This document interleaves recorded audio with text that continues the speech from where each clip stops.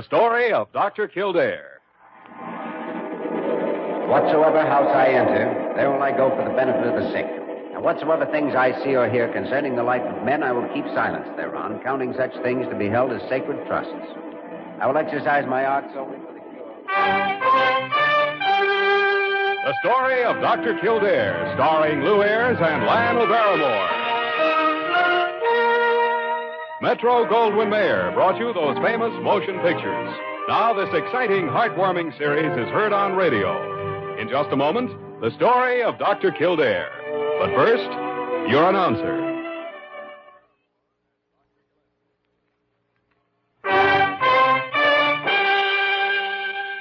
Now, the story of Dr. Kildare, starring Lou Ayres as Dr. Kildare and Lionel Barrymore as Dr. Gillespie.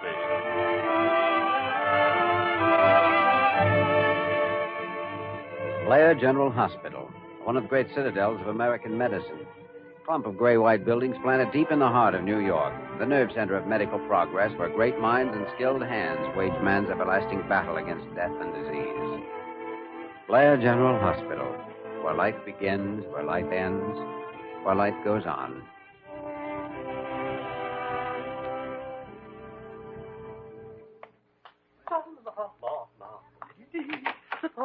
Oh, good morning, Dr. Carew. Good morning, Miss Parker. Isn't it an enchanting morning this morning? Not especially. Well, maybe it's just me then. Oh, there's good news today. There is? Oh, yes, indeed. Guess who's arriving? Oh, that. Well, I don't have to guess. I've already heard. Isn't it wonderful? Terrific. Is Dr. Gillespie here? Yes, he's there in his office. Dr. Kildare's with him. Well, I'll just go right on in and surprise them. Oh, they're going to be happy to hear about this. I wouldn't bet on it. Top of the morning to both of you gentlemen. Well, now, what's all this, Dr. Carew? You're walking about 2 feet above the carpet. Jimmy, it's one of two things, vitamins or Benzedrine. Now, Dr. Kildare, Dr. Gillespie, don't start twitting me. You'll be just as excited when you find out about it. Find out about what? About the arrival from England on the 11 o'clock plane of Lady Donaby. Lady Donaby? Yes. I just sent Wayman to bring her from the airport. You mean she's back again this year for another one of those month-long rest cures? Now, Dr. Kildare, let's not be facetious. She's entering their hospital for observation and examination. Observation and examination. She merely comes here to recover from the year's social whirl. She wastes our time and takes up a suite that could be used by someone who really needs it. Carew, you must have a hole in your head. Oh, I did so hope you'd act differently about it this year. Different about it? Why doesn't she go to a hotel like anybody else? Oh, dear. Dr. Carew, would this attitude of yours have anything to do with that donation you tried to get from Lady Donaby last year? Dr. Kildare, must you be so insufferably blunt? By the tarnation. That's it. Mm-hmm. Well, after all, this hospital does need funds, you know. And no one knows it better than we do, Dr. Carew, but do we have to take in boarders in order to raise money? Oh, now, that is a complete misinterpretation, Dr. Kildare. Aside from the question of money, Lady Donaby does suffer ill health, and I feel we are honored to have such a charming young woman. Ah, young woman. According to rumor, Lady Donaby, before she managed to hook Lord Donaby in a weak movement, was one of the original Floridora gals. Yeah, third from the end, as I heard the Oh, story. dear, it's just no use trying to reason with you two. It's just no use at all. Carew, suppose we make a bargain with you. A bargain? Yeah. This woman is coming here for observation and examination. So that's exactly what she gets. Oh, good heavens, no. I'm sure she wouldn't like that at all. Nor do I imagine the Board of Regents would like it if they knew a patient was spending a month here without even a diagnosis being made. Oh, dear. And, of course, that would reflect back on me as head diagnostician. Oh, dear, dear. I think it's only your duty to inform them right away, Dr. Gillespie. Here, can you reach the phone all Oh, right? dear. No, thank you, Jimmy, thank you. Now, let's see. No! Stop! Yeah. Oh, dear gentlemen. You will be as easy on her as possible. Now, just relax, Carew. Don't worry about it. You know us.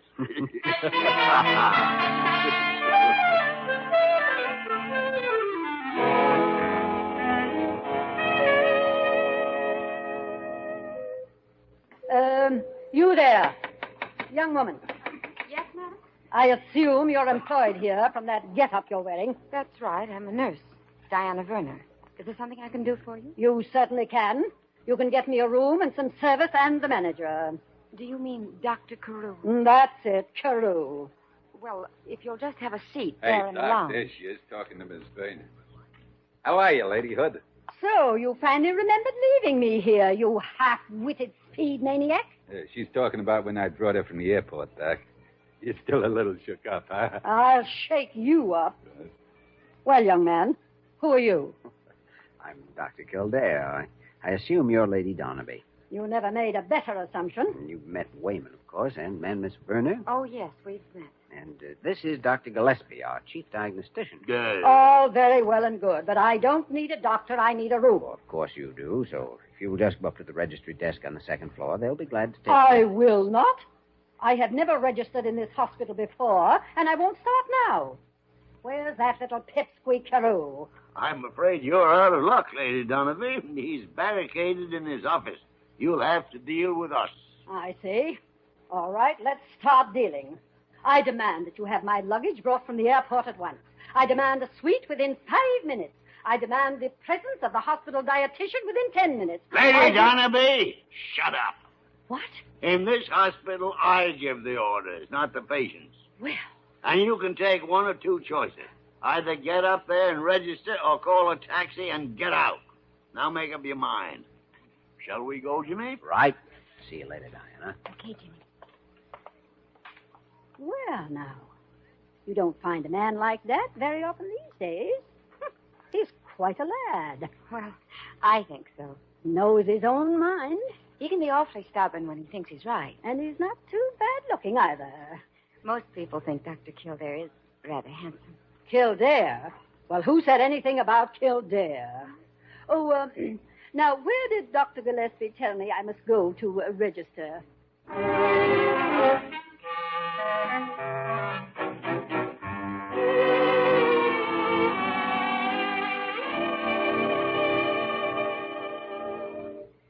You realize that this is the first chance I've had this week to be alone with you. Of course, Jimmy. Why do you think I cornered you here in your office? Baby, where you're involved, I corner awfully easy. Oh, I'm not so sure. No? Why not? Well, it has been a week, you know. Oh, I've been stuck to work every single night. Never had a fuller schedule. However, I'm not working right at this moment. And, Yes. Dr. Kildare, would you mind looking over the... Oh, well, I'm terribly sorry. I didn't know that... It's all right, Parker. What is it? Oh, nothing, Dr. Kildare. Nothing at all that won't keep until... until... I'm just awfully sorry. There's a great example of tactful exit, Well, her heart's in the right I place. suppose. How about yours?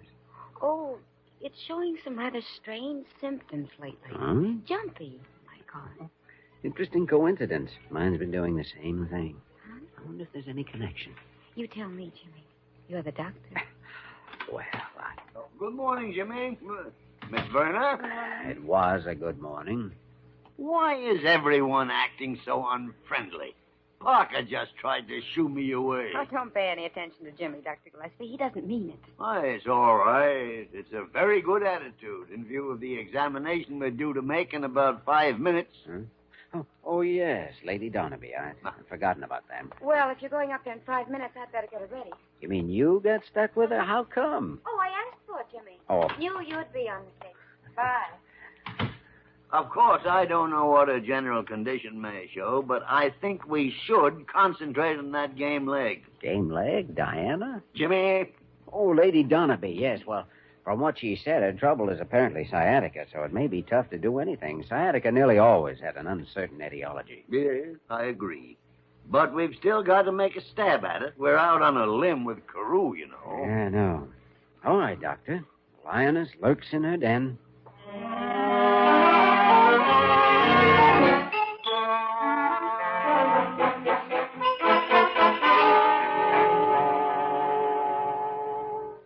For 2 days now, you've embarrassed me with undignified questions, poked me full of needle holes, and I don't mind telling you I'm fed up with it. Ah, fiddle faddle. You haven't had so much attention in years. I didn't come here for attention.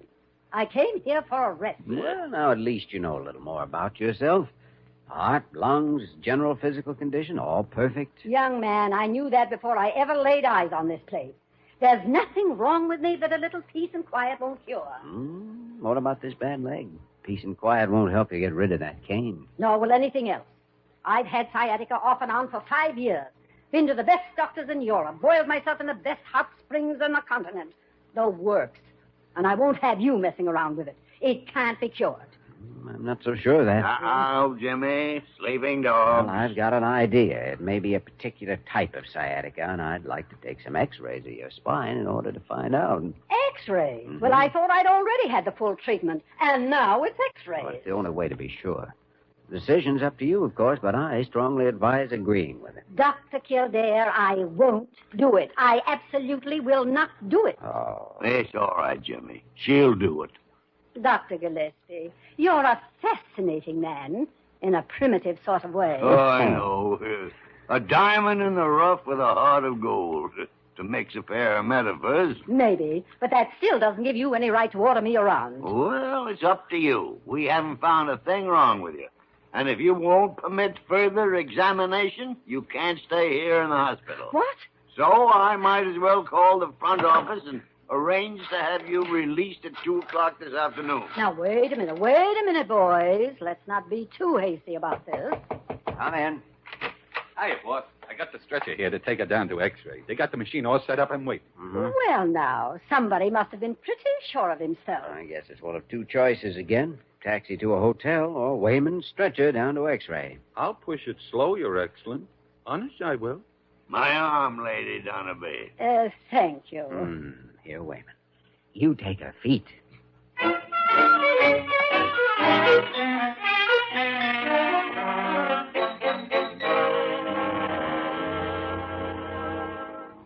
Confound it, Jimmy. You're sticking your neck out 1.5 miles. You're going off the deep end and jumping at conclusions. And you're mixing metaphors again.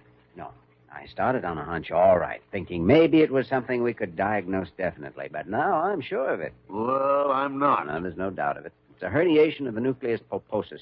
It's a wild guess, tied up with wishful thinking. Why? Everything points to it. The fact that only one leg is affected, that the pain is intermittent, disappears suddenly sometimes. Well, that's insufficient evidence. Doesn't mean a thing. Well, I'll go on record with it. Well, it's your neck, Jimmy. I'll wait for the x-rays. All right.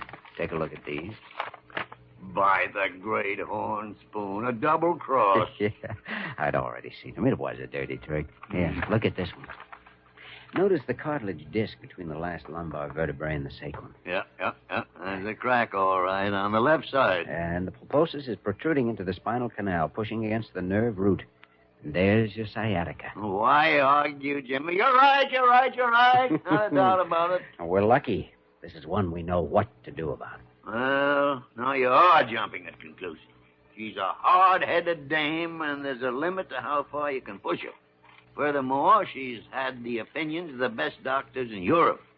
Jimmy, you'll never convince her. No, I think I will. In fact, I'm not only going to convince her, I'm going to operate on her. And I'm going to cure her. Now, you wait and see. The works.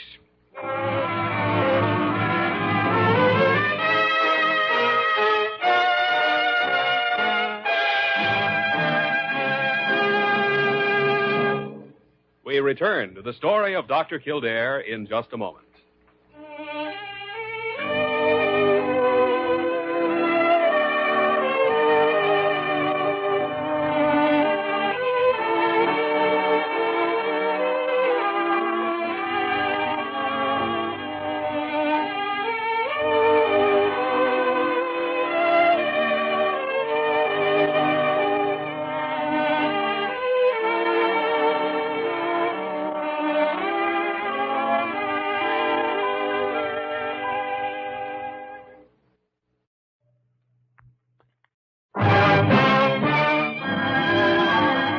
Continue with the story of Dr. Kildare, starring Lou Ayres as Dr. Kildare and Lionel Barrymore as Dr. Gillespie.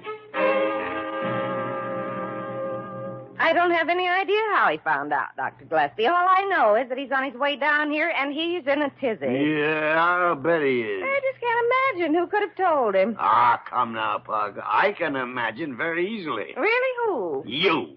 Huh? You confounded idiot shooting off that big mouth of yours all over the hospital. I did not. One of these days, I'm going to remove that flapping tongue of yours and pickle it. Well, I like that. Hey, what's going on here? Oh, come in, Jimmy. Come in. Old Blabbermouth here has managed to let Carew find out the whole story on the Donaby diagnosis. He's on his way down now. Dr. Kildare, I did not. And I won't stay here and be insulted. I only told 3 of the nurses, and I swore them to secrecy. So there. That woman is a positive genius at doing the wrong thing. Oh, I don't think it did any real harm. Why, you'll blow his top. I know. But I think I can cork him up again. Well, I hope so, Jimmy. Come in. Dr. Kildare. Oh, I hope I'm here in time. In time for what, Dr. Carew? Dr. Kildare, you haven't told Lady Donaby your diagnosis. No, not yet. Thank heaven. Any reason I shouldn't? Of course there is, can't you see? Why, she'll blame us for recommending an operation. We didn't give her sciatica. That is not the point. She'll still remember Blair's, the place that wanted to operate on her. And we won't have the slightest chance of getting any financial... Dr. Kildare, I absolutely forbid you to say a word to her about the diagnosis. All right, you're the boss. What? You mean you're going to be reasonable about this? Yeah, I'm amazed myself. Why not? It isn't my responsibility. Well... Of course, some other doctor will probably make the same diagnosis sometime. Oh, yes, possibly, but that's no concern of ours. And we are on record here as having made a thorough examination, complete with x-rays. Yes, we're noted always for our... What do you mean? A wealthy woman like Lady Donaby undoubtedly has very competent legal advisors. I'd say they'd probably sue for $50 or maybe $100,000. Oh, dear. I never thought of that. Something else, Jimmy. There'll probably be a lot of notoriety. She's prominent enough. Oh, dear. Oh, sure. I can see the headlines. Society doctor indicted in malpractice conspiracy. Oh, dear. Head of Blair Hospital begins prison term today. See page 2 for pictures. Oh, dear. Well, there flew Carew. Yeah. But I'm afraid we're going to find Lady Donaby a whole lot tougher.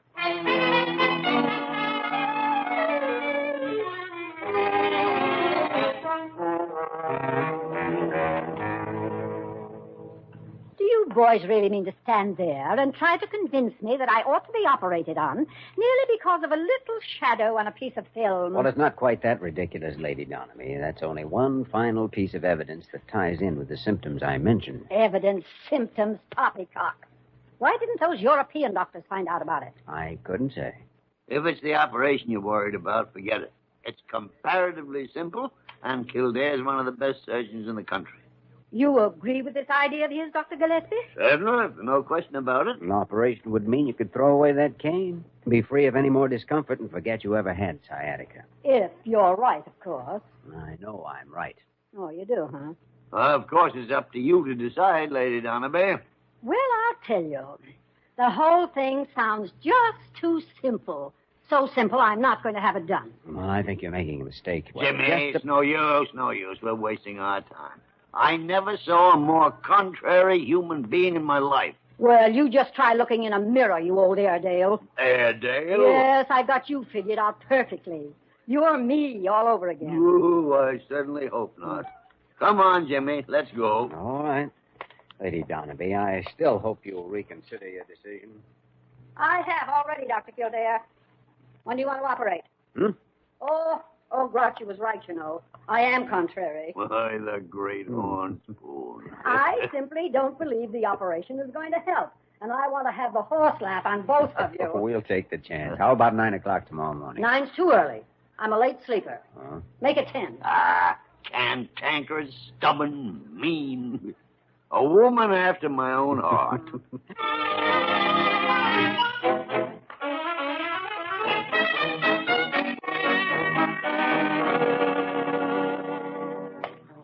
Oh, dear. Stop, Dr. Gillespie. Stop. Hold everything. Stop what, Carew? What's the matter with you? You should know what's the matter. Where is Dr. Kildare? How do I know? I'm not running a hospital information service. Please, no quips, Dr. Gillespie. This is a crisis. Fine. It's been over 3 hours since the last one. We've got to find him at once. Well, I'll look through my desk if you like. Miss Parker said the last time she saw him, he was headed for surgery. Well, that's quite possible. But that's exactly what we've got to stop. All right, go stop it. I'm busy myself. Dr. Gillespie, I do wish you'd learn to cooperate. Cooperate, Dr. Gillespie. Are you causing trouble again? Kildare. Oh, good. We're saved. I didn't even know we were lost. Dr. Kildare, I have made a final and absolute decision. The Donaby operation must be cancelled. Well, that's a very interesting decision anyway. There is nothing that can change my mind. You see, I had a long talk with our legal advisor. Indeed, someone said he died months ago. Please. Now, as for all those terrible things you said might happen, our attorney advises me that they were nothing but, well, to put it baldly, flim-flam. That's certainly bald, all right. So, I think it's time both of you listen to reason. Oh, that's too much to hope for. Well, Dr. Carew, you seem to be holding all the cards. What do you propose? That this operation be cancelled at once. I see. Of course, Dr. Carew, if those are your instructions, people will certainly think I'm out of my mind. I don't see why. You will when I tell you I operated on Lady Donaby 2 hours ago. Oh, no. Oh, yes. Oh, dear. Where the tarnation did I put those smelling salts? Oh, never mind, Dr. Gillespie. Here, I'll just wave a dollar bill under his nose.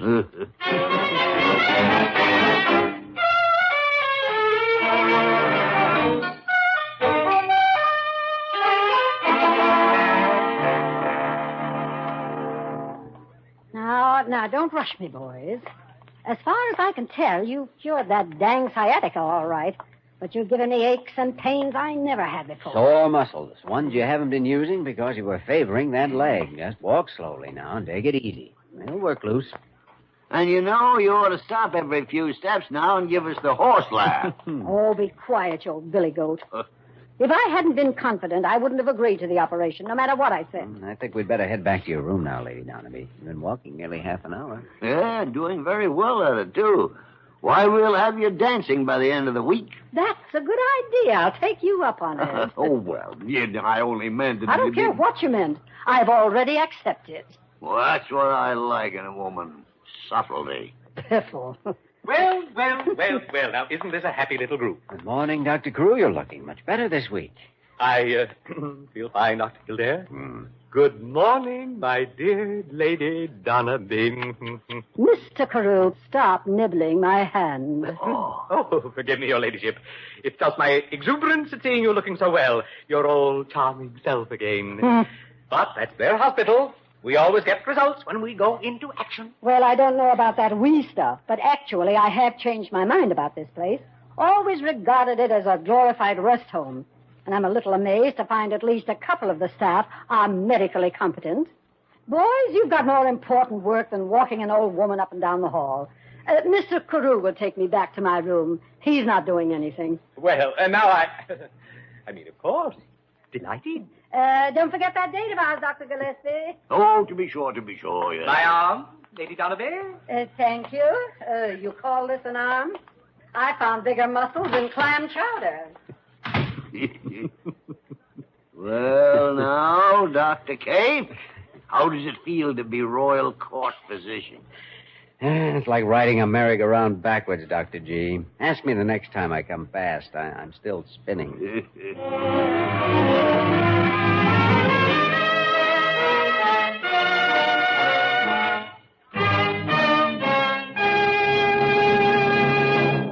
In just a moment, we will return to the story of Dr. Kildare.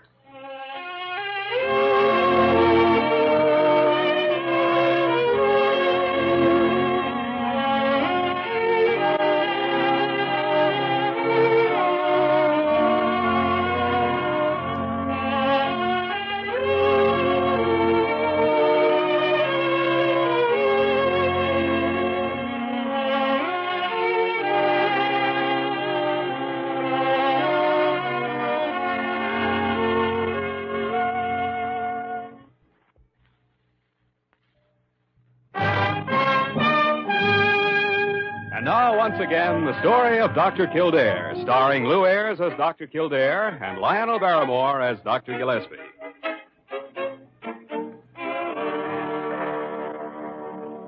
But, Jimmy, it's after 12 o'clock. And Dr. Gillespie never goes out of the hospital at night. What do you suppose he is? I don't know, sweetie. He was very mysterious about the whole thing. Slipped out around 7 o'clock without a word to anybody. Well, after all, something could have happened to him, you know. Well, if he can't take care of himself at this age, there's not much use in it. Here we go. Hey, what's all this? Oh, hiya, Doc. Look, it's Doc Kildare and Miss Bain. Oh, carnation. What's the idea of the stretcher, Dr. Gillespie? Nothing, Jimmy, nothing at all. I got an emergency call to come over and get him at the Cobania Club. So that's it. And at your age. Jimmy, I am not intoxicated. Maybe it's sciatica, Dr. Gillespie. Oh, young lady, you keep out of this. Come on now, let's have it. What's wrong with you? Ah, confound it.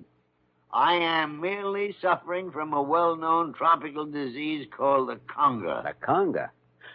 Oh, Lady Donaby. Yeah, that woman is the original whirling dervish. Oh, Jimmy, will you set up an X-ray room in the morning? Think I'm out of joint in 14 different places. Be glad to. And putting it another way, you might say it was caused by being out of place in 14 different joints. Oh. Good night, Doctor.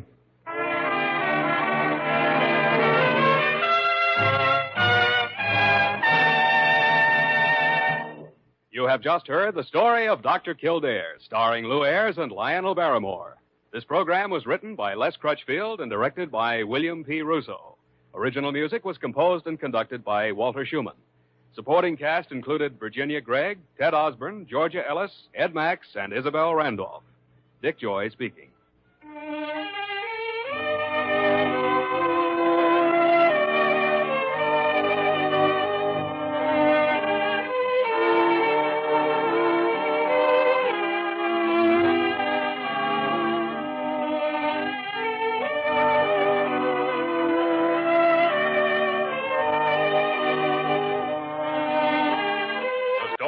Dr. Kildare. Whatsoever house I enter, there will I go for the benefit of the sick. And whatsoever things I see or hear concerning the life of men, I will keep silence thereon, counting such things to be held as sacred trusts. I will exercise my art solely for the cure of my faith. The story of Dr. Kildare, starring Lou Ayres and Lionel Barrymore. Metro-Goldwyn-Mayer brought you those famous motion pictures. Now this exciting, heartwarming series is heard on radio. In just a moment, the story of Dr. Kildare. But first, your announcer.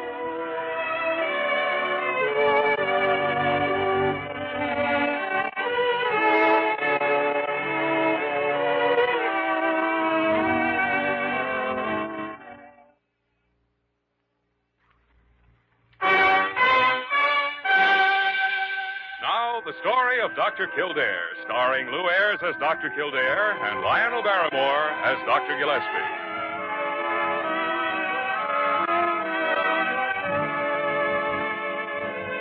Blair General Hospital, one of the great citadels of American medicine. A clump of gray-white buildings planted deep in the heart of New York, the nerve center of medical progress, where great minds and skilled hands wage man's everlasting battle against death and disease. Blair General Hospital, where life begins, where life ends, where life goes on.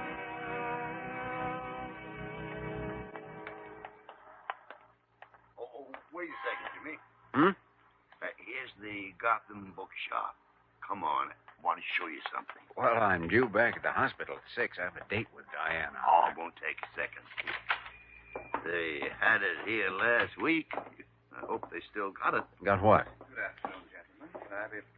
Oh, Dr. Gillespie, I'll bet I know what you want to see. That's right. I wanted to show it to Dr. Kildare. You haven't sold it. Oh, no. I have it right here in the case. I know you'll be back for it. Oh, I merely want to look at it. There you are. Oh, fine, only I still don't know what... Well... Precisely. Ad corpore sano, being a repository of ancient wisdom and the art of healing, compiled by Sir Douglas Harkley, physician at large. Yeah, look at the date, 1721. Well, I mean, I've heard of this, but I never thought I'd see a copy of it. And the price isn't bad either, but considering. $350. Not bad for anyone but a staff doctor, you mean? I'd give my left arm for this book.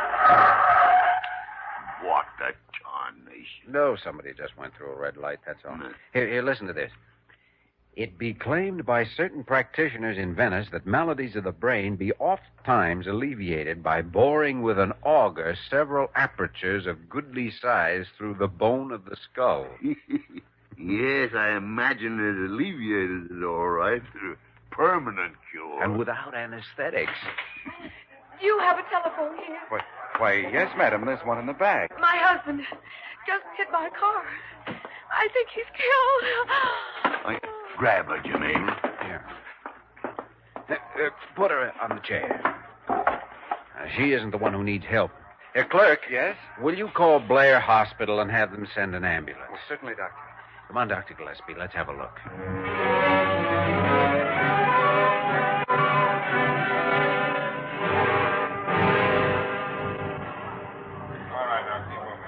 His heart's holding up pretty well. He's got at least one broken rib. Arms and legs seem to be okay, though. Car must have thrown him 30 feet. Why don't you move him off the street? Because he may have spinal injuries, that's why. We'll move him when the ambulance gets here. There's always some well-meaning fool who wants to grab up the victim and move him someplace. The worst injury is this one on his head. He must have hit the curb. That compress stopped the bleeding. Well, it's not the cuts on the outside of his head that bother me, and it's what may have happened inside. Oh, Doctor, is he going to be all right? I'm Mrs. Morgan, his wife. Is he going to be all right? I just can't... Now, we'll have him in the hospital in a few minutes, Mrs. Morgan. Will you take care of her, Dr. Gillespie? All right, Jimmy. All right. Now, don't you worry, Mrs. Morgan. He's getting the best medical attention possible. Here's the ambulance. Good. Jimmy, I'll take her over in a taxi. You have your hands full as it is. Thanks. I'll see you at the hospital.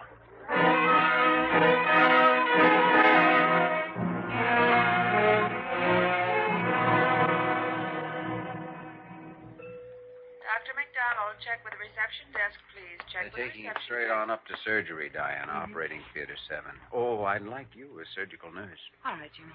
He has lots of cuts and bruises, but I doubt if they're serious. But there is concussion. How bad, I don't know yet. Then you want intravenous glucose. Yes, and plasma. I've already given him one plasma concentrate to hold down intracranial pressure, but you'd better have a rack set up. All right, Jimmy. I'll go on up and start things moving. Be there in a couple of minutes. Oh, I'm sorry about the date. This is a date, Jimmy. An important one. I just heard about the emergency, Dr. Kildare. Is there anything I can do? Oh, yes, Parker. I may need an anesthetist. Who's on duty? Ramsey. I'll have to find him. He's somewhere in the building. Good. What happened to Dr. Gillespie? I thought he was with you. He's coming over in a taxi with the patient's wife. She's edging on hysterics, you know, so he'll probably want you to help with her. Oh, all right, Dr. Kildare. Dear. Dr. Kildare, why didn't someone tell me sooner? Had you what, Dr. Carew? About the accident. Oh, I do hope we're adequate to the crisis. Crisis? This sort of thing happens every day. It does? Oh, of course it does. Well, it's just that Dr. Gillespie and I were in on this one, as you might say. That's Blair Hospital. Always right in the thick of it. Well, now I hardly think... Oh, here's Dr. Gillespie with her now. She seems to be holding up fairly well. How's it look, Jimmy? Just going up there. Everything's set. Good. Mrs. Morgan, this is Dr. Carew, hospital superintendent. How do you do? Dr. Kildare, how is he? Holding his own so far. He'll be all right. Mr. Ramsey, report to Dr. Kildare in surgery at once. Surgery? Emergency.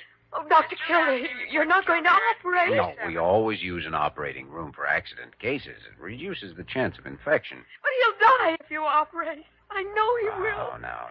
Operations are horrible, always. They're worse than not doing anything. Now, Mrs. Morgan. Dr. Gillespie, will you take care of her, please? I'm going with you, Jimmy. You look after her, Dr. Carew. Oh, dear. Well, I'm not sure that... Parker will be here in a couple of minutes, Dr. Carew. Oh, all right. Tell me, Mrs. Morgan, have you read any good books recently? Oh, no. Oh, someday I still hope to find one thing that idiot can do right.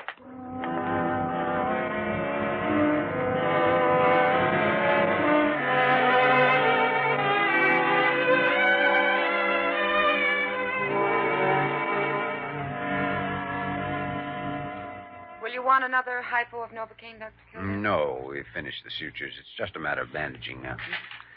I don't like this prolonged unconsciousness, Jimmy. I don't either. Take these sponges, please. He's only awakened once, and then just for a few seconds. Well, we have used fairly heavy medication. Compress, Doctor. Thanks. Tape, please. Bleeding seems to be pretty well controlled now as far as the rest of the cuts are concerned. Well, they didn't amount to much. That rib was easy. Clean break. I guess that does it. Oh, Diana, would you check his blood pressure again? All right, Doctor. We'll x-ray first thing in the morning, but I'm certain it's a closed fracture. There are radiating cracks into both the temporal and occipital. As far as I could tell, there's no fragmentation. Well, then he's lucky, because he must have hit that curbstone an awful solid wallop. Another thing that bothers me, the chance of Chronicle on the opposite side of the head. Pressure's still rising. Let's see. First transfusion isn't holding it. All right, better give him another IV and dilute the plasma ampule only 1/2. Yes, sir. I don't know, Jimmy. With this blood pressure trying to come up and this unconsciousness. That's still, Dr. Gillespie. There are no other signs. Unless... Well, let's have another look. Right eye looks okay. Left eye. What is it? Look. Left eye dilated. Right one normal. Oh, we got trouble. Extradural hemorrhage. That means an operation. Yes, immediately if possible.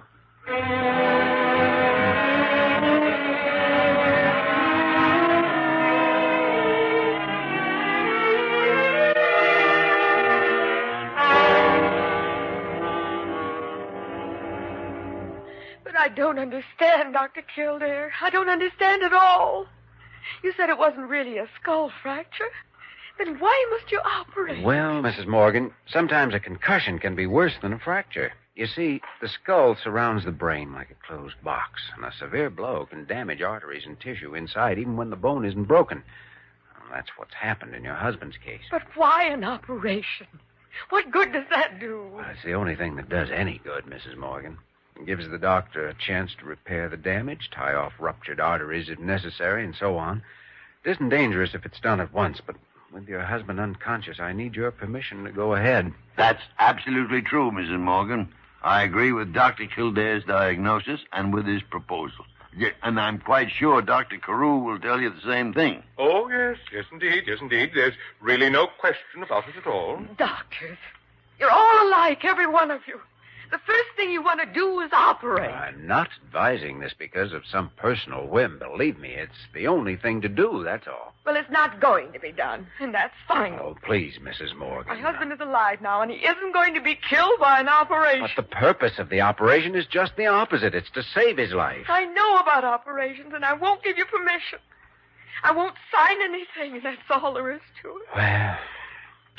Dr. Carew, as superintendent of the hospital, will you authorize an emergency operation without consent? Well, now, Dr. Kildare, I really couldn't. After all, there are strict rules about these things. But I do advise you to reconsider, Mrs. Morgan. That's my professional opinion, you know. I'm sorry, but I can't see it. Confounded tarnation. Kildare speaking. Dr. Kildare, this is Parker. I think you'd better come up here right away. What's wrong? His blood pressure's still rising. It's up to 220 now. All right, Parker. Be right there. And have Diana set up equipment to make a spinal tap. All right, Dr. Kildare. Goodbye.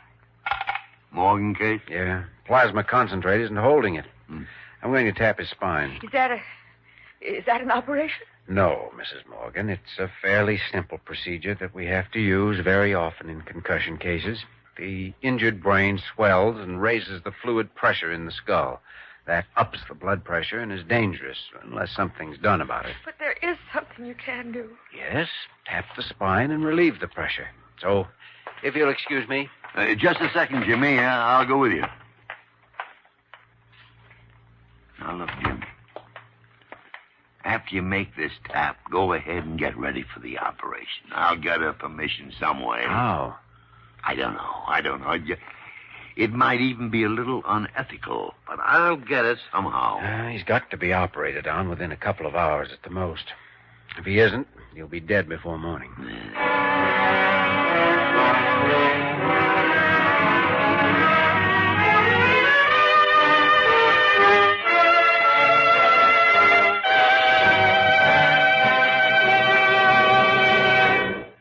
return to the story of Dr. Kildare in just a moment.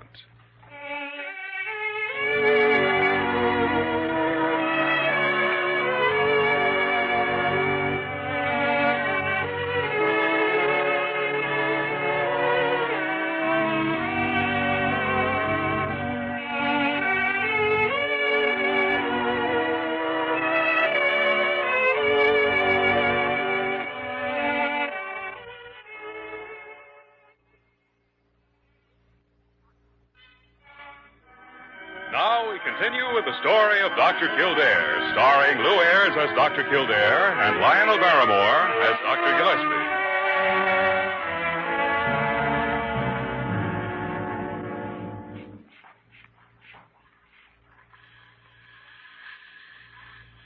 Blood pressure's 230, Jimmy.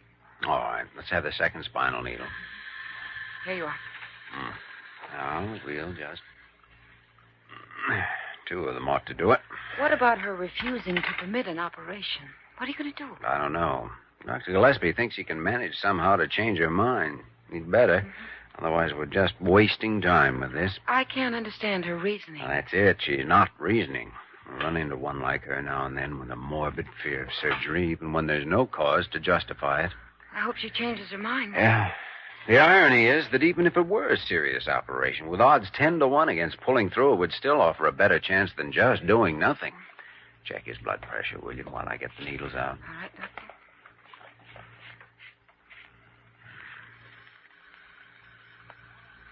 Down to 220 already. Good. We may have to make another tap a little later, but this ought to do for now. There. I'm always amazed the way a spinal tap shows an effect so quickly. Yeah. Come in. Oh, Ramsey. Hiya, Doc. I understand something's cooking. Yes, I want an operating theater set up. Is 6 ready? It will be in 5 minutes. What is it? Intracranial, extradural hemorrhage. This the patient? Yeah. The anesthetic's no problem. Use local blocks, I suppose. Yes, and standard cranial instruments plus a Hudson burr. Just set up and stand by. All right. But, Jimmy, suppose Dr. Gillespie doesn't get permission. Well, at least we'll be ready if he does. Of course, you could go ahead without it, as long as you're sure. I know. No, it's a risk, though. There's always that one chance of something going wrong.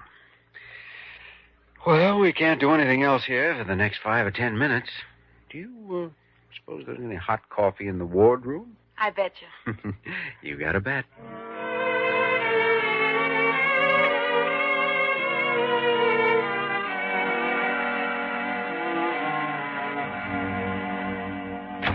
Oh, Dr. Gillespie. I didn't know you were in here. Well, now you know it, Parker. I thought you were down the lounge with that Mrs. Morgan, trying to change your mind for her. Parker, when it comes to bull-headed, bigoted stubbornness, she's even worse than you are. Well, I like that. I thought you would. Confound it, I've weakened her a little, but that's as far as she'll go. Well, seems like there ought to be some way. For instance... Well, I don't know. Of course you don't know. How could you think of anything when I can? Well, at least I wouldn't give up and walk out on it. Nor have I. I've tried every single argument I could think of, and some of them that didn't even make sense. Oh, that I can believe. The only 3 things I have not used are drugs, hypnotism, and torture. And I'm considering all 3 at the moment. Well, I still think if I put my mind to it, I could come up with something. After all, she's only a woman. Precisely, Parker. Only a concentrated bundle of sheer cussedness, that's all. And you say she's weakening, so just some little thing ought to do it. By the tarnation, Parker. Sometimes I think you must have a permanent concussion. Well... It's the only way to account for some of the stupid remarks that you... Wait a second. Parker? Oh, no, you don't. Whatever it is, no. Absolutely not. Parker, do you happen to have any civilian clothes here at the hospital? Yes, I do. But I'm telling you now, Dr. Gillespie, Shut up. Has Mrs. Morgan seen you in your uniform? Why, no, but I'm not going to get mixed up in anything to do... Parker, hand me that roll of gauze bandage and the tape. Here, what are you going to do? Let me see now. I used to wind a pretty mean cranial bandage in my day. Huh? We are about to present a little drama, Parker, in which you play the role of a patient. Your name is, Miss Busterly. Buster, here now. What are you doing? Don't help me, Parker. If you don't sit still, I'll shave your head before I put this on. Doctor! Stop Oh! squirming.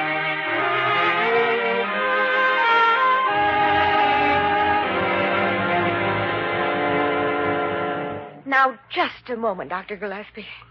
Are you trying to tell me that this same operation was performed on a woman just this morning, and now she's up walking around? That's right, Miss Morgan. That's right. A patient of Dr. Kildare's. I saw her out in the hall just a few minutes ago. I don't believe it. Well, now, if it's a question of establishing my veracity, I'll just say if she may still be around. Parker speaking. Oh, Miss Parker, this is Dr. Gillespie. Yes. I wonder if you'd see if Miss Busterly is out in the hall and ask her to step in here. Oh, I'll step in there, all right, but I'll get even someday. This bandage is killing me. Yes, she was there a moment ago, Miss Parker. Yes, thank you. I just can't believe it. It couldn't have been as serious an operation as this one that you're... Yes, just exactly the same. Concussion and extradural hemorrhage. If you'd fallen out of a second-story window, or was it a third story? Oh, well, it was Kildare's case anyway, you understand? That's fantastic. Oh, happens all the time. All the time. Brain surgery has come a long way since the days of Sir Douglas Hartley. Hartley? English doctor. Published a book back in the early part of the... Come in. Oh, why, it's Miss Busterly. Come right in. Come in. This is Mrs. Morgan. How do you do? Dr. Gillespie, I want to go home tonight. I've got a dozen things to do, and Dr. Kildare says I have to stay here until 9 o'clock in the morning. Well, now, it's a good idea not to be too hasty, Park. Hey, Miss Busterly, how do you feel? Wonderful. I could lick my weight in tomcats. Wildcats. I've never felt better in my life. Miss Busterly, do you mean to say that you underwent brain surgery just this morning? Oh, yes. They made a little hole here in my head and did something rather, but it was nothing. Nothing at all. But I always thought that well... Mrs. Morgan, you're basing your ideas on medicine as it was years ago. It's quite different today. Well, I had heard there'd been amazing advances. And you say my husband is in serious danger if this operation isn't performed immediately. Oh, there's no doubt of that. Oh, I guess maybe I've been acting like a fool. Here's the release form, Mrs. Morgan. You sign on the bottom line. Fountain pen? On the bottom line? Yes. Oh, yes. There. Thank you. Oh, run along, Miss Busterly. Run along now. Well. Let me have that phone. I got to call Kildare right away. May I see you out here, Doctor? Oh, Jimmy. Here is the release. Signed, sealed, and delivered. Good. I guess I'm lucky. You are, Jimmy. Go on up and operate. Operate? Oh, I already did that. What? 20 minutes ago. Patient's doing fine.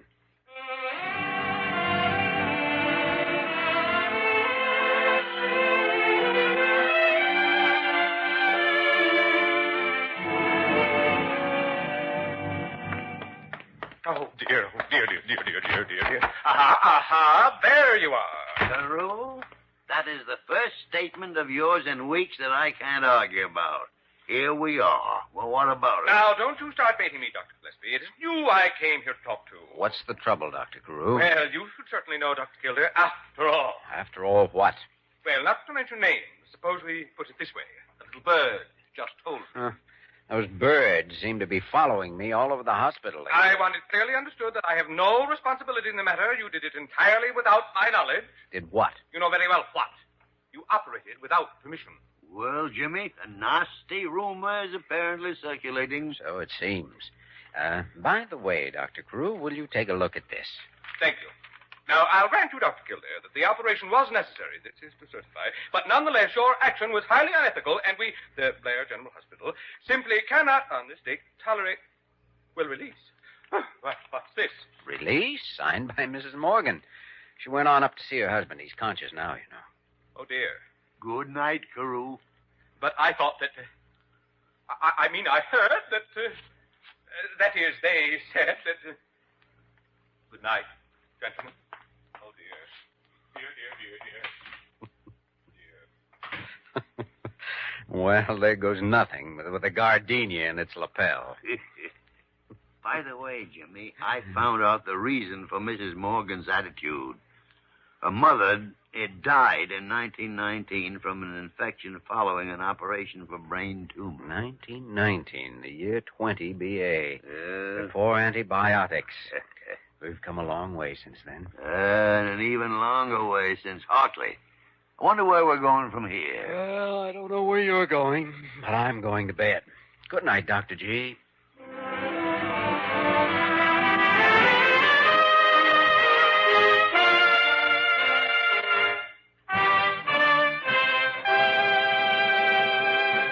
In just a moment, we will return to the story of Dr. Kildare.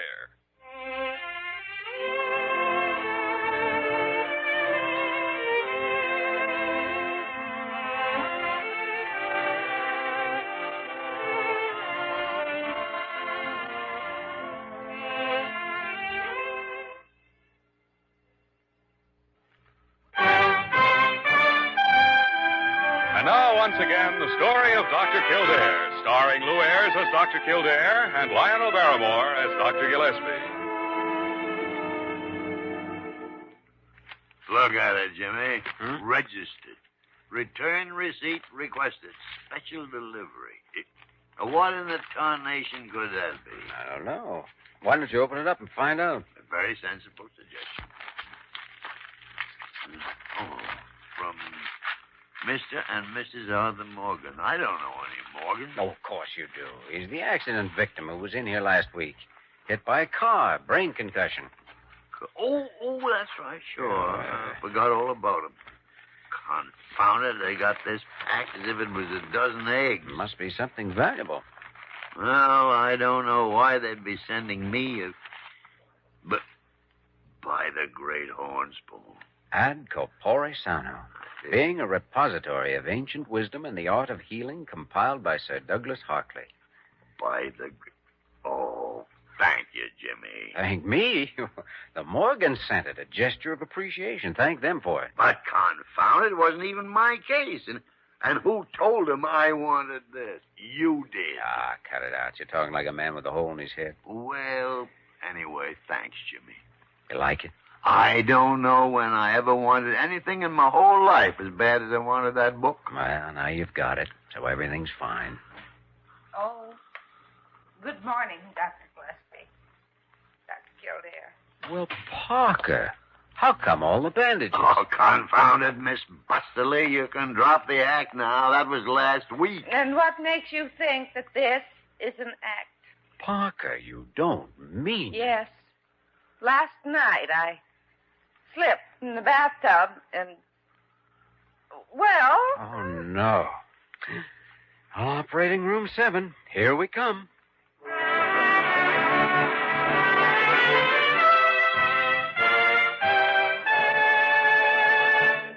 You have just heard the story of Dr. Kildare, starring Lou Ayres and Lionel Barrymore.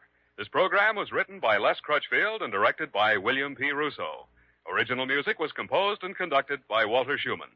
Supporting cast included Virginia Gregg, Ted Osborne, Georgia Ellis, Vic Perrin, and Lorene Tuttle.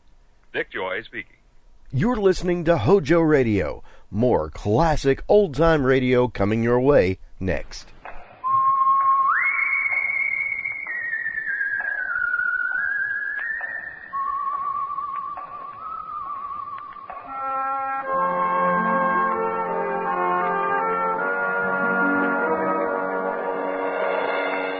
The Adventures of the Saint, starring Vincent Price.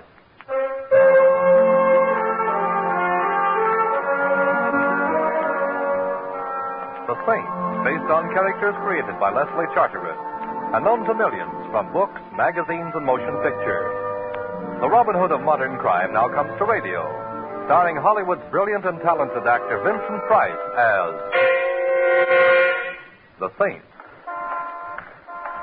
Taxi! Taxi!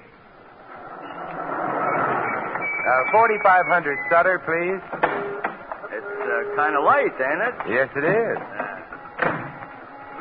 Comes this time of night, I figure a guy should order... 4,500, Sutter, please.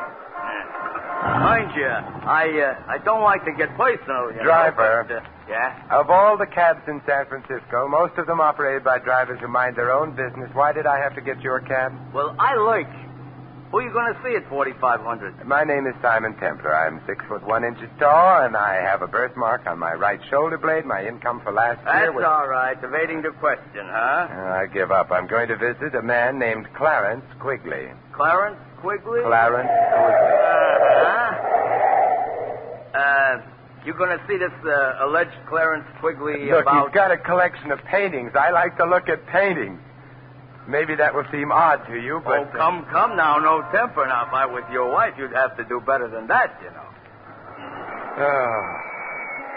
So how much do I owe you, and go away? So would you think I was soaking you if I suggested $3? I would. As one man of the world to another, let's make it $3 anyway. Let's just be yokels and make it 50 cents. Here you are. Well, Hey, is that blonde giving you the eye or me? Blonde? Yeah, the one coming down the street towards us. Oh, yeah. Best foot forward. I never saw her before in my life. Ellsworth, dear. Oh, Ellsworth, dear. I beg your pardon, but that's my neck you've got your arms around, Miss... A man named Clarence Quigley, huh? Driver, stop heckling. Miss, whatever your name is, the way you're strangling me is a pleasant way to be strangled, but... Ellsworth, dear, you sound so cold. I'm not Ellsworth, dear. I think I can honestly say I have never been Ellsworth, dear. You're not? No. Oh, I'm sorry. I thought you were. Or maybe I just hoped you were. Don't you know Ellsworth, dear, when you see him? No, I don't, I guess. But, I saw you, and then the name came to me, so I thought... who is Ellsworth? I don't know. Well, I suppose a certain amount of confusion about who or what Ellsworth is understandable, but... That isn't the worst. It isn't? No, you see, not only don't I know who Ellsworth is, but... Yes? I don't even know who I am.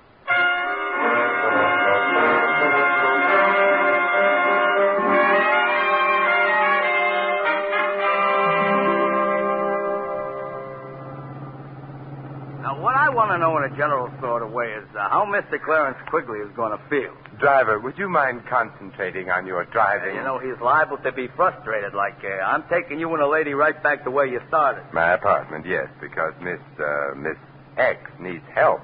Oh, I feel as though I'm imposing on you, Mr. Kemp. Nonsense. The hour's late. You couldn't very well go wandering about the streets indefinitely. Especially in that hat. Anything wrong with my hat? Not a thing. No, it's very charming and immaculate. Yeah, also, it resembles a bird's home away from home. Well, mister, we have returned from where we went away. Good. Miss X? Thank you. Huh? You're going to keep on being a yokel, huh? Here. Mm-hmm. This time only half a yokel. Well, goodbye. You know where I'm going? No. I'm going to lurk outside of Clarence Quigley. I think tonight he's a fellow who needs a friend. I need one, too. Oh, come along now.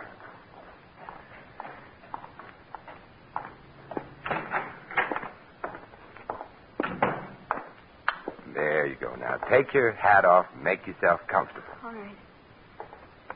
Oh, I'm so afraid. Oh, Lost. quiet now. Let's take a look at your back. Here. Mm-hmm. Usual odds and ends, and they're compact. Initials. DM. DM, does that suggest anything? DM? No. No, it doesn't. Nothing means anything. All I remember is being outside an art gallery on Southern. You're well dressed. Contacts gold, no latchkey, which means you probably don't live alone, which could also mean you've been missed. Your phone is? Yes, the police, Missing Persons Bureau. They, hello? Oh, get me Inspector Murray, Thanks, I'll hold on. I hope maybe they know about me. Oh. What's the matter? I just touched the back of my head. terribly painful. Come here. Huh. Yeah, bruised the size of what I wish my bank account was. And there's the cause of your amnesia. Hello, Inspector. Simon Templar. Inspector, your language is deplorable. Inspector, I'm looking for someone, a blonde. Inspector, no. No, well, maybe, but not tonight. At any rate, the girl I'm looking for is around 22 years old, blonde hair, blue eyes, height 5'3" or thereabouts, wearing a street suit, brown white blouse with ruffles at the neck and... What? Oh, you're looking for her, too. Her name's Dorothy Moore. Why do you want her? Oh, I see. Then I guess you've got priority. Goodbye. They want me. Yes, I see. Because I've been reported missing. Partially that. What else do they want me for? Murder.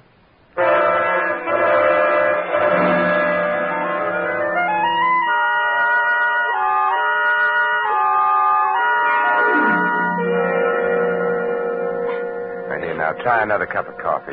Dorothy, I guess we'll call you that unless we get evidence to the contrary. Dorothy Moore would fit the initials on your compact. What am I going to do? You stay here and wait for me. Where are you going? Well, from the information I've been able to get on the phone, your guardian, a man named Matthew Schreiber, was shot and killed earlier this evening. You disappeared. That's all the information in the public domain at the moment. I'm going to look for more. At my house? Yes. Or shouldn't you turn me over to the police? Oh, well, actually, I don't really know that you are Dorothy Moore. I'd like to know a little more about the murder itself before coming to any decision. You mean you want to help me? Yes.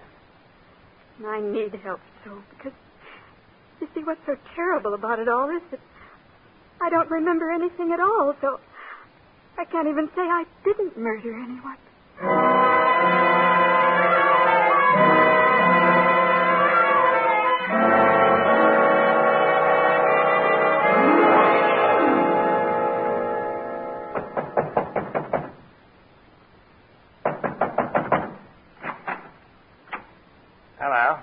Hello.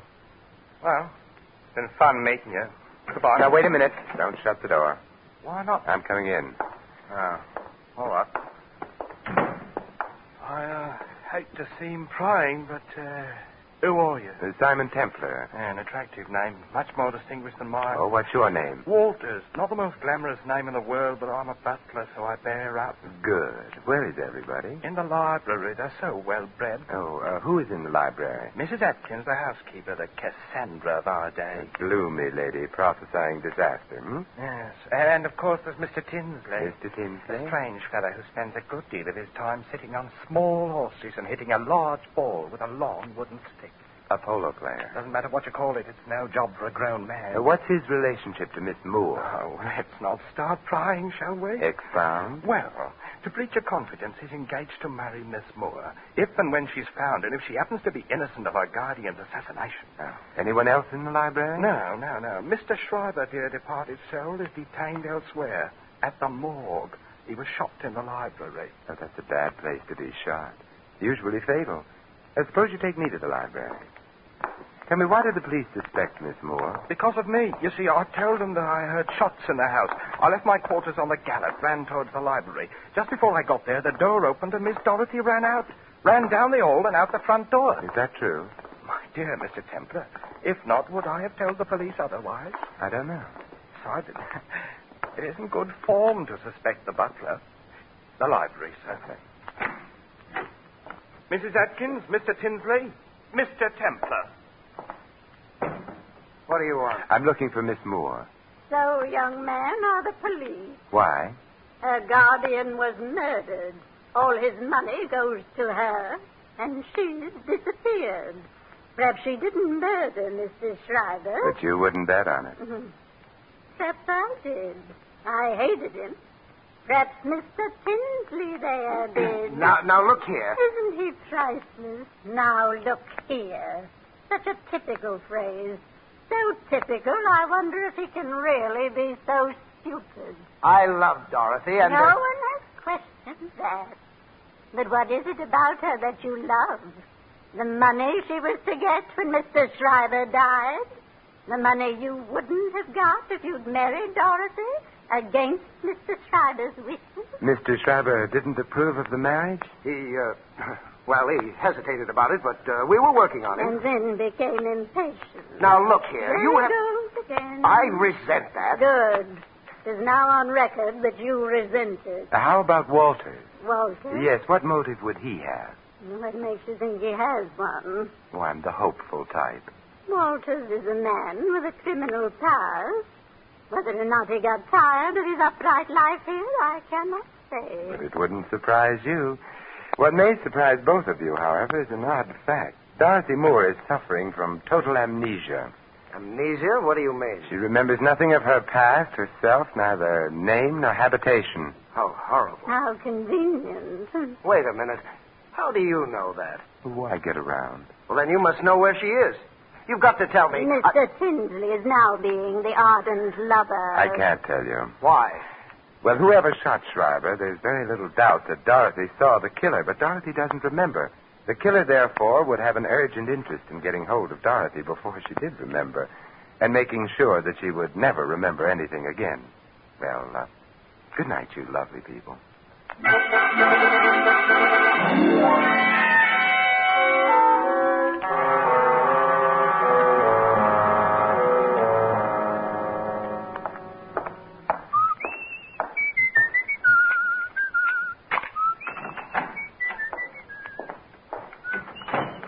Dorothy?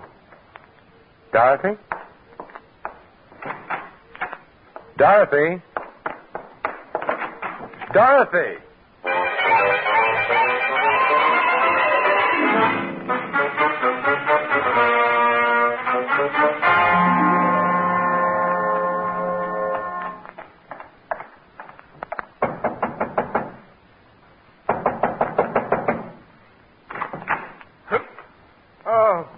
Again. It's me again. Did you like the place so much the first time? Where's Dorothy? Miss Moore? Yes, did she come back here? Back? From where? She was at my apartment. When I got there, she was gone. She did come back here. She didn't ring. Let's find out. Tinsley and Mrs. Atkins still around? Mrs. Atkins has gone up to bed, I think. As for Mr. Tinsley, I imagine he's sampling the whiskey. Yeah, we'll find out. Tinsley, What? Oh, it's you. Yes, where's Dorothy? You're the one who knows. I'm the one who knew. Did she come back here? I haven't seen her. Walters, where's Mrs. Atkins' room? This way, sir. Now, come along, Tinsley. I'd like both of you in sight. If you insist. Mrs. Atkins will not be pleased at having her sleep interrupted. I'm not pleased either. This is her room, sir. Oh, thanks.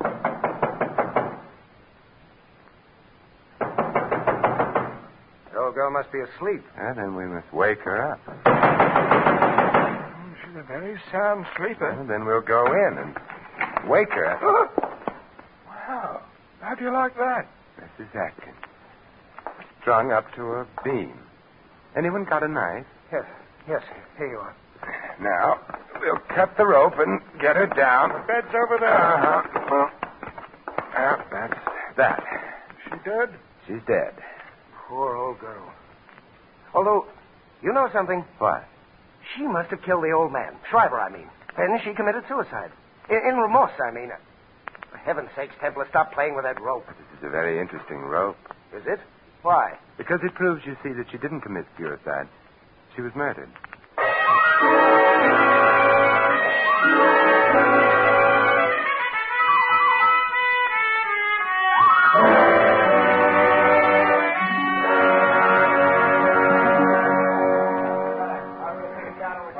Templar? Yes, Inspector Murray. I understand you don't think that Mrs. Atkins committed suicide. I know she didn't. Well, while the boys are playing with fingerprints and stuff, would you mind explaining to a poor, benighted member of the lower intellectual classes, a cop like me? Oh, Murray, now stop pulling my leg. You're one of the brainiest men I know. Why do you always beat me to a case? Oh, I'm prettier. Uh-huh.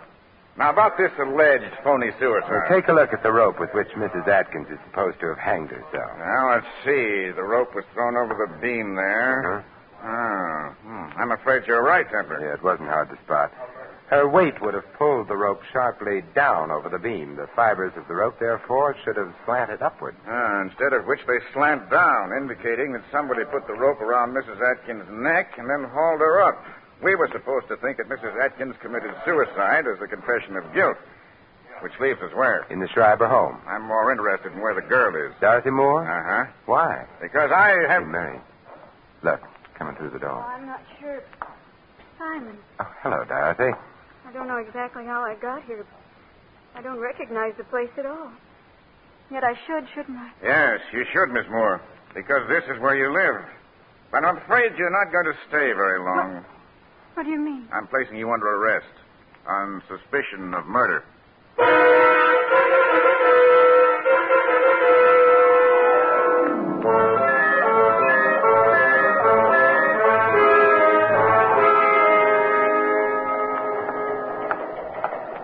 You know, I love police headquarters. They're so romantic. Uh-huh. Mary, how are you going to prove anything against that girl if she's suffering total amnesia? By proving that her amnesia is a fake. Oh, how? I have an alienist coming over here to look at one of our guests. I'll have him see Miss Moore, too. He's due any minute. I'll go get the girl now. I wonder. The other door. Come in. Hello. Well, you're not Murray. I was supposed... Who are you? Doll, of course. Now, what's the matter with you? What are you complaining of? But I'm not the one... Come. We've got to get to the bottom of these things, don't we? I suppose so. Now, when you were a little boy, what did you want most of all? To be a big boy. Mm-hmm. Are you afraid of the dark? No. No? You're not afraid because you have little friends who come to you in the dark, perhaps, eh? No. Now, why are you afraid of the dark? Oh, it's a long, long story. And, You know, you don't look at all well. well, I don't feel so good either. No, you should see a doctor. Thank you. I think I will. Hey, goodbye. Oh, Templar. Yeah. Your alienist was here, Murray, but he left. Alienist? Well, I just phoned him and told him not to come. The district attorney wouldn't hold the girl. Insufficient evidence and ballistics. Ran a paraffin test. No proof that she'd fired a gun. But the man who was just in here, Dahl, I think his name was? Dahl? Uh-huh. He's not the alienist. He's the guy the alienist was coming to examine. He's nuts. Oh, dear. Well, I guess you're happy now that we can't hold the girl. No, because while you were holding her, things were safe. Now, Murray, let's go visit. Go visit where? The Schreiber house. A house where 2 people have died. A house very convenient for murder.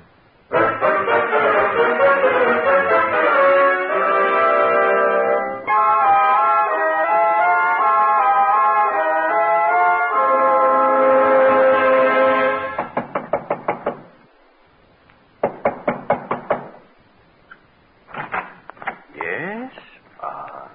It's no Oz, Walters. We're coming in. Yes, sir. Dorothy's home? Yes, sir. She got here when? 10 minutes ago, perhaps. Well, we'll go to the library. Yes, sir. She got here 10 minutes ago, and then? She sat in this room for a few minutes, made a phone call, and went up to bed. She tried to phone you, Mr. Templar. I'll wake her up and get her down here. Hold on. Tinsley around? In the guest room, playing solitaire, laughing. Get him down here, too. That I will, sir. And Walters. Yes? You come back, too. Sure. Having fun, Templar? I don't care very much for this stage of any case, but What are you doing with that telephone? hiding it under the couch here. Are you being subtle again? Again? Oh, you flatter me. Simon. Hello, Dorothy. Sorry to have had you wait, Oh, but I wasn't asleep. I was trying to remember. you will if you get the chance. Tinsley's here in the house, isn't he? Yes, he is. For heaven's sakes, is the man never to get any peace? You know Inspector Murray, Mr. Tinsley? Oh, yes. The policeman. Oh, look, now get off your polo pony and... Where's Walters? By now, on his way to Canada, I imagine. Dorothy, get on the phone right away. The phone, yes, of course. Oh, there doesn't seem to be one in here. Perhaps in the next room. Why do you want me to phone? I don't. But you just said. Dorothy, didn't there used to be a phone in this room? I don't know. I don't remember. Oh, yes, your amnesia. But you remember everything that happened since the blow on your head, don't you? Well, of course. Well, then equally, of course, since you were in this room a very little while ago, and since you used a phone in here, you should have remembered that. Why didn't you? Well, I don't know. It slipped my mind. No, Dorothy, it didn't slip your mind. You were merely being over-careful. What does that mean? It means that you are not now, nor ever were, suffering from amnesia. Why should I pretend to have amnesia? Because you killed your uncle. You knew you'd need something to help you out in court, so you wandered about until you found someone on whom you could try out your amnesia. That happened to be me. You're just saying those things without proof. Besides, there was a paraffin test. It indicates merely that you wore gloves when you shot your uncle. It indicates I might have worn them. If I'd shot him, you can't prove I did. I can prove your amnesia was phony, that along with some other things. How can you prove it? Very simple. Your hat. What? When you arrived at my apartment, you took your hat off, discovered a large bruise on the back of your head. That was to supply a plausible reason for your amnesia. But, Dorothy, as I remarked to the cab driver at the time, your hat was immaculate, untouched. You're asking us to believe that the killer knocked you out and then carefully put your hat back on your head again? I'm not asking you to believe anything. I'm going. What a charming revolver. The one you used on your uncle? It still has bullets in it, so don't try to stop me. Dorothy, you didn't ask me how I could be so sure the killer hadn't done that business with your hat. I don't care. I'm so sure because of Walter's statement. Remember, he saw you rush out immediately after the shot? All right, you're smart, but you'll never stop me. Perhaps not, but Walters, who's right behind you, will. Oh, no, you can't fool me with He that. wasn't trying to, Miss Dorothy. I'd better. What? You're no gentleman.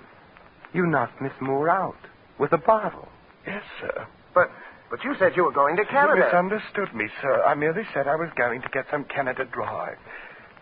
Now the bottle's ruined. That's too bad. Oh, never mind, Walt. There's no harm done. Inspector Murray, you'll take Miss Moore, and I'll take an old-fashioned.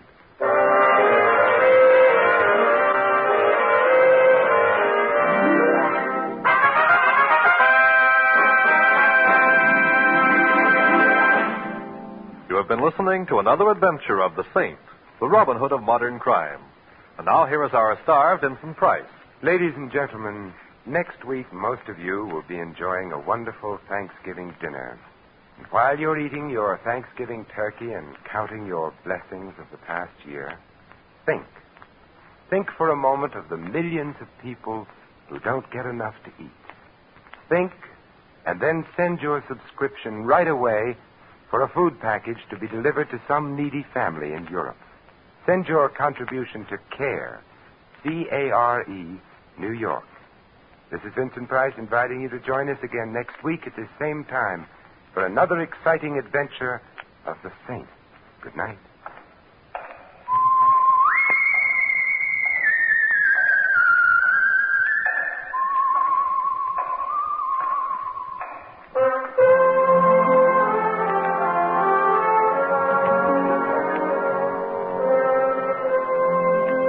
Script of The Saint was written by Lou Vitties. Our cast included Peggy Weber, Ted Von Elst, Jerry Hausner, Tom Brown, and Dan O'Hurley.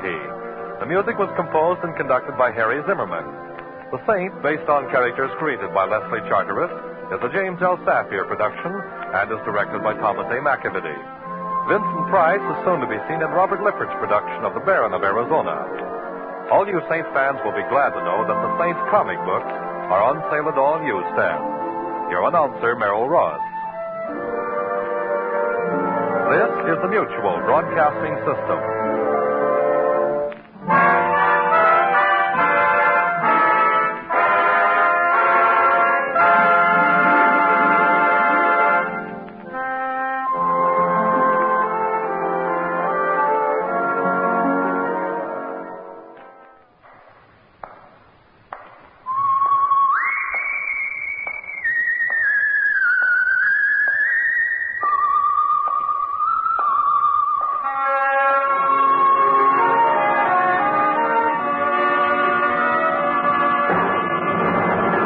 The Adventures of the Saint, starring Vincent Price.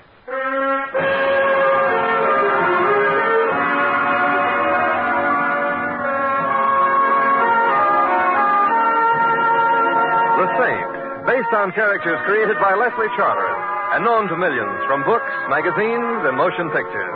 The Robin Hood of modern crime now comes to radio, starring Hollywood's brilliant and talented actor Vincent Price as the Saint.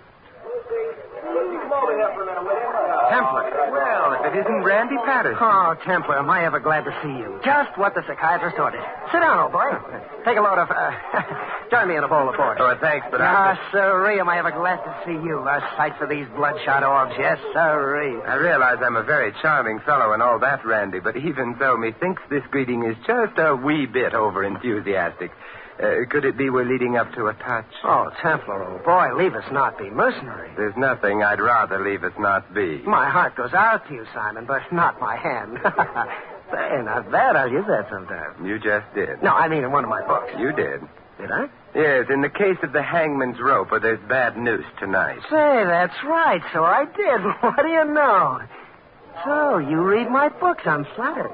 I read that one. Did you read my latest, the case of the dead man's limp, or he died with his boots on and they were too tight? No, I missed that one. Oh, too bad. Well, that's why I'm glad to see you. Because I didn't read your book? No, because maybe you can save my life. I could be killed on account of that book. Just that one? Oh, Templar, old boy, you cut me to the quick. The case of the cut-up author, or who hacked the hack. Oh, it's no joke, Templar. You've heard of Kid Waldo? The heavyweight? Yeah, I've heard of him. Well, when he was just a punk, Georgie Garnett signed him up to manage him. Lifetime contract. Now the kid is in the higher brackets, and he's still tied to Garnett on terms he no like. Well, can't he afford a lawyer? He's got a lawyer, but Garnett swings a mean pen, no loopholes. The contract is ironclad. And your heart bleeds for the kid, and you're afraid you'll bleed to death, I see. Not exactly. You see, the kid figures an angle. Garnett has a wife. Oh, a lovely tomato any way you look at it. And, brother, you look at it. You mean the kid looks at her? Precisely, and vice versa. You see, the kid is no bad piece of merchandise himself. 6'4" of solid muscle. And what about his face? Well, his face retains much of its original shape in spite of coming in contact with some of the fanciest leather in the business. Mm-hmm. Soft music, 2 hearts in 3/4 time. I get the picture. Well, not all of it. Don't forget Garnett, husband. Ah, yes, triangle. 3 hearts in 2/4 time. And that's the kid's angle. Play up to the missus while she goes for him. So he can use her to get better terms from Garnett, huh? Mm-hmm. Only the way I wrote it, the kid and the missus slipped the manager a dose of rap. The way you wrote it? Well, that's what I'm talking about. You wrote a book based on Kid Waldo's shenanigans with Mrs. Garnett, added murder, and put it on the newsstand? I did, so help me. And I do mean help. I see. One of your real-life characters has read the book. One of them, all of them. Uh-oh. Garnett wants to know, are his wife and his fighter really giving him the business? And if so, how do I know? My wife wants to know, how do I know? And the kid wants to know, how do I know? Well, how do you know? Templar, please. A writer protects his sources. He better start protecting himself. Well, that's where you come in. How big did you say the kid is? 6'4". That's where I go out. Oh, now wait a minute. I don't want any part of it, Randy. You deserve what you're getting. You should have known better than to use a real situation. Well, I didn't use their real names. You think I'm crazy? No comment. And I used a disclaimer. Any similarity, etc., you know. Yeah. I don't know how they caught on. But I used a switcheroo. The kid is a top heavyweight contender, but not in the book. I changed all that. Oh, you changed all that. Yeah, in the book, he's a lightweight. Now, that's what I call a switcheroo. Well, they're after my hide, so you've got to help me, Temple. Well, what do you want me to do? You expect me to tell the saint his business? Oh, he'll think of something. I already have. Oh, great. What? I'm out of shaving cream, so I better go right down to the Templar, I drugstore. appeal to you in the name of our friendship. I'm not... You know, Randy, I'm beginning to think of a few names for our friendship that aren't exactly appealing. Oh, you wouldn't let me down. You couldn't. I could try. Is this Simon Templar speaking, my old pal, my buddy? Oh. The Simon Templar who saw me through the darkest hours of deadly literary tea? Oh, Randy. Who stood by me when the critics descended upon my first poor, defenseless brainchild? Who was the Stop it, Randy. You're breaking my heart. I'll do what I can for you, Randy. Oh, good, old Templar. I knew you'd come through. But I still don't know just what you want. Well, it's simple, old man. These jokers are sore, all of them. Maybe they're after my hide. Well, that's what I've got to find out. In other words, one and all would thoroughly be delighted to see you dead. And you want to know if any of them are making specific plans for such delight, huh? Exactly. If we know what they're planning, maybe we can stop it. If not... You have a feeling all of a sudden any resemblance between you and a living person will be strictly coincidental. Right.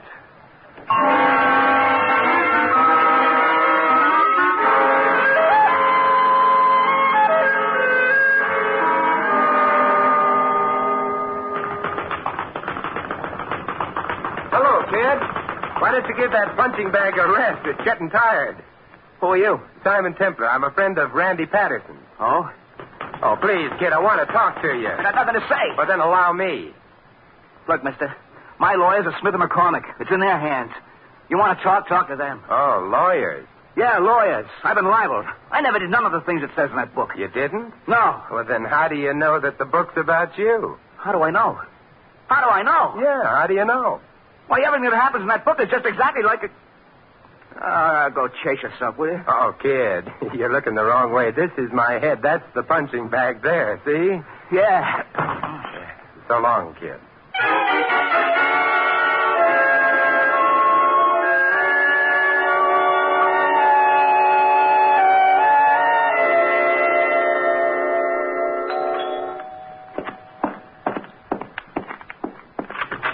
Yes?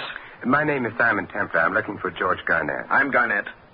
Do you always greet your guests with a gun? Lately. And Monk isn't around. Oh, who's Monk? Bodyguard. Templar, eh? I've heard that name. Well, what do you want? Well, look, I'd like to talk to you, but not in the doorway with a gun in my ribs. All right. Come in. Come in. Thank you. Templar. Seems I... sit down. There. Oh, thanks. Have to take these blamed indigestion pills. Nervous stomach. Been under a strain lately. Terrible strain. By Jove, the saint. Of course. That's right. Yes, sure. Templar. Well, what brings you here, Templar? Randy Patterson asked me to... Patterson, that rat, that skunk, that murderer? Murderer? Accomplice him. How so? Who's been murdered? Nobody yet. Well, then Well, but somebody may be. Any minute, any time. Who? Me. That's what he said in that blasted book, isn't it? Me. But that doesn't mean... me. Well, I tell you, Templar, if I get murdered, I'll hold Patterson partly responsible. So help me, I will. Just because he said you might be killed, you have to thank him for the warning. But he won't tell me where he got the information so I can really protect myself. No, I can't sleep. Where'd I put those pills? You swallow them. Oh. Do you know, Templar? Do you know where he got the information? No. If you knew, would you tell? Oh, yes, you would. I'll just bet. Why'd you come here, Templar? I've been wondering what you plan to do, so Do? What can I do? Look, I got a beautiful wife. We got along. At least I thought we did. Then he says in the book, well, you know. Yes, I know. Oh, confound it, Templar, a thing like that. How can you be sure? Felice says it's a lot of eyewash. That's what she says, a lot of eyewash.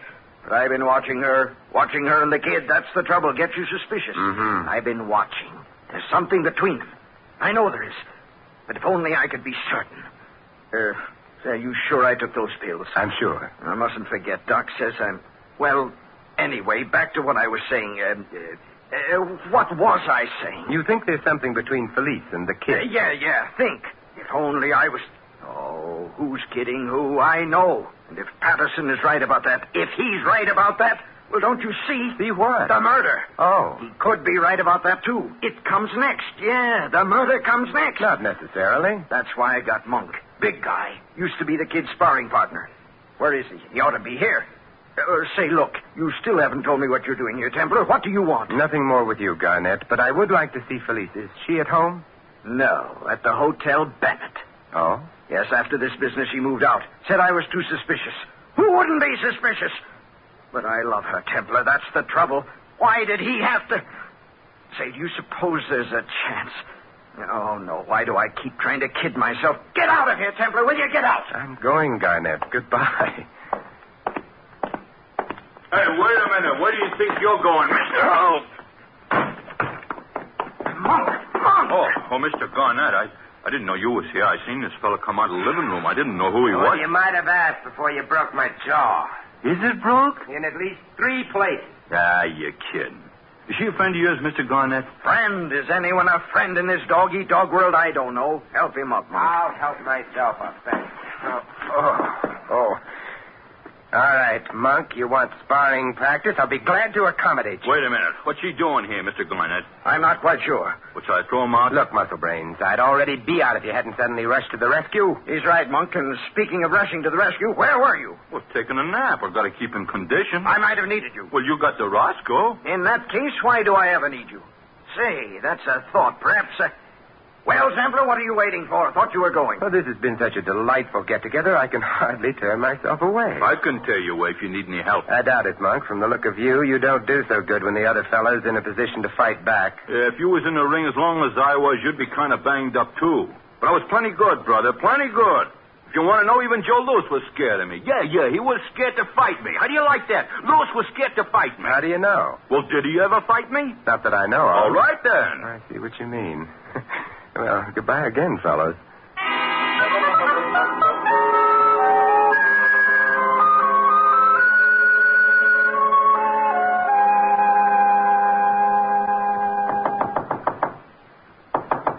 Come in. Mr. Templar? Well, look what I get, and I didn't even send in any box tops. What? I was expecting Randy Patterson, but he can wait. In fact, I hope he does. Come in. Mr. Templar, you've got to help me. Well, in that case, you'd better call me Simon. All right. And what do I call you? Felice Garnett.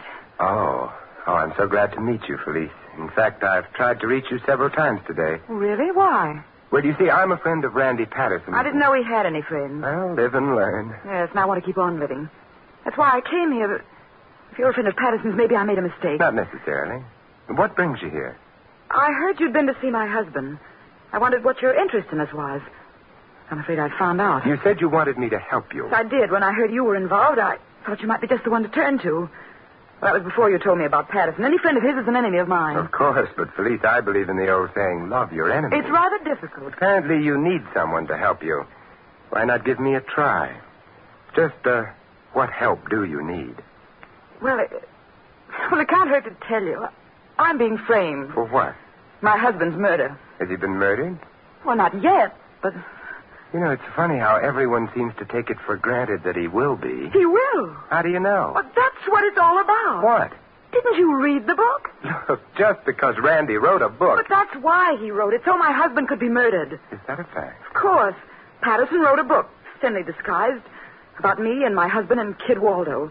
In it, the kid and I plot to kill my husband. So George read it, got frightened. Now he suspects maybe we really are planning to kill him. He's even hired a bodyguard. Mm-hmm.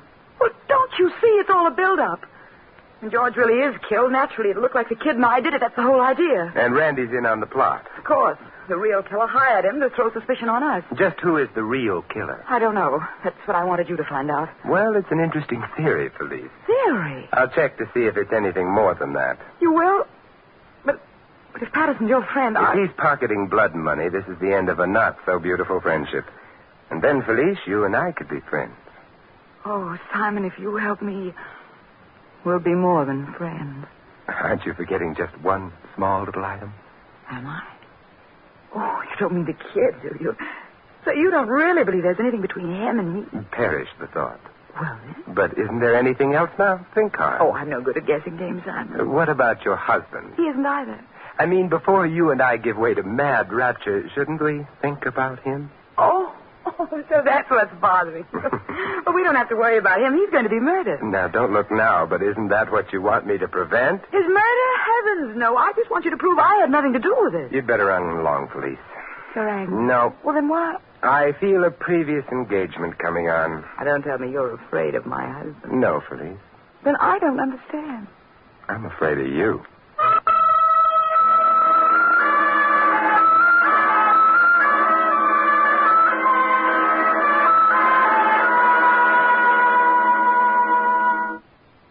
Hello, Randy? Templar, old boy. How are we doing? I thought you were coming over here. Well, I've been detained, and she didn't have a friend. But I'll be right over now if you've got something for me. Well, I can tell you over the phone. It seems each of your opposition has picked up reinforcements. How? Well, the kid has a couple of lawyers. Uh-oh. I was afraid of that. And Garnett has a bodyguard. Mm-hmm. How about Mrs. Garnett? She has me. Oh, should have known. Want to look at her and you I'm still running. What? But I'm afraid you're going to have to tell me who did your research for you, Randy. Templar, I told you it was strictly confidential. Well, you can either tell me now or the police later. Police? Mm-hmm, because your characters seem determined to act out the finale of your opus. Garnett is already shopping for a coffin. But I just made up that stuff about the murder. I don't think the kid and the gal would really knock him off. The consensus is that somebody would, so you'd better talk. But I gave my word. Did that ever stop you before? Templar, to think that you should say such a thing. You who've been so close. Trouble is, we've been too close. All right. I'm a no-good, a heel, a liar. I'd sell my soul for a mess of pottage, but at least, Templar, it's always been the best pottage. Mm-hmm. Now, will you please stop talking and talk? You want me to betray a confidence? I thought we'd agreed it's in character. How true. How very, very true. Well, the only... Randy! Randy! Randy!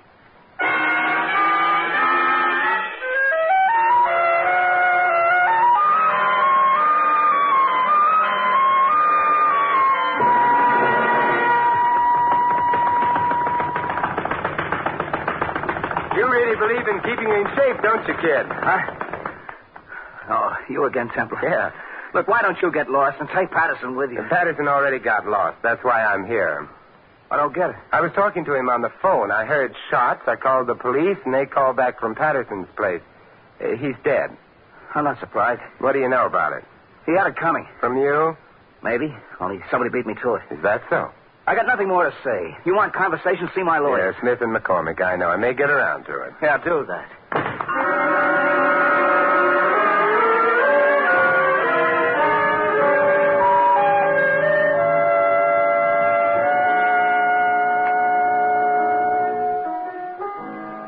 Hello, police. Oh, Simon. I asked at the desk. They said I'd find you here in the bar. That's where I am. Here at the bar.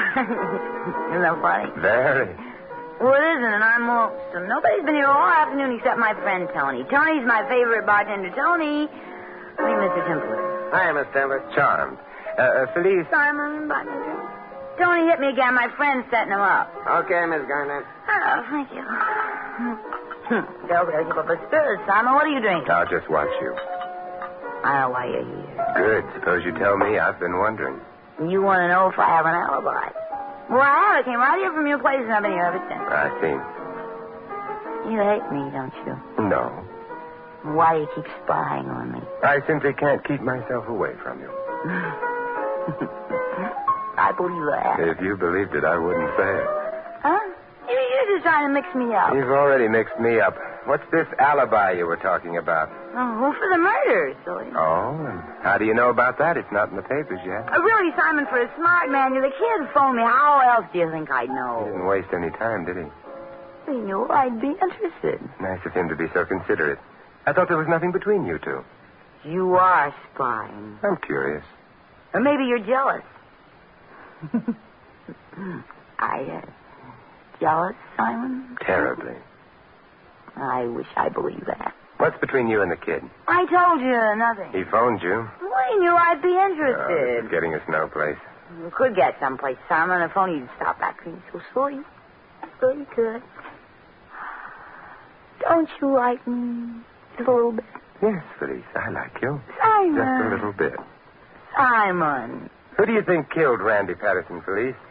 Must we talk about that? I'm beginning to think it's the safest subject. Don't you have any idea who might have done it? No. I'm afraid I don't know what you want, Simon. I'm afraid I do know what you want. Well, get this. Isn't this cold? Oh, hello, kid. Oh, well, don't get the wrong idea, kid. We were just talking. Yeah, it looks like. Oh, about the murder. You were making with the moon eyes. Oh, now, kid, believe me, there's nothing between Simon and me, not a thing. He's right, kid. There's nothing more between us than there is between her and, say, you, for example. Huh? And she has assured me your relationship was strictly platonic. Police.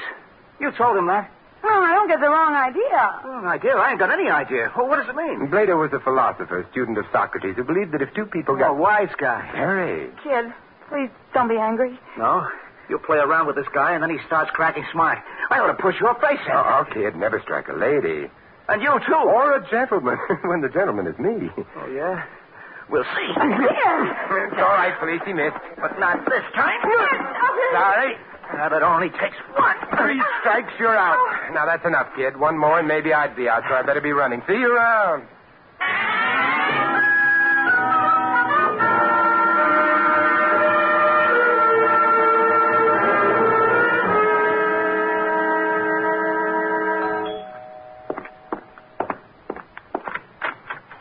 Oh, it's you. You greet me with a gun, too, Monk. That's what I like about this place. So friendly. You got no idea how friendly. Just the guy we want to see. Come in, pal. Come right in. Now, that's a switch. Last time you were all for throwing me out. Oh, that's before I learned what a sweet guy you was. Now, come on in. Oh, with such a hearty invitation, I don't see how I can refuse. You can. You know, Monk, this is an unexpected pleasure. When I was here before, I got the impression Garnett was considering firing you. Oh, he couldn't do that. Where is he? In back. He'll be in a minute. Now, you want to see why he couldn't fire me? Why? On account of there's some things I can do so much better. Like, for instance, this. Well, you kick so beautifully, Monk. Your mother must have been a rocket. Don't try to hit back. This Roscoe's looking at your belly. All of a sudden, I'm everybody's target for tonight. What's the idea? Mr. Garnett wanted to know how much Patterson told you. He asked you nice, real nice. I don't ask so nice, but I get answers. Well, you want to talk now, or shall we dance? I have nothing to say. We'll see about that. You still got nothing to say? I'm beginning to think of a few things, but I have an idea you wouldn't care for them. You kill me. Maybe I can do the same for you sometime, like right now, for instance, unless you're ready to talk. I'll think about it. Well, while you're thinking, put up your hands over your head. Hurry up. Don't forget the Roscoe. My old friend? How could I? That's it. And now, just to help you make up your mind, here's... Oh. Well, hello, Mr. Garnett. What's going on here? Hello, Templar. Greetings, Mr. Garnett. You don't want to talk, Mr. Garnett. I've been trying to change his mind. I'll go right ahead. Don't let me stop you. I'm afraid it's no use. He's a stubborn type. Yes, so it would seem, Monk. So it would seem. Well, Templar, to what are we indebted for this return visit, huh? I've seen Felice. I thought you might like to know how she's getting along. Why should I care? Does she care about me? Does she ever even call? Don't stand there with your hands like that, Templar. It looks ridiculous. It's Monk's idea. You heard Mr. Garnett, Templar. Put him down. Well, if you insist. How is she, Templar? Who? Oh, Felice. Fine. I was afraid of that. Afraid? I'd like to think she needed me. I've got to put her out of my mind, Templar, completely. Only answer. Tell me something, Garnett. What? Where were you this afternoon? Home. All afternoon? Yes. Why? Was anyone with you? I was. The whole time? Yes, except for another nap. He likes to keep in condition. Only I didn't sleep so good. I was only gone a few minutes, just a few minutes. Half hour or so. Why, Templar? Did you try to reach me? Oh, no, couldn't have. I'd have heard the phone. If you were here. But I told you... So you did. Just a minute. What are you going to do? Just this. Templar. Why, you knocked out Monk. Yeah, so it seems. Funny, I didn't hit him very hard. You aimed at his chin. Always was his weakness. Had a wicked right, but he could never take it. Round heels. That's his trouble. I could have made a champ out of him if it hadn't been for those... Oh, but that's neither here nor there. Why'd you do it? He slugged me before when I wasn't looking. This evens the account. And it gives me a chance to get his Roscoe. Oh? I want to point something out to you, Garnett. I didn't want Monk interfering. What? Randy Patterson doesn't live too far from here. I believe you could make it in 15 minutes. Perhaps so, perhaps so. What are you driving at? 15 there, 15 back. Half hour would have been long enough. For what? For you to have gone to his place and killed him. Killed him? But do you mean have somebody? Mm-hmm. Well, I don't pretend I'm not pleased, but surely you don't really think that I... Why, that's absurd. Well, you could have while Monk was sleeping. No, you don't understand. It's at least 15 minutes to Patterson's place, at the very least. If you hurry, race like mad. How do you know? I've been there, but not today. But you know, you said yourself. All right, 15 minutes, round trip in half an hour. That's all you needed. Well, that was just round figures. I'm sure Monk couldn't have been out of the room for, 20 minutes at most. You'll see when he comes to. We'll ask him. 20 minutes at the most. I'm sure he'll say whatever you want him to, but we'll see. Say, I just thought of something. What? Has there been any report about the murder yet? Newspaper, radio? No, not so soon. Mm-hmm. Well, then, Mr. Templar, how come you happen to know about it? A nice point, Garnett, but notice what big ears I have, Grandpa. I overheard. Overheard? In telephone. Come on, Monk, wake up. Wake up. Come on. Hey, where is he? Hey, it was an accident. I slipped. I hit my head. You didn't? Sure, Monk, sure. What big ears you have, too, Monk. Genuine cauliflower. How did you hear about it? Hear about what? The murder. Who, me? I didn't. Obviously, Garnett didn't know about the murder, or he wouldn't have stuck his neck out by admitting you were out of the room. He didn't start crawling until I mentioned the murder. That's right, Templar. You noticed. But I also noticed that Monk was very busy trying to build the alibi before I mentioned the murder. Well, sure. I was trying to protect Mr. Garnett. After all, I got a great sense of loyalty. No, Monk, you haven't got any sense of loyalty or any sense. How did you know he needed protection unless you knew about the murder? Of course. How did he know? Unless he were the murderer. Are you crazy? Maybe, Monk. But the alibi you were preparing for Garnett would have worked for you, too. If you were here with Garnett, you couldn't have committed the murder. Isn't that why you insisted you were gone only a few minutes? My head hurts. I got nothing to say. But, Templar, what motive would Monk have? There's one thing we've all been wondering about, Garnett. How did Randy find out about your wife and the kid? Must have been from someone who was close to the kid. Say, a sparring partner, for instance. Aha! Templar, you've hit it. I think so. Monk gave Randy the information. Then when things got hot, Monk was afraid Randy might snitch, so he killed him to silence him. That's it, Templar, that's it. Monk, you scoundrel, you villain, you... shut up. Monk, that's insubordination. Now, come on, Monk. You and I are going to police headquarters. Who says so? Monk, don't try to get tough. Maybe Joe Lewis is as scared of you, but I ain't. Come on, let's go.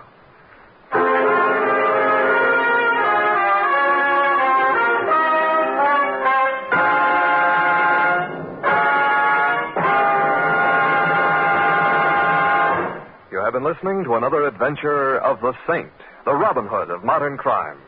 And now here is our star, Vincent Price. Ladies and gentlemen, take a memo to the future. The date, make it 1958. The message, cash in your United States savings bonds. Take your savings plus the additional $1 for every 3 invested, and, well, you finish the memo. Perhaps you'll end it with a home or a business of your own, with a college education for the children, with financial security. Whatever your dream for the future, you can make it come true with a program of regular saving. And there is no surer, more profitable way of saving than through the purchase of United States savings bonds. Remember these points. United States savings bonds are safe, they are profitable, they are convenient to buy, and they are redeemable at any time at the purchase price plus accumulated interest. If employed, you can buy United States savings bonds where you work, by having your employer set aside an amount each week. If self-employed, buy your savings bonds through your bank on a bond-a-month basis. Make that dream come true. Remember, automatic saving is sure saving. This is Vincent Price inviting you to join us again next week at this same time for another exciting adventure of the Saint. Good night.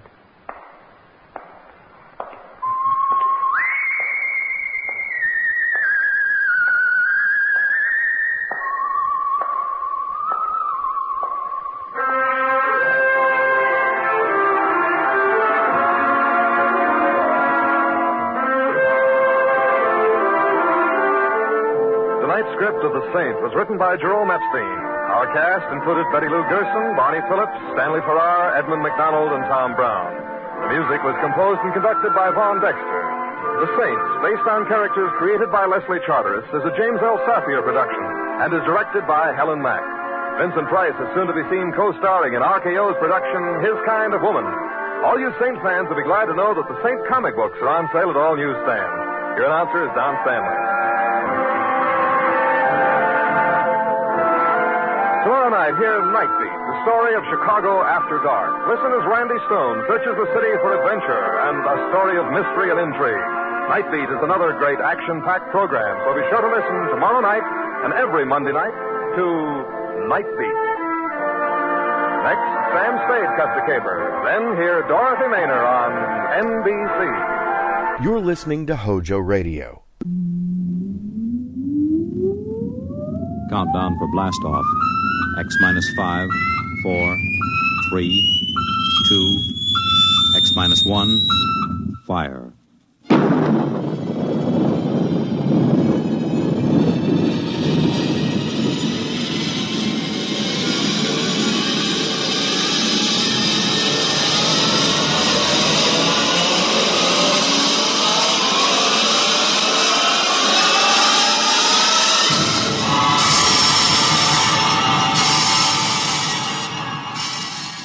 From the far horizons of the unknown come transcribed tales of new dimensions in time and space.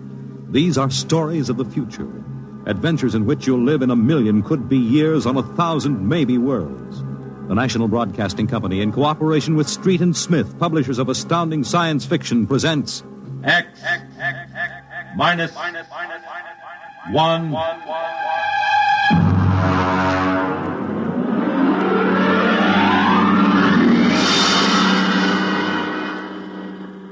Tonight's story, The Vital Factor by Nelson Bond.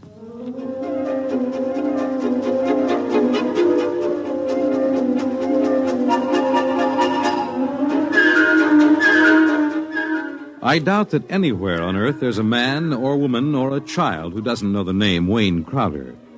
I doubt whether there's a human being who hasn't at one time or another used one of the Crowder products. The can opener or the razor blade or the patented tooth powder dispenser or the Crowder improved slideless fastener. In the magazines which write about men of business, Crowder was described as a man of ice and stone and ink and steel. No warmth to his blood.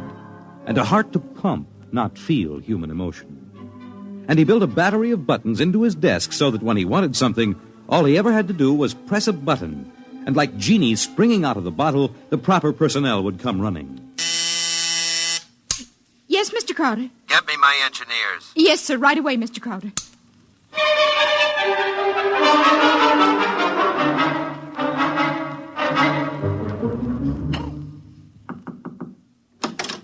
Here are your engineers, sir. All right, close the door and get out. Now, gentlemen, sit down. Gentlemen, I want you to build me a spaceship. A spaceship, sir? That's right. I've decided that I am going to be the man who gives space flight to mankind. Any questions? Sir, we can design such a ship. That part isn't too hard. Yes? But we've no way of providing the motor to power such a ship. When the ship's ready to fly, there'll be a motor. Sir, I don't like to contradict you, but you can't go ahead of the total technology of a historical period. It's like asking somebody in 1600 to build the internal combustion engine. You see, scientists have been searching for a motive power for spaceships for decades now without success. You'll have a ship, but we can't lift that ship from the Earth's surface. That is, not to the point of free flight at any rate. Mr. Crowder, you see you'll be spending millions of dollars, hundreds of millions perhaps, for nothing. What's your name? Phillips, sir. You're fired. Go down to the cashier and draw your pay and get out. What, sir? Get out. Nobody who works for me thinks of how much something costs. What? We use money. We don't let expense provide a rationalization for not beginning a project. All right, Phillips. I give you permission to leave. Right now.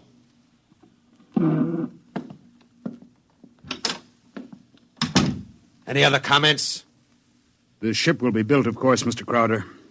The fact still remains, we can't power it. You design the ship, I'll find the motor for you. Where, sir? I don't know. But somewhere in the world there's a man who does know the secret. I want that motor, and I'll root out the man who has the theory which will let us build it.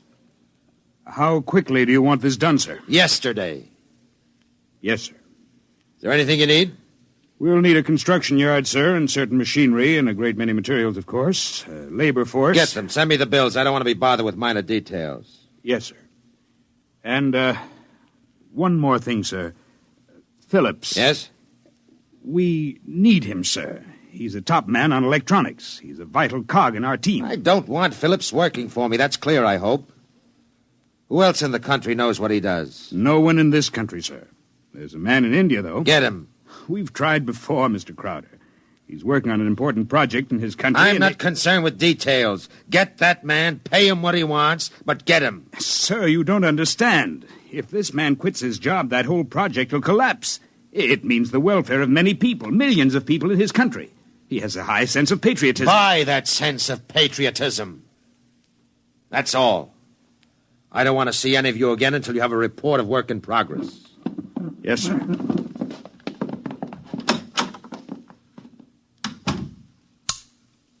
Miss Holmes, there's a man named Phillips going to draw his pay. I want 2 company policemen to meet him at the cashier's office and escort him from there directly off the premises, and I want them to be emphatic about it. Yes, Mr. Crowder. And notify the newspapers, the television, and the radio networks, the periodicals, and the scientific journals that I'll receive the press in my office this afternoon at 3:30. I have an important announcement to make. Anyone not here at 3:30 will be barred, and the publication or company he represents will not be given any further information.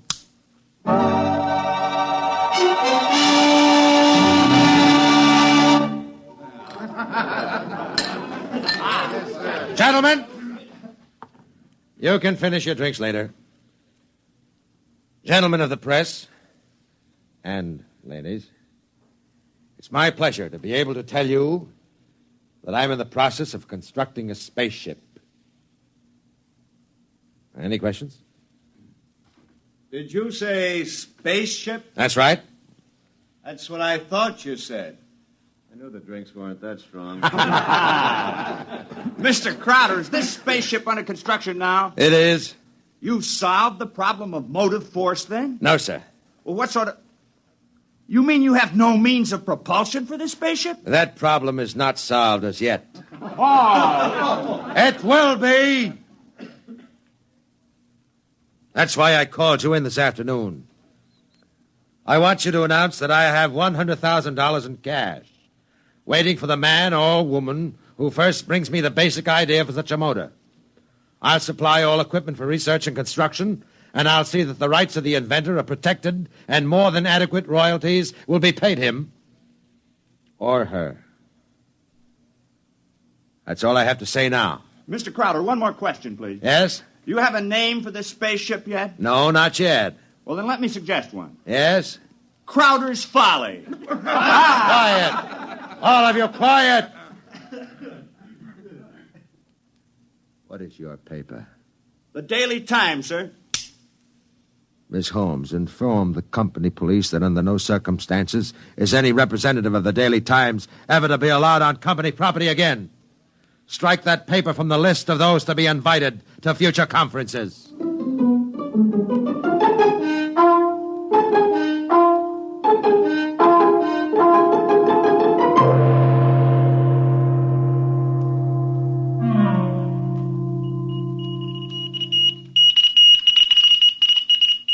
It was Crowder's Folly, but the word of what he wanted circulated to the far corners of the globe. It was known in the white ice block huts of the Eskimos and in the grass-thatched villages of Central Africa, as well as places less remote. And the Crowder office became the Mecca and the heaven for the lunatic fringe of humanity. Their blueprints and scale models clogged its corridors. I told you I don't want these people in my office till they're screened. Now get out, get out! Every time I open that door, they surge in like a tidal wave. I have a progress report for you, sir. The ship is finished as far as we can go, Mr. Crowder. Certain additional construction can't be done now because it depends on the shape and mass of the engine, on the type of fuel, on the weight of that fuel. I see, all right. Lay off everybody we don't need. I've ordered that. Mr. Crowder, is it possible that no one will turn up with a motor? That's the one thing that's not possible. He will come. Money and determination will buy anything. Close the door on your way out. Yes, sir. Miss Holmes, order the proper department to put a name on the forward end of the ship. I want letters in pure gold 1 foot high. The name of the ship is Crowder's Folly. Get it done today.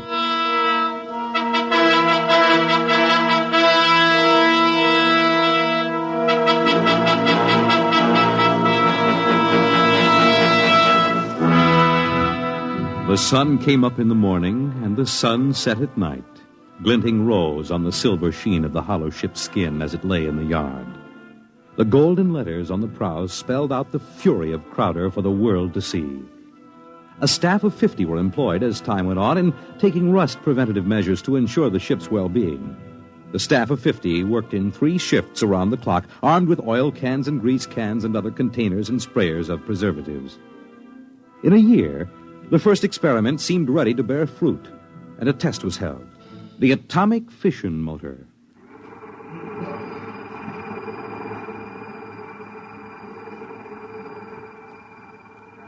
In exactly 45 seconds now, we'll hold the test, Mr. Crowder. The sound you hear is our generators here, building up power to supply the motor by remote control. If this needle goes round to the part of the dial marked in red, there'll be an explosion. Are there any questions, sir? Proceed with the tests.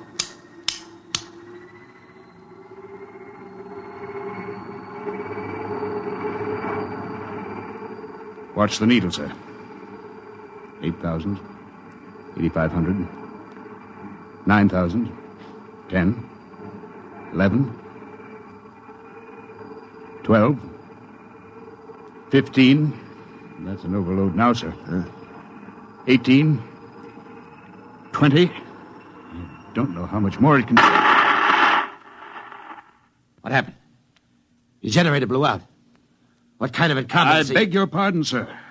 The motor blew up. What are you talking about? I would have heard...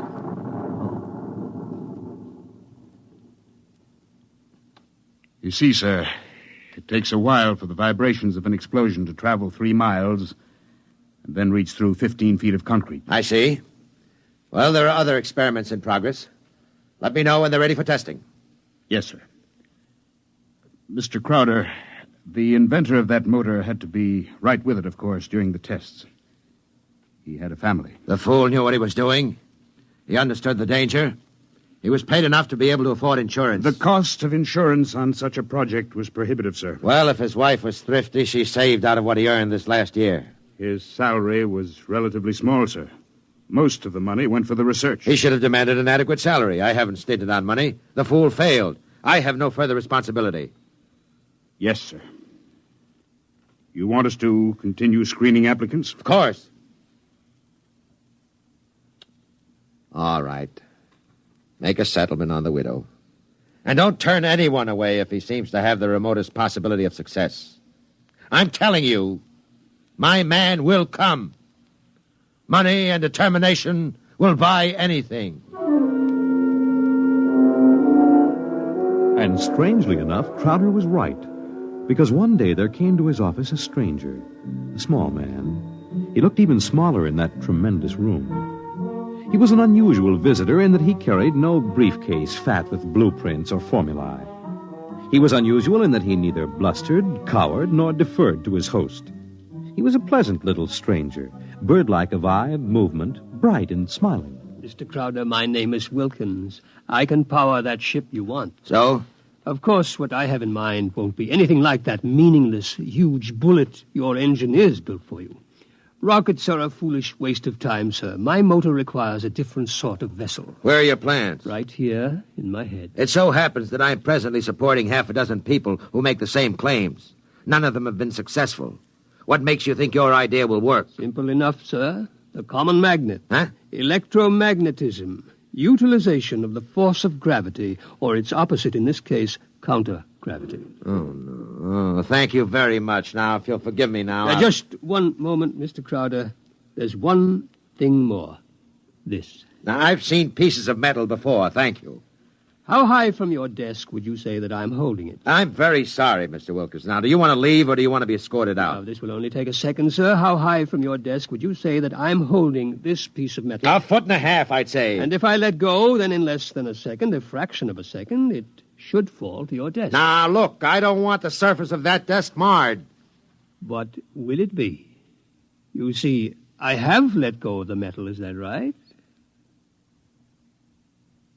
Good Lord. Many seconds ago, it should have crashed to the desk, am I right? Well, this is incredible. Well, if you want to speak to me anymore, I'll be right outside. But it hasn't fallen. That's right, sir. It hasn't fallen. It floats in the air. That's right, sir. It floats in the air. How do you do it? Why don't you call your engineers and ask them? I'll wait outside. Miss Holmes, get me my engineers. Immediately.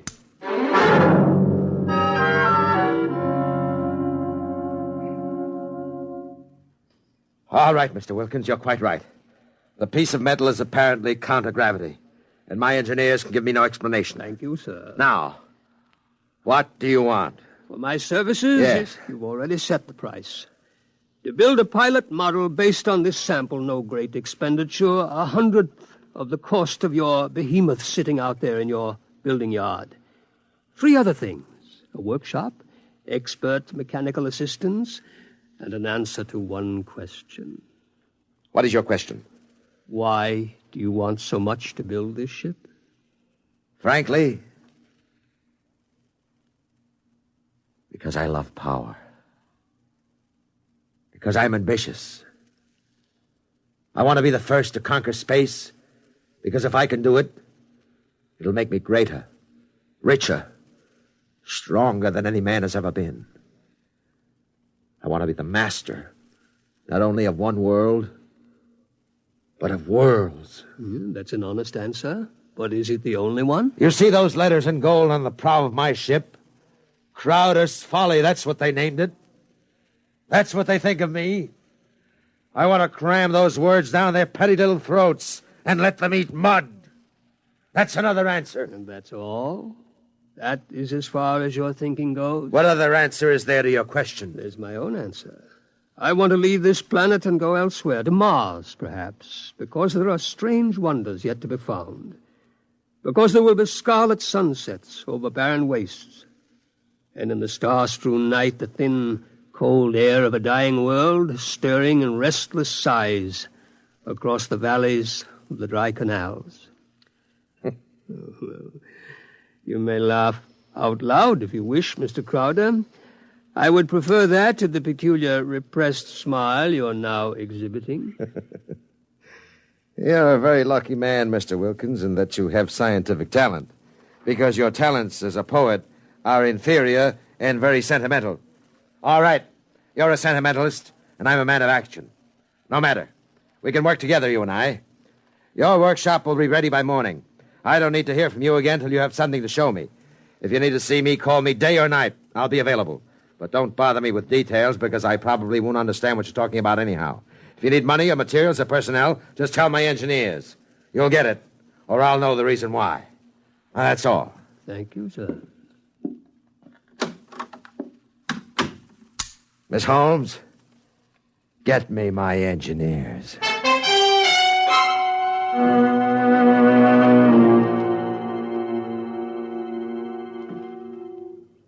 Yes, Mr. Crowder? We have 50 men working on preserving that useless hulk out there in the construction yards.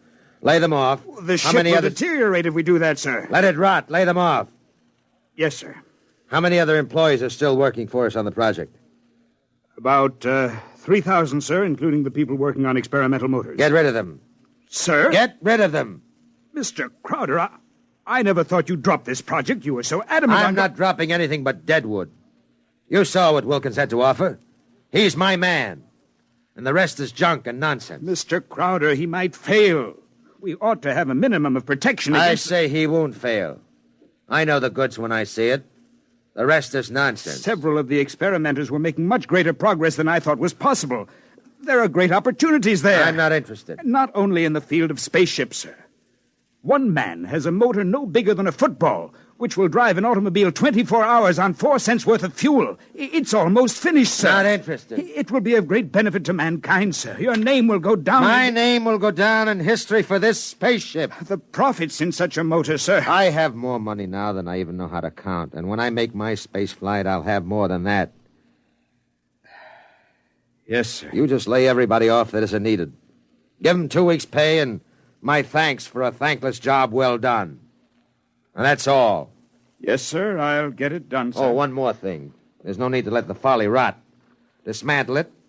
Sell the basic materials we don't need. Salvage whatever will be useful to us. That's all. A year's work. Yes. In 10 years or 20 years, and I do the same thing. That's why you're an engineer, and I'm an executive. That's why you work for me. Because when I have to, I can be ruthless with my own mistakes. When a thing has lost its usefulness to me, I get rid of it. Well? I was just thinking, Mr. Crowder, what would happen to me if my usefulness to you were over? I've worked for you 20 years now. Just don't give me any occasion to consider your usefulness terminated. That oughtn't to be too hard. What? Nothing, sir.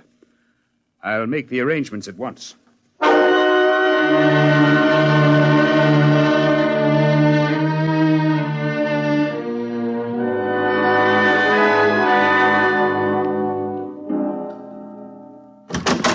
Who are you? What do you want? I tried to stop him, sir. Well, speak up, man. My name is Jarvis Ustuli. I'm an electronics expert. Oh, yes, I remember. You're the Indian. Come in, come in. Do you want me, sir? I can never... Never mind, Miss Holmes. Just stay outside. Close the door behind you. Sit down, Miss Ustuli. Thank you, no. I want to give you a gift before I leave. Oh? You leaving? I thought we still needed you. I resigned. Sorry to hear that. I'm told you're a good man. I want you to understand what's behind this gift. Huh? I was working on a power project in my country which would have meant a tremendous rise in the standard of living for millions of my people. I was unable to resist the money you offered. Well, had you resisted, even more money would have been forthcoming. I placed no limit on your worth to me. I understand. But you see, I did not come without a sense of guilt, because there was no one in my country who could take my place. I would assume that. And now I discover that what I did was for nothing. The spaceship on which I worked is being dismantled. That's right. So I have been corrupted by you at a whim. I think you have too much power, sir. I think you use your power for evil, selfish purposes. Selfish, yes. Evil, no. Only sentimentality is evil. I think otherwise. And so, in order that you shall not corrupt anyone else, I have this gift for you. Here you are, sir. And just one more shot for good measure to make sure you're really dead. Good.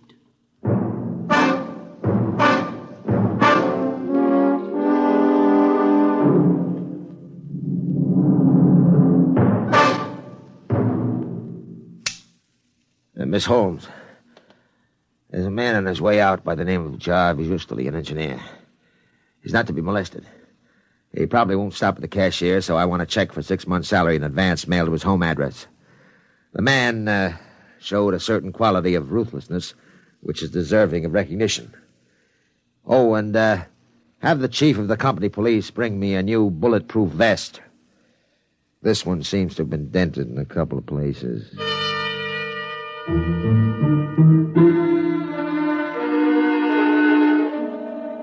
The new spaceship, according to Wilkins' plans, as executed by Crowder's engineers, was finished within 4 months. It was small, it was shaped like a disc. It gleamed brightly even in the smoky haze of an October sunset. Inside, Crowder and Mr. Wilkins, in a small cubicle at the heart of the machine, sat surrounded by many instruments of a complicated nature. Outside, huge crowds gathered to witness the test. They stirred and murmured, waiting restlessly, as inside the control room of the craft, Wilkins installed the final secret part he had not revealed to those who built his driving apparatus.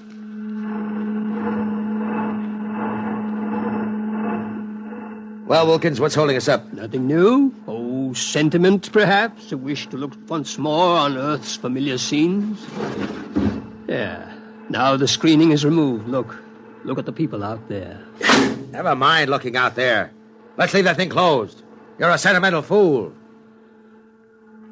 Or are you afraid? Or did you decide at the last minute that your invention would work? It will work. Sit down, Mr. Crowder. Thank you. Do me a favor. When I press this button, will you please press the button on the arm of the chair in which you're seated? I'll tell you when. Turn on your motor. I want to hear its roar and feel its tug as we cut loose from Earth's gravity and fly outward into space. That might be a moment in which I'd share your sentimentality. Press your button now, sir.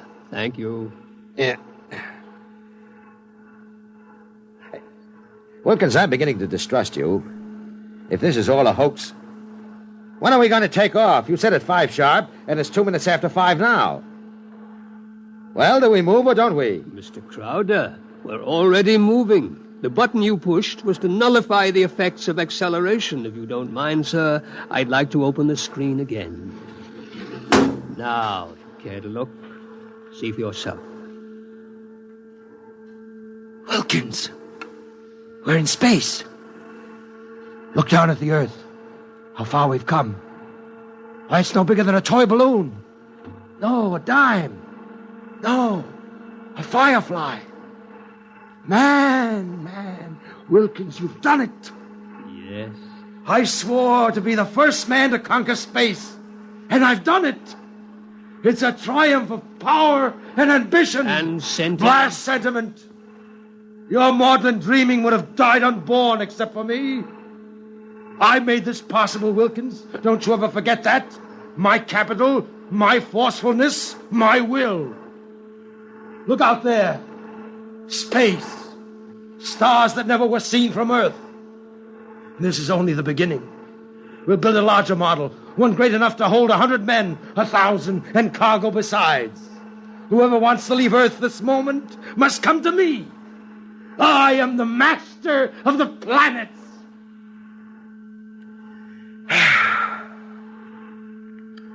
All right, Wilkins. Turn back now. No. Huh? I said turn back. No. Well, we've proved the ship can fly now. Now turn back. I want to start work at once in preparation for the long flights to come. Not so. We will go on. What are you doing, defying me? I'll break your puny little body into pieces. Can you control this ship, Mr. Crowder? Would you like to be stranded out here in space, just adrift in space without control? Would you like that? Turn back. No. What's the matter with you? Are you out of your mind? Oh, I am a sentimentalist, Mr. Crowder. Your money and ambition paved the way, that's true, but sentiment was the vital factor that sent me to you. Sentiment, sir. You see, Mr. Crowder, I wanted to go home. Home? Home? You are out of your mind. You will forgive me if I remove these primitive clothes? Who are you? Oh, it's all right, Mr. Crowder. I hold no special malice toward you. There's no need to be so terrified because you've had your first close look at a Martian.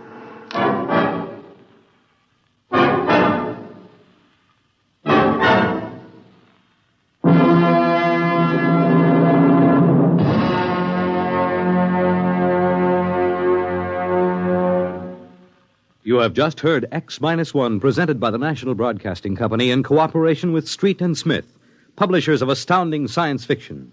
Tonight by transcription, X-1 has brought you The Vital Factor by Nelson Bond, as adapted for radio by Howard Rodman. Featured in the cast were Joe DeSantis, Guy Sorrell, John McGovern, Grant Richards, Louis Van Ruten, Richard Hamilton, and Florence Williams. Your announcer, Fred Collins. X-1 was directed by Daniel Sutter and is an NBC Radio Network production.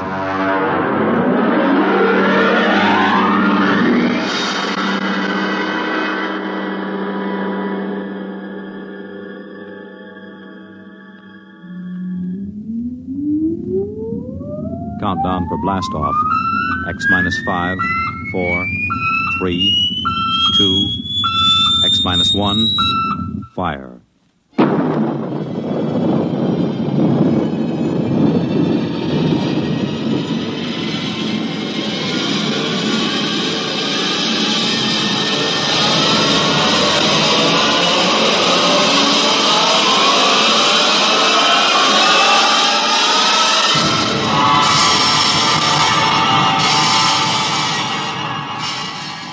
From the far horizons of the unknown come transcribed tales of new dimensions in time and space. These are stories of the future, adventures in which you'll live in a million could-be years on 1,000 maybe worlds. The National Broadcasting Company, in cooperation with Street and Smith, publishers of astounding science fiction, presents X minus 1.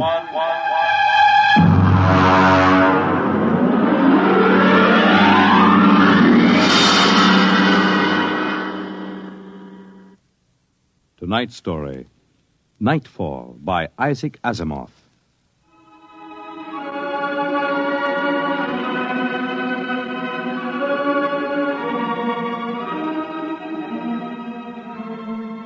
Ralph Waldo Emerson speculated, if the stars should appear one night in 1,000 years, how would man believe and adore and perceive for many generations the remembrance of the city of God? This was philosophically interesting. But on the edge of the galaxy, a planet swings on its orbit in a cluster of 6 suns. These suns hang in the sky above. Never less than 2 shine down through the entire 23.8 hours of the planet's day. The yellow light has burned down on the planet continuously, into the past, till the mind of man runneth not to the contrary.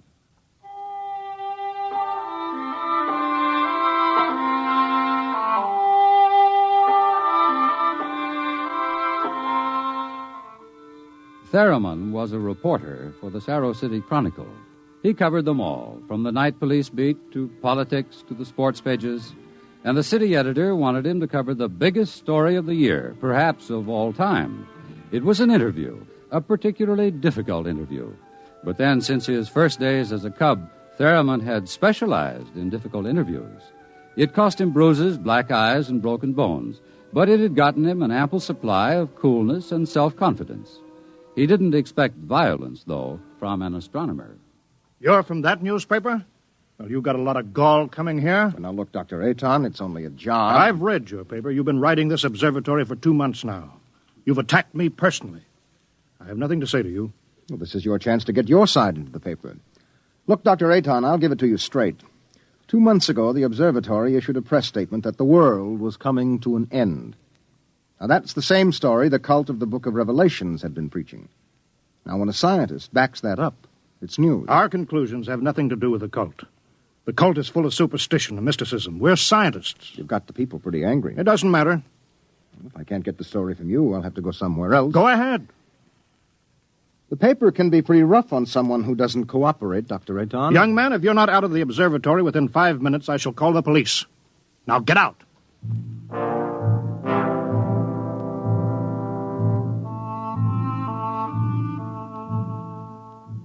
The reporter walks down the long hall from the observatory.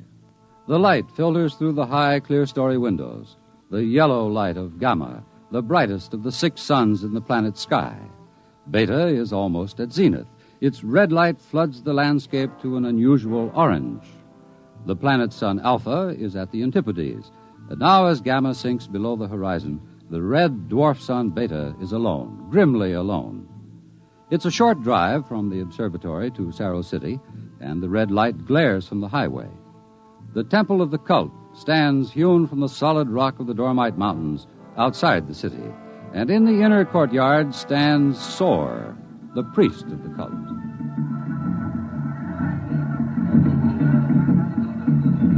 Woe to the unbelievers! Their souls will rot with the absence of light. Tell me, Your Reverence, what will happen? What are you waiting for here? The day of the coming. It is written in the book of Revelations. It came to pass the sun Beta was alone in the sky, and the world was shrunken and cold. And men did assemble in the public squares and highways. Their minds were troubled, and their speech confused. For the souls of men awaited the coming of the stars. And the lip of the cave of darkness passed the edge of Beta, and loud were the cries of men, and there was no light on the surface of the world. And in this blackness there appeared the stars in countless numbers, and in that moment the souls of men departed from them, and their abandoned bodies became even as beasts. From the stars then reached down the heavens flame, and where it touched, the cities of the world flamed to destruction, so that of man and all the works of man naught remained. So it is written.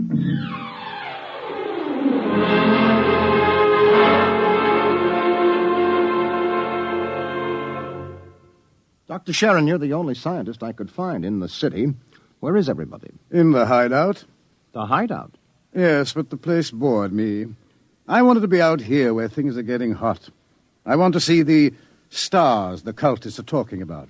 Besides, they don't want me at the hideout. I'm too scrawny to survive. What is the hideout? Well, we professors have managed to convince a few people that our prophecy of doom is valid.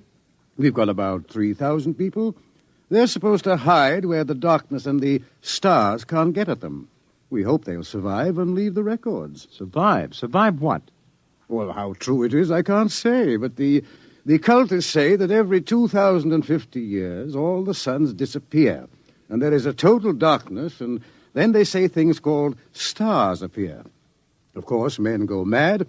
They mix all this up with a lot of religio-mystic notions, but that's the central idea. But that's impossible, isn't it? I mean, there are always at least 2 suns in the sky, most of the time 4 or 5. There aren't now. Only Beta. You mean that there is going to be worldwide darkness tomorrow, that all mankind will go violently insane? What's behind that? Well, for one thing, the history of civilization of the world. We have located a series of cycles of civilizations comparable to our own, all of which, without exception, were destroyed by fire at the very height of their culture. But is there any scientific theory behind this which would explain it? Well, the University Observatory finished their calculations 2 months ago. And tomorrow there will be an eclipse of Beta so that the planet will become dark. That eclipse comes every 2,049 years. Darkness. And maybe those mysterious stars that no man has seen. And then madness and the end of civilization. And you expect to live through this at the hideout? They plan to photograph the eclipse and leave the records. And then the rest of mankind will know what to expect. Well, what is there in darkness to drive men mad? Have you ever experienced darkness, young man? Well, no, but I know what it is. It's just no light. Oh. Draw the curtain. Why, what for? If we had 4 or 5 suns out there, we might want to cut the light down for comfort, but with only Beta... Ah, that's the point. Just draw the curtain and then come here and sit down. All right.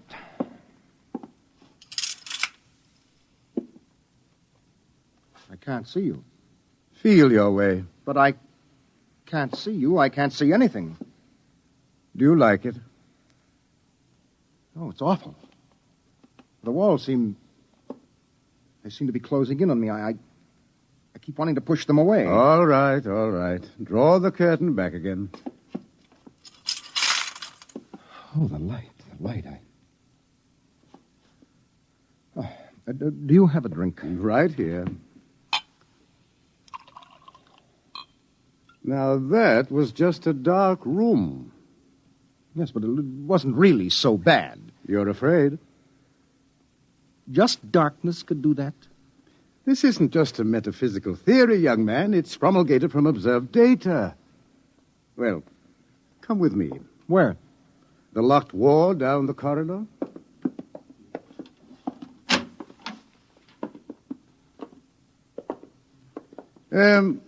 Were you at the Cerro City Centennial Exposition 2 years ago?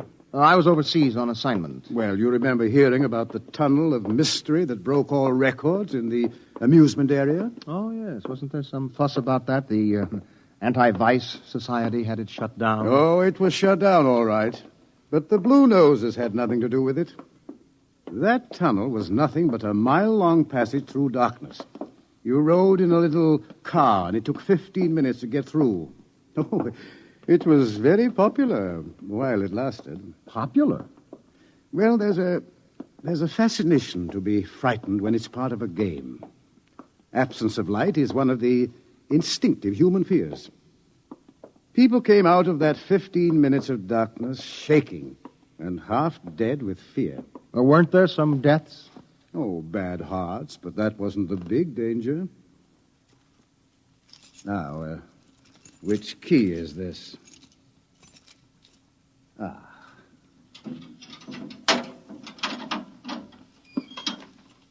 Where are we going? You'll see.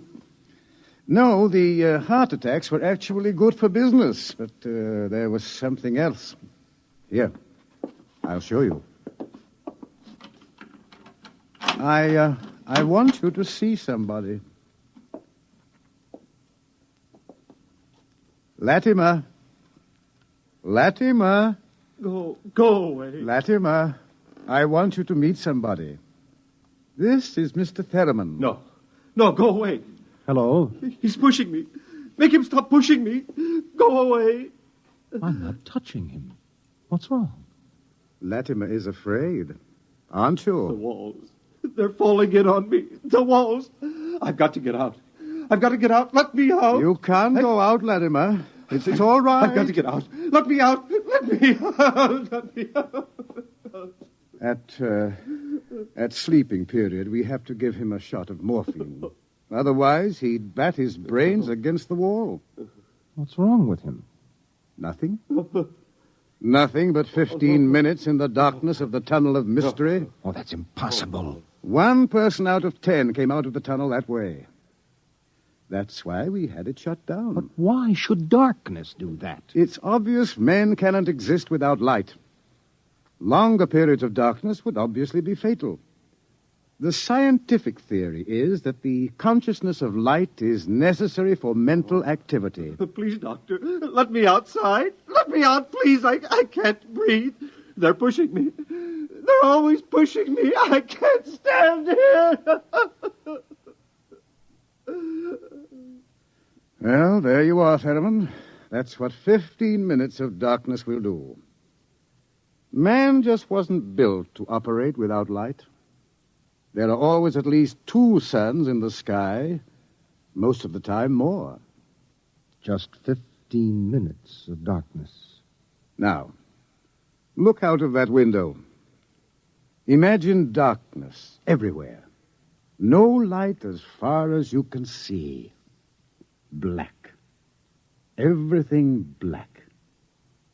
And, stars, whatever they are. Can you conceive it? No, your mind wasn't built for that conception. When the real thing comes, you will go mad. Completely and permanently. There is no question of it. Tomorrow, there won't be a city left standing in the world. Why should the cities be destroyed? If you were in darkness, what would you want more than anything else? What would it be that every instinct would call for? Light. And how would you get light? I don't know. You'd burn something. They've got to have light. They've got to burn something. And every city in the world will go up in flames. Well, shall we go back to my office, Mr. Theremin, and have another drink?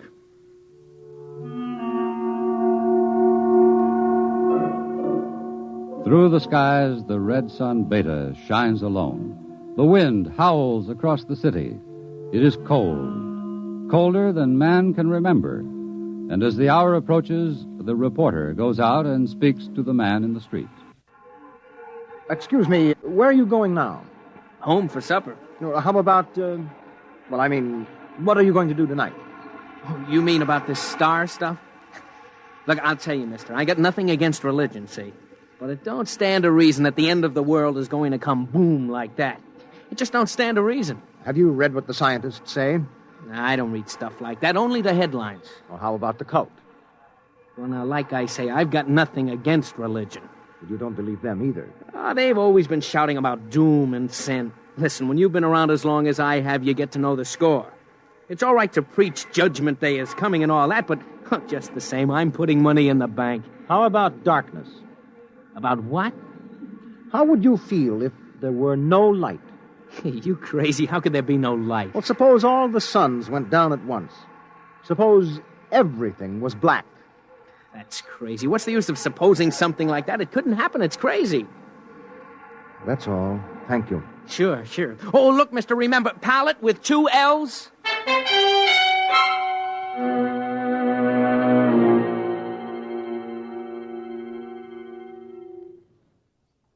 All this talk of scientific explanation, it's sinful, that's what it is. Are you a member of the cult, sir? Sure I am. Been a member since I was a boy. My daddy was a member, too. I've seen the books. It's all written down in the books. Don't you believe the scientists' explanation? Don't need it. I'm going to save my immortal soul. I'm going to stay on the mountaintop in a white robe while the stars carry me away to glory. Blessed be the stars. Amen. What are the stars? The glory, the breath of the heavens, the spirit of the ultimate. That's what they are. The observatory has announced that it intends to take pictures of the stars. Blasphemy. I sold my house and gave all my money to the poor. Won't need it anymore. I'm going to heaven with the stars. Glory, glory, going with the stars.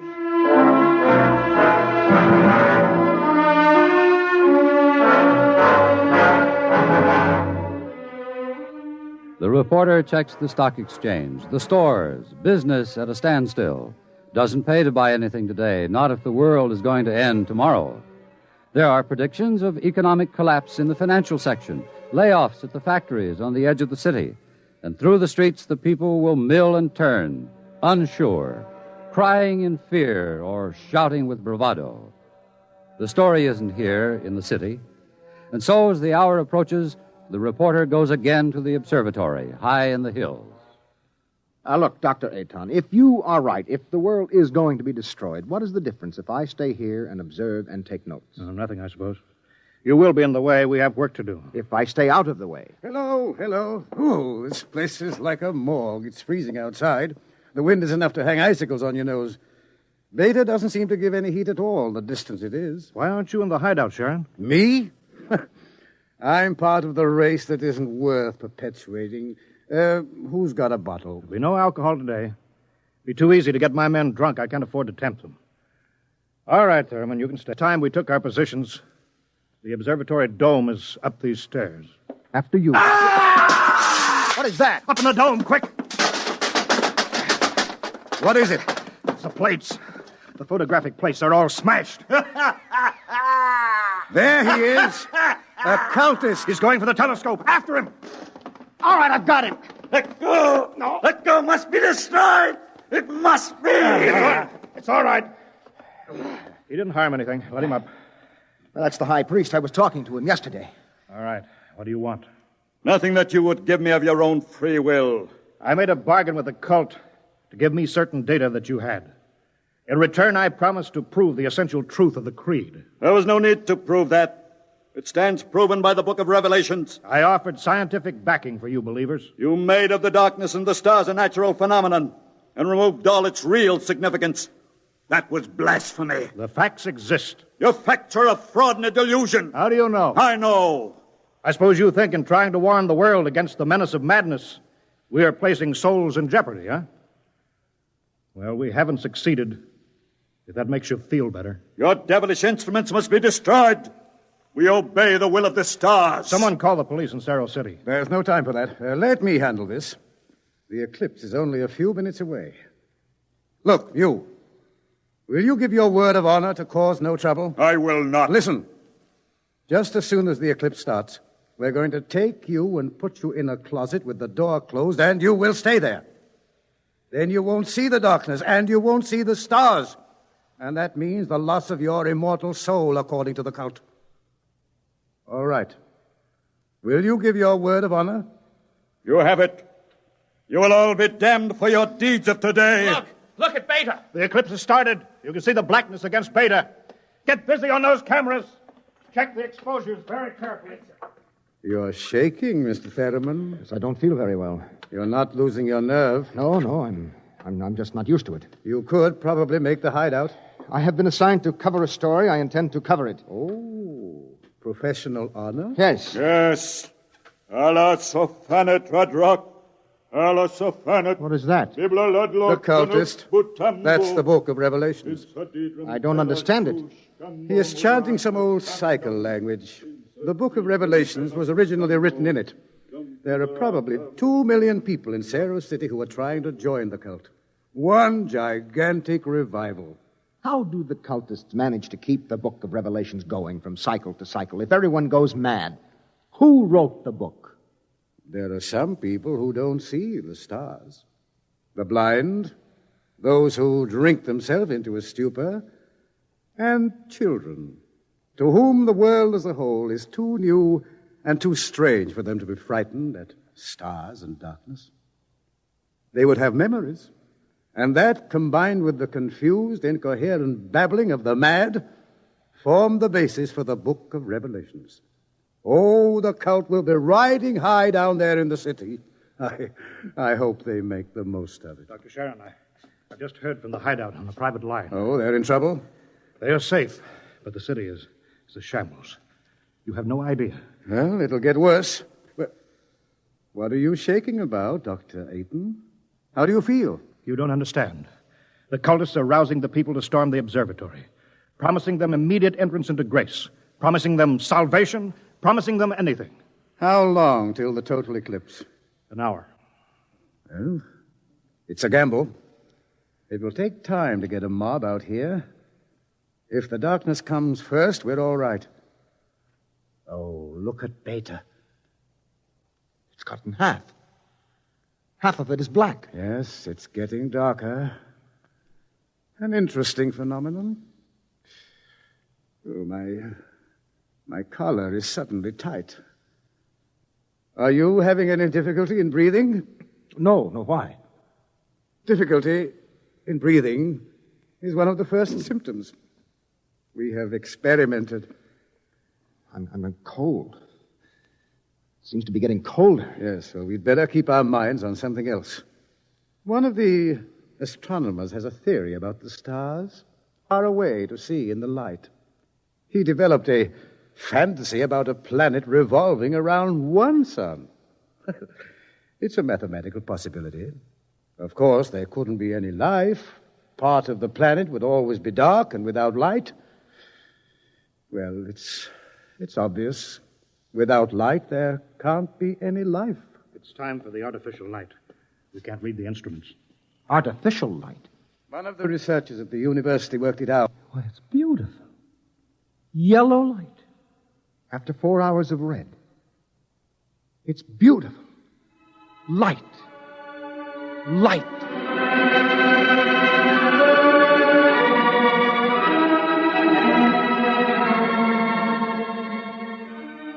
The dome is quiet. The priest in his yellow robe sways slowly as his lips move in the ancient tongue. Over and over, he whispers the invocation to the stars. The technicians hunch over the instruments, and the sky gradually turns a horrible, deep purple red, and the air grows denser. Dusk, like a palpable entity, enters the room, and the dancing circle of yellow light about the torches etches itself into ever sharper distinction against the ever-gathering grayness beyond. Outside, Beta is a mere smoldering splendor, taking a last look at the world. The western horizon, in the direction of the city, is lost in darkness, and along the highway to the observatory surges a menacing, shadowy mass. Mob from the city, they're coming. How long till total eclipse? 15 minutes. But they'll be here in 5. We'll hold them off. Come on, Fetterman, downstairs. But there's no light down there. We have to block the door. Come on. I can't breathe. I can't go down there. Take a torch. We'll take light with us. Come on.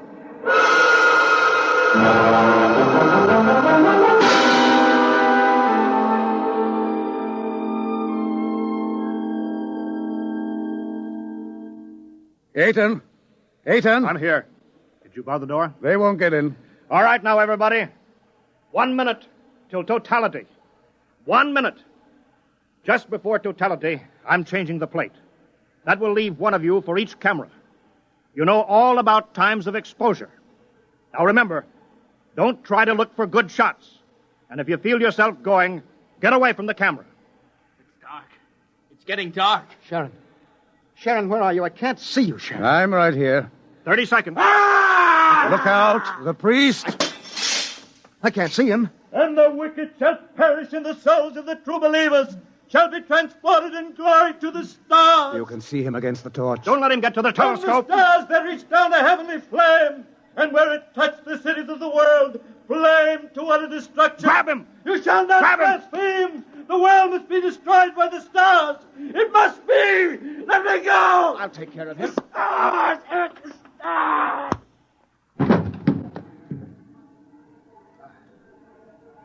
5 seconds to totality. 4, 3, 2, 1. In a soul-searing splendor. It is more frightening in its awful indifference than the bitter wind that shivers across the horrible, cold, bleak world. The stars.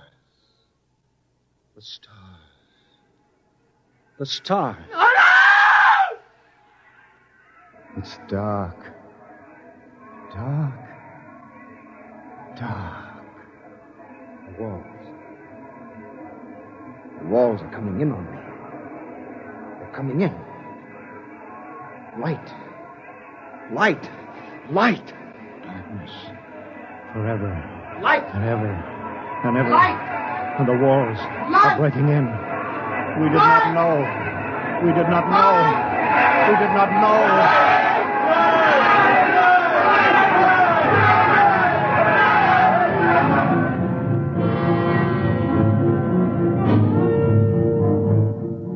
On the horizon, in the direction of the city, a crimson glow begins growing.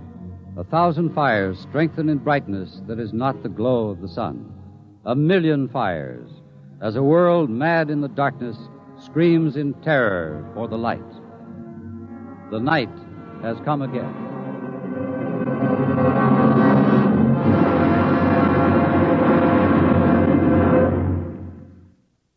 You have just heard X-1, presented by the National Broadcasting Company in cooperation with Street and Smith, publishers of astounding science fiction. Tonight, by transcription, X-1 has brought you Nightfall by Isaac Asimov, adapted for radio by Ernest Kinoy.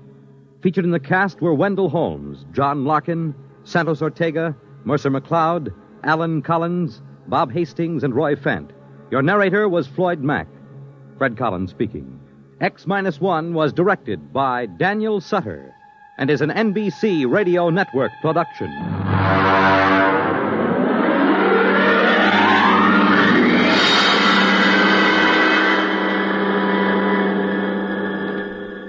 You're listening to HOJO Radio. Stay tuned.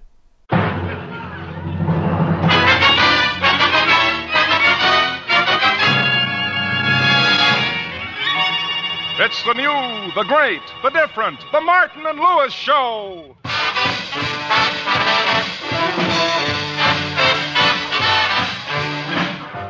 The National Broadcasting Company brings you the new Martin and Lewis Show. Our guest tonight, Lucille Ball, and featuring Eileen Woods, Flo McMichael, Dick Stabile and his orchestra, and starring Dean Martin and Jerry Lewis.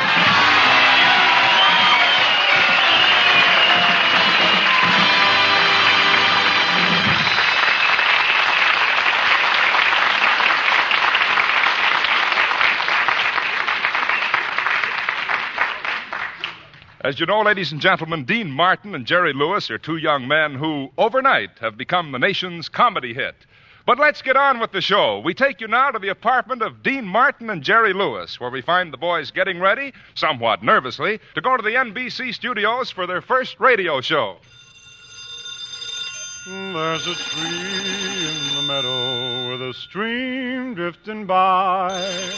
Answer the phone, Jerry, I'm tying my tie. Okay, Dean, there's a tree in the meadow with a stream drifting by. I could never be a big singer like Crosby. Well, why not? I sound too much like Dean. Oh, it must be NBC again. What cowards we are. Why are we afraid to do our own radio show? After all, how big an egg can we lay? How big? Well, if we took a large hen and got it to hold back for 2 years... All right, Jerry, all right.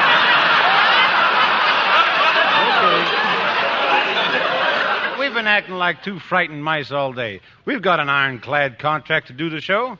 We got to talk to NBC sometime. You're right. I'm not a frightened mouse. Answer the phone. Oh, come on, Jerry, you answer it. Dean Martin, I will tell you why I will not answer the phone. Indubitably, that is a call from NBC. And it is indubitably they want to know where the HECK we are because they are spending thousands and thousands of dollars and money to build a sensational comedy and musical extravaganza around us. And if they think we are that important, why don't they call us? Jerry, they are calling us. Who else could it be besides NBC? Well, it could be a wrong number, a quiz show. Hey, a quiz show. They give you money just for answering a few questions. Give me that phone. Hello, 1492 Marie Antoinette and sulfuric acid. Ship the money. Now, come on, Jerry. We got to get down to NBC right away. Let's go. Dean. Yeah? I'm scared. Look, we've done all right so far. We shouldn't be afraid. We did all right in nightclubs, didn't we? Yeah, but those people paid $10 cover charge, so they had to like us. But at a radio show, the audience gets in free, and at those prices, they can afford to hate us. Because there's nothing cheaper than something that doesn't cost very much, I always say. Indubitably, but come on, Jerry, get dressed. Okay, I shall wear my new sport coat, which the man said was good for town or country and just perfect for the beach. What is it, gabardine? No, wet sand. Jerry, you're just stalling. That's impossible. Stalin's a big man in Russia, and Russia's a big country full of places like Veldostovostok. And they laughed. And Dnieper. And he's a big, important man. And if he thinks I'm impersonating him, he'll get mad and come and get me and send me to Siberia. And it's full of ice and snow and sleet. And, Dean... Yeah? I'm cold. Jerry, you and I are going to NBC and do that program. What are you scared of? When we played the Copacabana in New York, they laughed at us. When we played the Shapery in Chicago, they laughed at us. And when we came out here and asked for a radio job... They laughed at us. They didn't laugh at us. They signed us up. They want us. Jerry, we got to do this radio show. Who knows? This could make us famous. Yeah, famous. We could even become important actors. Yeah, important actors. Our names in lights, celebrities, stars in pictures. Yeah, names in lights, celebrities, stars in pictures. I can see it all. Big hits in nightclubs. We're famous. Everybody wants us. Hal Wallace signs us for a Paramount picture. NBC signs us for a radio show. We flop.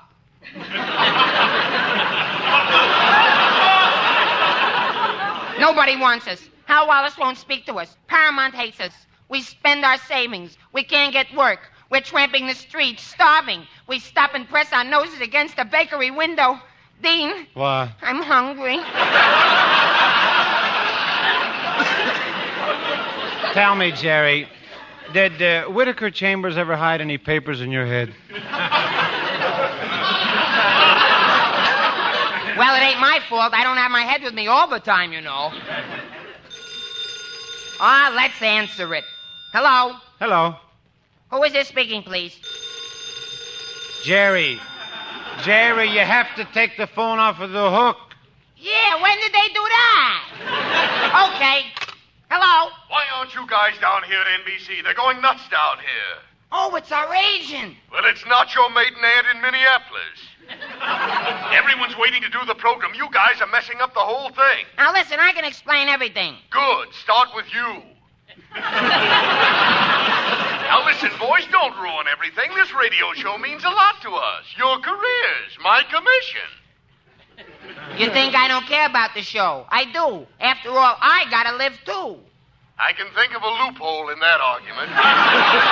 Ooh, how you aggravate me. Okay, Abby, we'll be right down there.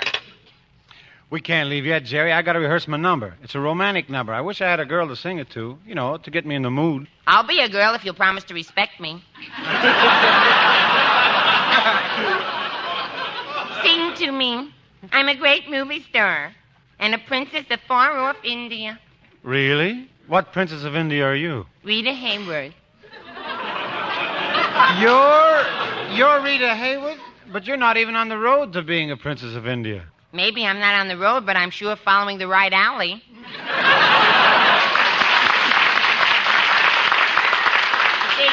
See, the idea of this gag is that, well, alley is an alley in the street, see? A-L-L-E-Y. But when you say alley, A-L-I, that's like the prince that is going to marry Rita Hayworth. It's all combined into one joke, and it's so funny, this kind of... Look how they're staring at me.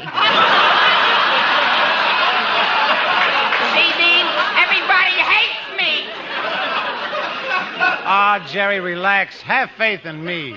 We'll do all right on the radio show. That's all right for you to say, but I haven't thought up any jokes to tell the people. Oh, you'll think of something. What about me? I haven't even rehearsed my song. I don't even know if I'm in good voice. Well, go ahead, sing. Give yourself a clue.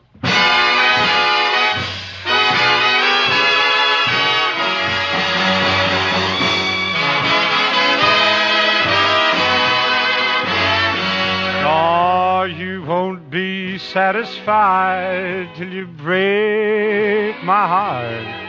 You're never satisfied till a teardrop starts. I've tried to shower you with love and kisses,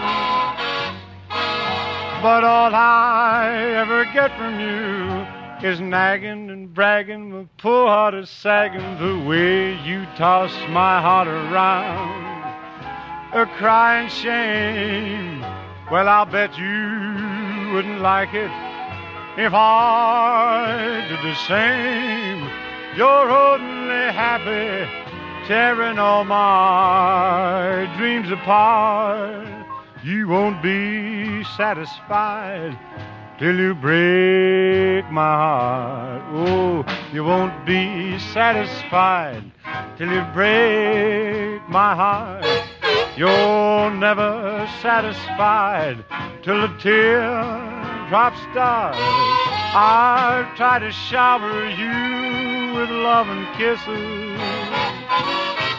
Ah, but all I ever get from you is nagging and bragging, my poor heart is sagging. The way you toss my heart around, it's a crying shame. Well, I'll bet you wouldn't like it if I did the same. You're only happy, tearing all my dreams apart. You won't be satisfied until you break my heart.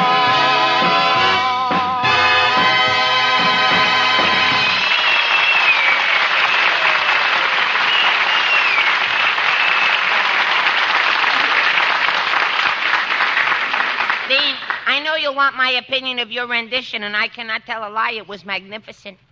Ah, well. Come on, let's go. Oh, not so fast. Let me take a look at you first. Stand up. Wash your hands. Yes, partner. Wash your face. Yes, sir. Behind your ears. Look, I'm just going to a broadcast. I'm not going to get married. Anyway, what about you? Did you bathe? Well, of course. I take a bath every day. You take a bath every day? Well, of course. Oh, Dean, I'm so unworthy of you. Now, you talk like that. What'll people think? When was the last time you took a bath? In a tub? Yes. With soap? Yes. With water? Yes. Oh, Dean, I'm so unworthy of you. Oh, let's get out of this apartment and go to NBC. Who is it? It's the maid. I have to come in and clean the apartment. Well, okay, come on in. We're just leaving anyway. Gee, look at the load of equipment she's carrying. I never saw such a stack of stuff in my life. Here, let me help you before you drop it, miss. I can put it down myself, thank you.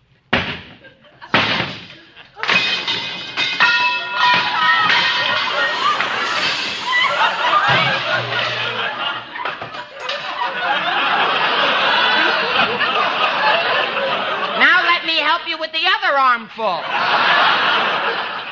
Oh, my goodness, just look at the condition of this room. Huh? What's the matter with it? It's clean. Well, that's a break for you then. You have no work to do. I don't have any work to do. That's fine. I'm the maid, and I'm supposed to clean the apartments every day. And if your apartment isn't dirty, then I don't have to clean it. And if I don't have to clean your apartment, I won't have anything to do for a half hour. So I'll go out in the hall, and I'll light a cigarette, and the manager will smell the smoke, and he'll come up to me, and he'll say, "What are you doing smoking a cigarette in the hall?" And I'll say, "I haven't anything to do right now." And he'll say, "Why aren't you cleaning the apartments?" And I'll say, "I didn't have to clean the apartments." And he'll say, "Oh, you don't have to clean the apartments, huh?" And he'll get mad and fire me and all because your apartment is clean.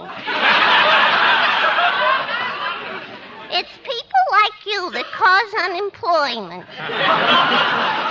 Miss, there's one thing I don't understand.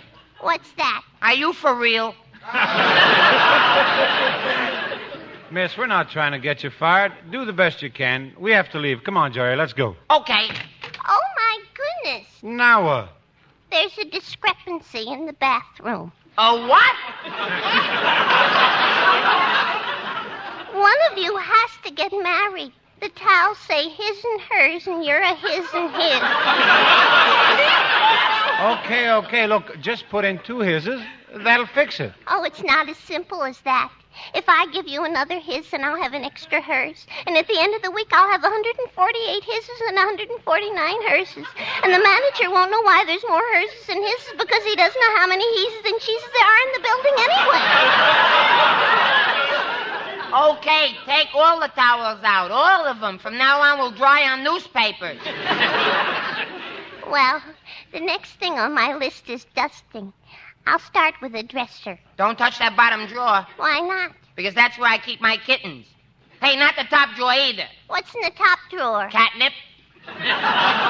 Well, what it's to prevent the cats in the bottom drawer from going up to the top drawer and eating the catnip. In the middle drawer, bulldogs.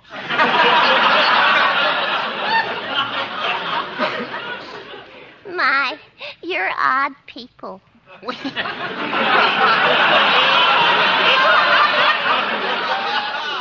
ain't odd. We're entertainers. We're Martin and Lewis, and we got a radio show to do in a few minutes. Oh, you're on the radio. What do you do? Well, one of us is a singer. And the other guy's the funniest comedian you ever heard. Tells big jokes, kills the people, gets big laughs.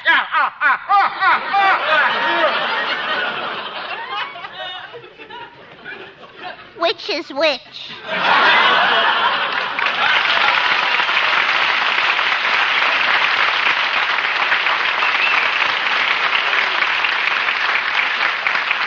Well, come on, Jerry. Let's go to NBC.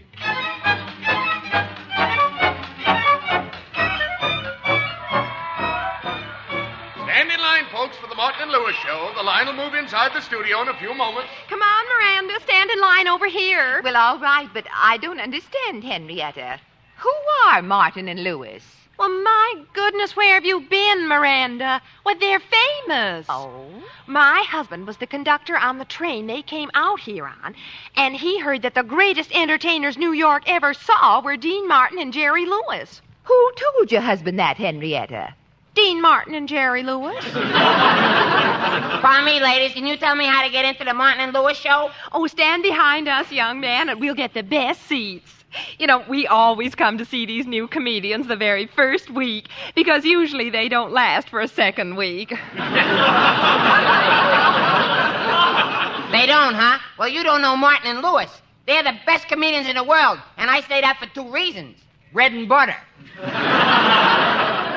You know, I'm anxious to see that handsome Dean Martin. You know, Miranda, that Dean Martin's just the whole show as far as I'm concerned. He really has talent. Now, wait a minute, lady. It takes two to make a team, you know. Takes two to make a team. Martin and Lewis. That's the team. They got to stick together. That's the way it is with any team. Without Fibber, where would Molly be? Without Kaiser, where would Fraser be? And without Earl Warren, where would... what was that guy's name again?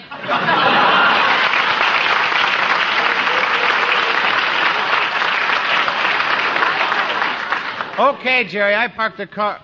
Hey, what are you doing in this line? Oh, it's Dean Martin! Hello, ladies. Oh, isn't he handsome? What are you going to sing tonight, Mr. Martin? I'd like to get you on a slow boat to China. It's a deal. Get the tickets and I'll meet you at the door.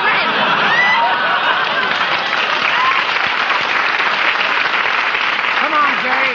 Let's go into the studio here. Let's go into the studio here, Jerry.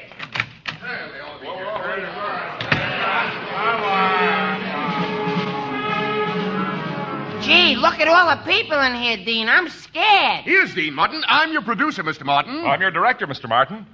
I'm your manager, Mr. Martin. I'm your singer, Mr. Martin. I'm your producer, Mr. Martin. I'm your director, Mr. Martin. I'm your leader, Mr. Martin. I'm your singer, Mr. Martin. What am I, the Larry Parks of this outfit? Be quiet, Jerry. I got to rehearse. Oh, now I got to be quiet. You're a big star, a big man. You're too important for me. My tongue got in the way of my eye tooth. I couldn't see what I was saying. You're just too important for me. Well, I don't need a house to fall on me. Goodbye, pal. I won't be a drag on you. I'm sorry it had to end like this. We had a lot of good times together. Even if I always did have to take the ugly ones. Jerry. Jerry, your feelings are just hurt, that's all. Oh, my feelings ain't hurt. I'm happy. I can laugh. I'll never forget you, Dean. You go on without me. And good luck, old pal. I won't ever be jealous of your success. When you're a big star and run over me in your big imported car, I'll still be happy. I'll just lay there and think, gee, Vogue tires. Well, I'll go now. You people don't want me here. I'll be seeing you. Oh, poor Jerry. Why do you let him go away like that? Oh, Jerry will be all right. Let's rehearse. And now I would like to present one of Hollywood's most glamorous stars, currently gracing your neighborhood screens in Sorrowful Jones, a charming actress who gracefully combines the talents of a leading lady and comedian. Now listen here, Dean Martin. Don't you say anything nice about me, you big bully, you monster. I'll have you know that Wait a minute. Why, you are Lucille Ball.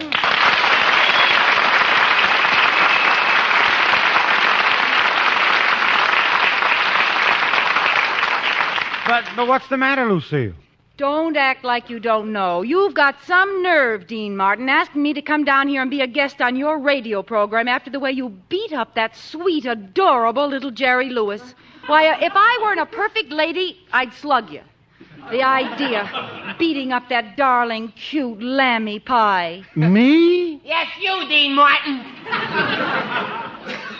Well, Jerry, hey, where'd he go? He's behind me where he'll be safe. He's not going to stay out here where you can knock him down again. Knock him down? Yes, and kicking him and throwing dirt in his face and trying to drive your car over him. I did that? See, Lucille, he admits it.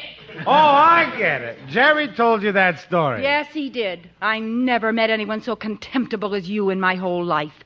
How could you treat Jerry that way? He's so darling and so cute. You forgot lammy pie. Just exactly what did Jerry tell you I did to him? He told me the whole story. It's incredible to me that you could pick on a little fella like that when you have such a grand physique. When you're so much bigger than he is, with all those great, big, powerful muscles. You big...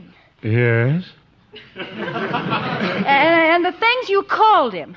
It's just hard to imagine names like that being spoken by you. Why, you have that wonderful, soft, caressing voice. Yes? Lucille, hey, Lucille.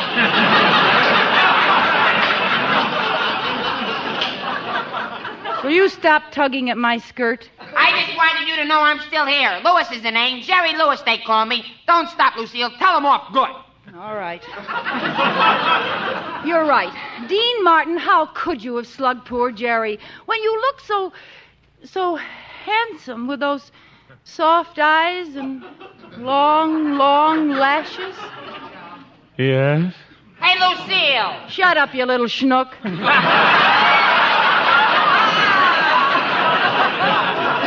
Schnook. Me, schnook. The idea of telling those awful fibs about this darling, cute lammy pie, Dean Martin. I ought to turn you over my knee and spank you. Ding, ding. Yes? Dean, are you going to stand there and let her talk to me like that? Yes? But really, he isn't bad at all, Lucille. In fact, he's a very nice guy. In fact, he's a wonderful guy. Why, Jerry's the important half of our act. He's the talent. Why, he's the one who gets all the laughs. He's the one the critics rave about. He's the one the people love. Oh, what a ham.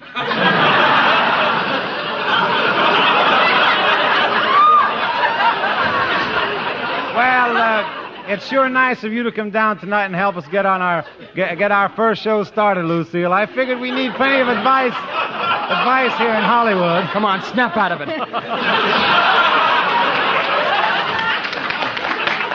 Dean, I'm sure you're going to be very successful. Well, how about Jerry? Yeah, how about that? You'll see. I'm going to be a big star. When I make my first picture, I'll be sensational. Well, you do think I'll be a picture star, don't you, Lucille? Why not? Lassie made it. If you're going to make fun of me, I'll quit the show. I'll give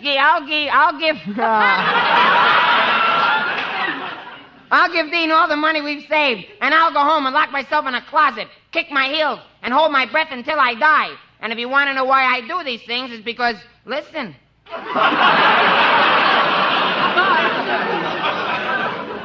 Well, don't get too desperate, Jerry. Look, I have planned a little party for you and Dean after the show.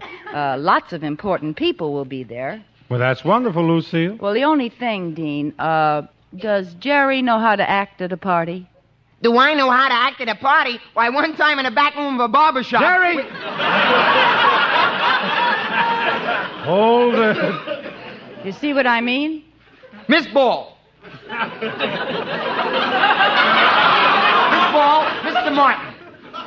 I would like to inform you that Gerald Lewis, when attending a social event... It's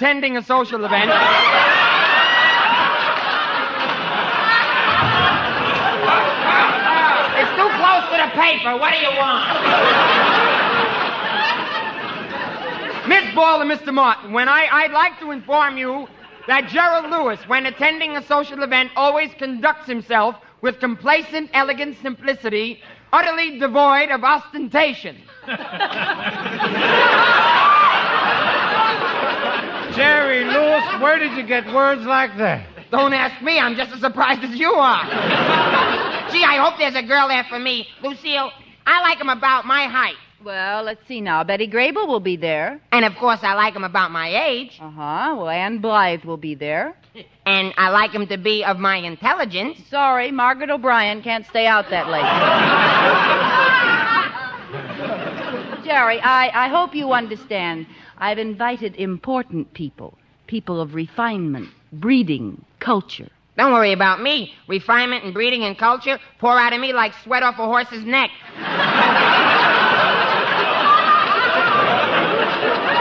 Lucille, don't worry. I'll guarantee Jerry. Well, I don't know. I'm afraid he'll be a little raucous. Raucous? Me? Don't ever worry about Jerry Lewis being raucous. I'll make more noise than anyone there. Now, Lucille. If you'll just tell us the address of the party, and by the way, Lucille, shall we dress? Naturally, we don't want the cops. Oh, the party sounds like it'll be a lot of fun, Lucille, and I'm sure we'll know exactly what to do. Sure, we've been educated. You know, I worked my way through Harvard. What? Well, he did stumble his way through high school. He looks more like he had to shoot his way out of kindergarten. I'm really looking forward to this, Lucille. Well, my house isn't one of those elaborate Hollywood mansions, Dean. Oh, there's one thing, Jerry. If we decide to go in for a dip, be sure you don't go in the servants' swimming pool.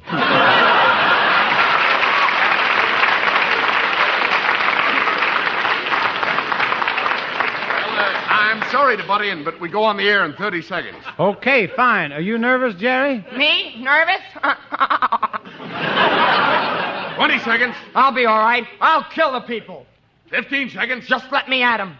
10 seconds. I'll fracture them. 5 seconds. 4 seconds. 3, 2. I'll pulverize them. The Martin and Lewis show is on the air. Go ahead, Jerry. Start talking. Yes, sir. A very funny thing happened to me on the way to the studio.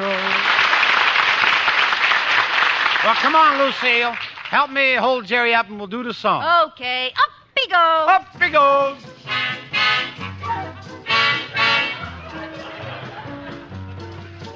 If you got it, you don't need it.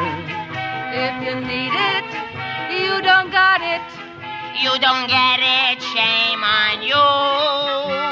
Funny, funny, funny what money can do. Ask the rich man, he'll confess. Money can't buy happiness.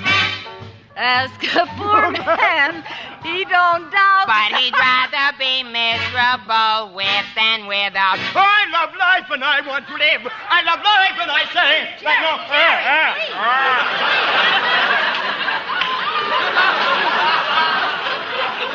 Yeah, but I love life. I know, but you don't have to spoil it for the rest of us. If you spend it, please be wiser. If you save it, you're a miser. If you don't want it, you're cuckoo. Funny, funny, funny what money can do.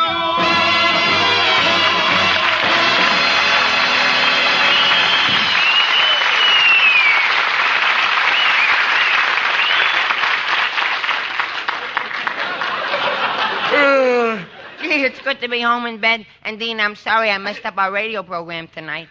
Forget it, Jerry. It's past midnight. Better get some sleep. Good night. Good night.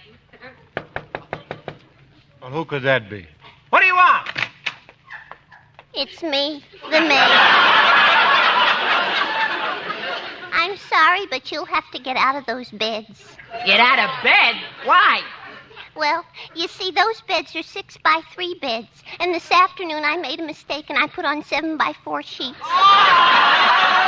And if I put the wrong sheets on your beds, the manager will say to me... Look, miss, if I get up, I'll start walking the floor. And if I start walking the floor, I'll get into a bad humor. And when I go to embassy tomorrow, they'll say, Jerry Lewis, why did you faint on your radio program? And I'll say, who could help but fainting? I was excited. And they'll say, oh, talking back, eh? I guess you don't want to go on the radio very bad. And I'll say, and they'll say, and they'll fire me.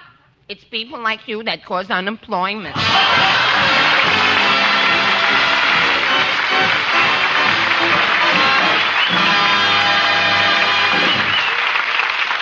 Good night, everybody. Good night, folks.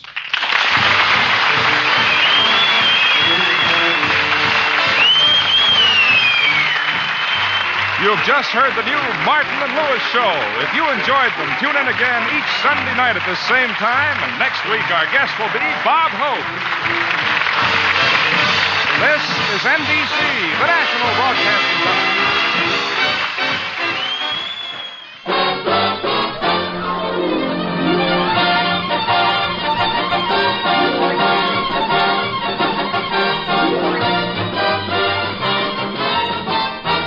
It's the Martin and Lewis Show.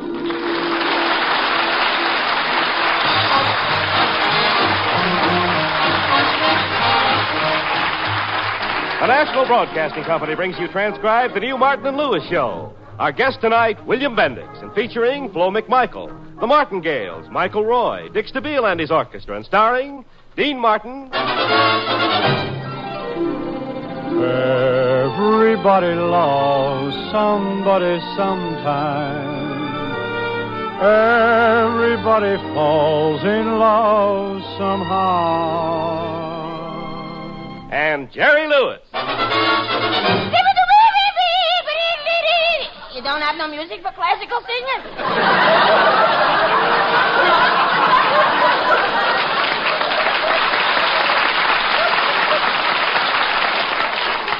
Now, Jerry. Well, it's not my fault. The orchestra can't play what I sing.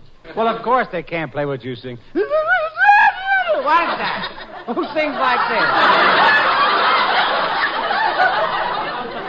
Well, what was that? Well, I know what it is. I made it up. You made it up when? This morning I was singing in the shower, and suddenly the water turned cold, and I went, and I made it up. Jerry, I wish you'd stop trying to horn in on my singing. Horn in? Me? Look here, Dean Martin. I'm just as important in this team as you are. You're the one who grabs the spotlight, always trying to be a big man and push me out. I'm getting sick of it, do you hear? Sick. Sick. Do you hear? And Dean? What? I think I got a fever. Okay, Jerry, you got your laugh. Now, will you step back and just let me sing? Okay, Dean. What are you what numbers are it gonna be? Well, it's a romantic number, and I really ought to have a pretty girl to sing it to, sort of get me in the mood. I'll be a girl if you promise to respect me.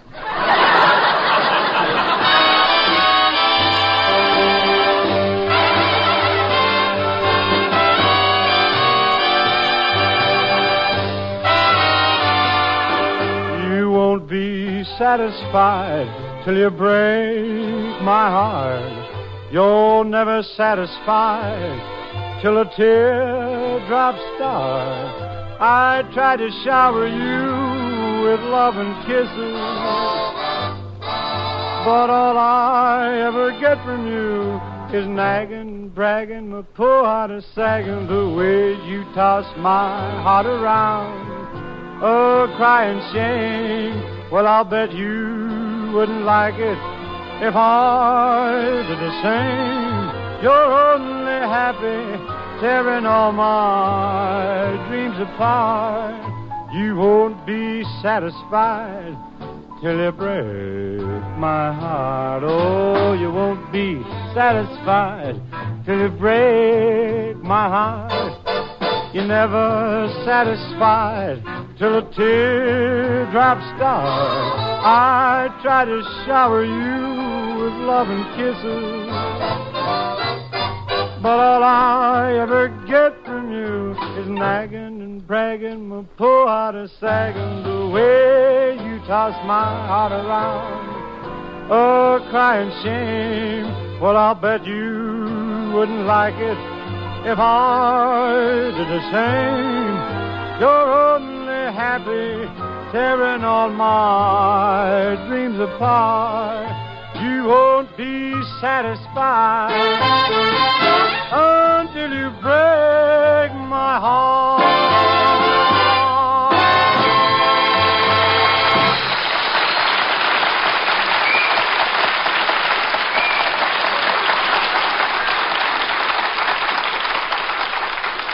Yes, folks, it's that new comedy team, Dean Martin and Jerry Lewis, who last week broadcast their first radio show over NBC. We find them now still somewhat dazed and awed by it all, sitting in their apartment poring over their newspaper reviews and fan mail. Hey, Dean, did you read what it says about us in this paper? What does it say, Jerry? Well, the column said you were great. In this newspaper clipping, just listen to what this critic says about me. Jerry Lewis is one of our newer comedians, and in my opinion, he's a very funny and had a nose. Oh. But he's a very believable. Wow.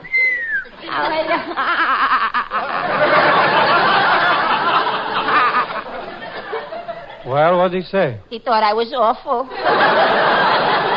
Oh, Jerry, snap out of it. It's just one man's opinion. But how could he think I was so bad? I'm loaded with talent. Gee, I can tell poems like, there was an old man named McGill who ran up and down every hill. When someone inquired, don't that make you feel tired? He said, nah.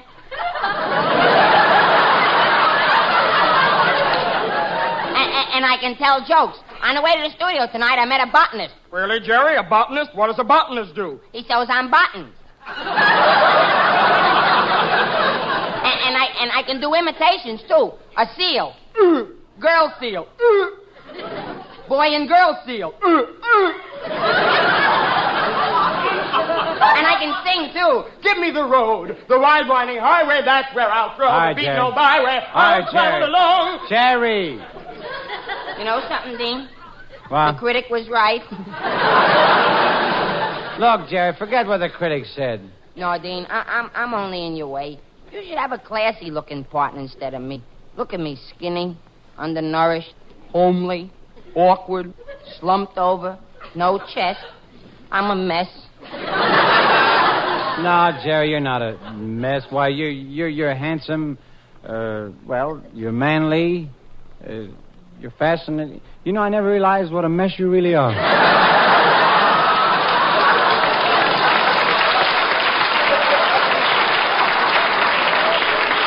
But, Jerry, this is all unimportant. The important thing is, right now, we've got to figure out who we can get for our guest this week. It's not so tough. We got Bob Hope last week. Well, don't forget, Bob Hope did us a big favor. He came on for free. After all, Gregory Peck and Ronald Coleman and all those big stars, they get $5,000 for a guest appearance. 5,000? How much have we got to spend? Well, I got about $8. I got 35 cents. Well, there's only one thing to do. Call up Bob Hope again.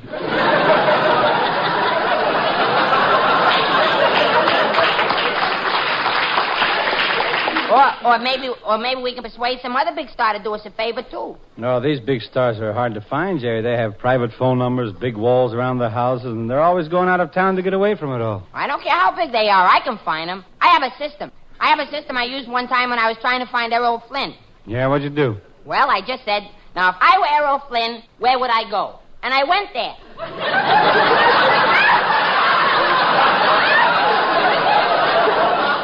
Well, Jerry, did you find him? No, but I sure had fun.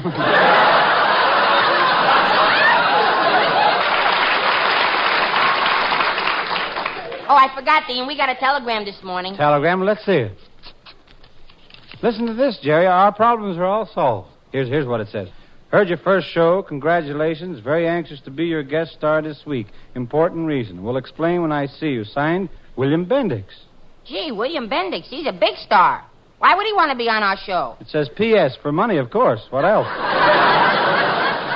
I wonder what Mr. Bendix meant by saying it was important. Come on, Dean. Let's go down NBC and we can ask him. Not so fast. Let me take a look at you first. Stand up. You wash your hands? Yes, partner. Wash your face? Yes, sir. Behind your ears? Look, I'm just going to a broadcast. I'm not going to get married. Anyway, what about you? Did you bathe? Well, of course. I take a bath every day. You take a bath every day? Well, of course. Oh, Dean, I'm so unworthy of you. Well, let's go, Jerry. Come in. Who is it? It's the maid. I wanted to ask you for a job. You want to ask us for a job? What kind of a job? Well, now that you have your radio show, I thought you might need a secretary. I've been going to secretarial school for 6 months, and I just graduated. But we don't need a secretary, miss. You don't need a secretary. That's fine. Here, I go to school, and I buy papers and books and pencils, and I learn to be a secretary, and now you don't need a secretary. So I won't have anything to do, so I'll go out in the hall and sit down. The manager will come up to me, and he'll say, what are you doing loafing in the hall? And I'll say, I'm not loafing. And he'll say, oh, talking back to the boss. And I'll say, I'm not talking back. And he'll say, don't raise your voice to me. And I'll say something nasty to him, and he'll fire me and all because you don't need a secretary.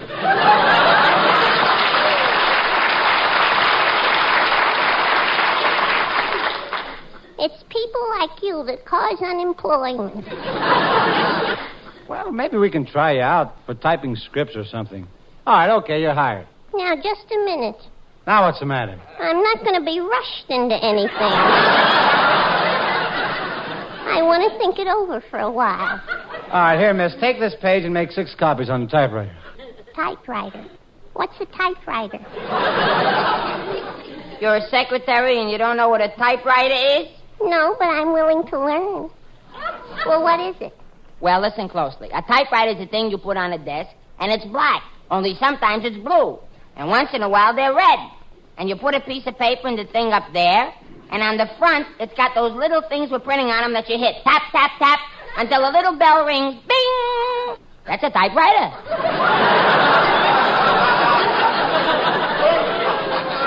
Well, miss, do you want to try out as our secretary or don't you? Well, first I have to make sure that you two are perfect gentlemen. Could you give me any references? References? Look, lady, we're hiring you, and I want you to know that any insinuation about our character is strictly derogatory on your part because people that know well enough to know that a gentleman knows his place. Whether or not it's forbidden, maybe a man just doesn't pause long enough to know whether he feels right from wrong, but I'm sure that anyone that isn't right will continue to say so.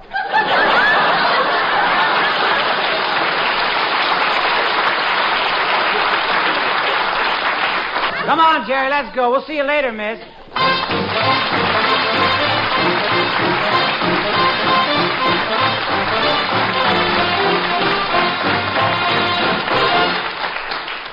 Suppose you were Uncle Sam and you wanted everyone, for the good of himself and his country, to buy United States savings bonds. Would you appeal to a man's desire for security, to his responsibility to his children?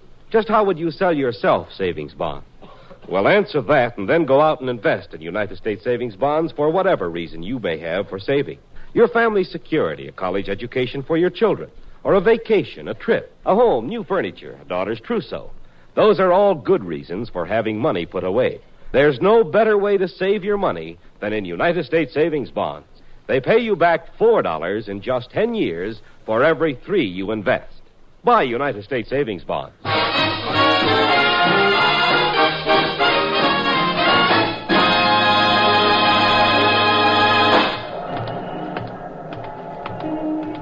Isn't this wonderful, Jerry? A couple of weeks ago, we came to Hollywood and we were nobodies. Remember how impressed we were with this big NBC building? Yeah, come on, let's go in. I wonder where we can find William Bendix. Shh, Jerry. Not so loud. All the doors along this corridor lead to studios where radio programs are rehearsing. Oh, okay, Dean. I'll just peek in this first door. Maybe Mr. Bendix will be in here. Hey, Dean, what show was that? Pepper Young.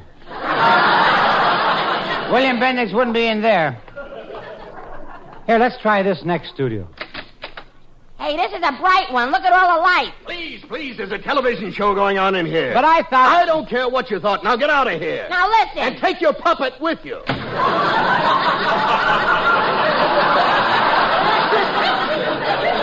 Why, I ought to go back in there and hit him right in his nose, calling me a puppet. I ought to... Jerry, quiet or I'll drop your strings. Now, let's look in this dressing room here, Jerry. Okay, Dean.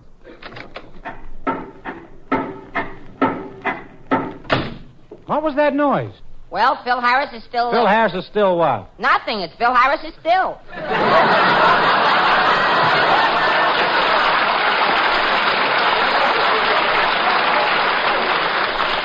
Yeah, Jerry, we're not doing so good on this side of the hall. Let's try the other side. Son of a gun. Son of a gun. Son of a gun. Son of a gun. Well, who was that? President Truman rehearsing his next speech. Well,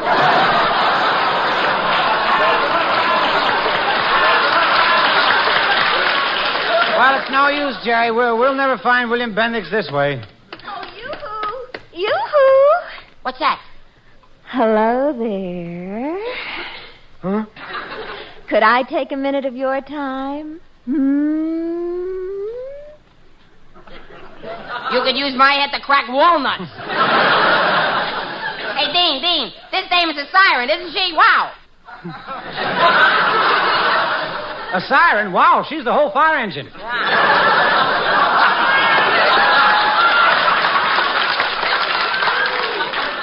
Dean Martin.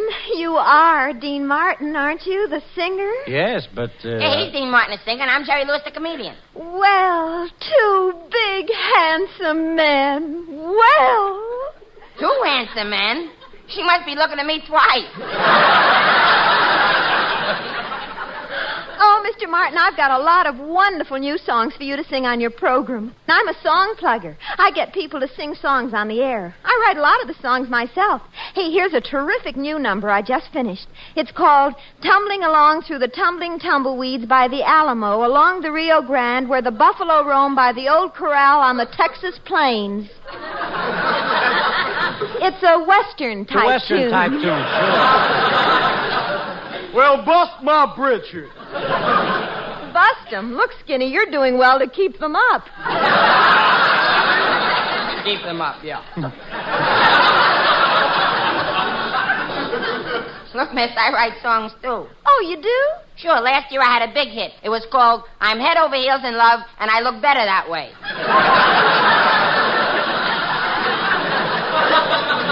Yeah, and he's working on a new one. Malcolm, pass the talcum. You're the chap for me.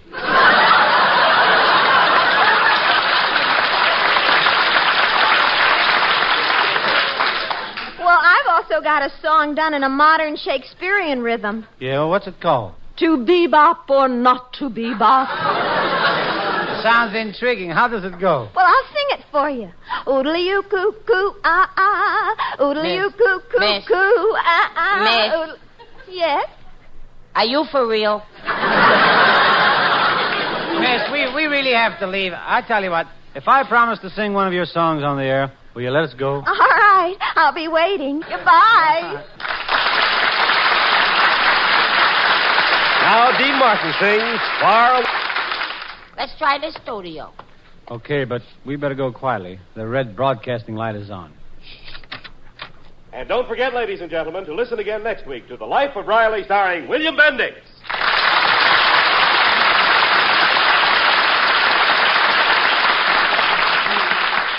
Jerry, here he comes off stage. Yeah. Hey, Mr. Bendix, we want to see you. You said you were very anxious to be on our program. Well, yeah, I am. Come on to my dressing room and I'll tell you what's on my mind. Now, before we start discussing terms, let me get you two straight. Now, which is which? Well, I'm Dean Martin, the singing half of the team. Oh, good. Well, I won't have to laugh at you. And I'm Jerry Lewis. I'm the funny half of the team. Yeah. I tell the jokes. With a kisser like that, you got to tell jokes, too? Wait a minute, Mr. Bendix.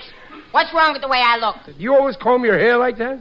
Well, Jerry's head is a little unusual. You see, it's higher in the back than it is in the front, and it tilts down, so the hair grows that way. Yeah. Yeah, it looks like a load of coal sliding out of a dump truck. Hey, I didn't like that.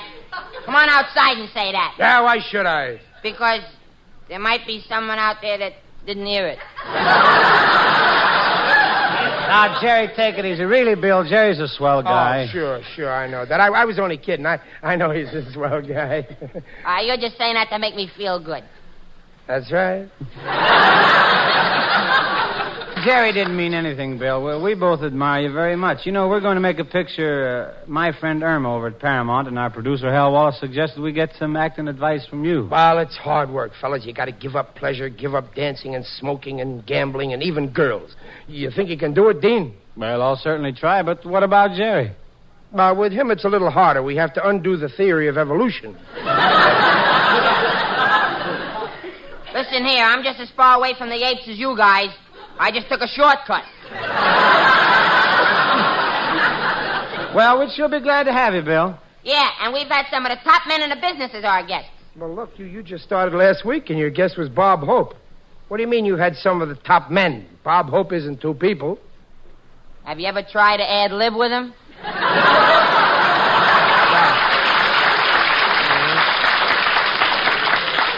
Let's get to the point, fellas. What are you paying for guest stars, huh? Well, we have a novelty show, and since NBC wanted us to do something different in radio, yeah, we're not paying anything. Well, that's a little too different, don't you think?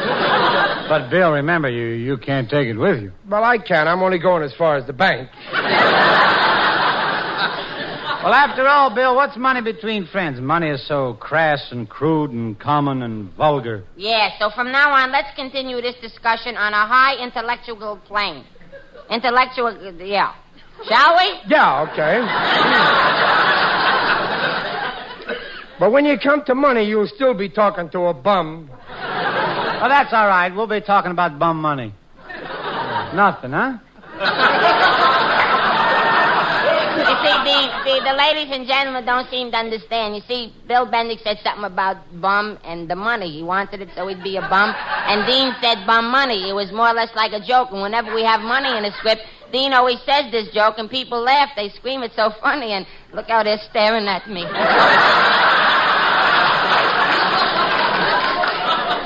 Well, I don't understand why you're making such a fuss about money, Bill. In your telegram, you sounded like you were anxious to be on our show. Yeah, well, I had something in mind. I'll tell you. I'll come on your program, and for free on just one condition. Oh, we just got to have you, Bill. We'll do anything. Yeah, anything. Absolutely. Well, I'm starting a campaign to play handsome romantic parts on the screen. All you got to do is introduce me as a very handsome guy. See, a matinee idol, a great lover type, see? Bye. Bye. Wait a minute.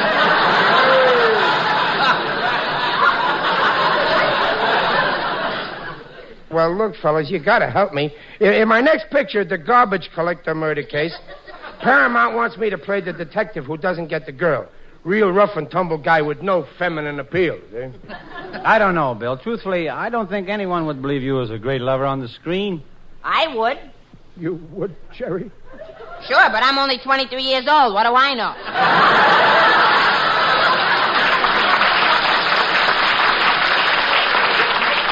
Well, look, fellas, they're going to give the romantic lead in this picture to Ray Milland if we don't do something. I'm perfect for the lover type. Let's face it. Who is it? It's me. Hey, it's the maid from our apartment. Yes, you told me to type up this page, so I thought I'd... Oh, William Bendix. Look out, catch her, somebody. She's going to faint. Stand back, stand back. What are you going to do? I want to watch her fall. This is the first time I ever swooned a dame. Oh, I'm not going to faint. I'm just weak from the thrill of being so close to you.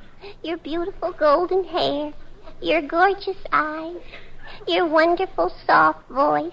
Bring her out of it. Slap her face. You touch that girl and I'll break your arm.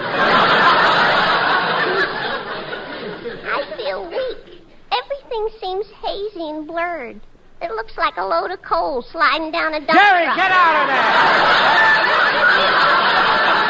there! Well, this settles it. Paramount's been telling me I'm not a great lover type. You saw what I just did to that girl. Give me that phone. Attaboy, Bill, here. Yeah, give it here. Dial quick, we're running out of time. Hurry. Hello, Paramount. Give me the casting director. Hello, Mr. Michael John. This is Errol Bendix talking. You know that next picture of mine, the garbage collector murder case? Well, I just called to tell you that I'm going to play the Ray Milland part. And I don't want any... What gives me the idea I can? Here's a very good reason. I just swooned a dame in cold blood. Yeah, me. No, absolutely not. I've never touched the stuff. Bill, let me talk to him. Maybe I can reason with him. Yeah, right. Hello, Mr. Michael John? You heard what Mr. Bendix said, and that's final. He wants to play the star in the garbage collector murder case. No, he don't want to play the detective. Really? You will?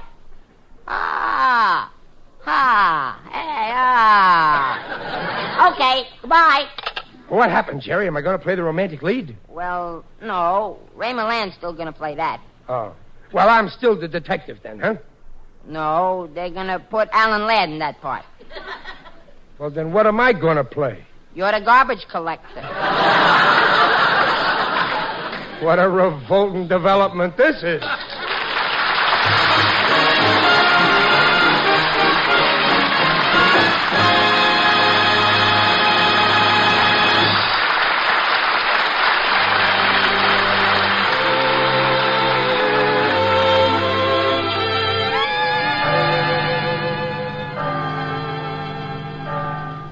And, Dean, I think we're two of the luckiest guys in the whole world, don't you? Oh, Jerry, it's 3 o'clock in the morning. Stop talking and go to sleep. Okay, Dean, I'll stop talking. Dean. Yeah? I know I shouldn't laugh. But I can't help thinking of poor William Bendix driving that trash collection truck. You think it was my fault he got that part? Jerry, for the last time, I gotta get some sleep. We gotta be at the studio at 7 o'clock in the morning. Now, keep quiet. Okay, Dean.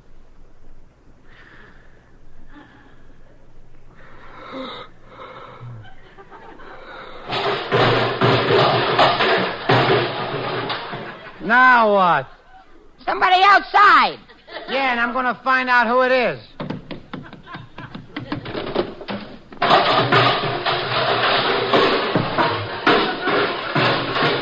Hey, what's going on down there? What do you think's going on? I'm rehearsing.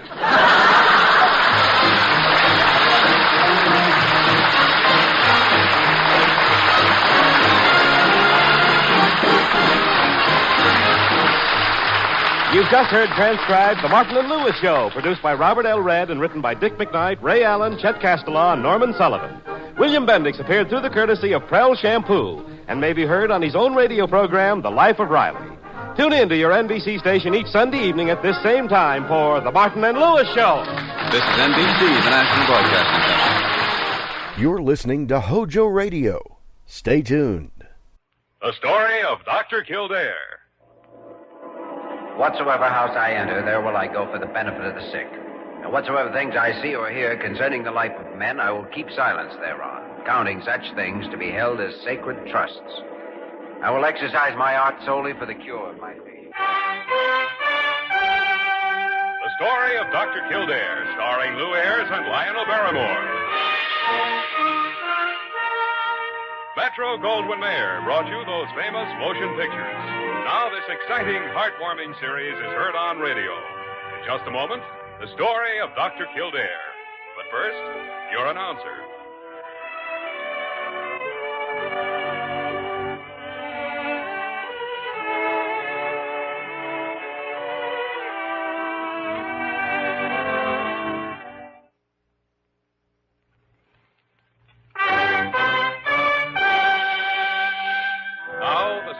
Dr. Kildare, starring Lou Ayres as Dr. Kildare and Lionel Barrymore as Dr. Gillespie.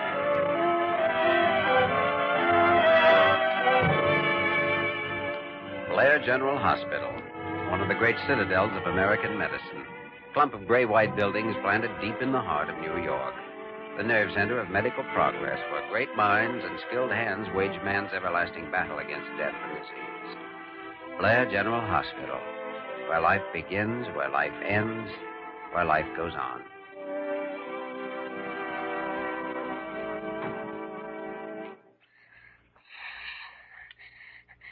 His temperature is 103.6, Dr. Gillespie. All right, Parker. Help Jimmy get that oxygen tent over him. You take hold of the other side there, Parker. All right, Dr. Kildare. How old is the child, Mrs. Delbert? 6, Doctor. It's Miss Delbert. Oh, you're not his mother. No, his governess. I work for Mrs. Norton. She and David's father are, well, separated. They're waiting for the court to decide custody. Well, the court may not get a chance to. The boy's in pretty bad shape. Oh, it happened so suddenly, after I'd put him to bed tonight. Until then, I thought it was only a cold. Well, it isn't a cold now. It's pneumonia.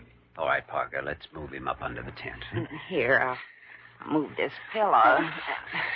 Now. Mommy.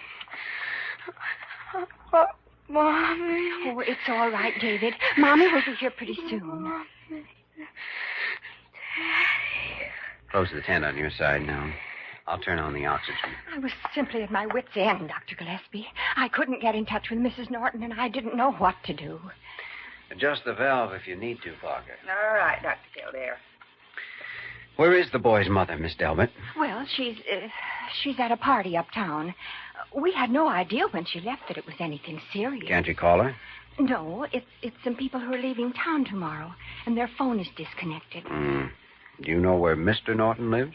Yes, he has an apartment uptown, but, Mrs. Norton wouldn't have liked it if I... Well, I thought I'd better call the hospital. I see. Jimmy, there's not much we can do for the next 2 or 3 hours till this hits a crisis. Suppose we get out of the room now and give the boy a chance to quiet down. A good idea. Better stay with him, Parker. Call us if there's any change. Yes, Doctor. This way, Miss Delbert. Thank you.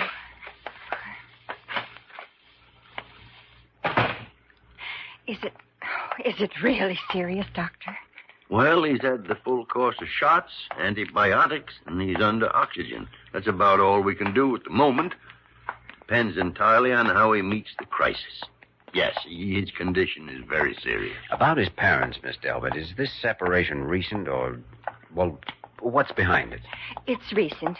It happened about a couple of months ago. I don't think either of them actually know what caused it, but, well, now their pride's involved, and, well, I shouldn't even be talking about it. And you mean by implication that I shouldn't be asking? Well... You got something in mind, Jimmy? Yes. Whatever personal differences the Nortons may have, they should be able to put them aside for tonight at least and think of just one thing. That child in there fighting for his life. Well, I'm sure if they knew... You can call it moral support, feeling of security, or whatever. But he needs a father and mother standing by. And I'm going to see that he has them. Good. I agree with you. Go to it, Jimmy. And you're going to help me. If there's one thing that we... Huh?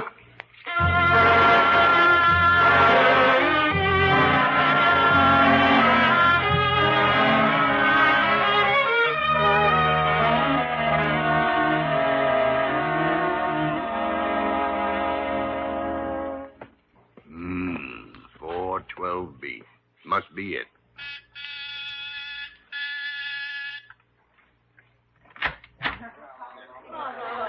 Good evening. Evening. I'd like to speak to Mrs. William Norton, please. Mrs. Norton? Is she expecting you? No, she's not. I see. And whom may I say is calling? You may say it's the Maharaja of Zambongo, if you want to. I've never met her, and the name wouldn't mean a thing. Just ask her to step out here. Well... One moment, if you please. Confounded, supercilious idiot.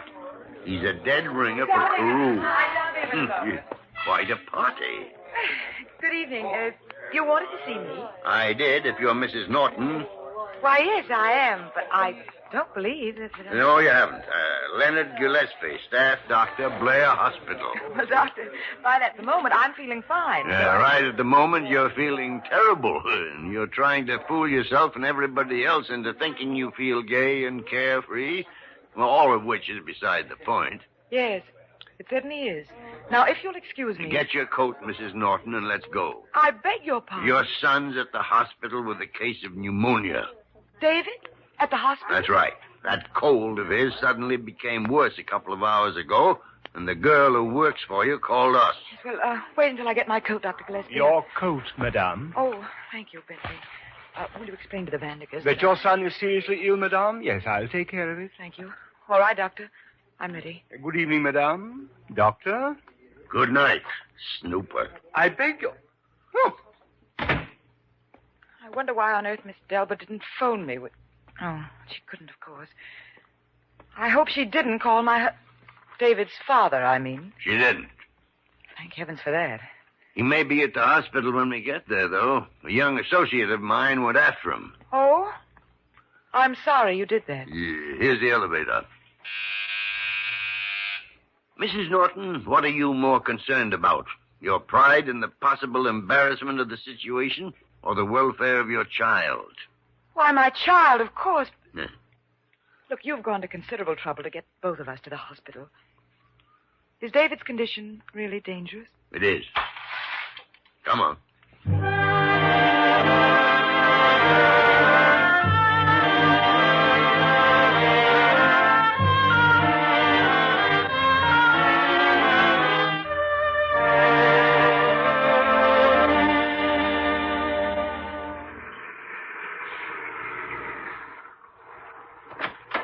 Just wait, I'll be right back. He's supposed to be here in the bowling alley.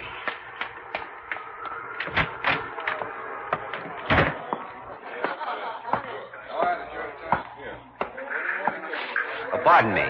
Yeah? I'm looking for a man named Bill Norton. Bill? Oh, right over there. Oh, thanks. Mr. Norton. My name's Kildare. I'm a staff doctor at Blair Hospital. Oh, what can I do for you, Doctor? You can come with me to the hospital. Got a cab waiting outside. Doc, I'll tell you. Come on, Bill, you're up. Oh, yeah. Hold it up for a second, will you, Doc? You better skip it, Mr. Norton. With a fourth strike coming up? Your son is a very sick boy. What? What's wrong with him? Pneumonia. Change your mind?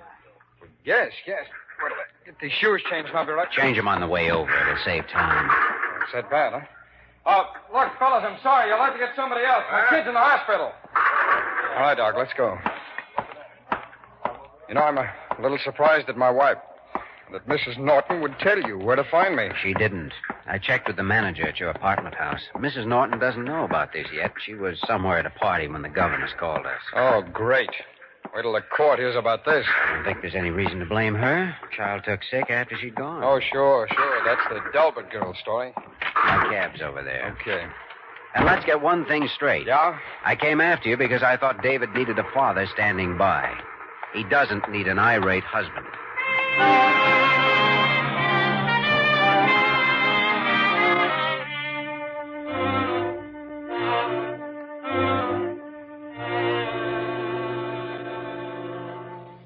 His temperature is 104.2 now.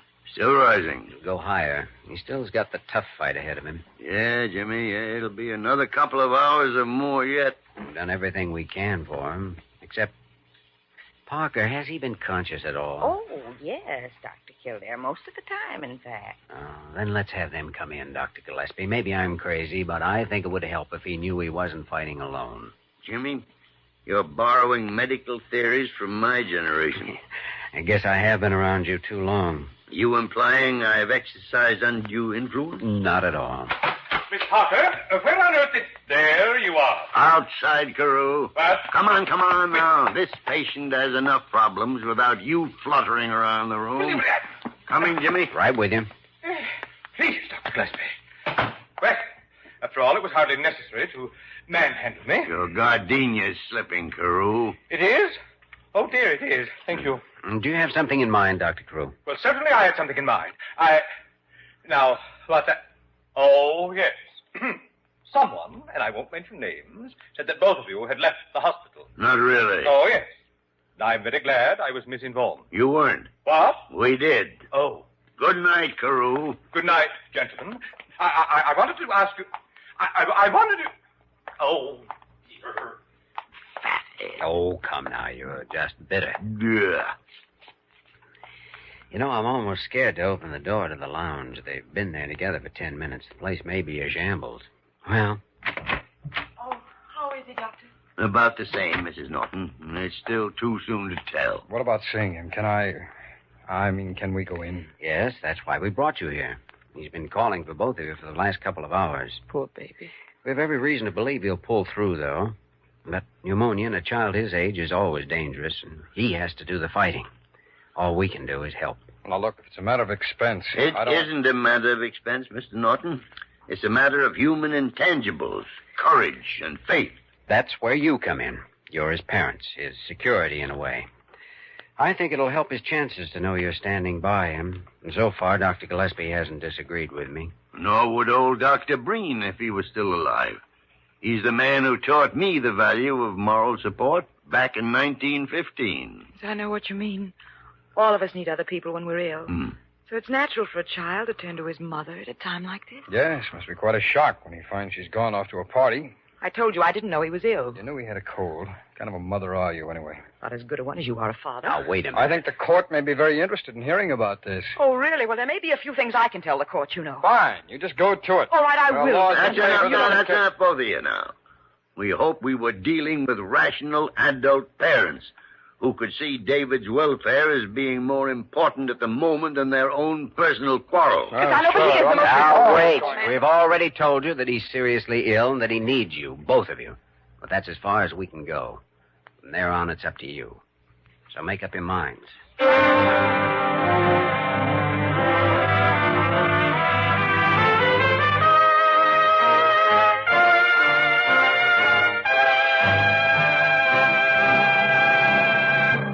We return to the story of Dr. Kildare in just a moment.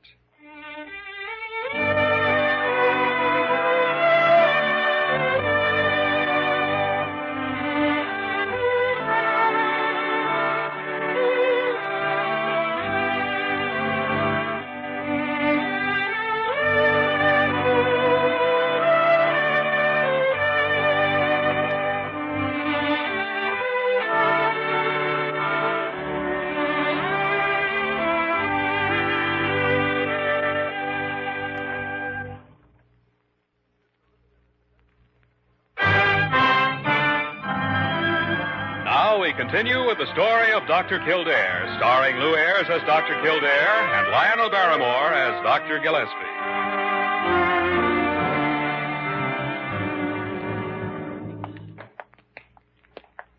Now you understand he may not be conscious, or at least not enough to recognize you, and in that case we'll just have to wait. I think we understand, Dr. Kildare. All right, let's go in. Oh, come in, Jimmy. Boy seems to be rousing a bit now. Good. Parker, will you open the front of that oxygen tent for a few minutes? All right, Dr. Kildare. Come on up here now. Close, please. Try talking to him. A patient in delirium always recognizes a familiar voice sooner than a face. David? David? It's Mommy. And Daddy's here, too. Hello, Davy. Darling, you're going to be all right now. Everything's going to be all right. Mommy? He's got his eyes open. I think he knows you. Daddy? He doesn't. Hello, son. David, dear, we're both right here with you now. We're going to help you. And you'll be all well again. Can you hear me? Yes, Mommy. Don't you worry, son. You're going to be all right. All right, Daddy. That boy. Mommy. He's gone off to sleep again. Look, he's smiling. Poor baby. You better close the tent, Parker. He needs all the oxygen he can get.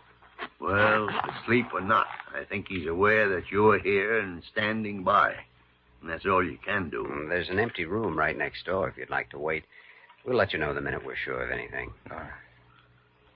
He isn't going to die, Dr. Kildare. He's a strong, healthy child, Mrs. Norton, and he's making a good fight. He's getting all the help you can give him, or medical science can give him. I see. Come on, Betty. We'll wait next door, Doctor. All right. Well, I guess there's nothing to do but wait. Not long at that, judging by his temperature. Crisis coming up? No, I think he's in it now. We'll know before long, one way or another. He could stand one more shot, don't you think? Sure. Parker, will you get another A44 ampule and a hypo? No, of course, Dr. Kildare, right away. 2:00 in the morning. It's too bad about the boy there. Even if he pulls through, he's not going to have an easy life. Parents separating, you mean? Yeah. Fighting over custody, huh? Well, you know, it's too bad for them, too. Especially if they lose him. Yeah, he's apparently the only thing in common they got left. Oh, I think they may have a lot of things in common if they only knew it. But, like Miss Delbert said, it's become purely a matter of pride on both sides. Well, if the threat of losing their son can't break down the pride, nothing can. But that's it. It's happened so fast and been so much of a shock. They're worried about him, of course, but neither of them really believes he may die. Wish I knew he wouldn't. Oh, if there were only some way of scaring them. Now, wait a minute, Jimmy. Maybe this business of custody, if they thought neither of them would get custody. Now, hold it. Even if you do have a scheme that might work, it's a cruel thing to spring at a time like this. I don't agree. To an Australian bushman who didn't realize its purpose, a surgical operation would probably seem cruel. Mm-hmm. A time like this is the only time it would work. Look, will you take care of things here for a few minutes? I'm going to wake up Carew. Carew? What do you want with that idiot? In certain situations, he can be highly impressive. And this is one of those situations.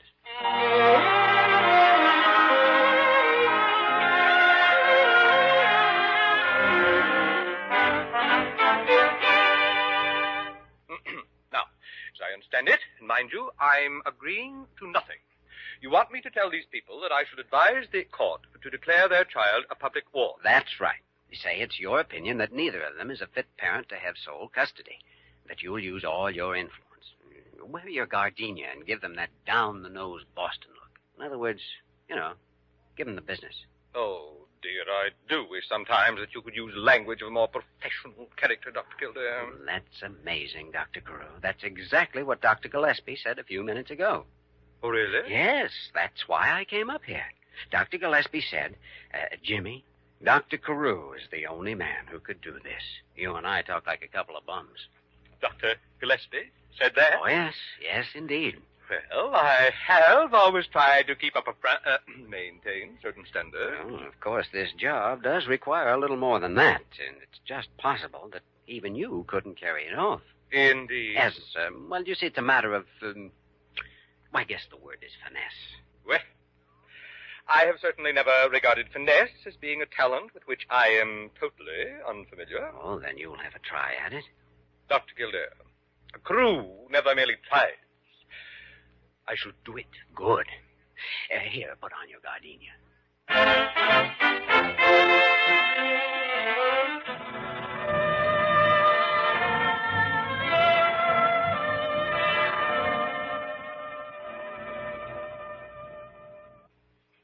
I don't know, Jimmy. His pulse is shallow and fast. The shot had its effect, of course, all right, but I don't know. Well, in a child his age, he can break fast, Dr. Gillespie, either way. Do you think he ought to be turned again? Yes, he should, Parker. You need some help? Oh, no. He's as light as a feather. I wonder if a lung tap would do any good. Oh, it would not. You know it. I guess you're right. Dr. Kildare! Shh, quiet. Come on, now, let's step outside. Oh, very well. Now, I've been wondering how you came out. Came out indeed. Oh, you have no idea what those people said to me. Both of them. The language they used. Oh. Unprofessional, I suppose. Why, that woman accused me of trying to break up their home. No. And that concert of hers, her husband, called me a meddling old busybody. United front, eh? Dr. Carew, that's when you needed finesse. Finesse? Yes, indeed. I might say that I did rise to the occasion. Oh? No, I simply gave him a long, steady look, turned on my heel, and walked out. Marvelous.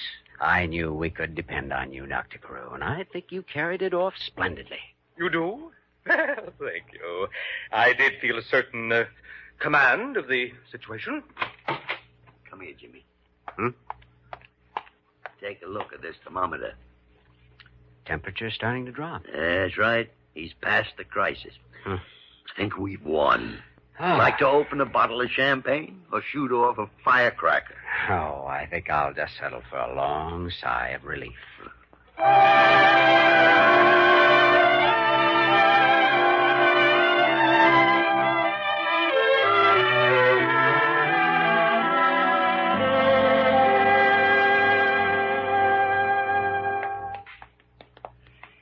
I don't know. I guess maybe we should have come down here and told him right away. Oh, I think it was better to wait the half hour and be sure. At least we... Hey, look. Well, I'll be a... Parker, Oh. what are you doing peeking through that keyhole? You want them to hear you, Dr. Gillespie. And I'm surprised at you, Dr. Carew, tolerating something like this. I was merely... after all, those two people had threatened me. Move over, Parker. All right, you don't have to push. And when their dispositions were obviously somewhat violent, Well, by the great horn spoon, locked in each other's arms. Well, that sort of conduct is positively indecent for a married couple. Cynic. Well, it looks as though 2 crises have passed. Let's give them another 10 minutes before we break in on them. Well, I certainly have no desire to break in on them in 10 minutes or in 10 years after those names they called me. Gentlemen, Miss Parker, I am going to retire. From the hospital, Dr. Carew? To bed, Dr. Gillespie. Oh, well, good night and pleasant dreams. Pin-headed pipsqueak. No, I don't know. He did a perfect job tonight just by being himself. I think he ought to have a citation. Oh, Jimmy, not the Order of the Silver Syringe. Oh, no, that might be going too far. Why not just let him in with us? The membership of medical meddlers. Mm-hmm. Well, I guess we do meddle in patients' affairs sometimes. My dear Dr. G, has there ever been any doubt of it? Come on, let's see if there's any coffee in the wardroom.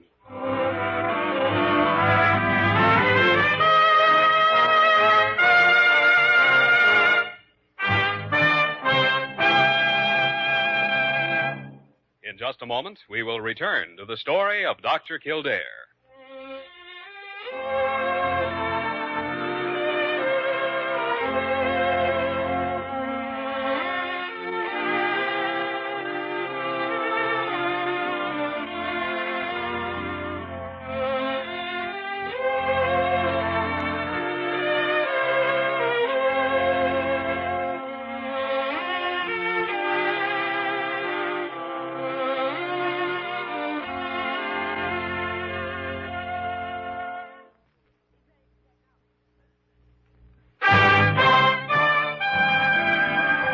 And now, once again, the story of Dr. Kildare, starring Lou Ayres as Dr. Kildare and Lionel Barrymore as Dr. Gillespie. Well, David, I can't find a thing wrong with you. Not a thing. How do you feel? Oh, I feel fine, just like brand new. I actually think he does look healthier than before, Dr. Kildare. Could be. Stand up straight there, son, and say, ah. Ah. You're cured. That's a sure test. You know, as a matter of fact, several things with us are cured. I know. I'm glad they are. So am I. Oh, before I go, I have a little something here for that wonderful man who was responsible for it. Oh? We never did know his name, but he came into the lounge that night and really told us off. He made us stop and think. Yes. Well, Of course, he may think this is silly. It's a box of maple sugar candy my mother sent from Vermont. They still make it in the old traditional way. Boil the syrup, and pour it on the snow. Maple sugar. Well, Mrs. Norton, that man that you're speaking of happens to be on vacation at present. Oh? Pardon me, but Dr. Carew's out here and would like to come in. Carew, never heard of him. I mean, if you tell him I'm in conference, and I'll call him later. All right. You just leave the box, Mrs. Norton, and we'll take care of it for you. Oh, would you? Oh, glad to. Thank you. Well, come on in, David. Daddy's waiting for us. Okay, Mommy. You be sure and tell that man how much he did for us. Oh, to be sure. Yes. Goodbye, Mrs. Norton. Goodbye, Dr. Gillespie. Dr. Kildare. Now, let's see. Get this box open.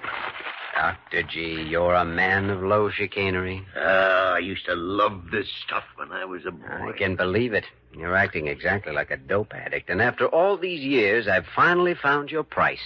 5 pounds of maple sugar candy. Never mind my price. Here, make yourself sick.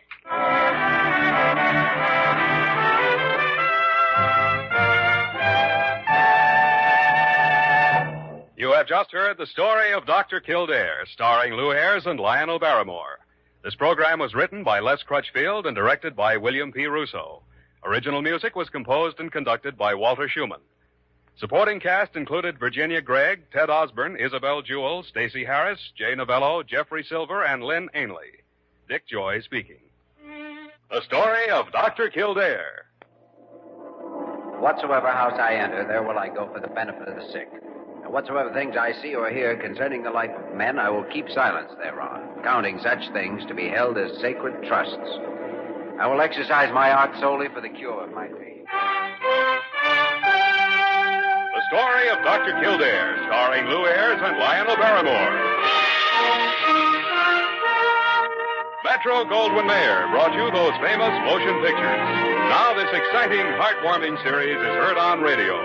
In just a moment, the story of Dr. Kildare. But first, your announcer.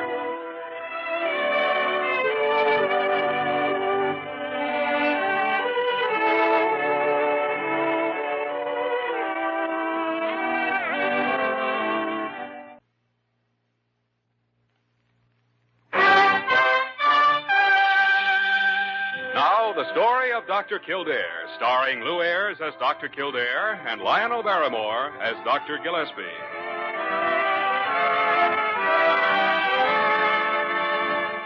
Blair General Hospital, one of the great citadels of American medicine, a clump of gray-white buildings planted deep in the heart of New York, the nerve center of medical progress where great minds and skilled hands wage man's everlasting battle against death and disease.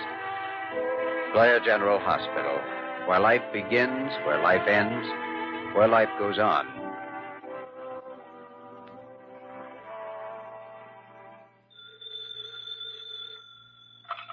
Diagnostics office. Miss Parker speaking. Yes, just a moment.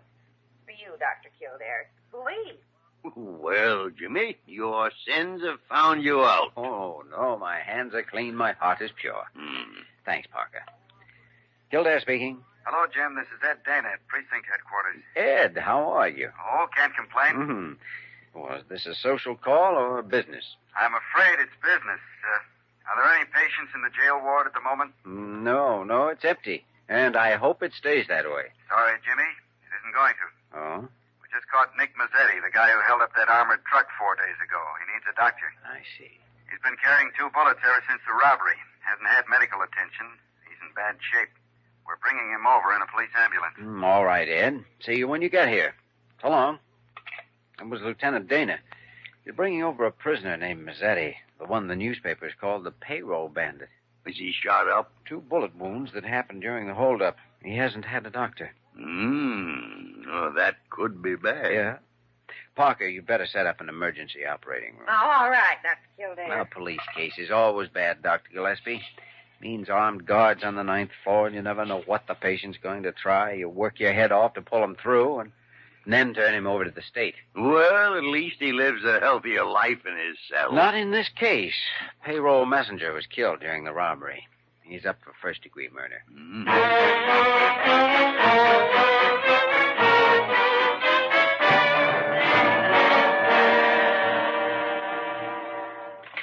Pardon me, is this what... Come on in, Ed. Oh, hello, Jim. I didn't recognize you. All you guys look alike in those uniforms. Yes, we do. Dr. Gillespie, Lieutenant Dana. Glad to meet you, Doctor. How are you, Lieutenant? I'm sorry, but I can't shake hands. You're unclean, you know. Huh? He means surgically unclean, Ed. We've already scrubbed up. Now, what's the location of those bullets? I haven't seen the x-rays. Well, one's high up in the left shoulder. Mm-hmm. The other one's in the chest, the area right around here. Oh, yes. You probably call it by some name a yard long. That's the only thing that gives the medical profession any position of prestige, Lieutenant Dana. The fact that most people don't understand Latin. Dr. Kildare, we're ready whenever you are.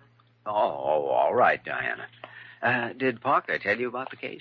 He just said police emergency. Bullet wounds. That's right, 2 of them. One's probably a probe, and the other's in the chest, so it may take an incision. All right, Doctor. Oh, and instead of local anesthetic, I think under the circumstances we'd better have the patient unconscious. Cyclopropane? Right. Okay. See you inside. Well, everything's ready to go, but the patient. He ought to be here any second now. Sergeant Riley's bringing him up on a stretcher. Riley, by the way, will stand guard the rest of the day and evening. I'll send a relief at midnight. What's likely to happen to this fellow, Lieutenant? He killed a man, Dr. Gillespie. Incidentally, I'd like to be present in the operating room when you take these bullets out. I take him and mark him for evidence. Well, just crawl into one of those white robes, put on a face mask. Am I in the right place? Yeah. Wheel him in, Riley.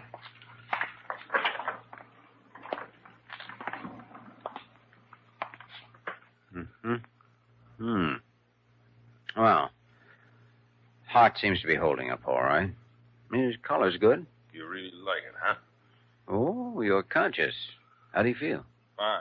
How do you feel? He's a tough cookie, Jim. I don't think you'll get far talking to him. Lousy copper. Why don't you drop dead? Like that payroll messenger. Lousy copper. Well, now that the social amenities are taken care of, let's go to work.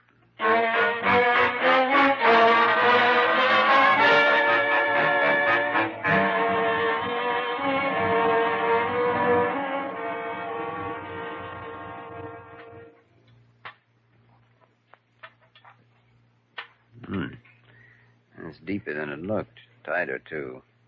Number 7 forceps, please. Here you are, Doctor. Oh, thanks. Is it flattened out any, Jimmy? No, I don't think so, but it's right in the center of that muscle group. The round nose 38 shouldn't have flattened much unless it hit a bone. Sponge, Doctor?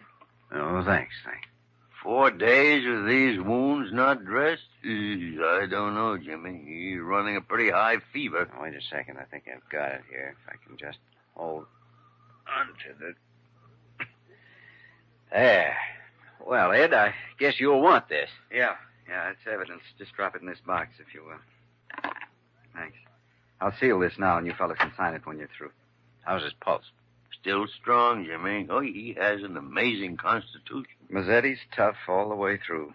I'll be glad enough when we can move him out of the hospital and into a jail cell. Well, you'll have him guarded, Lieutenant Dana. What could happen? Nothing, actually, but I'll still sleep easier when he's locked up. He even looks dangerous under the anesthetic. Oh, we'll be careful, Ed. I'll probably take care of his wounds myself. I'll speak to whichever nurse is assigned. You can speak to her now if you like. I met... You?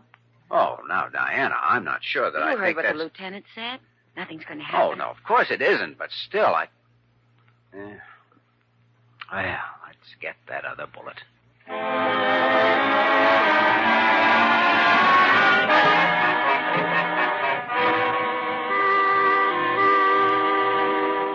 I don't care what you say, Dr. Gillespie. May be silly, but it's dark outside, and I won't walk across the street to that lunchroom alone. All right, Parker. All right. Sit there and starve to death, then, for all I care. I'll buy you dinner if you'll go with me. I had dinner an hour ago. Oh. Well, then I'll just call up and have them send over a sandwich.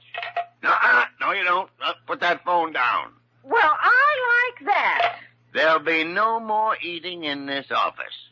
You know what I found yesterday folded up in old lady Sprotley's pathology record? No, what? A slice of salami. I never eat salami. Well, somebody did. Now, go on over there and eat your dinner. I couldn't eat a bite just thinking of that criminal. Oh, confound it, Parker. He's on the 9th floor under guard.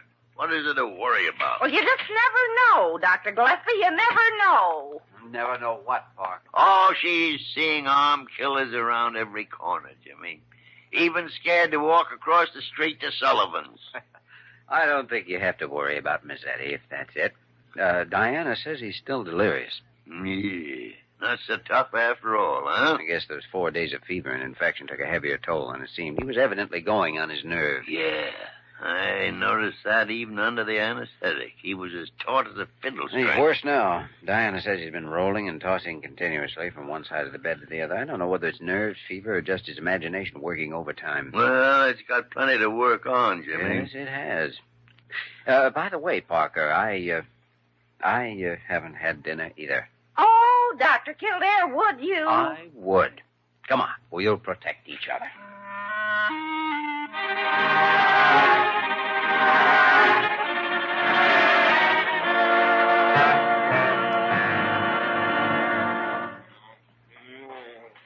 Mr. Mazzetti, you've got to lie still. You keep irritating those incisions. Now, you try to lie still and get some sleep if you can, huh? Everything all right in here, miss? Oh, yes, fine, Sergeant Riley. Except he's so restless. I'm afraid he'll tear his bandages loose. And if I was in his shoes, I'd be restless, too. Oh, so. Too bad. Ah, don't waste no sympathy on him. He never had any for anybody else. Hey, I've been sitting outside the door here wondering something. Oh? I noticed you're not wearing no wedding ring. Wondering if you ever go out with fellas. Oh, yes, Sergeant. I go out quite often. You do? With Dr. Kildare. Huh. Well, I'll be outside. Call me if you want. Thanks. I will. Here, now. What are we going to do with you? Mr. Mazzetti, you've got to lie still. Careful. Oh, good heavens. Sergeant Riley.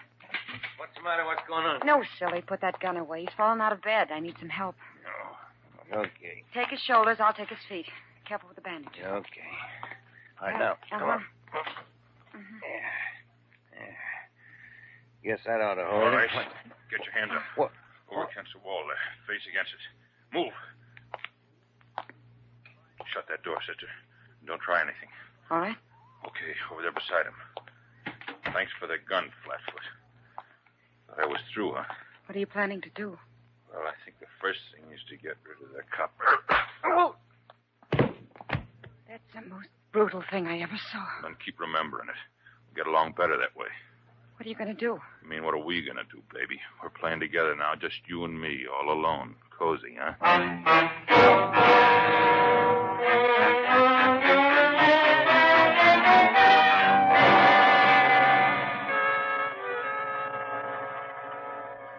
That's all very well for you to say, Dr. Gillespie. You're not a defenseless woman. Neither are you. And at least I enjoyed my dinner in peace, thanks to Dr. Kildare. A pleasure, Parker. Instead of sitting over there expecting any minute to be shot in the back.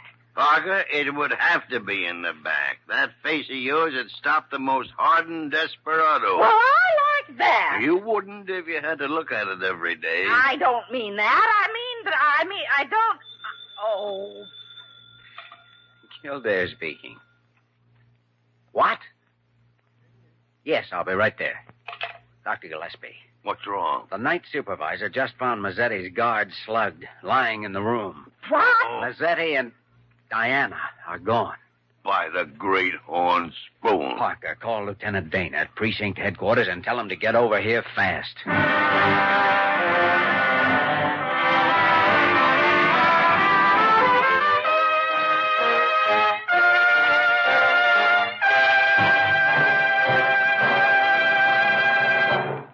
We return to the story of Dr. Kildare in just a moment.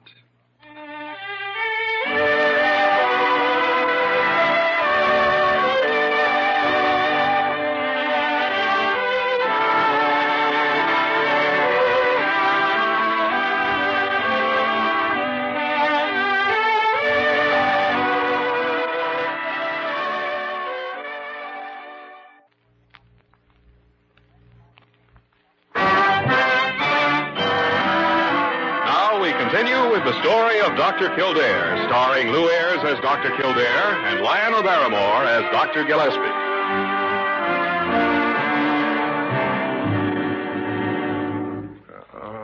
Oh, that's a terrible gash on his head, Dr. Kildare. Do you suppose maybe his skull's fractured? Could be. We'll check it in a minute. First, I want to get him conscious enough to answer a few questions. Hand me another ammonia ampoule. Oh. Here you are. Now, breathe in now, Riley. Deep breath.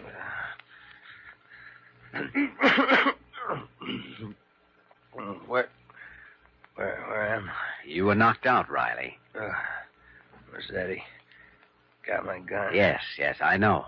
Now, listen, Riley. Did he say where he was going? He pretended to fall out of bed. Mm-hmm. Helped the nurse pick him up. He grabbed my gun. Yes, I know. Did you know where he was going, or did he say what he planned to do? No, he got... Oh, he's passed out again. Yeah, check his pulse, Parker. One thing sure, he's not going to be able to help us any. Come in, Ed. How's Riley? Conscious a minute ago, but no help. He scarcely knows what hit him. Mazzetti pulled a trick and slugged him with his own gun. And he's got that gun with him now, wherever he is. Yeah, that's right. Well, I've thrown out 2 fast police cordons, one at 6 blocks radius and one at a mile. Been an APB on the police radio since 20 seconds after I was notified. And we've ordered out the day shift detectives for special duty. We'll get him, Jim. He doesn't have a chance. Ed, how much chance do you think Diana has? Well, She's a nurse, and he's got those bullet holes to think about. She's valuable to him, so... Jim, let's not look on the worst side unless we have to.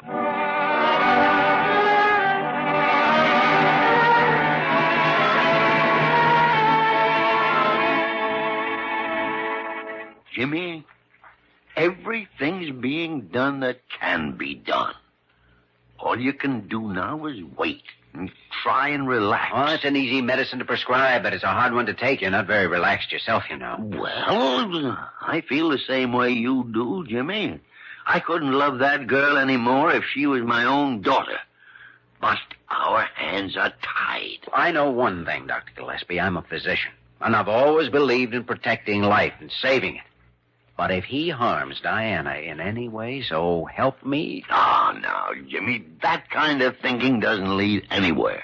And Lieutenant Dana said himself Any word yet? No, not a thing. What are you carrying there, Parker? Oh, this you mean. Oh, it's a nurse's cap. The janitor found it a little while ago. I guess one of the girls... Let me see that. Well, yes, of course, Doctor.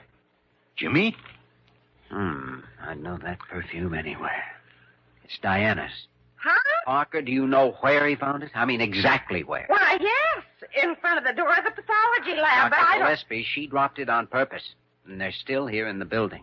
No wonder the police hit a dead end. You mean Diana and that killer are right here in the hill? Let her lie there, Jimmy. If we revive her, she'll only have hysterics. Yeah. Look, will you call Ed and have him get over here with some men? I'm going down to that lab. Might be a little dangerous. If the police try to take him, someone will get killed. Alone, I may have a chance. I'll see you later.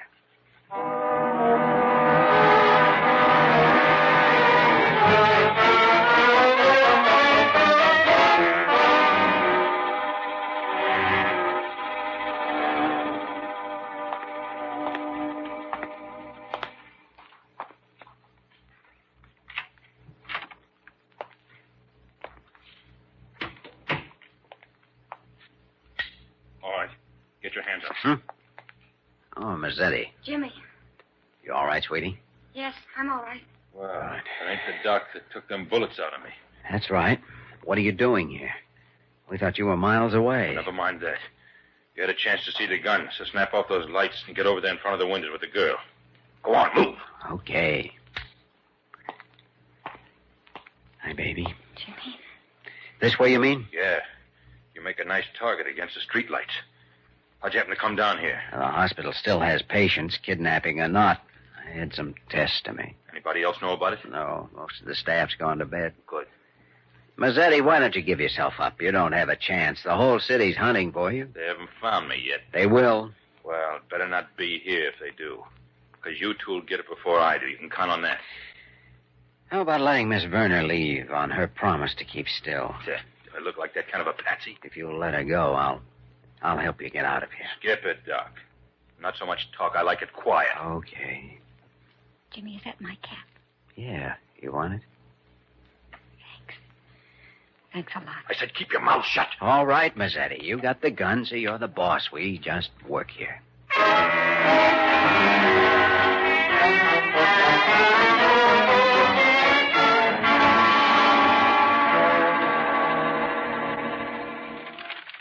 Well, there's the floor plan of the lab section. Lieutenant, you can block off that corridor at each end and put men on the ground below the windows. No other way out. So I see. Well, I'll have the boys keep out of sight and just stand by, Dr. Gillespie. But if something doesn't break in the next 10 minutes, we'll have to move in regardless. Over my dead body. Now, be reasonable, Dr. Gillespie. You said yourself he didn't even have a plan when he went down there. Well, he will have, though. Just give him time. I'll give him all the time I possibly can. He's a friend of mine, too, you know. Well, he's more than a friend to me. He and Diana Werner are the two people I love most in the world. And so help me, I'm not going to have him killed through some more police bungling. Well, you hit a sore spot there. We did bungle on it. All right, what do you suggest? That we stand by, Lieutenant. That's all. Just stand by.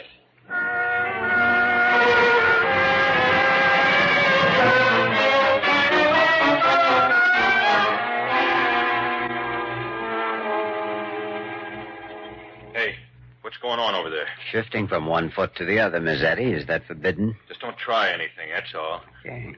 Can we have the light on? No. Couldn't be seen from the corridor if that's what bothers you. You'll attract more attention if you knock over something else. Like that bottle you broke. I said no. Bottle? What bottle?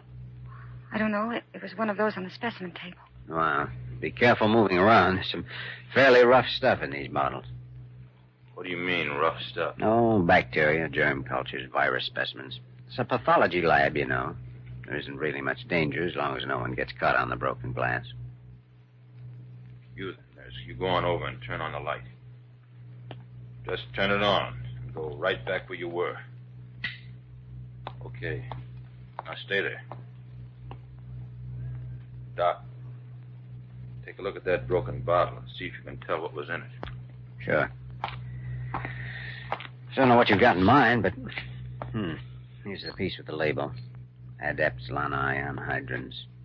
Well, Mazzetti, you picked the worst specimen in the lab to knock over. Yeah? What's it mean? Leprosy. Leprosy? You'd both better stay away from the table. One sliver of this glass, and it's just too bad. Yeah. Look at your hand. Yeah, I cut it when I broke that bottle. What? Let me see that. Uh-oh. Doc, I'm not going to get leprosy, am I? How long ago did this happen? Oh, I don't know. It was when we first came in here. It's been almost 4 hours now, Jimmy. But not quite 4 hours, huh? No. All right. Diana, make a 3 cc aqueous solution of Panopon hydrochloride. It's in the middle cabinet there. All right, Jimmy. Now, there should be a case of hypos here in the table drawer. What's the pitch, Doc? Is there any chance? Is there anything you can do? Yes, if it hasn't been 4 hours yet, there's a good chance. No, here we are. Here's the solution, Jimmy. Oh, thanks.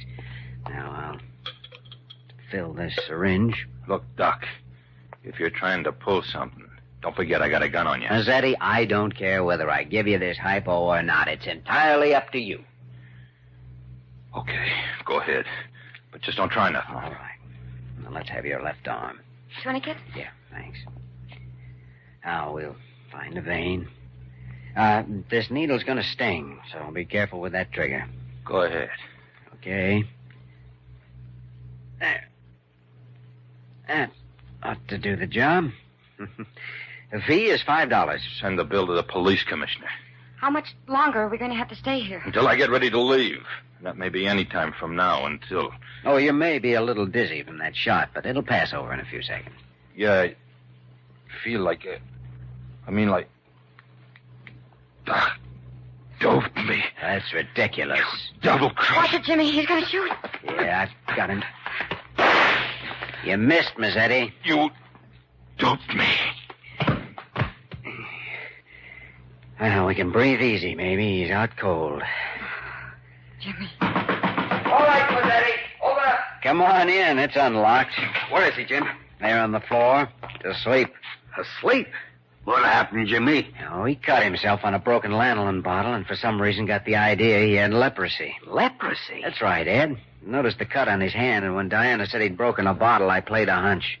You see, he doesn't understand Latin. Yeah, we cured him with a shot of morphine. Come on, Jimmy. He certainly looks cured, all right. He sure does. Only confounded, Jimmy, I still don't understand what lanolin bottles got to do with the fact that he... Lieutenant, which way'd they go?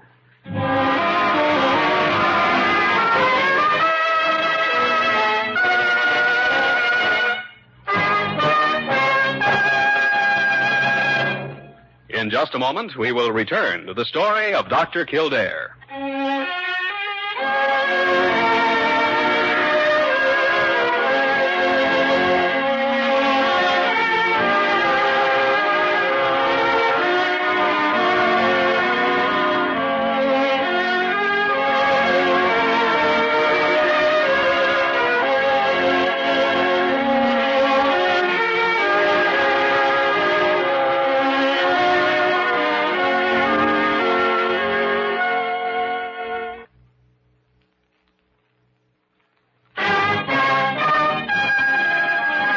Once again, the story of Dr. Kildare, starring Lou Ayres as Dr. Kildare and Lionel Barrymore as Dr. Gillespie.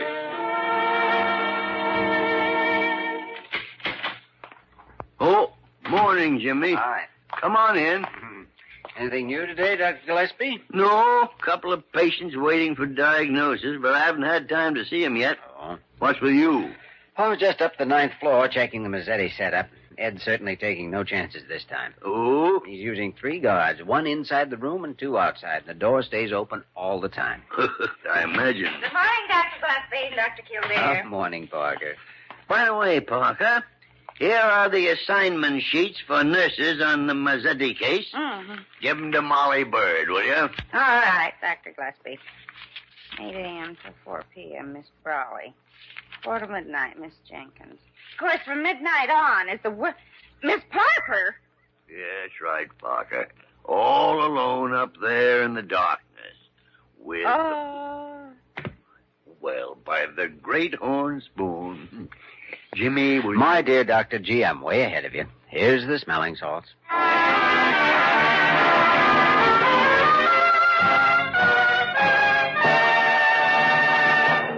You have just heard the story of Dr. Kildare, starring Lou Ayres and Lionel Barrymore. This program was written by Les Crutchfield and directed by William P. Russo. Original music was composed and conducted by Walter Schumann. Supporting cast included Virginia Gregg, Georgia Ellis, Barton Yarborough, Barney Phillips, and Vic Perrin. Dick Joy speaking. Thanks for listening to HOJO Radio. We have more classic radio coming your way next.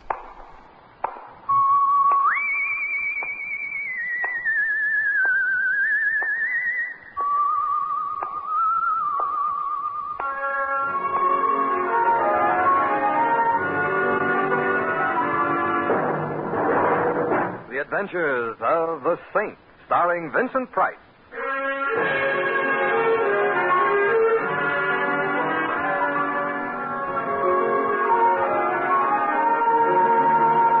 The Saint, based on characters created by Leslie Charteris and known to millions from books, magazines, and motion pictures. The Robin Hood of modern crime now comes transcribed to radio, starring Hollywood's brilliant and talented actor Vincent Price as the Saint. Mr. Templar? Mr. Templar. I'm asleep. Mr. Templar. Noisy dream. You're not dreaming, That's Mr. what Templar. you say. I'm alone in my bedroom. I'm in bed. It's Oh, dark. but you're not alone. I'm here. Go away. I'm sorry. I didn't climb into your bedroom in the middle of the night merely to go away again. Well, what did you expect? A 21-gun salute? I expect your attention. You can't see me, can you? No, I'd be even happier if I couldn't hear you. But I can see you, however. You're silhouetted against the window behind you. That was cunning of me. It helps me aim the gun I'm pointing at you. I'm so glad. I'd hate to have your aim suffer. Well, what do I do now? Get up, put the lights on, You and... don't do anything of the kind. No? Why? Are you shy?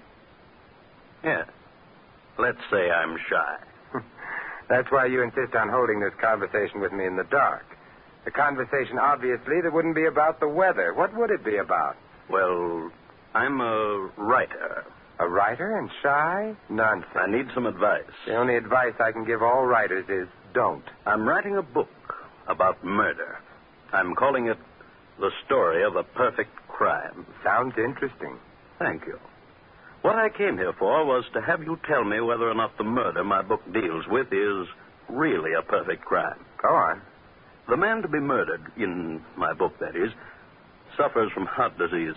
He's a completely unpleasant character, a financier and a crooked one, a man who deserves to die. Mm-hmm, and he suffers from heart disease. For this condition, he takes daily at stated hours capsules containing medicine, capsules upon which his life depends. Now then, the murderer, in my book that is, decides to poison the financier. Well, that's not cricket. No, it's murder. Murder that will be poisoning without poison. I'm waiting breathlessly for the next chapter. The murderer steals one of the capsules, pours the medicine out, and replaces the medicine with powdered sugar. He returns the capsule to the financier's pillbox. In due course, the financier reaches the capsule, takes it. His weak heart, lacking the medicine he needs, fails. And there you have poisoning without poison. Very ingenious. I think so. The poisoner can't be traced through the poison he purchased because he didn't purchase any. The murdered man is assumed to have died a natural death. An autopsy will show no poison in his body since there wasn't any. Well, is it a perfect crime? I can't see any flaws in it. Good. And if you can't, I don't imagine the critics will. Don't you mean the police? Why should the police be interested in a book I'm writing? And why should the critics be interested in the murder you're committing? You're not serious. You are. I rather think I must leave now. Be getting light soon. No, don't move. I still have the gun pointing at you. If I had to shoot you, it wouldn't be a perfect crime, but you'd be dead nonetheless. But that wouldn't interest you, would it? Well, good night, Mr. Templar, and pleasant dreams. Thanks. Loads.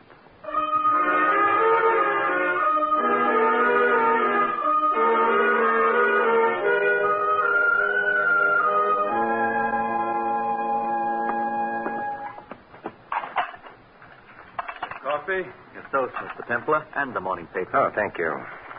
You're up early this morning, aren't you? I couldn't sleep. Hey, any resemblance between this toast and toast is purely coincidental. What does your chef do, tan the stuff? Oh, no, Mr. Templar. He probably uses old shoe leather. What's the matter? Don't you like the headlines? Can't say that I do. Frank A. Clark, noted financier, dies of heart attack as police arrest him for alleged embezzlement. Oh. Was he a friend of yours, Mr. Templar? No. But he was a financier. He was crooked, and he had a weak heart. No wonder he died when he got arrested. Depends on whether he took medicine in capsules. What depends on that, sir? Murder, my friend. Murder.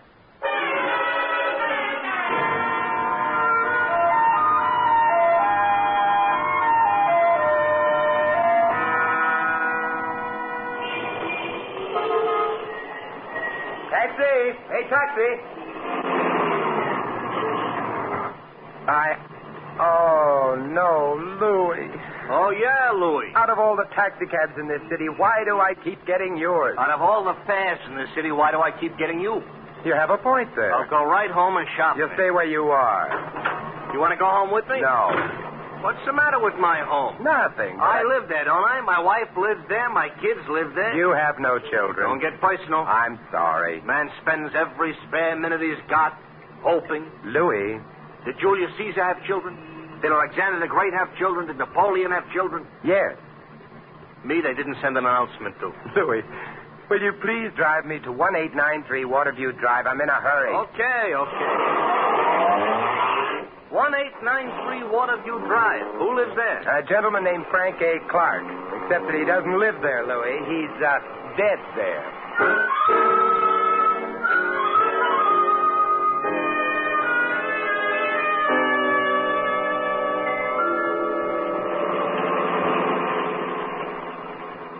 You're going to keep company with a corpse, Mr. Templar? I am going to visit his surviving relatives, if any. Why? Does it occur to you that it might be none of your business? Sure. It's none of your business? Well, now that we got that clear, why are you going to visit his Louis, relatives? stop the car, quick! Oh, I stopped. What happened? We've reached 1893 Waterview Drive. Oh, I'm careless about little details like that. Here, Louis, and don't forget to mention it to your income tax collector. I'll write to him. Hey, don't you want me to wait? No, but you will, Louis. You will.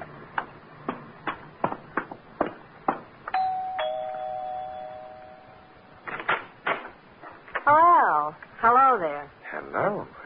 This is the Clark home, isn't it? Sure, and I'm a Clark niece. And you're... Simon Templar, an old friend of your uncle's. You're not old. Well, And you're not a friend of my uncle's. Come in, anyway. Oh, thank you. Because maybe you can be a friend of mine. Oh. In here. Tell me, do you need a friend? No, but I like 'em when they're as tall as you. And oh, my name is Inez. Inez Francis. I'm very glad to know you, Miss Francis. It probably won't be when you really get to know me. Mm-hmm. I realize perhaps I shouldn't have come today. You must be all broken up by your uncle's death. Who, me? Well, perhaps the family. Well, that's me. I'm the family. Your uncle must have been a lonely man. No, he didn't mind. He had me in the market and all those people he was swindling. Oh, and of course he had Mr. Hartzell and Charlie Melvin. Who are Hartzell and Charlie Melvin? Charlie's sort of a weedy youth. Uncle's secretary, very anemic. I ignore him. And Hartzell? Uncle's lawyer. And I fondly suspect as big a crook as Uncle was. But very spatted, you know. Spatted? Uh-huh. On the shoes. And gardenia'd in the buttonhole. And I've a sneaking suspicion whiskeyed in the liver. How untidy. Nobody else close to Uncle? Nope. Well, then it boils down to one of you three. What does? Who's happy now that Uncle's dead? I am, Hartzell is, Charlie is. That covers the field. Why? Uncle had a lot of money. I get it now. Hartzell stole some money from Uncle. He won't go to jail now. Charlie was implicated in Uncle's crooked deal. Charlie won't go to jail now. And who has a deep, slightly hoarse voice? I don't. No. Which means that you're not the one who came to my room last night. No, but if you ask prettily, perhaps I'll come tonight. Inez. Look at your etchings. I don't have any etchings. I'll bring some with me. Are the others around? Mm-hmm. Sitting around practicing grief-stricken looks for the funeral. That happy event is this afternoon. I'd better get dressed for it. But you are dressed. But not for a funeral. Would you excuse me for just a minute? Oh, of course. Oh, here you are, Inez. Greetings, Mr. Templar. This is Charlie. Charlie, this is Mr. Templar. Glad to meet you. How do you do? He doesn't. Entertain Mr. Templar for me, Charlie. I gotta find a dress that's sad-looking. I'd like to stay and entertain you, but I've got to hurry. You see, I'm Mr. Clark's secretary. In his condition, he doesn't need a secretary. Well, I'm Mr. Clark's former secretary. No, I'm the former Mr. Clark's No, I get it now. Relax. Oh, I'm relaxed. Well, then why are you in such a hurry? Well, I have to go out and hire some mourners, haven't I? Why? Well, it wouldn't look nice if there were only three of us at the funeral. Inez, Mr. Hartzell, and myself. No, especially since you'll all be grinning from ear to ear. May I ask you a question? Of course. Has your voice ever been deeper? Deep? Heavens, no. Ta-ta. Goodbye. Charlie, my boy. Or is he my boy? Oh, good morning. Good morning. My name is Templar, and I'm... Hartzell is my name. I'm sorry. I can't talk to you now. I'm in a hurry. Why? My tailor's expecting me. Your tailor? You'd hardly expect me to attend Mr. Clark's funeral in this, would you? Impossible. You see? So, if you don't mind, I'll just run along. Oh. Yes? What are you doing here? Looking for a man with a deep voice. Oh, sorry, mine isn't. But why are you looking for a man with a deep voice? He told me how Mr. Clark was murdered. Well, that explains it. What? Yes, he was murdered. But Mr. Clark died of heart failure. Indeed. You must be... I demand an explanation immediately. You've forgotten one thing, Mr. Hartzell. Now, what's that? Your tailor is waiting. But And tailors are sometimes very temperamental. Besides, we can discuss this some other time. This evening? This evening. Here's my card. I'd appreciate your coming. If Mr. Clark was murdered, something must be done about it. Something will be.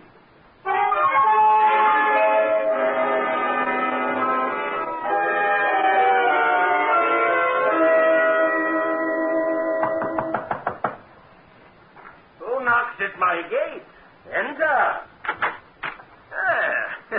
Templar, as I live on sufferance and breathe with difficulty, Templar. Hello, Desmond. What happy winds waft you hither, Simon the Subtle? Desmond, I'm not an audience. Oh, Templar, I'm an old ham. And contrary to what they say, hams do not improve by aging. Still a gay adventurer? Well, I'm not especially gay at the moment. Murder. Oh, the last murder that was of any interest to me was that Elsinore thing. You know, when Claudius and Gertrude put their heads together and slipped Gertrude's royal husband a slug of poison in the ear. I remember it well. And the fat prince, Hamlet, I think his name was, mooned about like a ninny, sending Ophelia to a watery grave and the rest of the cast to a most bloody one. You would have made a good Hamlet. Bless you! Oh, I wanted to play Hamlet. Instead, they preferred me as a ventriloquist, confound them. That's why I'm here. You've been a ventriloquist. I'm involved in a case which hangs on the identity of a voice. Desmond, could anyone change his voice so that it would be completely different from his real voice? Oh, yes. But you'd always know that the second voice wasn't natural. That does it, then. Does what, Simon? Look, Desmond, 3 people wanted a man named Clark dead. Clark is dead. Presumably, therefore, one of the 3 killed Clark. Yes. Now, I was told of the method whereby Clark was going to be killed. by a very distinctive voice in the dark. Therefore, the problem was simple. Find which of my 3 suspects had a voice like that and go on from there. Well? Not one of the 3 has that kind of voice, which leaves me with an interesting problem, but leaves a murderer free to go on murdering.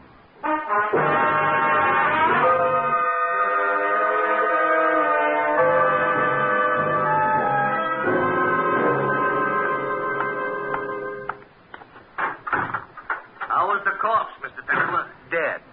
Louis, I want the nearest bookstore. You can't have it. It belongs to a guy named Pestlethwaite. Would you please drive me there quickly? Okay. What's the matter? Suddenly decided you want to curl up in front of a fire with a good book? For that, I'd rather have Inez. No, Louis, I merely want to find out how a man can die of poisoning without being poisoned.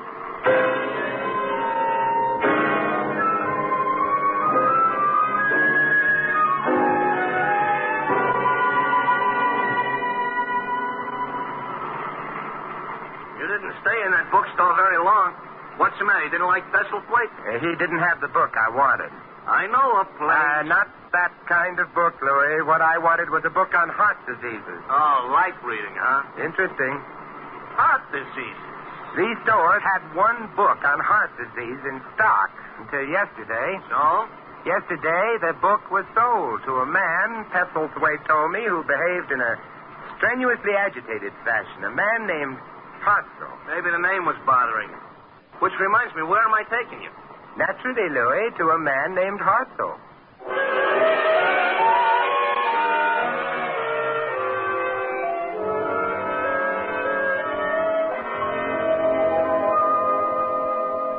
Hartzell in, or on his way to Mexico, or in? Mr. Templar. Yes, Mr. Hartzell. Come in at once. Oh, thank you. Oh, I'm jittery. That funeral this afternoon. I see. Well, have you tried reading? It's very soothing. I have no patience with books. Now, please tell... Not even books on heart disease? Hmm? Oh, why? Excuse me. Hello? Oh, yes, Inez. What? Oh, how dreadful. Oh, yes, at once. Goodbye. You're pale. I'm shocked. Charlie Melvin. You know him? Mr. Clark's secretary. Yes, well, it seems that something's happened to him. What? He's dead.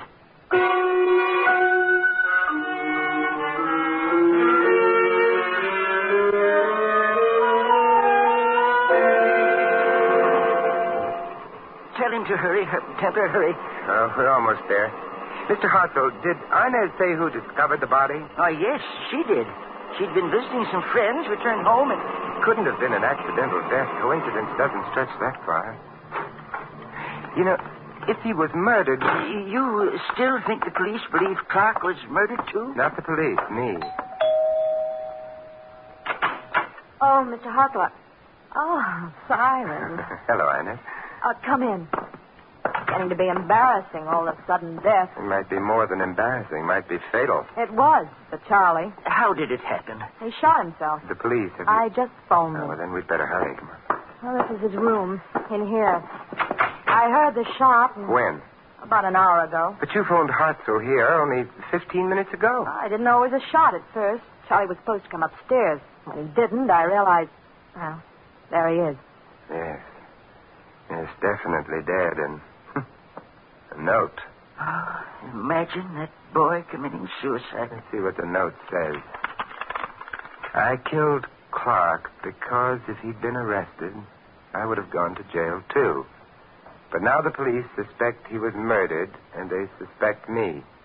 I might as well get it over with before they do. And it's signed Charlie Melvin. Well, that sort of clears up that, doesn't it? Yes, except for one thing. What's that? Charlie's voice wasn't deep enough.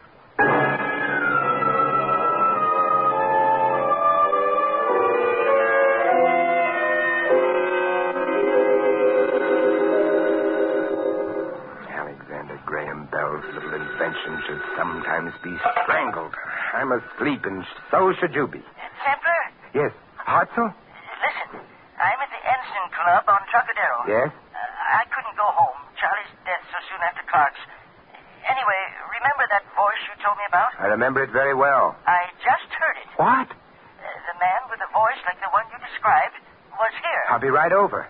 He's gone now, but I followed him outside and heard him give the cab driver his address. Good boy. I have my car. I'll pick you up immediately. Fine. We can go right after him. It's some distance outside the city. Look, I'd travel to the North Pole for him. You don't measure miles when chasing phantoms.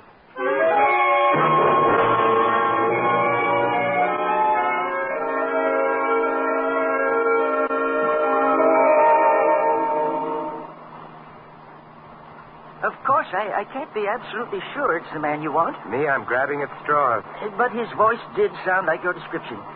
It was at a club to which Clark belonged. I'll make it worth a try. All I need is to hear him say something, anything, a word, a phrase, and I'll know. Oh, that shouldn't be difficult once we get to him. Once we get to him. Only thing worries me is... Yes? that his voice can still be heard by the time we get to him.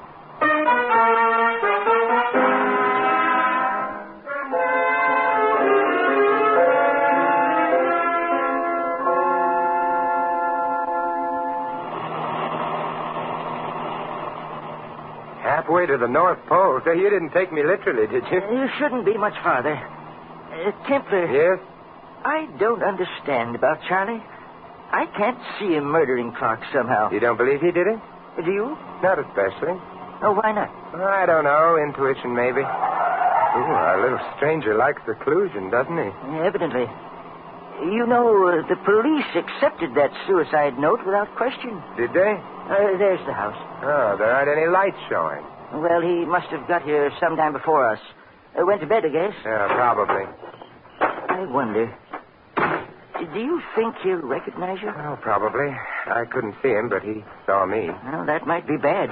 Are you armed in case he tries anything? No, but we'll manage. Well, suppose he refuses to say anything at all. Well, that in itself would answer our question, wouldn't it? We ring? Certainly. Nothing if not courteous. It's so dark out here. So far from anything. Yeah, dark and lonely. You put it beautifully. He doesn't answer. Try the door. Very well. It's open. Good. Then we can walk right in. I can't see a thing. Here, wait a minute. I'll light a match.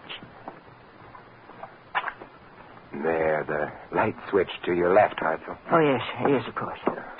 Oh, that's much better. Now, then... it's a very charming house you have here, Mr. Hartzell. What did you say? I said you have a very charming house here. My house? Well, you didn't really think I was fooled, did you? That voice you heard in your club was a fiction. It had to be. Our trip here was planned by you, so that we'd be alone here. Well, why would I want that? The better to kill me, my friend. Kill you, you say? That's what I say. Why would I want to kill you? Because, like yourself, I think that suicide note of Charlie's was a fake. Oh, I never said... I did. It is a fake. How did you know? The note ran to the effect that Charlie was committing suicide because the police suspected him of murdering Clark. But the police didn't suspect Clark of being murdered. Well, perhaps not, but you did. Yes, but Charlie didn't know that, Mr. Hartzell. I didn't tell him. Oh, very well. Just stay right where you are. What a handsome revolver. I did kill Charlie, so that there wouldn't be any investigation into Clark's death. I couldn't afford that. If you kill me, there will be an investigation. No, because no one knows you came here with me. Well, you're not going to die. You're going to disappear. Oh? In my furnace. I wouldn't like that. Too warm. I'm afraid your likes can no longer be considered. Well, in that case, I'll have a cigarette. Let me see now which pocket. Hey, hold on. Oh, Mr. Hartzell, you won't. Oh, my, you dropped your revolver. Now I have two. You said you weren't armed. I'm such a liar. But then, you see, I knew when you asked me why you asked me. So perhaps I'll be forgiven. Templar, I killed Charlie, but I didn't kill Clark. I swear I didn't. Good heavens, Mr. Hartzell, I never for a moment thought you did.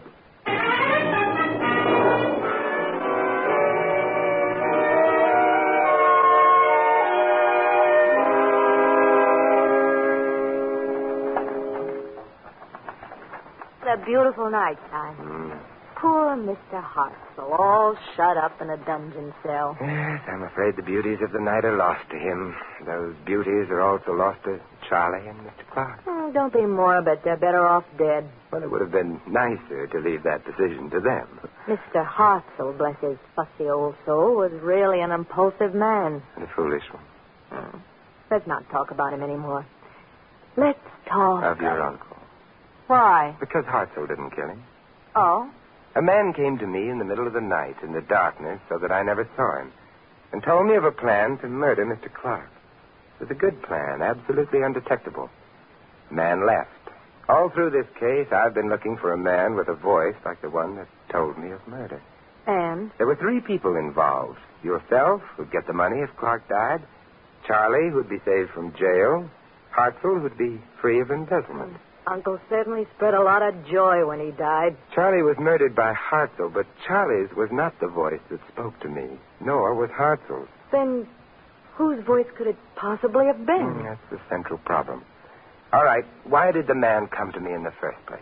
Well, according to you, to make sure his method of murder would never be detected. But in coming to me, my dear, didn't he make sure of the very opposite? Oh. Well, then, he must have wanted you to... That's right. He wanted me to detect murder, but why?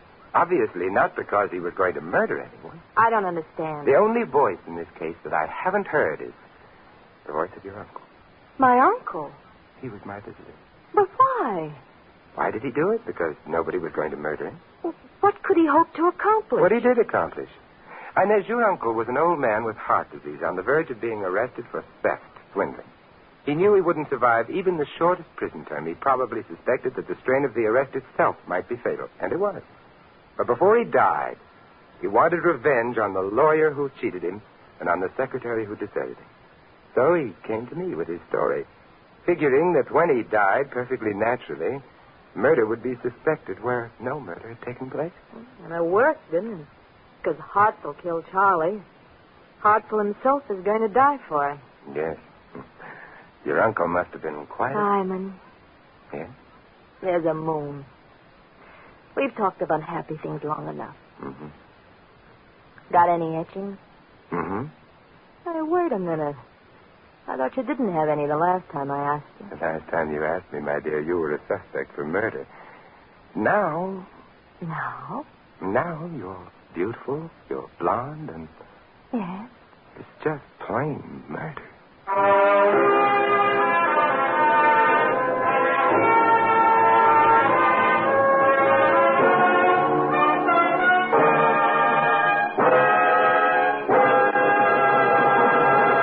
You've been listening to another transcribed adventure of the Saint, the Robin Hood of modern crime.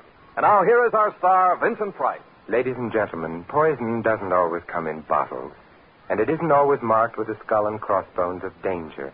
Poison can take the form of words and phrases and acts, the venom of racial and religious hatred. Here in the United States, perhaps more than ever before, we must learn to recognize the poison of prejudice and to discover the antidote to its dangerous effects. Evidences of racial and religious hatred in our country place a potent weapon in the hands of our enemies, providing them with the ammunition of criticism. Moreover, group hatred menaces the entire fabric of democratic life. As for the antidote, you can fight prejudice, first by recognizing it for what it is, and second by actively accepting or rejecting people on their individual worth, and by speaking up against prejudice and for understanding. Remember, freedom and prejudice can't exist side by side. If you choose freedom, fight prejudice. This is Vincent Price inviting you to join us again next week at this same time for another exciting adventure of the Saint. Good night.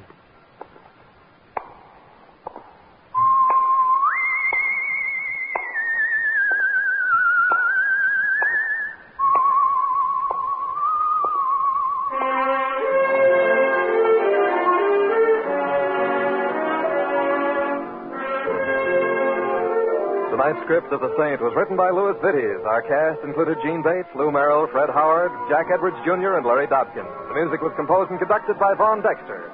The Saint, based on characters created by Leslie Charteris, is a James L. Safier production and is directed by Helen Mack. Vincent Price is soon to be seen co-starring in RKO's production of His Kind of Woman.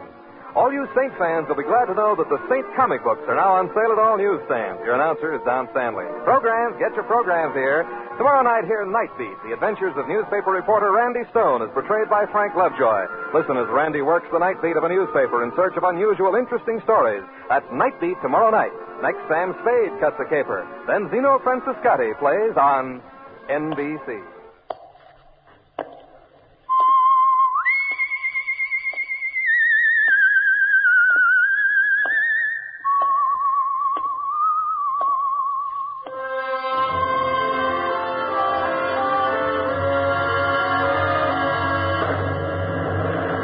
The Adventures of the Saint, starring Vincent Price.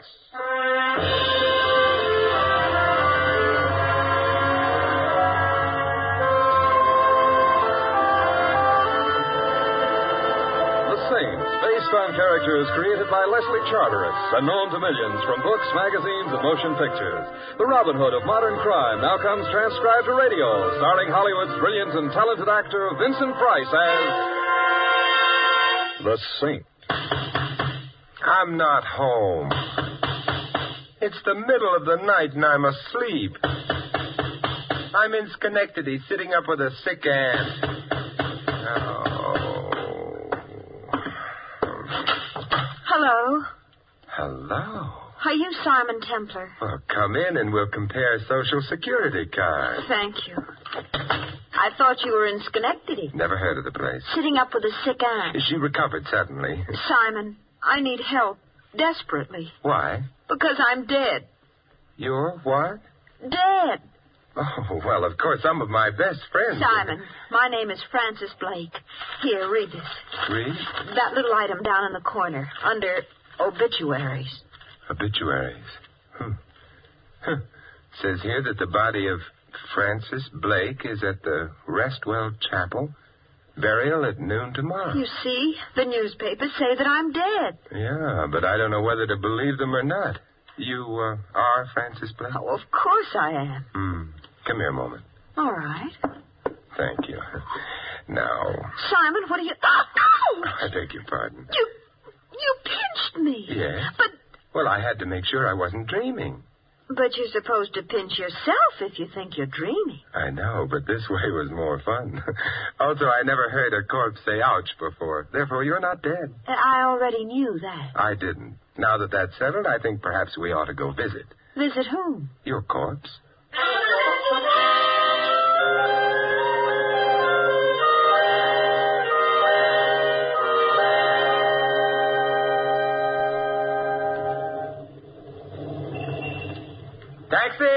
Taxi! Hey, a night, rain or bright. Never mind, Louis. Oh, Mr. Templar, had I have known it was you, I wouldn't have bothered with the whimsy. Had I known it was you, I just wouldn't have bothered. However, Francis... Thank you. Louis should perhaps be explained. He's a cab driver I try to avoid. I rarely succeed. Which proves to me that my life isn't all that it should be. Keep it clean. And where at this hour of the night are you going? The Restwell Chapel. Get another cab. Louis. Okay. Some sport.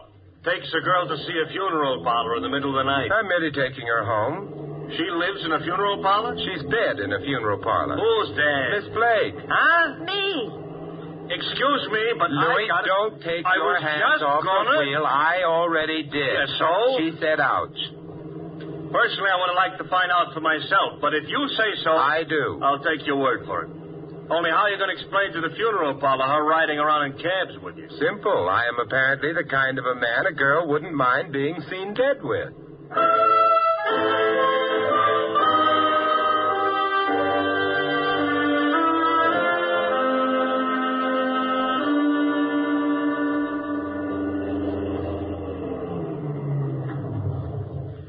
Restwell Chapel at your service. Louis. I know. Wait. But I'm telling you one thing, considering the type of company you're keeping. I ain't waiting till nobody plays no hot licks on a trumpet. I don't think you'll have to. Come along, Francis. All right. I've been trying to pretend to myself that it's all some kind of a joke, but that funeral parlor looks too real. Well, we'll find out soon enough. One nice thing about funeral parlors, they're always open. That you call nice? You have a point there. Ooh, listen to that doorbell. Chopin, at least. Ah. I beg your pardon? I said, ah. Ah. Come in, Francis. This is an hour that comes to all. Except in states that don't have daylight saving. I, sir, was referring to your bereavement. Whom are you mourning?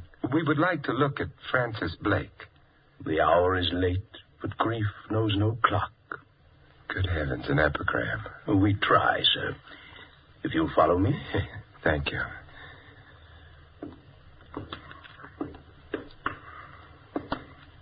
Here we are. And there she is. Beautiful, isn't she? Very. Simon, she does look like me. A little bit, but hardly enough to explain. How did she get here? Miss Blake? The police brought her. Oh, I see. Who identified her? Well, that was hardly necessary. Her coat over there in the corner. Simon! Wait a minute, Francis. What about her coat? It had her name on the label. Now I shall withdraw. You'll want to be alone with your grief. All right, but make a sound withdrawing, please. So we'll know you're withdrawn. Oh, really, sir, it's no use jesting. The dead never laugh. Well, he's withdrawn. Simon, that's my coat. It is mine, Simon, but look. Yes, 2 holes in the front of it, bullet holes. Bullet holes? The girl here, whoever she is, was murdered. Come on, we better get out. All right, but I'm taking my coat. I don't think... It's mine, not hers. It belongs to me, even though she was murdered in it.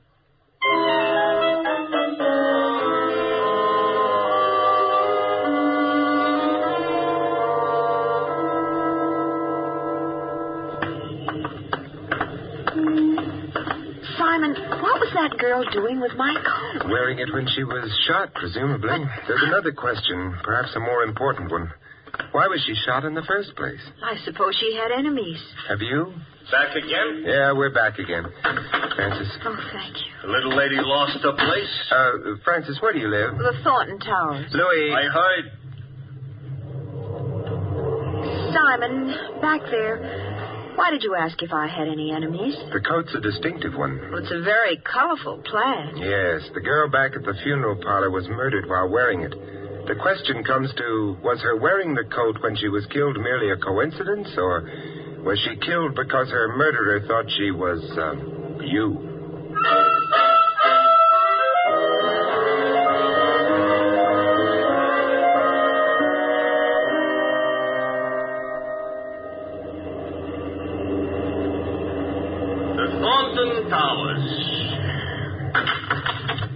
Here you are, Louis, and... I know. Don't wait. On account of your sitting up with a dead friend. Good night, Louis. Good night. Good night, folks. Oh, Simon, it's so good to be back home. My apartment's down the corridor. Simon, I feel terrible. Oh, you needn't. But what you said in the cab. She was wearing my coat, a very distinctive one. And then she was shot to death. That girl is dead because of me. No, we don't really know that. Well, it must be so. Somebody thought she was me and killed her. That's possible. But then that means that somebody wants to kill me. Is this your door? Oh, yes. Of course, it's also possible that someone didn't like the coat and... Hey, did you leave your lights on when you left? No. There's a light in the room ahead. Well, that's the living room. You stay here in the hall. I'll go ahead and see who it is. But I just want to make sure they're neutral on the subject of plaid coats, or you. Shh. Oh. Hello. Hello. Ah, how she was beautiful, your wife. My what? Your wife. It's her picture on the desk there, no? Well, that does seem to be a picture of Francis. And your name, she's... My name's Simon. Ah, it's It is a name that fills herself with the soul, no? No, I knew that tonight, of all nights, you would be lonely. Believe me, I'm not lonely. I am here. Oh, your wife, she must have been a wonderful woman. Your life with her was the magnificent symphony, no? Chamber music would probably be more accurate if you... And now that she is alas gone, I am here. Without even a pause for station identification. Look, who are you? I am Olga. Simon, Who is she? Olga. Who is she? Francis. And now that you two have met... Waiting a moment, huh? Aha. I look on the picture. I look on the flash. The what? The flash, of which I might adding your wife is perhaps carrying a little too much here and there. Especially there. Now, just a minute. Mustn't point, Olga. Bad manners. But I am seeing your wife. She is not dead. She isn't. That is, Francis isn't. If you like, you could try pinching her. I never pinch, except boys. Oh. Simon, you are disappointing me. Goodbye. Well, that was quite a performance. Personally, I didn't care for her cadenza. Oh, I don't know. It was a nice cadenza, and the tutti was definitely fruity. That is, Francis, the whole thing was camouflaged. For what? Take a look at the room. The room? Oh! Yes, it looks as if a junior hurricane had visited it. You mean somebody of Olga searched the room? Uh-huh. This one and, yeah, the bedroom as well. But, Simon, what was she looking for? I don't know. Whatever it was, she didn't find it. Our entrance stopped her search. Well, I'd better start straightening things up a bit. Good idea. I'll help you. Well, shouldn't you be going home? Oh, I don't think so. You may get some more visitors later on, and rougher ones than Olga. Why? Well, maybe they'll tell us if we ask them prettily. In the meanwhile... Yes, Simon. We can practice the overture to that symphony Olga mentioned.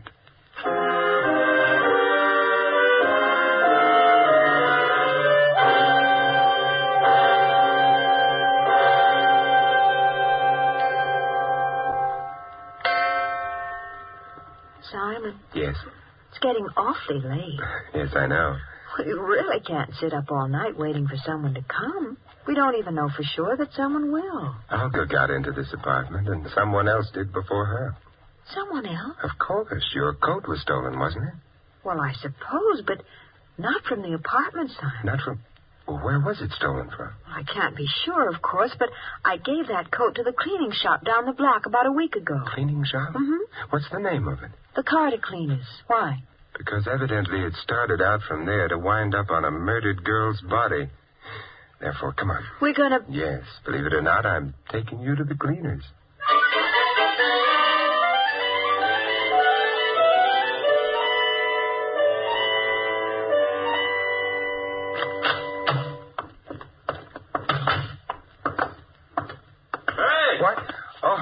Louis, I thought I told you not to wait. This is a free country? Yes, There's a parking limit on this here curb, maybe? No, but... I waited. But we're only going down the block a little bit. You can't afford a quarter? I like to walk. What do you get from walking? Exercise? Uh-huh, and from exercise, an enlarged heart. From an enlarged heart, you know how many people each year drop dead? Add them up. We're walking. Come on, Francis. Simon, you're worried. Moderately about all those people with enlarged hearts. This is the place, huh? Yes. Front door's shut, but there's a light inside. Let's try. It's locked. However... I think someone's coming. Recognize him? Yes, that's Mr. Maxon, the manager. Oh, what do you want? Do you mind if we come in? Look, it may have escaped your attention, but it happens to be after 2 o'clock in the morning. Why do you want to come in? The rain. It's not raining. But suppose it starts I to. happen to be a very tired man. You should go home earlier. I shouldn't be bothered by drunks. I'm not drunk. We've stopped by for Miss Blake's coat. Coat? The plaid.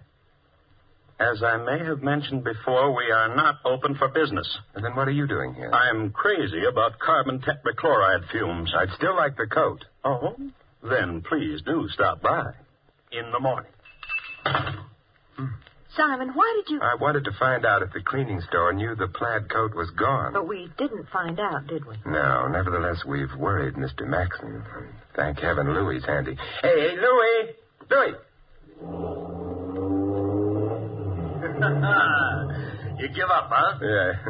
Into the cab, Francis. All right.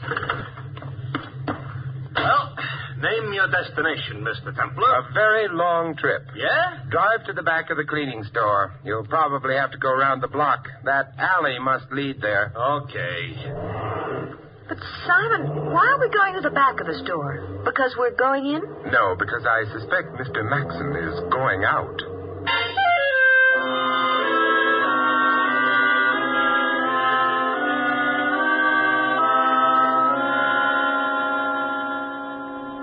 All this here is maybe none of my business. It isn't. Oh, you know, a remark like that could easily hurt a fella's feelings. I'm sorry. No, it didn't hurt mine. I'm sorry still. But you're not spending this PM in the way a PM should be spent. Nonsense. So far, it's all been good, clean fun. That's what I mean. Simon, Mr. Maxon hasn't come out of the store yet. No, he may be coy, however. But why should he have anything to do with anything? He shouldn't, but it's very possible that... Simon. Yeah, Mr. Maxon is shutting up shop. Coming down the back alley, which confirms something or other. You mean if he weren't hiding something, he wouldn't use the back way? Perhaps. We're far enough away from the alley for him not to notice. Look, he's turning the corner. Louis. I am alert. Not for nothing was I a Boy Scout. Although, actually, what I was a Boy Scout for was a certain Girl Scout. Hold it a minute. He's getting into that bucket. He's a villain. That's a convertible. Everybody knows only villains ride around in convertibles. He started. Louis. Here we go.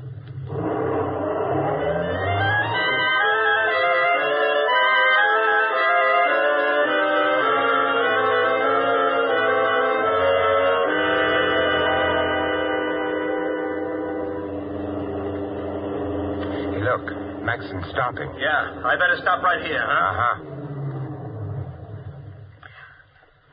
Simon, he's going into that nightclub. Interesting place for a store manager to finish his evening's work. Let's go, Francis. Leave me know how the floor show is. I'll be sure to.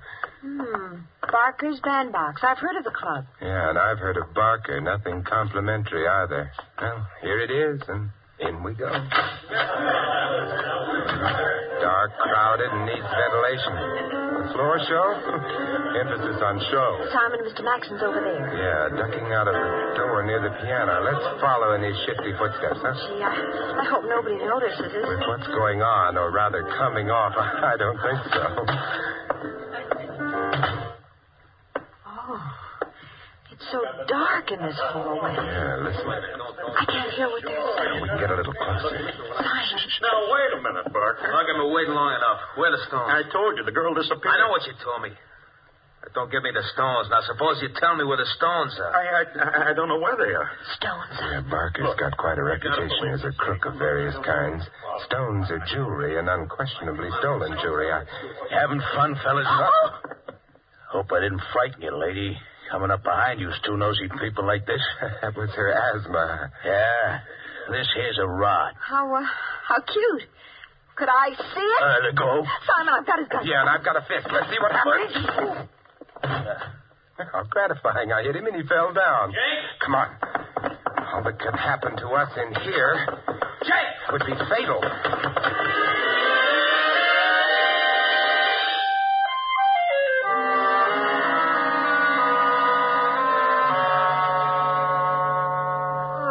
When they fired at us, I know. It's always a little nervous-making. Well, here we are. Thanks, Simon. No, not yet. I'm going in with you. But...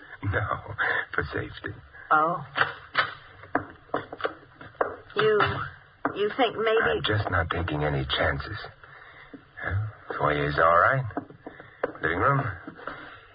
Francis. What? Don't look across the room. Olga's back, but this time she's staying. What do you mean? I hoped you wouldn't see her. She isn't beautiful anymore. No. Just dead. I better phone the police. Wait, Simon. You know this thing started with Francis Blake being dead. But it wasn't Francis Blake. It was another girl. And then someone else got killed. Olga. Still not Francis Blake. But, Simon, the next time, do you think maybe it will be?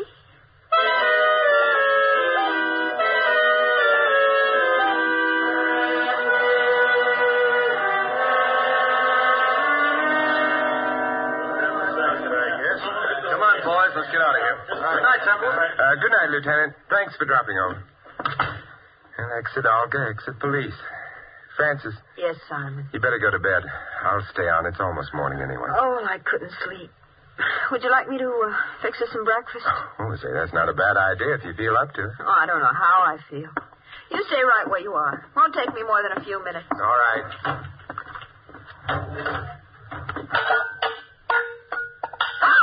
Okay, that's all the sound you're going to make, sister. The gun's loaded. If you've got ideas about yelling for help, remember this. Bullets get to you quicker than help. Now, let's get out of here. By the service door, like I come in. But, Simon... Have a boyfriend? You write him a letter from where you're going. If you're lucky, sister. And I hope you're lucky.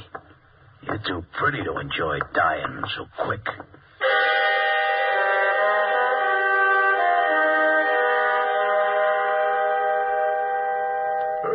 Hey, Francis, what are you cooking? Steak? Francis. I don't intend to oversee your cooking, but... Francis. Francis.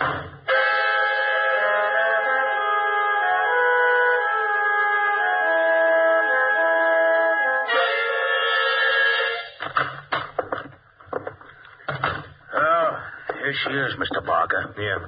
Nice work, Jake. I want to know what this is all about. Yeah, I bet you do. You and me both, baby. What'd you do with the stones? The stones? Yeah, the chorus girl's delight, the old man's charm, the stones. Oh, you mean jewels. I don't have any. Maybe not on you, but you're going to tell us where they are, won't you, baby? Suppose I don't know. I wouldn't care to believe that. Well, you'd better start because I don't know. All right. I'll start not believing you. Jake. Yeah? I don't believe her. I don't think she's behaving right. You don't, huh? I don't. Okay, Mr. Barker. What are you going to do? I'll slap you around a bit. It's going to hurt you more than it hurts me, too. Oh, no, you can't. Want to bet? Hold it a minute, Jake. I'll get it. Yeah? Barker? Who are you? Simon Templar. You've got Francis Blake there, haven't you? It's your phone call. You must have. Listen, if you don't hurt her in any way, I'll get you the stones you're looking for. She doesn't know where they are. Matter of fact, where are the stones? The Carter Cleaner's shop. Look, don't hand me that. We already been through the joint. But you didn't know where to look. Yeah? That could be a deal. Okay. But your girlfriend will be under a gun all the time. First funny move and she gets it. No funny moves. We'll be seeing you. Okay, Jake. We're going visiting. Maybe we'll trade in the babe for the stones. If the stones are handed over. If they ain't, we'll just trade her in.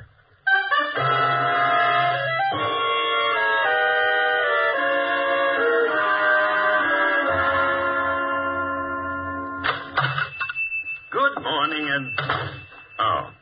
You were here last night. That's right, Mr. Maxon. I was looking for a plaid coat. Plaid? Yes, maybe it would be here on this rack. Oh, it wouldn't be there. You see, this rack is for dresses. And this is for last night. Oh. Sorry to have upset you, Mr. Maxon, but company's coming, and I've got to set the table for them.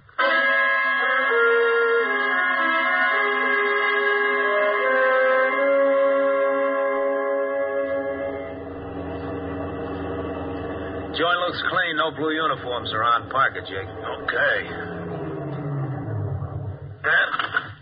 Here we go, baby. I can walk by myself. Yeah, I know, but I enjoy your company.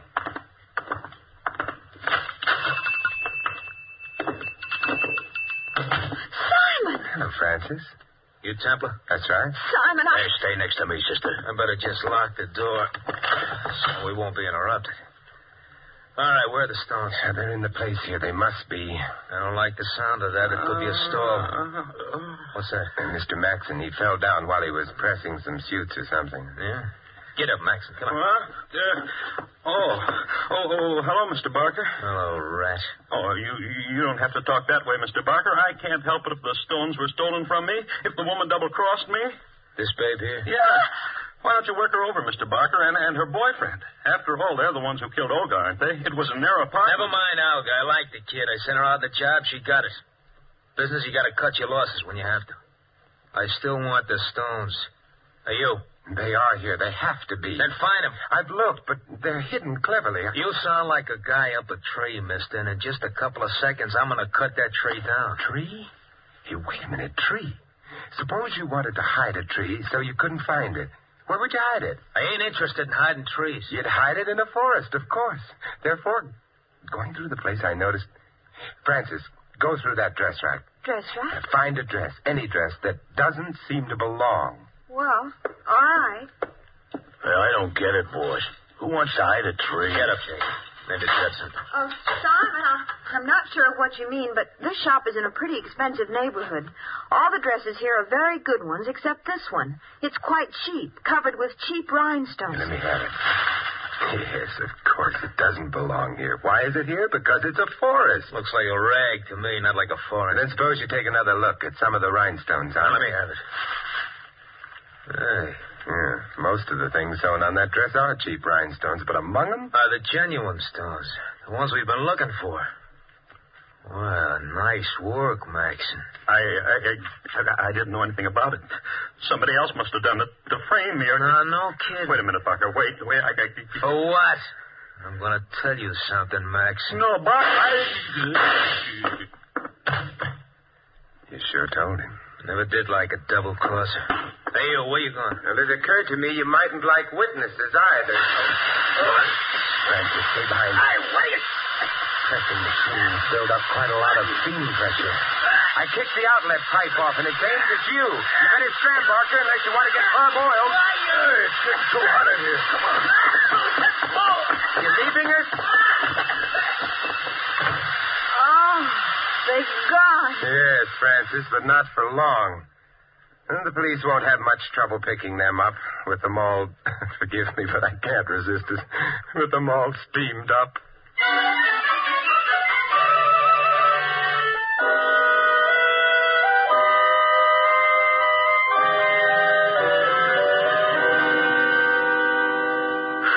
Simon, I'm terribly grateful, but I can't resist... Francis. ...asking you what it was all about. Oh, an intellectual, huh?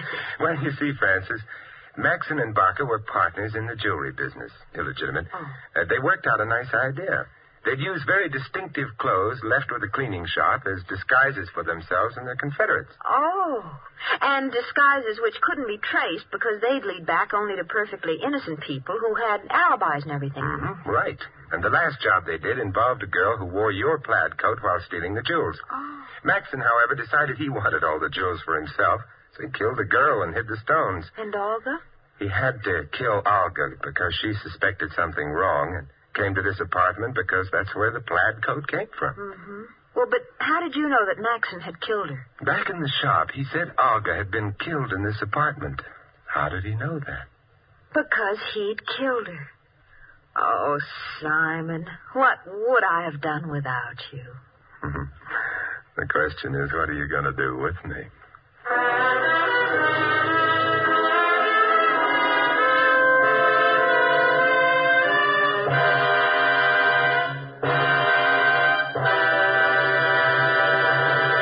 You've been listening to another transcribed adventure of the Saint, the Robin Hood of modern crime. Now, here is our star, Vincent Price. Ladies and gentlemen, our cast tonight included Shirley Mitchell, Viola Vaughn, Larry Dobkin, Lou Merrill, Tony Barrett, and Jack Moyles. This is Vincent Price inviting you to join us again next week at the same time for another exciting adventure of the Saint. Good night.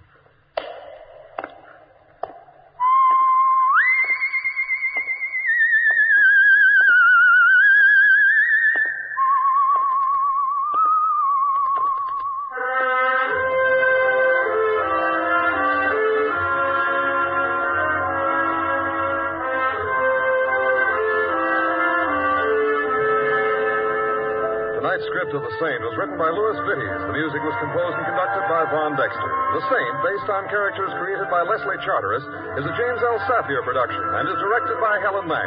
Vincent Price is soon to be seen co-starring in RKO's production of His Kind of Woman. All you Saint fans will be glad to know that the Saint comic books are on sale at all newsstands. Your announcer is Don Stanley. Programs, get your programs here. Tomorrow night, tune here for Night Beat. Hear the unusual tales uncovered by reporter Randy Stone as he searches Chicago after dark for human interest stories. Tomorrow night and every Monday night, hear Night Beat. And then stay tuned for the first piano quartet. Next, Sam Spade cuts a caper. Then Rose Bampton sings on NBC. You're listening to HOJO Radio. Stay tuned. Countdown for blast off. X-5, 4, 3, 2, X-1, fire.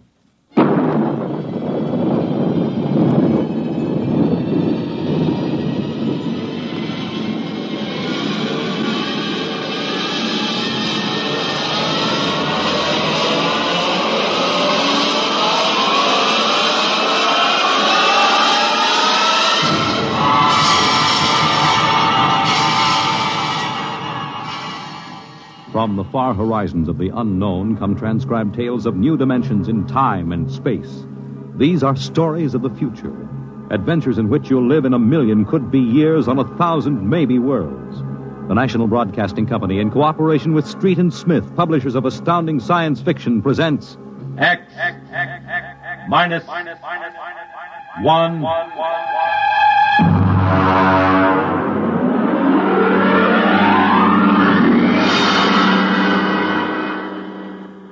Tonight's story, To the Future, by Ray Bradbury.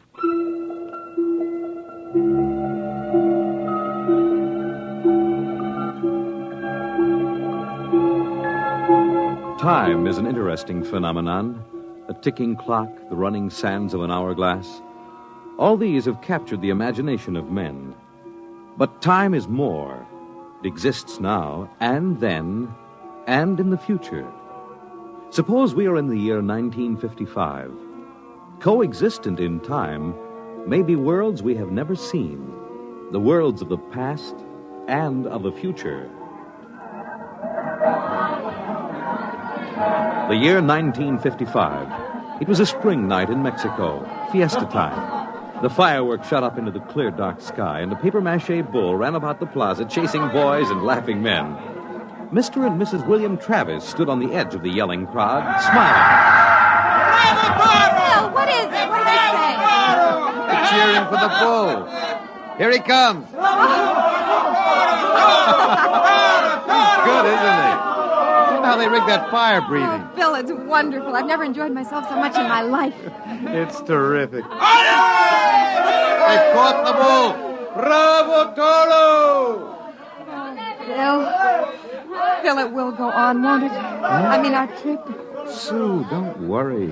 I've got enough traveler's checks for a lifetime. Relax. No, but suppose they find us. Forget it. They haven't a chance. But suppose they do. Suppose they take us back. They'll never find us. Oh, relax. Enjoy yourself. If it only lasts. Come on. Let's get out of the crowd, huh? You need a drink. Let's try something different this time. I want to try every drink there is in the world. Don't worry. There's no rush. We've got plenty of time now. In here. There's a table over there. Come on. Bill. What's the matter? Don't look right away. Huh? Over your left shoulder, right by the end of the bar. That man. What is it? I saw him this morning in the plaza. Take it easy. The town's full of tourists. He was at Juarez and at Tasco. Bill, I'm afraid. Don't stare at him. Come on. I know it's the same man. He was wearing the same white suit. Sit down, Sue. Come on, dear. Smile. Act natural. Bill, he's been following us. He's a searcher. I know he is. Quiet. Here, boy. Si, senor. Benedictine and brandy, too.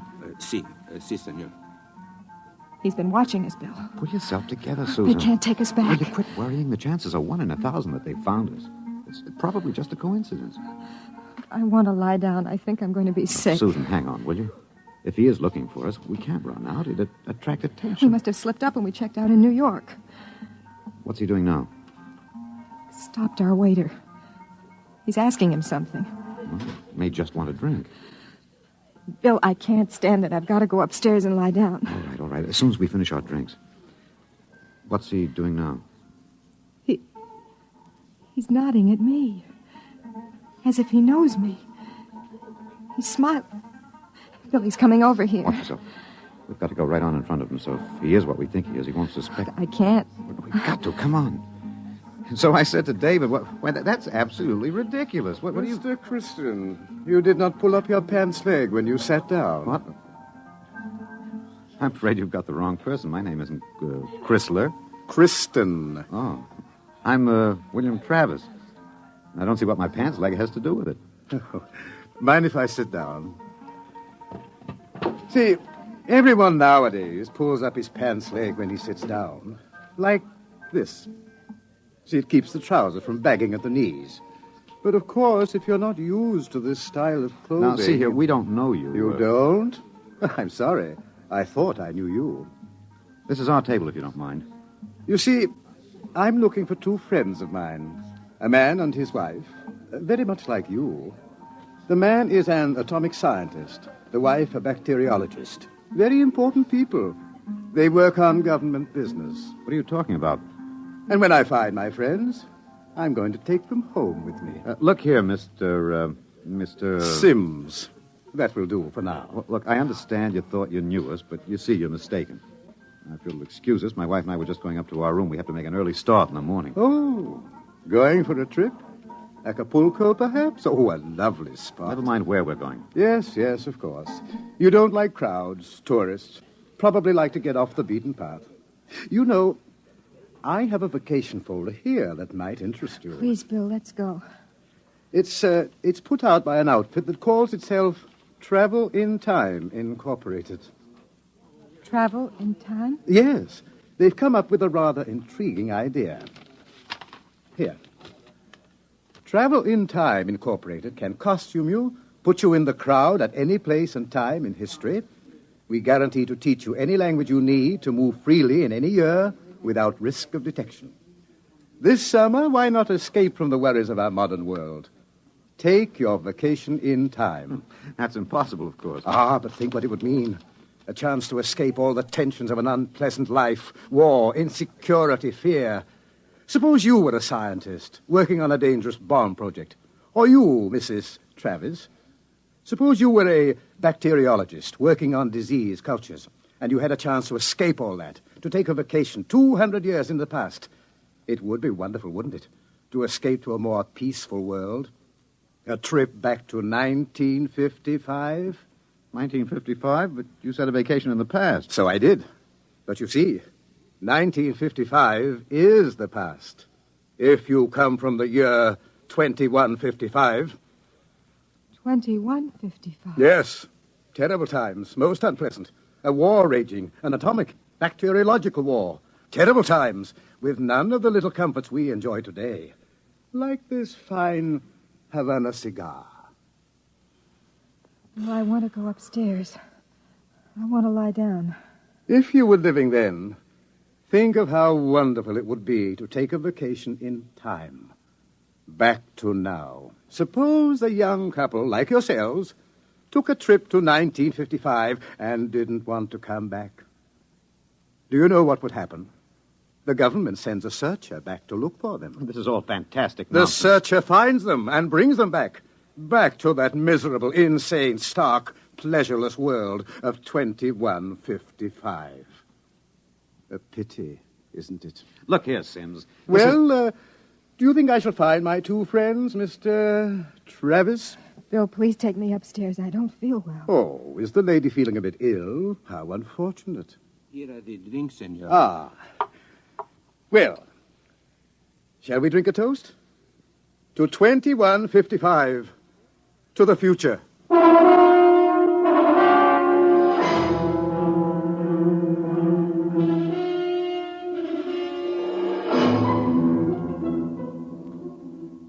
Inside. Inside, quick.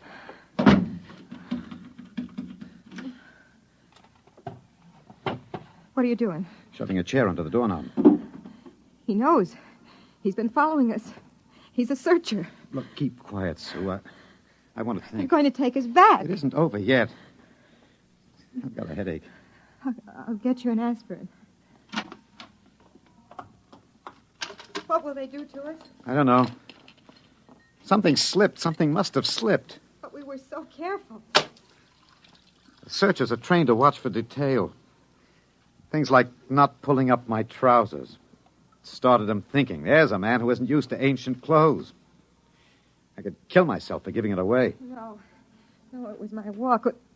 These high heels. Here. Thanks. The nerve of that Sim sitting there looking us up and down like animals, smoking those stinking cigarettes. That's how I first noticed him at Tasco. He had 4 bottles of liqueurs and a pile of chocolates. Yes, he still hasn't gotten over that first greedy hunger. We've got to look out for that. It's the sure sign of somebody from the future. Trying to make up for a lifetime of shortages by stuffing yourself sick. Remember our first night? Bill, I can't stand it. We've got to get out of here. What are you doing? Packing. Get the suitcases out. It's no use. What do you mean? We can get to Acapulco by morning. Don't you think he's watching us? We could get away. No. We've got to sit tight. Maybe he isn't sure of us yet. Maybe we can still figure out some way to escape. Come on now. We'll need our strength. We'd better try to get some sleep.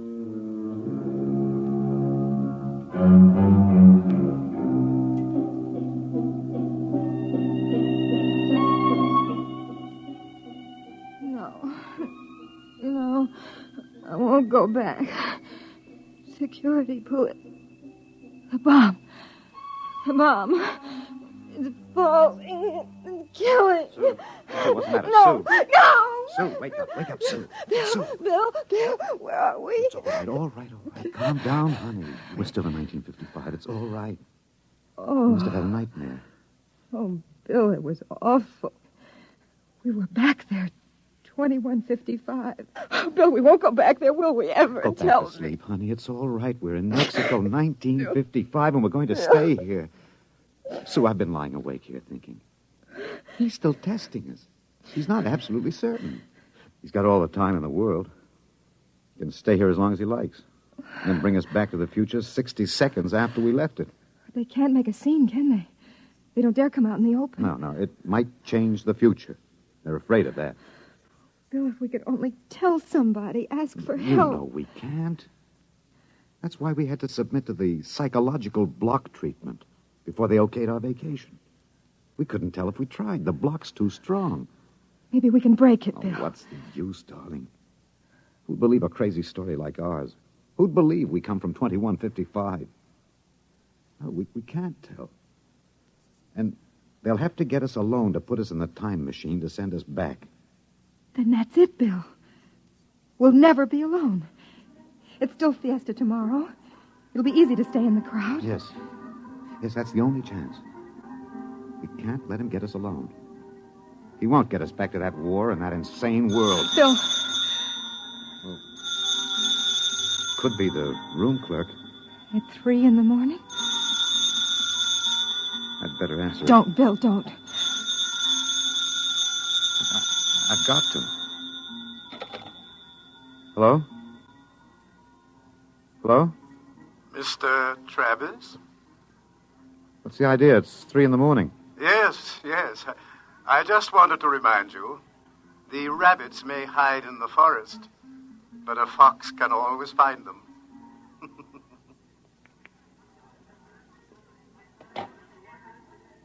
What was it, Bill? Bill. Never mind. Come on. Let's get some sleep while we can.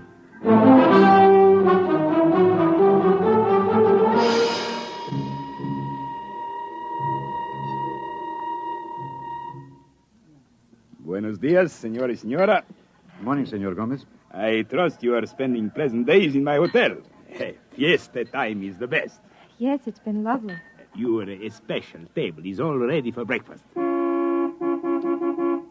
where in blazes is the hotel? You, Buster, where's the hotel in this godforsaken sinkhole of a one-horse town? All the blighted deserts of the whole stinking country. I had to pick up a Great excitement, very great. What is it? They come with 4 trucks and innumerable automobiles. A motion picture company from Hollywood. Oh, what are they doing down here? They make the pictures of our fiesta for the background. That fat man, the one with the most colorful shirt, he is the chief. Manager! Director. Manager! Where's the manager of this Adobe flea bag? Coming, senor. You will excuse me, senor.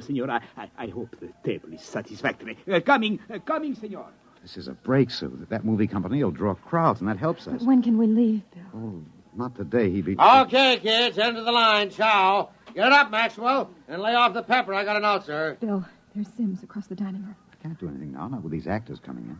Gloria, you sit next to Papa. Max, make sure nobody monkeys with the trucks and the gear. Right, Chief. Do we have to eat at this crummy joint, Joe? Cheer up, sweetie. Your mere presence makes this chasins and truck roll into one. No, not this early in the morning, Joe. I couldn't stand it. Okay. Anything you want, laddies. It's on the dear old expense account. They look happy, don't they? There's an idea. Maybe I could hire two of them. I could say it was a joke. Why? We could dress them in our clothes, have them drive off in our car sometime when Sims couldn't see their faces. Where would that get us? With him off on their trail, we might make it to Mexico City. It'd take years to find us there. Wait, that movie man's coming over. Excuse me, you folks are Americans, aren't you? That's right. Boy, am I glad to see you. I'm so sick of hearing Spanish, I could kiss you. Hey, come on over and eat with us, huh? Well, I don't think we should intrude. Oh, come on. Misery loves company. I'm Misery, and that's the company. We're from Hollywood. So I understand. Yeah. Boy, would I like to be there. I'm Joe Melton. I'm the director. I'm William Travis. This is my wife, Susan. Mutual. Come on over, kids. Join the party. Cheer us up. Only no tamales. I burned out 3 kidneys on tamales since I came over the border. Boy, am I funny, huh? Wonderful. Well, come on over. Hey, kiddies, I got new blood. Brother Yanks. Just a moment, Mr. Travis. I thought you might be breakfasting with me, alone. Sorry.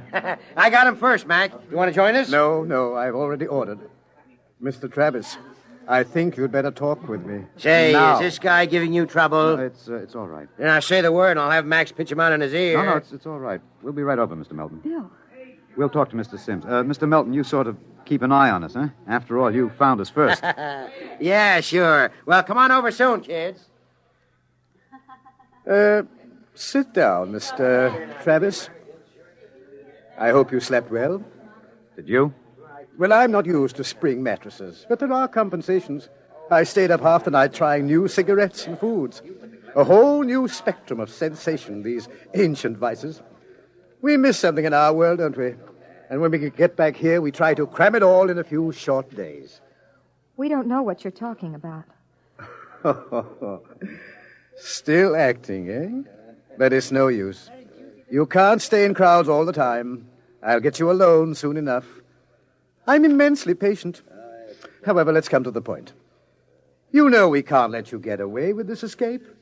Other people in the year 2155 might get the same idea and do the same thing. And we need people. To fight your wars? Bill. It's all right, Susan. We can talk on his terms now. He's got us. We can't escape. Oh, at last. Really, you've been incredibly romantic, running away from your responsibilities. Running away from horror. Oh, nonsense. Only a war. Only? With half the world dead and the other half dying? Yes, but we can't have you escaping here while we drop off a cliff. Dying people love to know that others died with them. Hey, kids, break it up. We're waiting on you. The longer you keep me waiting, the harder it will go on you. What do you mean? We need you on that bomb project. Return now, and no torture. Torture? Yes. You see, later we'll force you to work. And after you finish the bomb, we'll try a number of complicated new devices on you. Yeah. As you say, you can't escape. We have all the time in the world. Here. Sims, I'll make a deal with you. I'll come back now. If my wife stays here, alive, safe, away from that war. No, Bill, Keep no. quiet, Sue. Well, Sims, you need me for that bomb. You can duplicate her work.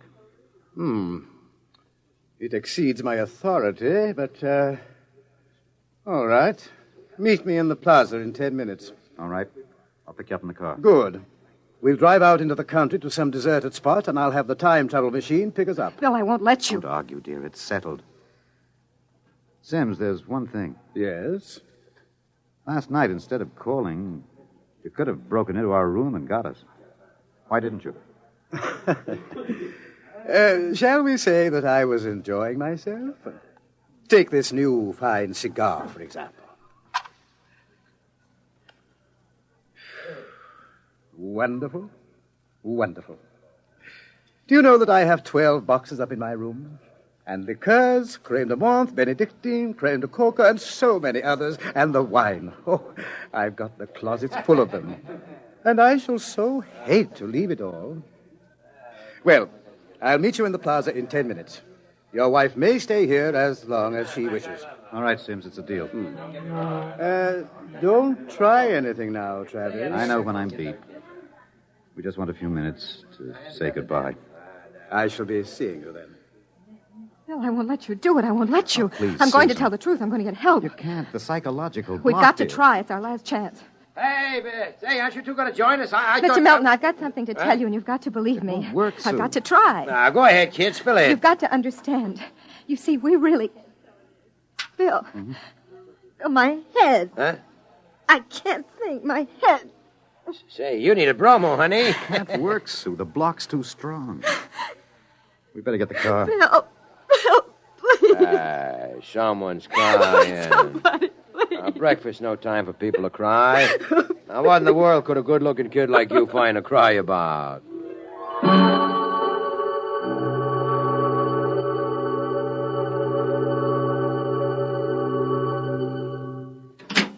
Bill, I won't let you do it. Don't make it hard, Susan. Let me go back with you. We'll get through some way. You think I'd let you go back to that war? Sue, please stop. We haven't got much It time. was so wonderful here, Bill. Bill, please. There he is, smoking those Turkish cigarettes, waiting for us. There must be some way we can both stay here. Maybe there is.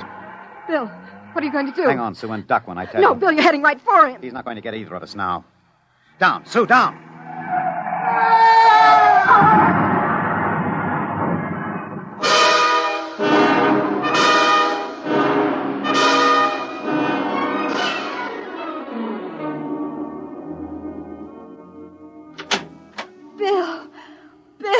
Bill. It's all right, darling. It's all right. Oh. It's all over. Darling, this is the mayor. Senora, your husband has been officially cleared in this most unfortunate affair. It is obvious this senor seems died of an unavoidable accident. An accident? Oh, yes, of course. Adios, senor, senora. Will they want to see you again? No. No, I'm clear. Oh. I lost control of the car. That's the way it stands. Sue, I hated to kill him. I've never wanted to do anything like that in my life. Where shall we go now? Mexico City? The car's in the repair shop. Won't be ready till 4. And we'll get out. Hey there, Travis. Wait up. Oh, it's that movie man, Bill. He was very good to me when they had you in there. Hey, I heard what happened. They sprung you, huh? Great. Yes, it was an accident. Well, lucky you didn't get hurt yourselves. Everything okay now? Yes, I think so. It's fine. But you both look a little rocky. Say, you want to get your mind off your troubles. We're through for the day. Clouds fouled up our shooting schedule. We're going to put a header on it up at the hotel. Gloria's cracking the ice now. Well, maybe we will join you. But first I've got to check up on the car. Well, don't miss the party, kiddies. See you upstairs. Bill, I don't think... Relax, honey. We've got the break now. Sims is dead. Before they can put another searcher on our trail, we'll have time to make a clean getaway. How about the car? Won't be ready till 4. We've got a couple of hours to kill. I'm so tired. What you need is a little excitement. We rate a celebration, honey. Well, I guess it would be nice to unwind. Sure. We'll go up to Melton's room, have a couple of drinks, a few laughs. Don't worry, honey. It's all over. We can relax.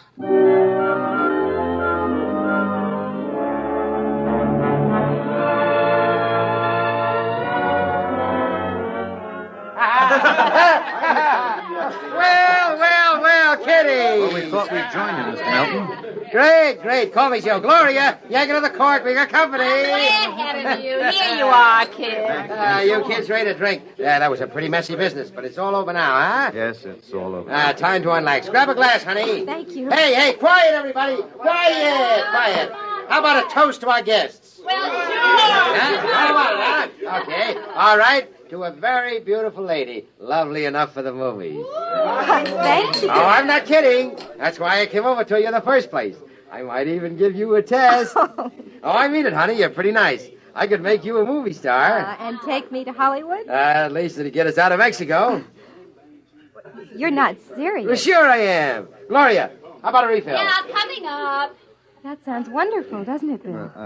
Los Angeles is a pretty crowded city, isn't Crowded? Hey, wait till you see the sunset bus. Well, you don't really think I could be an actress, do you?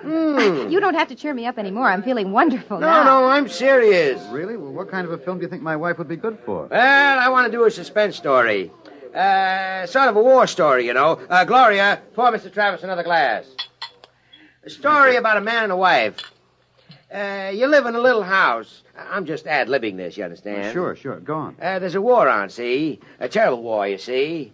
And they live in the year, 2155. Bill. Now, here's the gimmick. They escape into the past, and they kill a man who follows them to bring them back. Gloria, honeypot, get Mr. Travis another glass. He dropped his. Well, sir, this couple takes refuge with a group of movie people. Safety in numbers, they figure. Bill. But the story goes on. This couple is terribly important for a new bomb. Let's call it the leprosy bomb.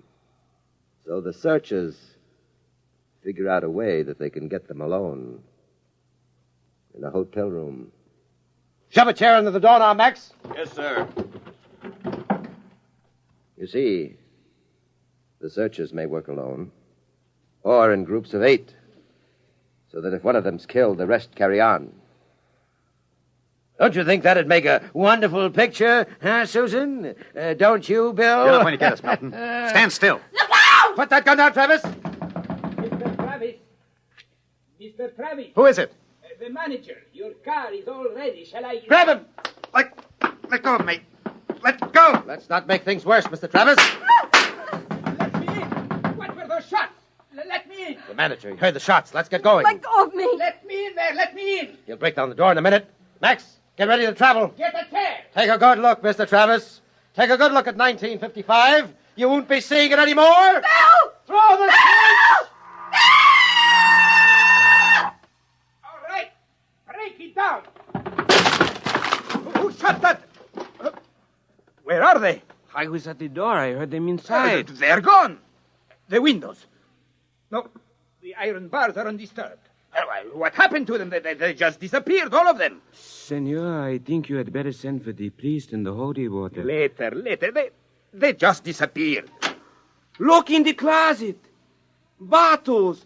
Hundreds of bottles. And boxes of 20 peso pure Havana filled cigars.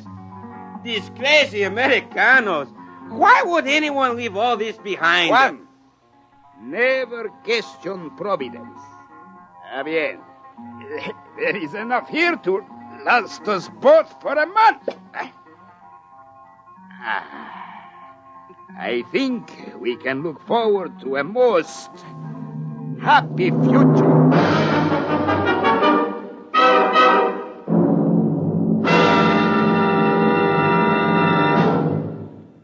You have just heard X-1, presented by the National Broadcasting Company in cooperation with Street and Smith, publishers of astounding science fiction.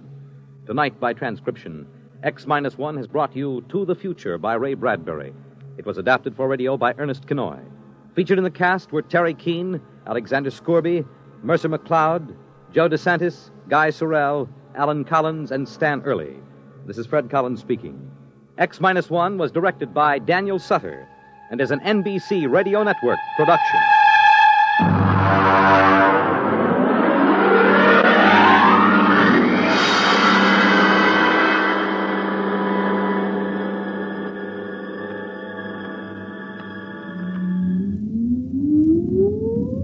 Countdown for blast off. X-5, 4, 3, 2, X-1, fire.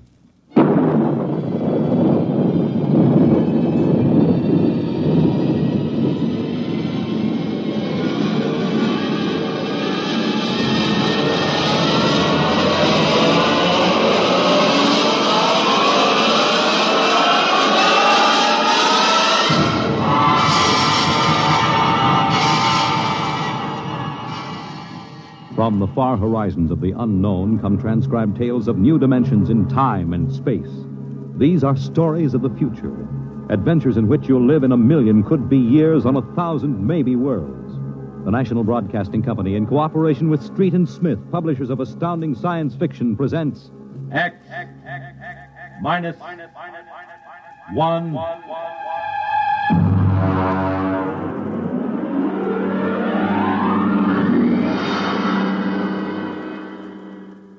Tonight, a Ray Bradbury story, Marionettes Incorporated.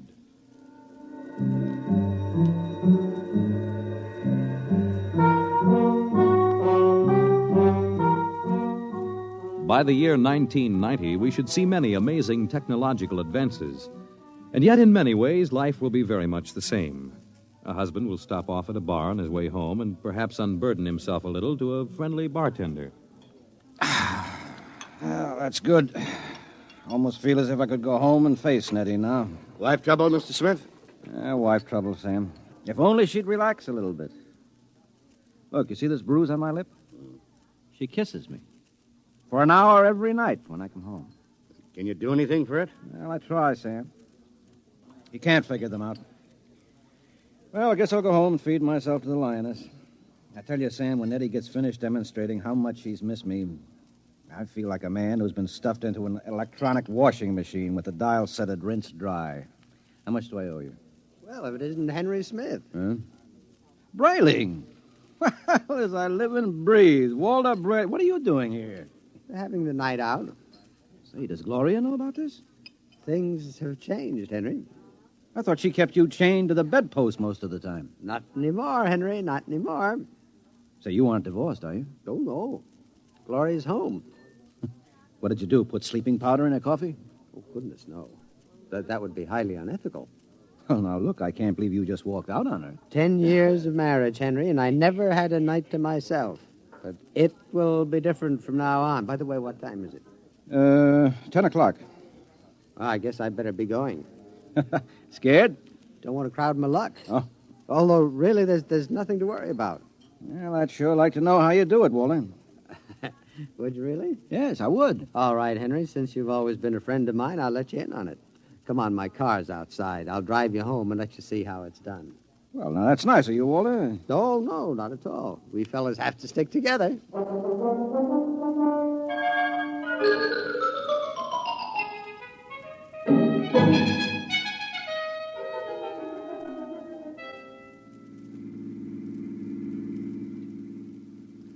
I don't suppose you know how Gloria and I came to be married in the first place. No, I don't. Well, one evening, she threatened to tear off her clothing and call the police unless I married her. No. Oh, yeah. Well, that's a bit extreme, isn't it? Gloria's a nervous girl. Oh. I bet you've had a pretty wretched time of it, huh? Yeah. Didn't take long for me to become the laughing stock of the neighborhood. Henpecked Brayling, they used to call me. I know that. But things are changing now. See this? What's this? A single ticket to Rio on the morning rocket. I have hotel reservations there for a month. A whole month, Henry, to have a fling. Well, won't Gloria make trouble over there? Well, that's the amazing part of it, Henry. She won't even know that I'm gone. Huh? And I'll be back in a month and no one the wiser. You don't believe it, do you? Well, frankly, no. Just how are you going to swing it, Walter? That's the secret, Henry. I tell you, it is the most wonderful thing ever invented, worth every cent I paid for it. Well, what is it? I'm going to show you. Now, here's my house. You notice the lights are all out? Uh-huh.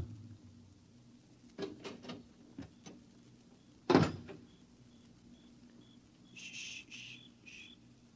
Now, we'll wait here on the front porch.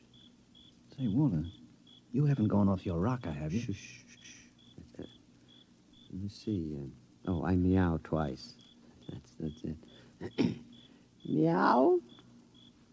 Meow. Now watch the window in my bedroom. It looks as if somebody's... Hey, there's a man up there. He's looking out. Good. He sees me. Now he'll be down directly. Oh, now look, isn't this a bit embarrassing for you, Walter? No, not at all. You'll find out. Here he comes. Hello, B2. Good evening, Mr. Brayling. Either I'm going out of my mind or there are two of you. You never told me you had a twin brother. I don't. If this fellow were in pajamas, I couldn't tell you apart. Well, that's the secret, Henry. Everything go all right, B2? Just fine, Mr. Brayling. I suppose my wife was in her usual good form this evening? Well, as a matter of fact, we spent the evening playing gin. No screaming, shouting, accusations? No, sir. It was a very quiet evening. Well, but this is even better than I thought. Marionettes Incorporated aims to satisfy, sir. Did he say Marionettes Incorporated? That's right, Henry. Now look him over. Isn't he excellently fashioned? You wouldn't dream he was a robot, a marionette. No, I don't believe it. Well, it's against the law, of course, to duplicate a human like this, but it's well worth the opportunity. I still don't believe it. You can't tell him from a human. Well, only one way. Put your ear next to his chest. Huh? That's it. Now listen. It's machinery. Walter, old man, how long has this been going on? Well, I've had him a month. I keep him in the cellar in my toolbox. And tonight I told Gloria that I'd like to be excused for 5 minutes to run down to the cigar store. Uh-huh. She agreed. I went down the cellar, took out Brayling, too, and sent him back upstairs to sit with my wife till I got home. That's miraculous. Of course, Walter, it doesn't seem quite ethical somehow. Oh, nonsense. Highly ethical. I've been home all evening. I shall be home with her for the next month. In the meantime, another gentleman named Walter Brayling will be in Rio having the time of his life. Well, can he walk around without fuel for a month?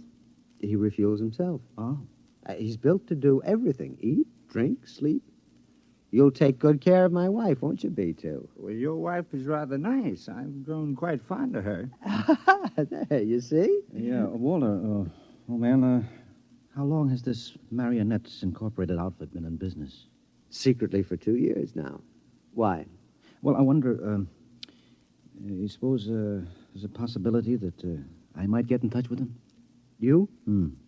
But your Nettie is madly in love with you. Well, I know that, but even so, just a little respite, a night or two once a month, huh? But she loves you dearly. Yeah. So much she can't bear me to leave her for half an hour. You know that lately she's taken to calling me up at work 10 or 12 times a day, talking baby talk?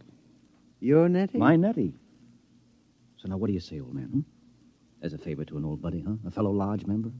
Well, I could put you in touch with the man who makes them. Of course, you'd be pledged to secrecy once you learned where he's located. Oh, well, naturally. Very well, then. Here's his card. Marionettes Incorporated. W. Zeig, proprietor and owner. New humanoid plastic 1990 models guaranteed against wear. Our motto, no strings attached. Address, the Jumble Shop, 43 South Wesley Drive. Yeah. Mr. Zeig will take care of you. He's a charming fellow. Real craftsman. Say, that's wonderful, Walt. I'll see him first thing tomorrow. Well, I better be getting home now. Nettie is probably splitting a gasket. Well, see you around, old man, after I get back from Rio. While I'm gone, you might drop around regularly, just as you always have. Treat Brayling, too, here, as if he were me. Otherwise, Gloria might be suspicious. Yes, fine, I'll do that. Oh, before I go, these marionettes, they're safe, aren't they? Oh, absolutely. Tell him, B2. Oh, we're guaranteed. Well, that's fine. Well, good night, Walter. Good night, B2. Good night, Mr. Smith. Good night, Henry. Well, I'm glad someone else will have a chance at a little happiness and freedom. All right, Brayling, too. It's back into the cellar box for you. Come on, down the steps. That's it.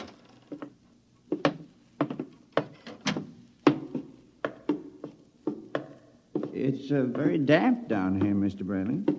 Bad plumbing. Here we are. Brayling. Yeah?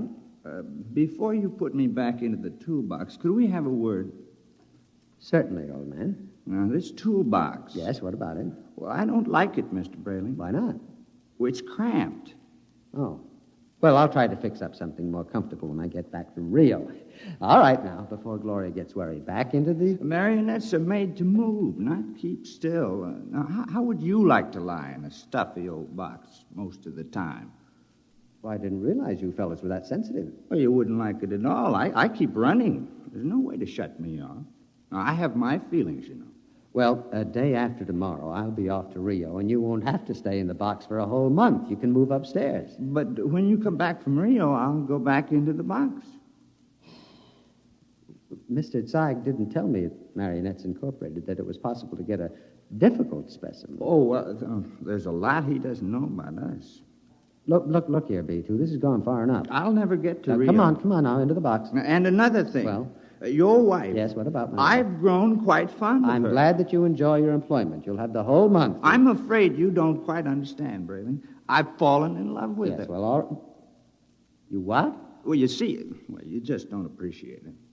Maybe if you hadn't acted so meek and apologetic about everything, well, she'd have a little more respect for you as a man. You aren't supposed to behave like this, you know. I think I could be very happy if I were married to Gloria. Aren't you forgetting that you are nothing but a big, overgrown puppet? Now, careful, Brayling. I'm sensitive. I'm sorry. Look, you wouldn't mind waiting here a moment, would you? I have to go upstairs and make a phone call. To whom? Nobody important. I have to call Henry Smith about something. You're lying. Now, you're going to call Marionettes Incorporated and tell Mr. Zeig to come and get me. No, really, I'm not. I was... B2, stay away. Now, stand where you are, Brayling. Now, B2, take your hand off my arm. arm. No, Brayling. What are you going to do? Nothing much. I'm just going to put you in the toolbox, lock it, and lose the key. Then I'll buy another ticket to Rio, and Gloria and I can have a wonderful vacation. You're insane. Oh, am I? Now, wait a minute. Hold on, B2. Don't be rash. Now, let's talk this over. Goodbye, Brayling. Now, B2, stop it. Don't. Let go. Into the box, Brayling. There. Let me out. Let me out. Walter! Yes, Gloria? Well, what in the world are you doing down there at this time of night? Well, nothing, lover. The pipes were knocking, and I'm just making sure the boiler hasn't exploded. Now, you go to bed, and I'll be up soon. Hurry, won't you? We had such a nice evening. I'm lonesome for you. You won't ever be lonesome again, darling. Never again.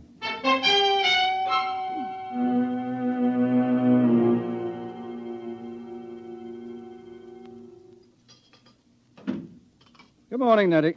Good morning, darling. How are you? Have a nice time last night?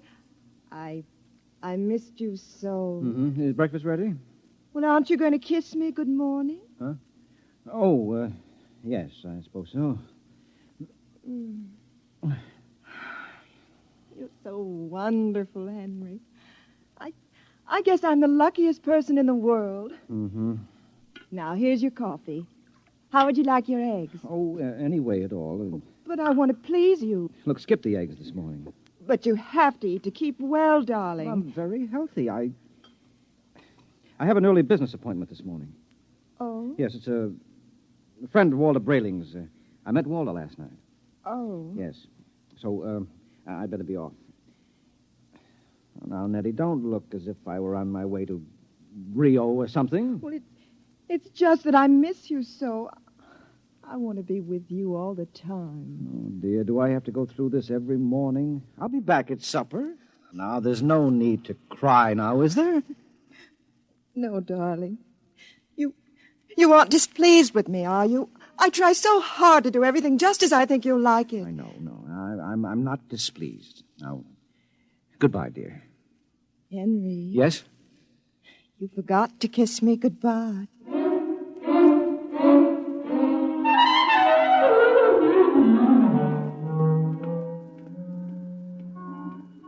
No strings attached, no strings attached. A very nice puppet with no strings attached.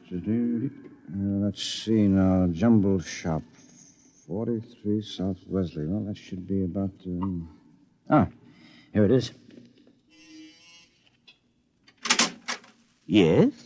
Mr. Zeig? Yes? Walter Brayling recommended me. Enter. Thank you. Your name? Henry Smith, 55 Evergreen Place. And what can we do for you, Mr. Smith?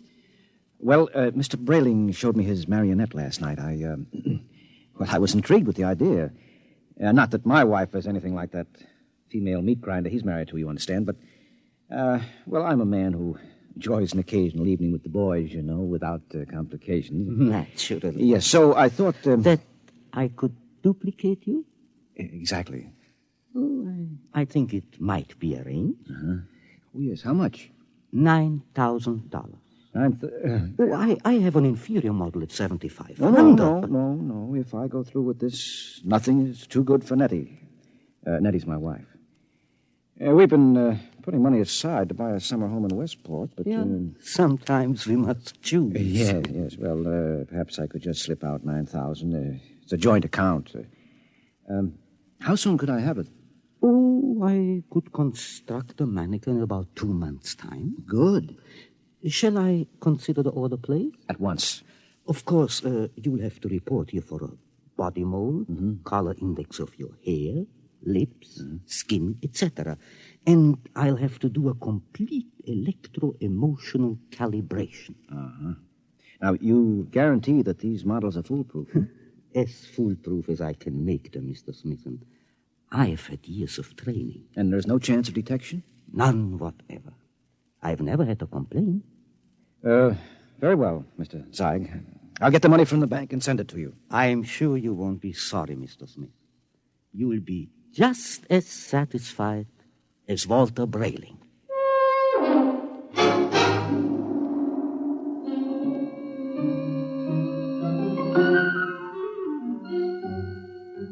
Oh, Teller. Yes, Mr. Smith? I'd like to cash this draft on my joint account, please. Yes, sir. $9,000, sir? That's right. Oh, I'm afraid that's impossible, Mr. Smith. Impossible? My wife and I have a good $15,000 in our account. You're mistaken, Mr. Smith. Well, I know. Here's your card, sir. You see, Mrs. Smith withdrew $10,000 recently. $10,000? Without even telling me? I remember it distinctly, Mr. Smith.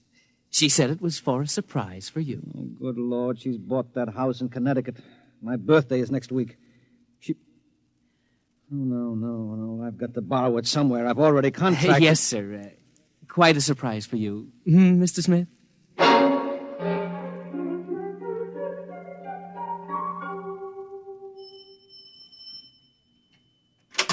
Yes? Oh, hello, Henry. Hello, Gloria. Is Walter home? I'd like to speak to him. He should be back soon. Will you wait? Yes, I'd better. Oh, say, Henry, as long as you're here, maybe you can help me with something. What? I went downstairs to get an old suitcase a little while ago, and I heard the strangest noises near that old tool chest of Walter's. He mentioned that the boiler was acting up, and, well, I'm afraid to go down there again. I wonder if you'd take a look. What kind of noises? Like a thumping sound. Uh-huh. Well, maybe I'd better go down, Gloria. You stay up here. Should I call a plumber, do you think? No. I'll take care of it. Well, it's right down those stairs. All right, I'll have a look.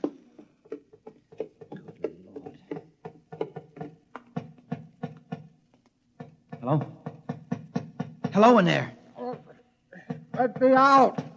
Let me out! Shh, just a minute. Keep quiet, for goodness sake. Let me out! I'll have to smash the lock.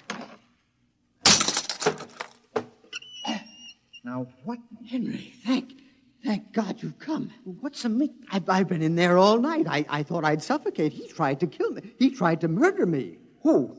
Which one are you? No, don't be an idiot. I'm Walter. Well, what happened? B2, the marionette. He stuffed me in a toolbox and left me to suffocate. What? Fortunately, I found an old file in there, managed to get an air hole through the wood. Good Lord. He's taking Gloria with him to Rio. Have they left yet? No, he's gone downtown for the tickets. Good. We may have time. For what? To get down to Marionettes Incorporated and tell Mr. Zeig to stop him. You're in no condition. So don't worry about me. We can't waste any time. Now, come on. Yes, but what about Gloria? I'll sneak out. Tell her that you fixed the plumbing. Tell her anything. I'll meet you outside. All right. What a fool I've been. Oh, what a fool I almost was. I went down and ordered one of those things today.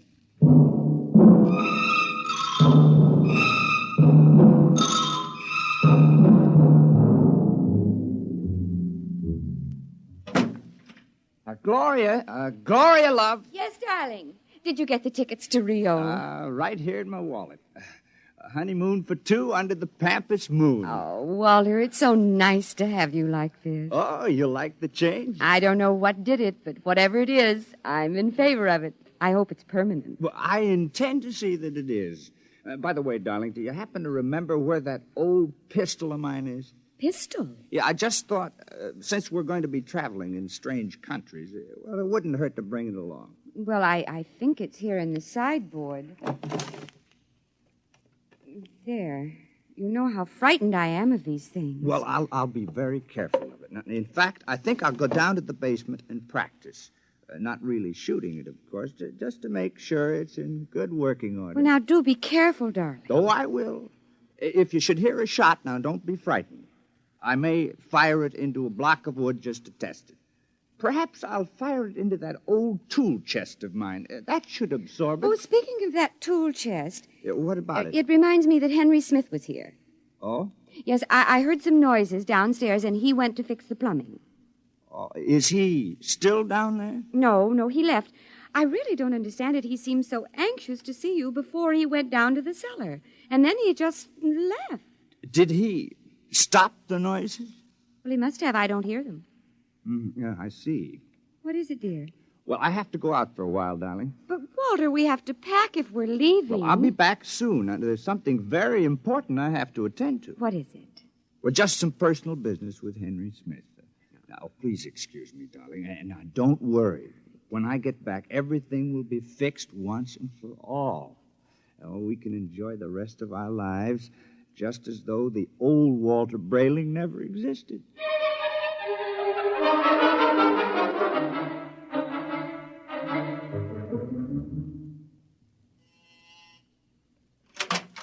Oh, Mr. Brayling and Mr. Smith. Come in, gentlemen, come in. What brings you? Mr. Zeig, you told me your marionettes were foolproof. They are. My personal guarantee goes with We know each all one. about your personal guarantee. Except that Mr. Brayling's dummy knocked him out, Yes. stuffed him in a toolbox to suffocate, and is making plans to run away with his wife. Oh, dear. Yes, well, Mr. Zeig. Well, I really don't know what to say, gentlemen. What Mr. Brayling and myself would like to know, Mr. Zeig, is exactly what are you planning to do to stop this overambitious robot? Well, of course, we shall have to recover B2 first, and then I'll simply dismantle him Yes, and... well, he doesn't seem to want to be dismantled, Mr. Zeig. In fact, I think that you'll have trouble catching him. Maybe I can save you the trouble, gentlemen. Yeah, B2. Look out, he's got a gun. I thought I'd find you here when I discovered the tool chest empty. Now, you look, B2. Whatever you're planning, you won't get away with it. Oh, I think I will. Mr. Zeig, can't you do something? I'm afraid I can't think of anything. I'll save you the trouble because I'm going to kill the three of you. No, you won't get away with it. No, you forget that Gloria and I will be on a plane to Rio in a few hours. All right, Mr. Zeig, you first. Now, see here. This isn't fair. I created you. You can't. You grab him. I've got him. Quick, that hammer. Look out! Oh, well, that's the end of Brayling, too. But he got Zeig, though. Yeah. Right through the... Holy jumping catfish, Henry. Look at him. Look at Zeig. It's nothing but a mass of coils and springs, just like Brayling, too. Well, he's nothing but a marionette. He's no different. Brayling, do you know what this means? Oh, this is incredible. A marionette building other marionettes? But someone must have built Mr. Zeig originally. I wonder what... Well, perhaps Mr. Zeig turned on whoever built him the same way Brayling, too, turned on you. Well, at any rate, we'll never know. Oh. Say, I wonder how many of these things are walking around among us. Oh, I shudder to think of that. You know, some of our best friends might be. Ooh. Yeah. Come on, we have to get out of here. But the police... Now, don't be a fool, Brayling. There's been no crime committed here. All the police will find is two oversized puppets with the springs coming out of them. And they seem so lifelike. Yes, I know, and they were only machinery. You got to remember that. Yes. What'll I tell Gloria? Well, if I were you, Brayling, I wouldn't tell Gloria a thing. I'd simply pick up that other ticket to Rio and take her on a honeymoon, just as she's expecting. What about you, though, Henry? What are you going to do? Me? Well, I'm going home and give Nettie a kiss that'll singe her hair. Oh, you know, when I think of what might have happened if I'd gone through with this marionette thing, it makes a fellow realize how lucky he is to be married to a decent woman. Oh, come on, let's go.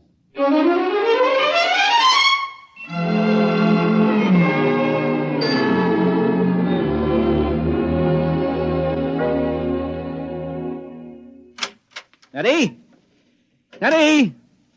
Where are you, sweetheart? In here, darling. Oh, I've missed you today. Come here. Oh, Henry. Hmm. Oh, you look tired, darling. Can I do something for you? Just tell me I'm yours to command. Oh, man's a fool to jeopardize a nice home and a loving wife like you. Oh, you do love me, don't you, Nettie? Oh, you know I do. Here, let me get your slippers on. No. Oh, it feels good to sit back on the sofa and relax. Oh, you don't know what a trying day I've had. Oh, I can see you're all upset. It isn't anything I've done, is it, dearest? No. Well, in a way, something you've done is connected with it, yes. What's that, darling? The money.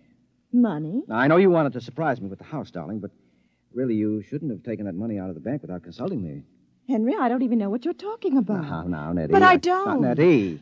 Oh, you're so upset, darling. If it's anything important, let's talk about it later. Meanwhile, why don't you just put your head on my shoulder and rest? Well, I must admit that sounds enticing. Here, let me make you comfortable. There. Now, you just close your eyes. That's it.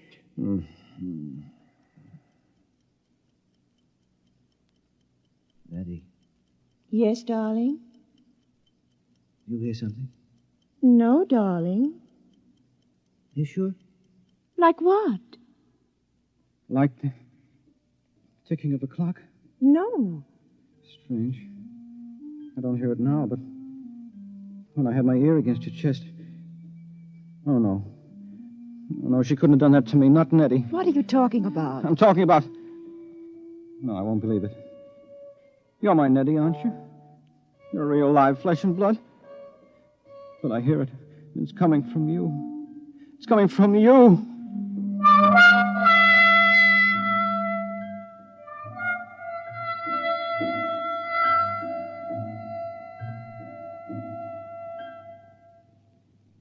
You have just heard X-1, presented by the National Broadcasting Company in cooperation with Street and Smith, publishers of astounding science fiction.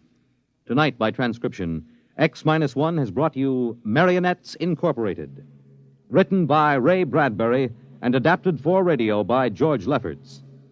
Featured in the cast were Les Damon, Dick Hamilton, Carl Swenson, Theo Getz, Arthur Cole, Bob Hastings, Freddie Chandler, and Ginger Jones.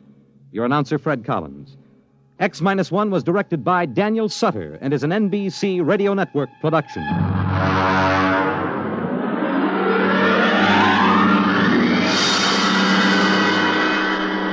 Thanks for listening to HOJO Radio. We have more classic radio coming your way next. It's the Martin and Lewis Show.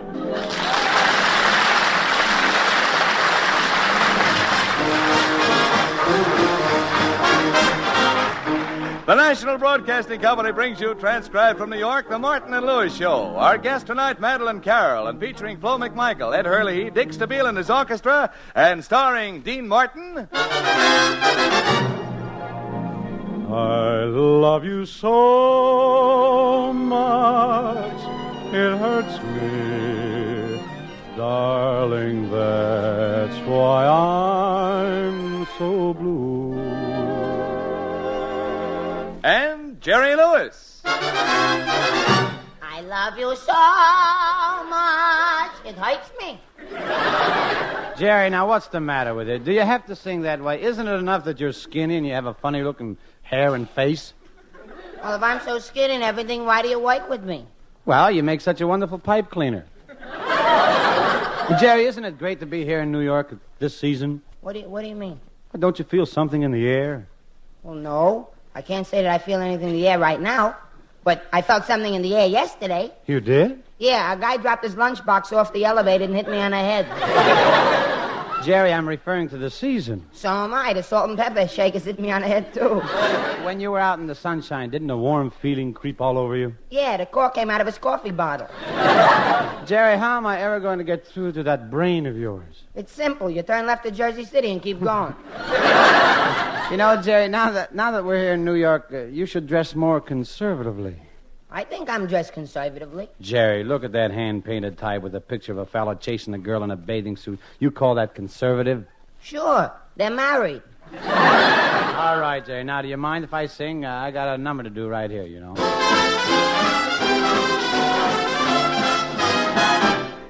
I was born in Texas. I was bred in Kansas.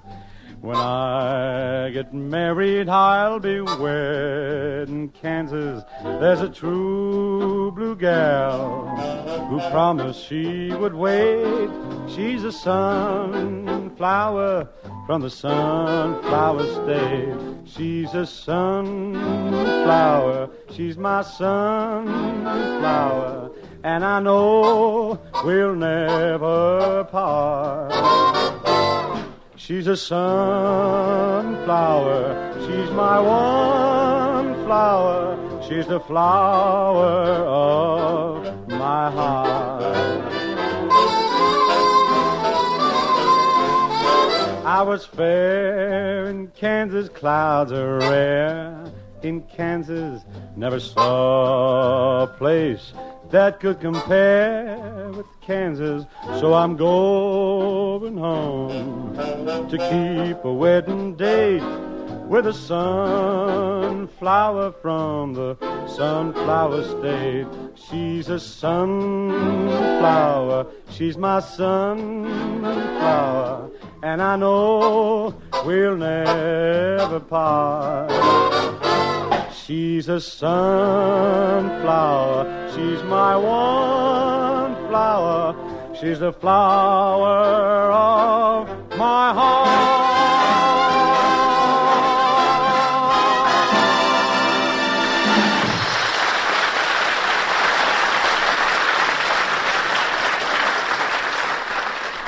Hey, Dean, that was real swell singing. I think your voice is even better since we came east. Well, thanks, Jerry. No, I mean it, Dean. I think it really sounds good. Well, that's very nice of you, Jerry. And now, ladies and No, it gentlemen... makes me proud to have a partner who can sing so good. All right, Jerry, you said it now. Let it go at that.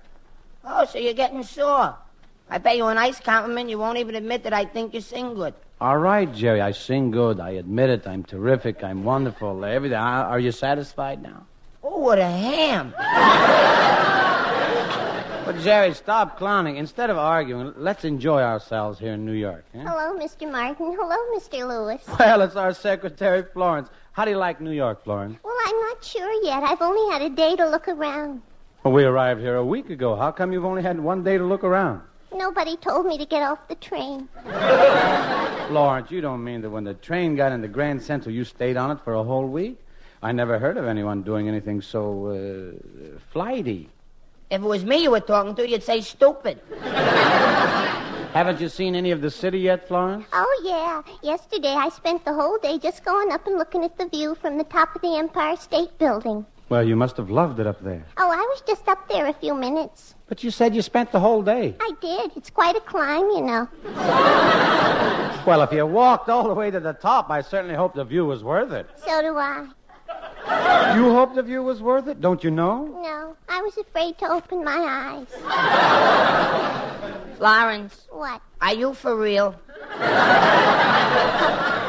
Well, I just hope you have a lot of fun here, Florence. Oh, I will. But things are so complicated in New York. Mr. Lewis took me to the funniest hot dog stand. Funny hot dog stand? Where is it? I don't know exactly, but it's called Yankee Stadium. You went to Yankee Stadium. Oh, then you saw a baseball game. I did? You mean you didn't know what was going on? Jerry, why didn't you explain it to her? Oh, Mr. Lewis explained the whole thing to me. I sure did, Dean. Well, that's why I didn't know what was going on. Tell me, Mr. Lewis, who was that man with the iron mask on his face who crouched down behind the batter? Oh, that's the catcher. He has to wear that iron mask or else the baseballs would smash his face out of shape. Oh, I see. Yeah, I know all about that stuff. I used to be a catcher myself. You were? Oh, Mr. Lewis, why didn't you wear a mask? I couldn't afford a real mask, so I put a birdcage over my head. Well, that should have been all right. Yeah, but just as the pitcher threw the ball, the canary flew out and left the door open. Anyway, Florence, you had fun going to the Yankee Stadium with me, didn't you? Oh, yes, but I hated the woman sitting next to me. She was wearing the same hat I was. I didn't think you even saw that woman's hat. You were so busy eating those 10 hot dogs I bought for you. Oh, I didn't eat them. I just squeezed all the mustard on her hat when she wasn't looking. Well, I didn't know you had a crush on Flo, Jerry. You didn't? No, I didn't. Well, I like Florence, but I have a problem. Well, what is it? Pray tell. Well, I keep asking myself this. Can a man who has had a Tinker Toy set for 23 years find happiness with girls? You know, Jerry, you ought to see a psychiatrist and get straightened out. How'd you get all those kinks in your brain anyway? I gave my hair a Tony Cold wave and it sank through. Jerry's very sweet, Mr. Martin. Yesterday he took me to one of those swanky stores on Park Avenue to buy me some perfume, but I couldn't find anything I liked. All they had was surrender, passion, taboo. The perfume I wanted was my sin. Why do you want my sin? Well, with that kind, they give you free judo lessons. So long, Florence. We'll see you later. So long, Florence.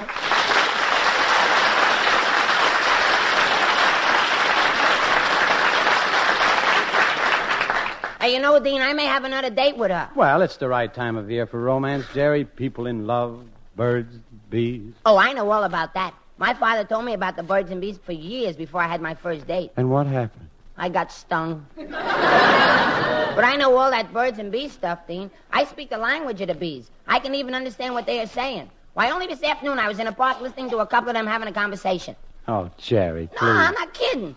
I was sitting on a bench, and this bee came along and went zzz. Pretty soon, a boy bee came along and went zzz, zzz. And then the girl bee went zzz, and the boy bee went zzz. And then suddenly... zzz. What in the world was that last zzz? Her husband showed up. Oh.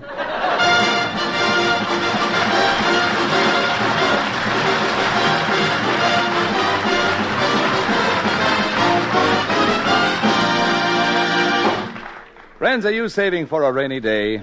The best people are doing it, so it must be a good thing. It must pay off, especially when your emergency money is invested in United States savings bonds. Savings bonds issued by our own government, and as safe as our government.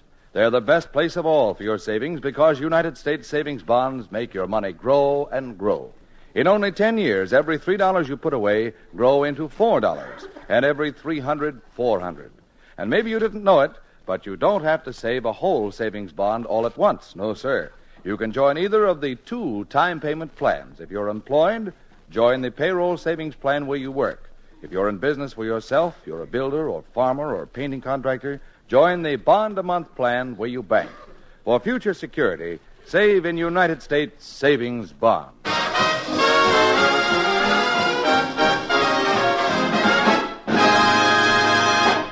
Well, you know, Jerry, we have a lovely guest on our show tonight, the famous stage and screen star Madeline Carroll. Yeah, Madeline Carroll. Oh, boy, wow. Look, never mind about that oh boy wow stuff. When she gets here, I want you to be, on your best behavior. Oh, I will, Dean. Gee, Madeline Carroll. She's a glamorous, beautiful movie star. She wouldn't wipe her feet on me. Oh, after she gets to know you, I'm sure she will. Gee, I can hardly wait for her to get here, Dean, because you know what? What? Well, when we left Paramount, Bob Hope asked me to give Madeline a kiss for him. Jerry, that's just a figure of speech. Yeah, and her figure's something to make speeches about. Jerry, you don't understand. Bob Hope didn't mean for you to actually kiss Madeline. He just meant to say hello to her. Only a moron would interpret it otherwise. Well, meet Jerry Lewis, boy, otherwise. I don't know why we're even discussing it. In the first place, you don't know how to kiss a girl? I do, too. I've been kissing girls since I was knee-high to a grasshopper. Of course, I kissed a lot of grasshoppers, too. That's just schoolboy stuff. Now, the way to kiss a girl, well, you take her in your arms, you lean her back a little, and say something soft and sweet to her. You whisper, darling, and then you kiss her. Oh, Dean, I'm so unworthy of you. Now, Madeline will be here in a moment, Jerry, and I want you to be very polite to her. Just say, Madeline, I'm charmed to meet you, and, go ahead, now say it. Let me hear you say it. Madeline, I'm charmed to meet you. Now, here, watch now. Say it again. I just want to hear you say it again. Madeline, I'm charmed to meet you. That's right. Now, here she comes. Hello, Dean.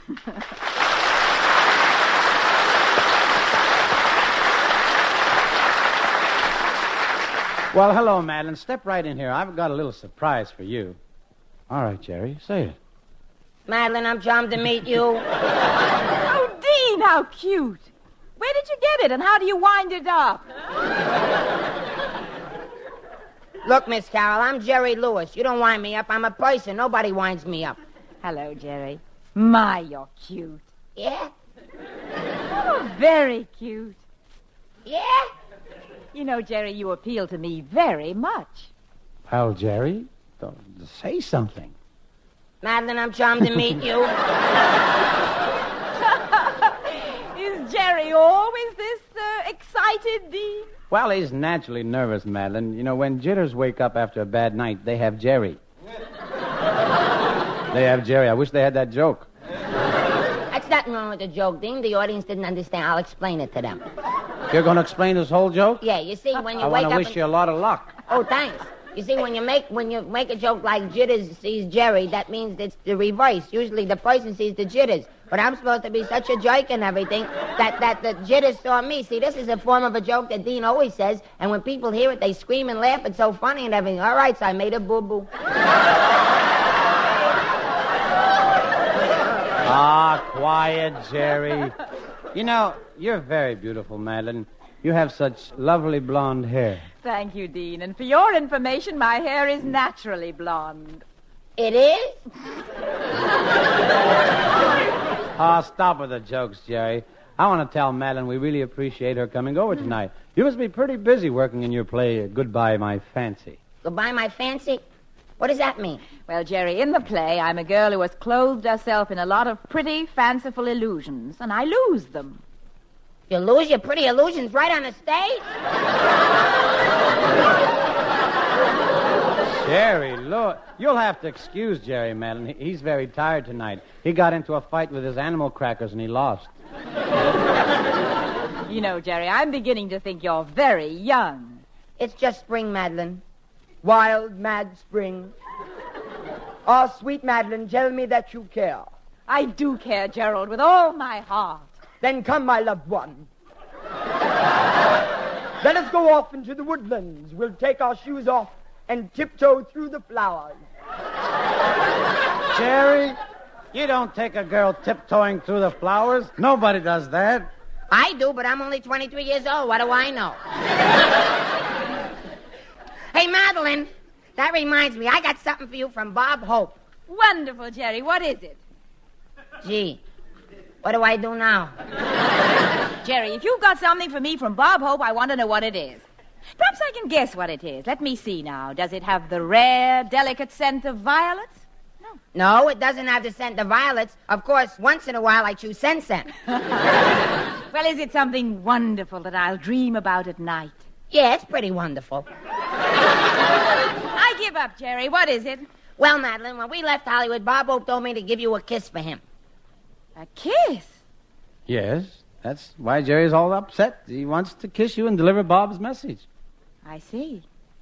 By any chance, Dean, did Mr. Hope give you any message for me? No, he didn't. Well, a girl has to lose once in a while. Well, come on, Madeline, pucker up. I am ready. But, Jerry, that's ridiculous. You're kissing Madeline Carroll wouldn't be anything like Bob Hope kissing her. Why not? Well, Jerry, if you kiss me, it's just another kiss. But with Bob's nose, he can kiss me and breathe in my ear at the same time. Wait till you try my technique. The last girl I kissed said murder. Maybe that's what she preferred. Is that so? Listen here, after they kiss me, they're willing to die. I bet Madeline's going to love this. Well, I must tell you, you're up against some real competition, Jerry. You see, when Charles Boyer kisses me, I think of the Casbah, mysterious, exotic. And when Turin Bey kisses me, I think of a harem, draped in silks and sweet incense-laden air. And when Robert Taylor kisses me, I think of champagne, evening clothes, and sables, Monte Carlo. And now you want to kiss me. Yeah. I hope you like Coney Island. Well, go ahead, Madeline. He'll hound you all night if you don't kiss him. Well, all right, Jerry. I'm ready. Okay, here goes.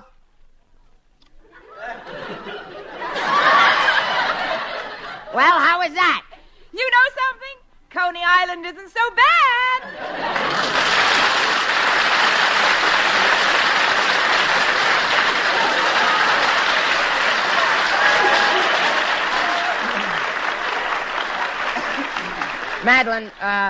Madeline, after Dean sings, we're going to do a little skit on what happens in spring and how boys meet girls. Would you like to help us out? I'd love to, Jerry. Okay, Dean, hurry up and sing. Bye. Bye. Dean Martin sings, accompanied by Dick Stabile and the orchestra, Dreamer with a Penny.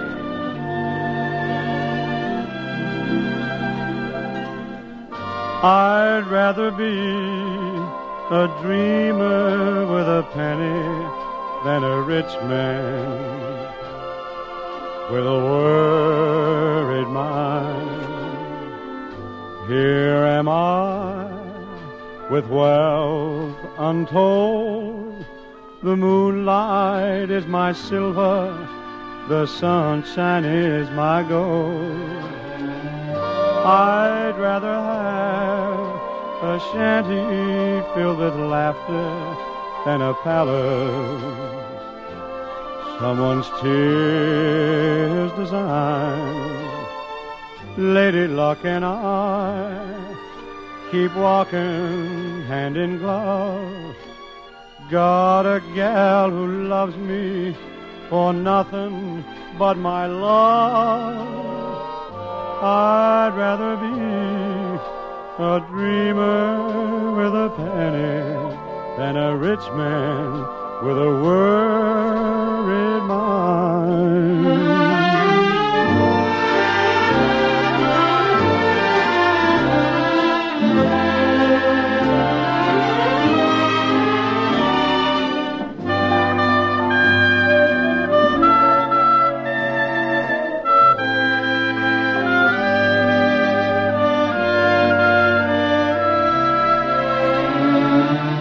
I'd rather have a shanty filled with laughter than a palace someone's tears design.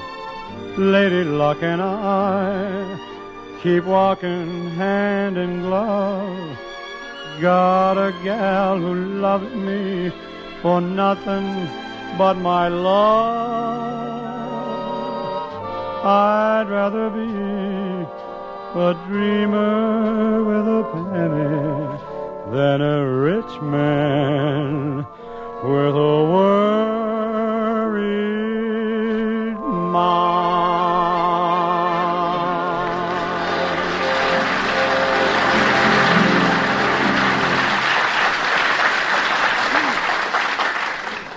United States Savings Bonds, the best place of all for your savings, because United States Savings Bonds make your money grow and grow.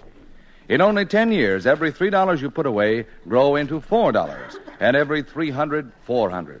And maybe you didn't know it, but you don't have to save a whole savings bond all at once. No, sir. You can join either of the 2 time payment plans. If you're employed, join the payroll savings plan where you work. If you're in business for yourself, you're a builder or farmer or painting contractor, join the bond-a-month plan where you bank. For future security, save in United States Savings Bonds.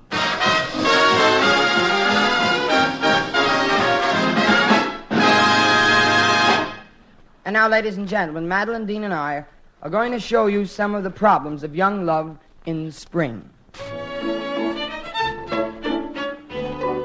In our first scene, we find an unhappy young man entering the office of that famous lovelorn editor, Miss Beatrice Madeline Carroll Fairfax. Pardon me, are you Miss Fairfax? Yes? I have a big problem. I can't get girls. I can't understand it. I'm clever and witty and brilliant, a college graduate. I have a very high IQ. I'm extremely intelligent and a cultured gentleman. But, young man, you're supposed to write me these problems. Who can write?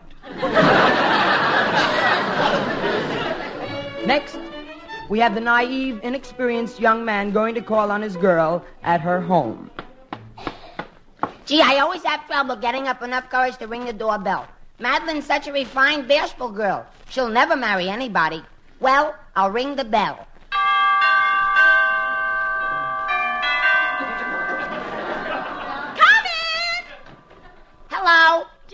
nice to see you. Isn't that box of candy for me? Yes, it is. A big 5-pound box of candy. It's tutti frutti caramels with chocolate-covered cherry centers with marshmallow cream filling under the coconut. I'm sorry they didn't have the fancy kind. Come on, Gerald. Sit down beside me on the sofa. Before you take a bite, Madeline, tonight you have to give me a kiss. Give you a kiss? Gerald Lewis, I'll have you know I'm not that kind of a girl. But, Madeline... Goodness, somebody's at the door. You stay here on the sofa and I'll go see who it is. Hello, baby doll. How about a great big kiss? Poor guy doesn't know she's not that kind of a girl. Well, let's sit down on the sofa, honey. We'll pitch a little wool. Whoops. What's this I'm sitting on? Hey, where'd you get the totem pole? Hey, I'm no totem pole. And look here, Madeline, I got something to say to you. You won't even give me a kiss, and yet you let this fella come right in and throw his arms around you and kiss him as much as he wants. You think that's something? I'm in the wrong house. Look, kid, you're crowding us here on the sofa. Go on, scram, get out of here, and leave that box of chocolates where it is. All right, I'll go. You're sitting with my girl, and now you're eating my candy. But I'll fix you. I'm going to turn out all the lights so you can't find the good pieces.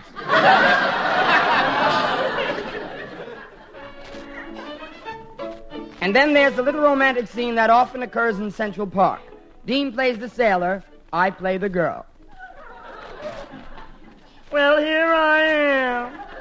I wish a handsome sailor would come along and whistle at me. Hiya, babe. Hello, sailor. Were you whistling at me? Yeah, I've been at sea quite a while, and you look pretty good to me. You think I'm beautiful, don't you? Are you kidding? I was at sea quite a while, but I wasn't born on the ship. How can you say that? My friends think that I look like a movie star. Yeah, I see what they mean. Your hair, it reminds me of Linda Darnell, and your eyes remind me of Greer Garson. Your face reminds me of Lana Turner. How about my legs? My favorite, Wild Bill Elliott. But I can't help it. I've been looking for some liquid stocking makeup, but I can't find the exact thing to match my legs. Yeah, it must be hard to find bow-legged bottles. Have you been a sailor long? I'll say I have. Matey, I'm a sea-going tar on the briny deep. Oh, the salty spray on a four-masted schooner in the crow's nest. Swab the deck, scrape those barnacles. Ahoy there, full speed ahead, anchors away. Say, mister. Yes? Are you for real? We're wasting time. Let's start smooching. How dare you try to kiss me? What are you hitting me for? I didn't even touch you. I know, I'm just practicing. Oh, boy, look at this swell dish coming along the walk. Hello, sailor. Going my way? Swell dish? You call her a swell dish? What's she got that I haven't got? Nothing, but you knocked with 10 and she went gin. Sailor, don't tell me this dame is your girlfriend. Of course. I'm lovely. I'm engaged. I've had my mustache plucked. I still like this beautiful blonde better. Oh, yeah? Sure, compared to you, she's Eve in the Garden of Eden. Okay, I'm Eve. Come on, Adam, let's get out of here. Oh, no, you don't. I got his arm, and he's staying here. Well, I got his other arm, and he's coming with me. Hey, you two, stop pulling. What do you know? We split the atom.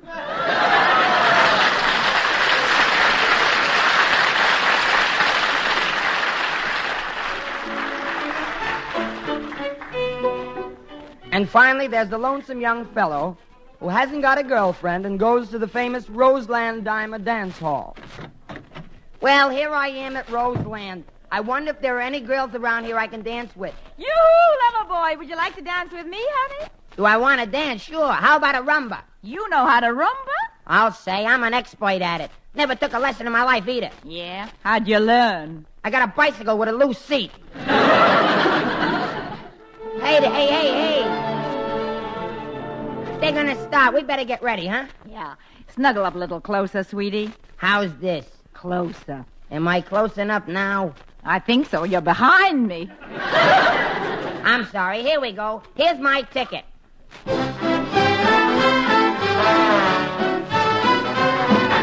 That'll be another ticket, bud. Another ticket? I didn't even get a hold of you. Well, give me another ticket, and this time grab quicker. Okay, here, let's go.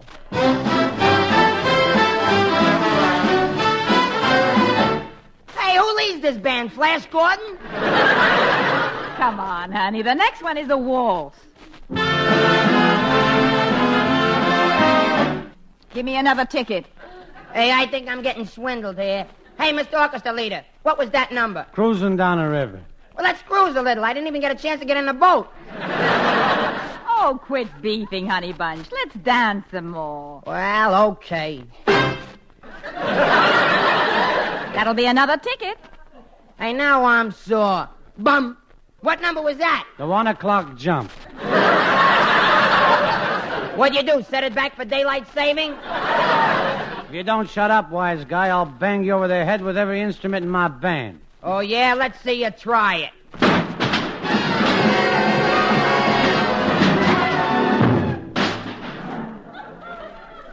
There, you happy? Yeah, I'm happy. At last you played one number all the way through.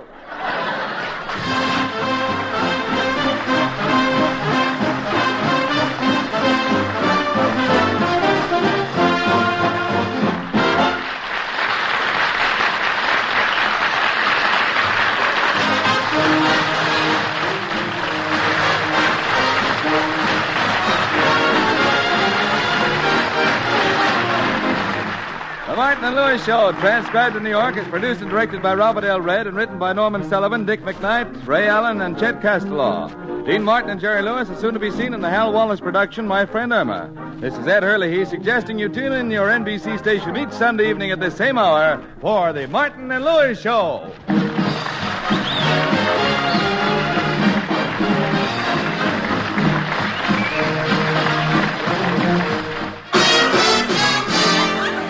It's the Martin and Lewis Show.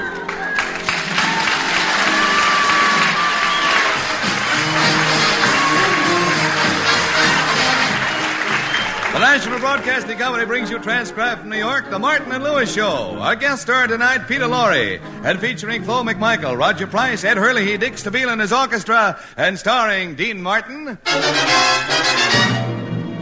I wish I knew the name of the girl in my dream, so I could change her name to mine. And Jerry Lewis. I wish I knew the name of the girl in my dream. Jerry. All right, so I made a boo-boo.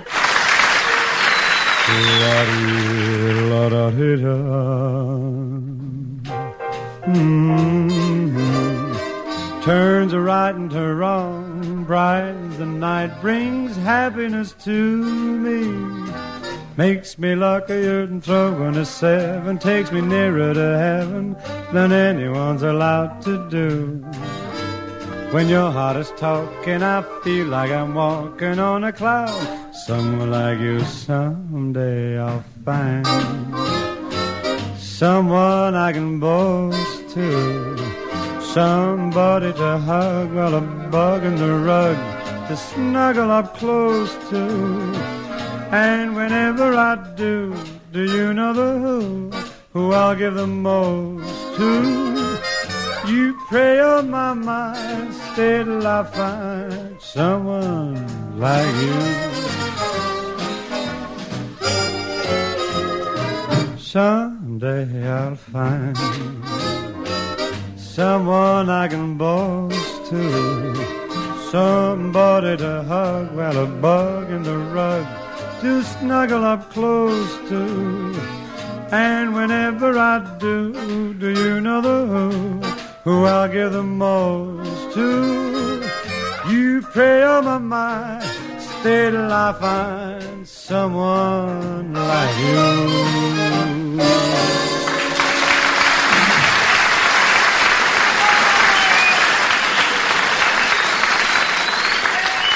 Dean and Jerry have just received an urgent message to see their manager, Speedy Smith, immediately. And right now, we find them walking down the hall of his office building in the heart of Broadway's theatrical district.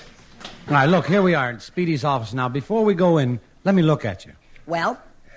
Okay, I guess you're neat enough, but I sure wish you'd start putting on some weight. You're about the skinniest guy I ever saw. Look here, Dean Martin. I won't stand here and have you talk that way about me. I'll have you know I weigh 118 3/4 pounds. 118 3/4. And that's with clothes on, huh? What do you weigh stripped? I don't know. I'm bashful. Now stop picking on me about how skinny I am. Oh, I'm not picking on you. Now, if you were smart, you'd... Jerry, don't try to tell me how to be smart. Do I tell you how to be stupid? What's to tell? Well, what are we standing here arguing for? Let's go in. Speedy's message said it was urgent. Oh, yeah, let's go in.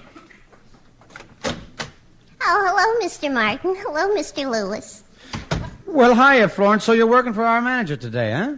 We're supposed to see Speedy right away, Florence, and it's something important. Well, he's got another client in there now. But in the meantime, maybe you can help me with an awful problem. Speedy bought me this new filing cabinet today. What's your problem? I don't know where to plug it in. Plug it in. Florence, you don't plug a filing cabinet in. You wind it up. Gee, Dean, listen in there. Speedy's sure bawling out some client. Listen. And in my opinion, I don't blame the circus for wanting to fire you. You keep forgetting your act, and that's the first thing you're supposed to do. Don't forget anything. Now, you got one more chance, so get back there, and above all, don't forget anything.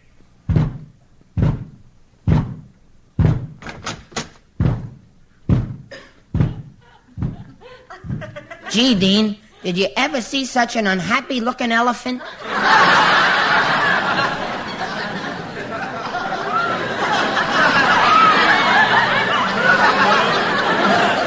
Come on, let's go in and see what Speedy wants. Hello, Speedy. What's so important that you have to see us in such a hurry? Yeah, we rushed right over. I'll tell you in a minute, boys. Relax. Let's get our feet up in the desk. Come on, sit down. Okay. Okay. Ouch! Jerry, you're supposed to sit down first, then put your feet on the desk. Well, boys, I've done it. A big manufacturer phoned me a while ago. He likes your program and might sponsor it. Now, I believe in you, boys. I've studied you. You got talent. Well, I know you backwards. Well, come around front sometime. We got talent on that side, too. Come on now, let's get down to business, boys. Let's get down to business. Look, I want you to go out and call on this man and convince him you've got the program he needs. Get his name and address from Florence and go see him right away. Okay, let's go, Jerry. Hey, Florence, will you give us the name and address of that big manufacturer who's thinking about sponsoring us? Oh, sure. I just filed it alphabetically. Alphabetically? Sure, you know, by numbers.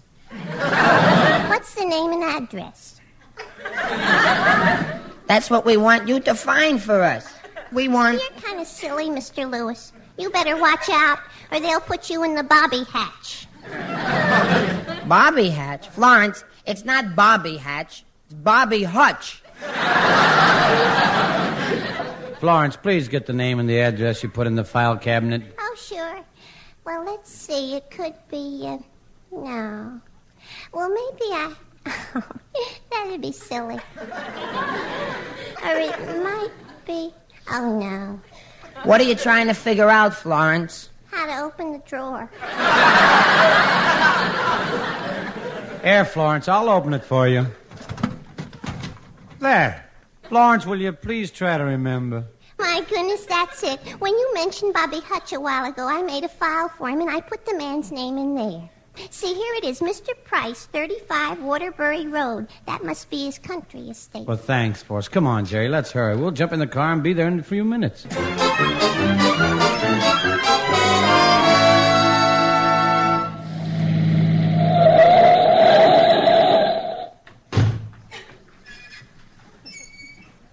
Now, Jerry, watch what you say. This Mr. Price can certainly afford to sponsor us. Hey, look over there under the trees. That must be him swinging on the hammock. Yeah, and he must be as eccentric as Speedy said. Look how he's hanging, on the bottom. Say, you must be Mr. Price because we've heard how intelligent and distinguished you are. We're Dean Martin and Jerry Lewis. Well, well. Where'd you boys come from? The stork brought us. Jerry, that's not what Mr. Price meant. Oh, yes, it was.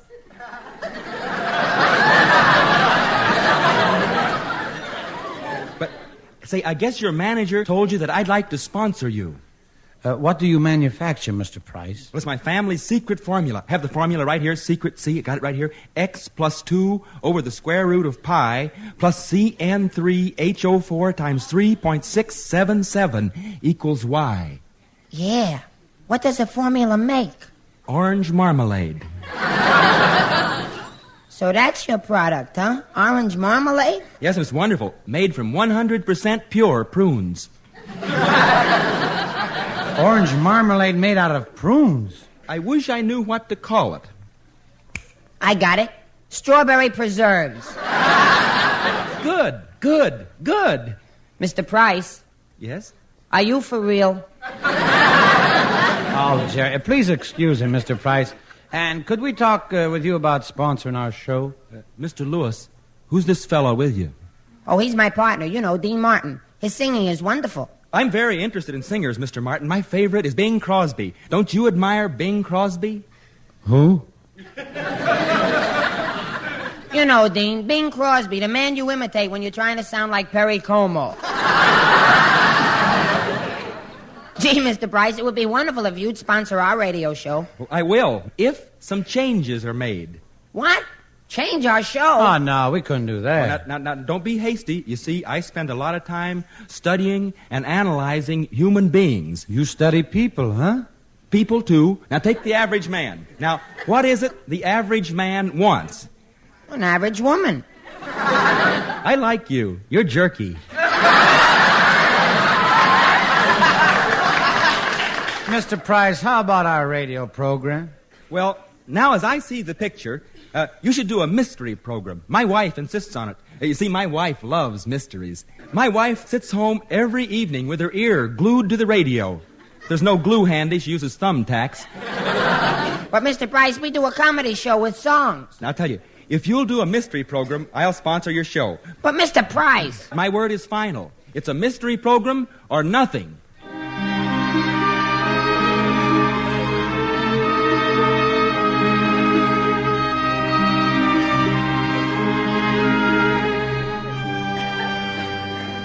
Well, Dean and Jerry were really discouraged about their chances of getting a sponsor until a few minutes ago, walking down Broadway. Dean, look at that sign on the Paramount Theater. Hey, it reads that Peter Lorre opens here Wednesday. Say, if we only could... Don't say it. Cross your fingers. Let's try to find him.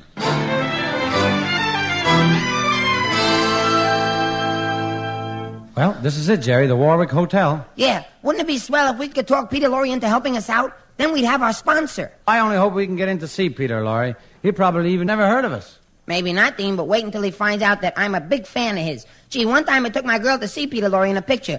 He was so sinister and so menacing, when I came out, I had the creeps. Well, it must have been even worse on your girl. Nah, she was a creep to start with. Well, let's go in and see Mr. Lorre.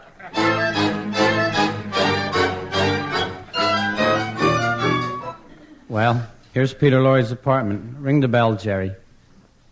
Jerry, what's the matter? Who's afraid? Oh, I'll do it. There. Dean. What? Let's go home. Gee, Mr. Lorre'd never help a couple of nobodies like us. Oh, come on, brace up. Yes, what is it? I'm Dean Martin, and this is Jerry Lewis, and we just got to go in and see Mr. Lorre. I'm sorry, I'm Mr. Lorre's personal secretary, and nobody can see him. Let me handle this, Dean. I gotta be stern with her. Okay, good. Be stern. All right now, miss, you listen to me. Yes?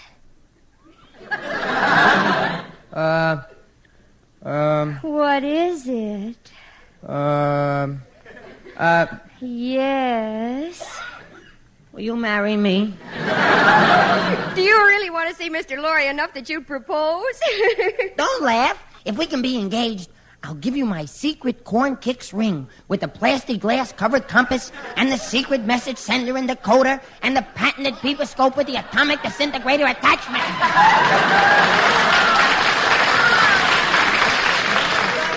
Would you really give it to me? Sure. Come on. Help me lift it out of the box.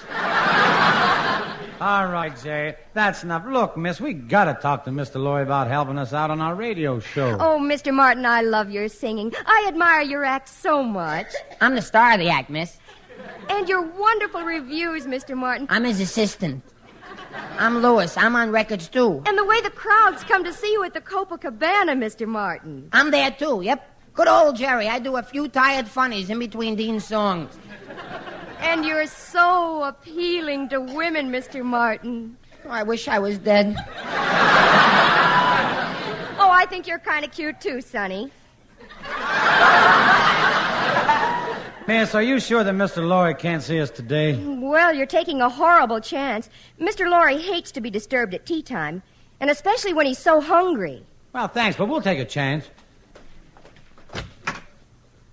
Mr. Laurie? Well, well, well.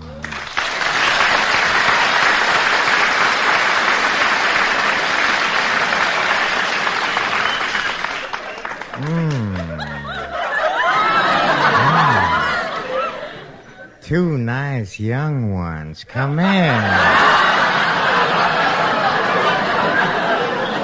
Well, I hope we didn't disturb your cup of tea, Mr. Laurie. What are you drinking there? Green tea or orange pekoe? Oh, no, neither. I have a weak stomach. It's arsenic. You drink arsenic? Yes, always when I can't get Drano, Drano. Oh, now it comes in 6 delicious flavors. Sure, strawberry, raspberry, orange, lemon, and bathtub.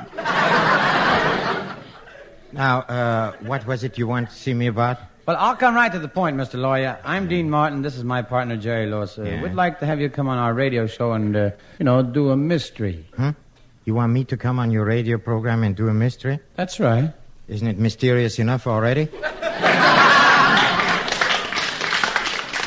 Please, Mr. Laurie, we've got a great chance if you'll help us out. It means an awful lot to us. We can get a sponsor if you'll only say yes. Well, you see, I wouldn't mind helping you out, but what would I do on your show? Oh, play sinister characters like you do in your pictures when you're acting. Acting? Oh, that's silly. What makes you think I'm acting? No, I'm like that all the time. You're like the Peter Lorre you play on the screen? It's not just acting? It started all when I was a little boy. My mother, she used to make me wear Lord Fauntleroy suits and long golden hair curls. Oh, I was so cute, Yes, I can still hear the people when they say, when I walk down the street on a Sunday morning, look, there goes that little rat who burned down the city hall. Dean, I'm not happy. Let's go. No, you must stay. You must hear me out. You see, well, my work in pictures has only aggravated my tendencies. You see, everyone has criminal traits. Everyone? Oh, yes. Just think, as a boy, didn't you have some bad habits? Not me. None at all? Nope. Oh, but now that I think of it... Yes? I did have one. Yes, you see. What was it? Did you go around scaring your little baby brother? Oh, no, worse than that. Yeah? What did you do? I used to sneak pussy willows into my room and pull their tails off. Come on, please, let's be serious, boys. You came here seeking my help now, didn't you? Now, let's see, what can we get for you? Oh, yes, well, it should be something nice and gruesome, shouldn't it? I have it, my diary, huh? It tells of an incident which happened here in New York City several years ago, and you, Jerry, you remind me strangely of he who was my assistant. At long last, I found the perfect criminal accomplice. For years, I've been looking for someone to hypnotize into committing my murders for me. Yes, he had to be somebody with no principles, no character, and a weak mind. I trained him for weeks. Finally, my stooge was ready for his new career. I put him under my spell. Come now, look into my eyes. There. You are now completely at the mercy of my will, aren't you? Yes, master. You are going out now to rob a bank. I will, master. And if necessary, you are going to kill. I'll do that, master. And even if you see some pretty girls, you won't mix with them. I won't mix, master.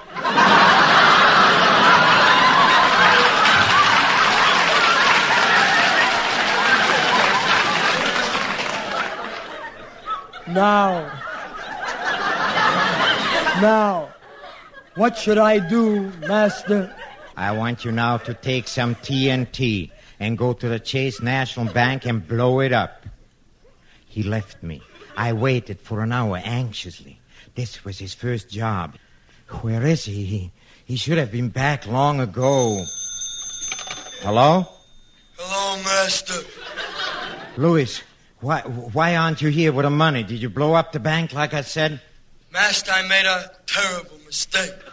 I accidentally dropped some taboo into the TNT. What happened? Now Chase National is going steady with Irving Trust. And so it went, failure after failure, but I didn't give up. I needed Louis for this special job. And Louis, tonight is the payoff. Tonight at 9, I have a date with Mrs. Van Schuler, the owner of the $1 million Ming necklace. Let's get started. What a surprise this is going to be for Mrs. Van Schuler. Well, Louis, here we are, the Van Schuler estate. Come on, we'll go in through the front door. I'll open it.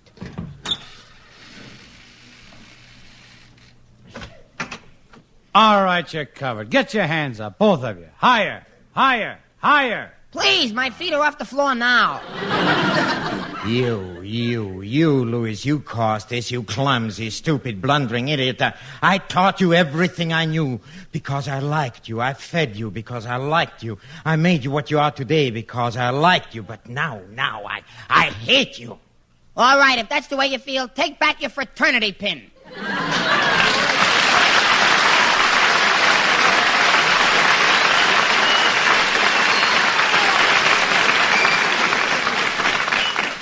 That was wonderful, Mr. Laurie. We'll all do a mystery show together. Jerry, now we got a sponsor. Wait, just a minute, boys.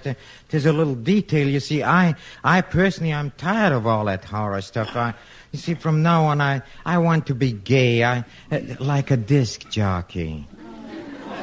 A disc jockey? Yeah. But if we're going to get a sponsor, we got to have one of those gruesome programs. Oh, wait, believe me, Jerry, believe me. You know, Peter Lorre is a disc jockey. It'll be pretty gruesome. Well, the least we can do is try it. I'll tell you. You two cook up something while I knock off a number. Mr. Stabile, a little background, please.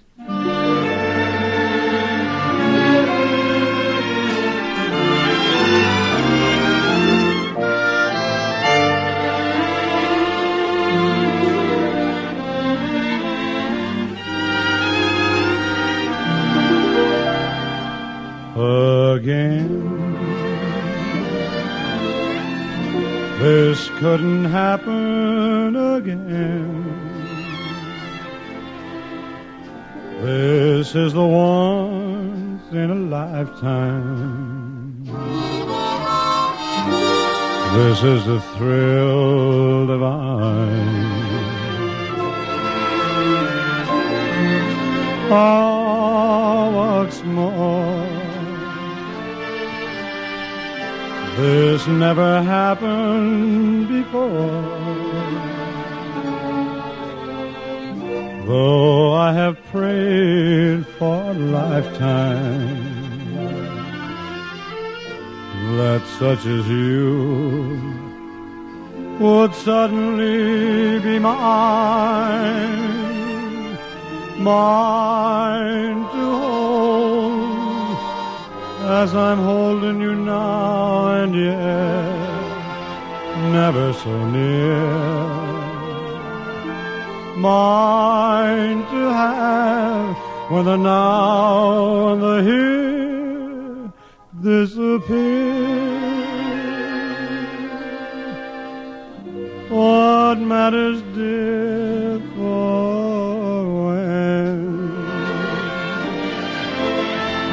this doesn't happen again? We'll have this moment forever, but never, never again.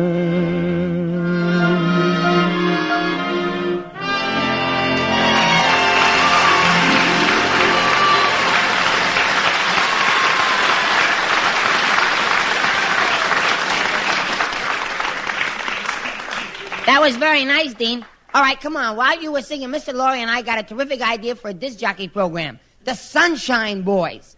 This is the way our theme will go. You gotta keep smiling, smiling, smiling, smiling, smiling, smiling, smiling, smiling. Smiling, smiling, smiling, smiling, smile. What did you drop out for? I forgot the words. Yes, folks, we're on the air. The Sunshine Boys, Dean, Jerry, and Pete. And now a short message from the makers of Sploop. Folks, have you tried Sploop? Sploop, the breakfast food that makes you wish it was lunchtime. And remember, folks, Sploop doesn't crackle, burst, pop, or explode. It makes no noise at all. But when you pour the cream over it, watch it. It bites. Yes, and Sploop contains the new miracle vitamin, Fleaboflavin. It won't cure anything, it won't fix anything, and it won't make you feel any better. In fact, it even saps your energy, gives you that run-down feeling. So next time, ask for Sploop, the breakfast food for people who don't want to be champion. And now for our daily problem corner with Dr. Peter Lorre. What is our problem today, Dean? Well, here's a letter picked at random. Dear Doctor, I am a woman weighing 195 pounds. Mm-hmm. I bought a new girdle last week, and I get into it all right, but I have a terrible time taking it off. What should I do? Oh, well, that's easy. Just tell her to snap out of it. A poem entitled, Mary, Mary, quite contrary, how does your garden grow? Vigoro? Next poem.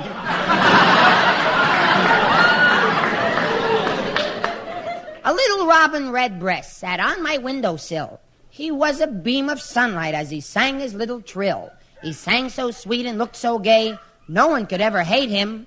He was nature's work of art. Gee, I'm sorry that I ate him.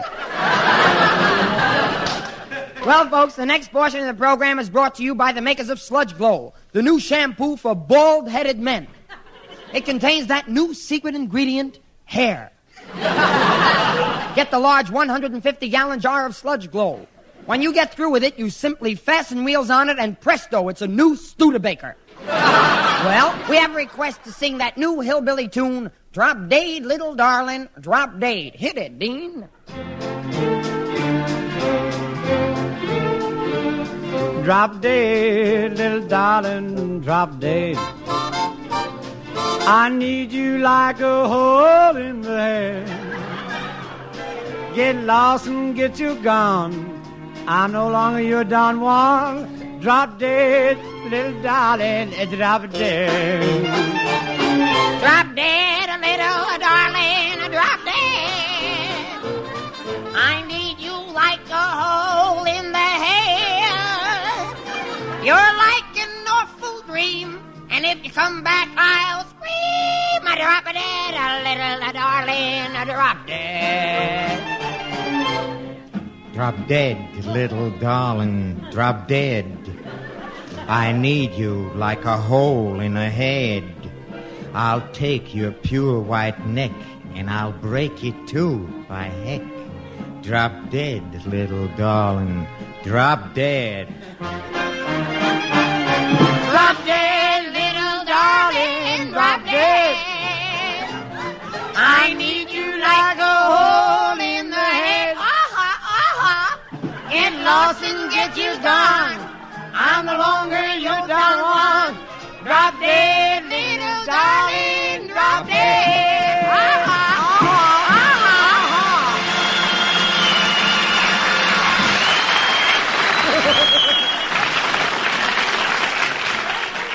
Thank you, Peter Lorre. You were wonderful. And I hope we'll have the pleasure of working with you again soon.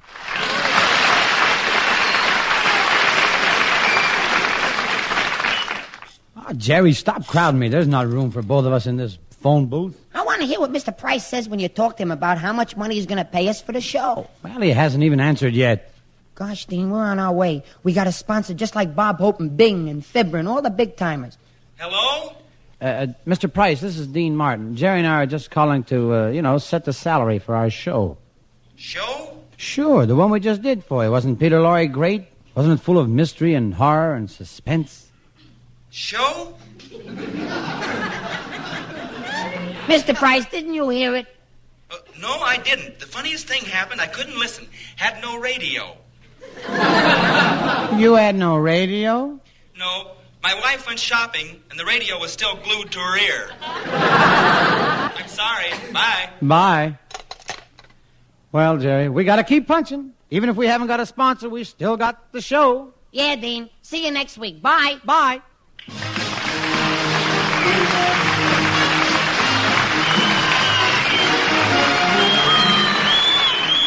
The Martin and Lewis Show, transcribed in New York, is produced and directed by Robert L. Red and written by Ray Allen, Dick McKnight, Roger Price, and Sid Resnick. Peter Lorre will soon be seen in the Hal Wallace production, Rope of Sand.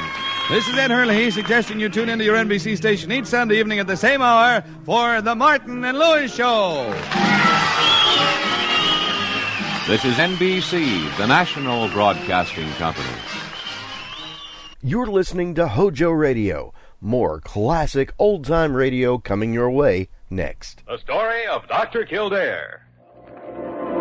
Whatsoever house I enter, there will I go for the benefit of the sick. And whatsoever things I see or hear concerning the life of men, I will keep silence thereon, counting such things to be held as sacred trusts. I will exercise my art solely for the cure of my faith. The story of Dr. Kildare, starring Lou Ayres and Lionel Barrymore. Metro-Goldwyn-Mayer brought you those famous motion pictures. Now this exciting, heartwarming series is heard on radio. In just a moment, the story of Dr. Kildare. But first, your announcer.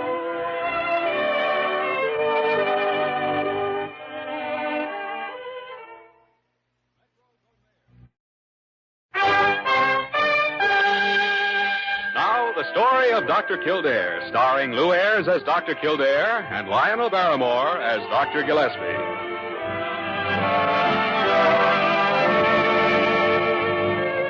Blair General Hospital, one of the great citadels of American medicine. Clump of gray-white buildings planted deep in the heart of New York. A nerve center of medical progress where skilled hands and great minds wage man's everlasting battle against death and disease.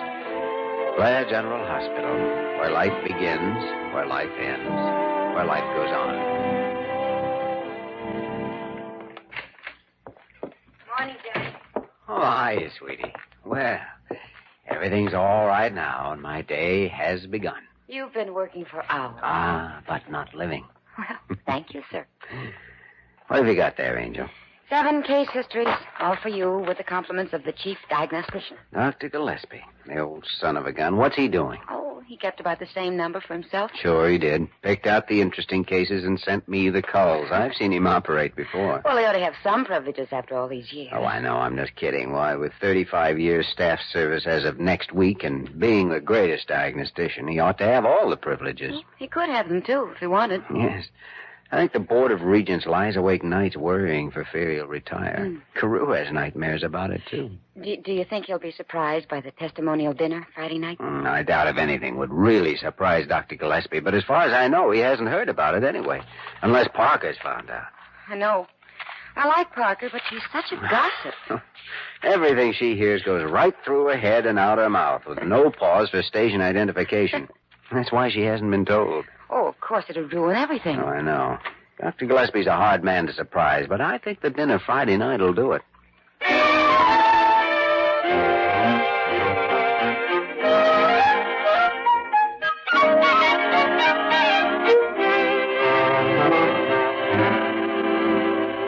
Dr. Gillespie, I don't have the faintest notion of what you're talking about. Oh, confound it, Parker. Of course you know. You know everything that goes on around this hospital, whether it's any of your business or not. Well. A rumor wouldn't have a chance of getting past those flapping ears of yours. Not to mention that long, snoopy nose. Oh. I have asked you a simple question, Parker, and you're just a simple-minded moron to give me a simple answer. I've told you 3 times already I have not heard any rumors about you, and if you won't tell me what kind of rumors, then you can... All right. Now, the rumor is that the board is planning to retire me next week. Retire you? Not so loud. 10-1, that pipsqueak Carew's behind it. But they can't do that. I am 6 years over age. course they can. Oh, but they wouldn't. Why, it's the last thing in the world. You know, come to think of it, they might at that. Parker, stop grinning. If you think for a minute you're going to get out from under my thumb, why, so help me heaven. Oh, good morning, Dr. Kildare. Good morning, Parker. Dr. Gillespie, I want to pick up my medical kit. I have 7 new ward patients this morning. Oh, really, Jimmy? As if you didn't know. To be sure, yes. Yep.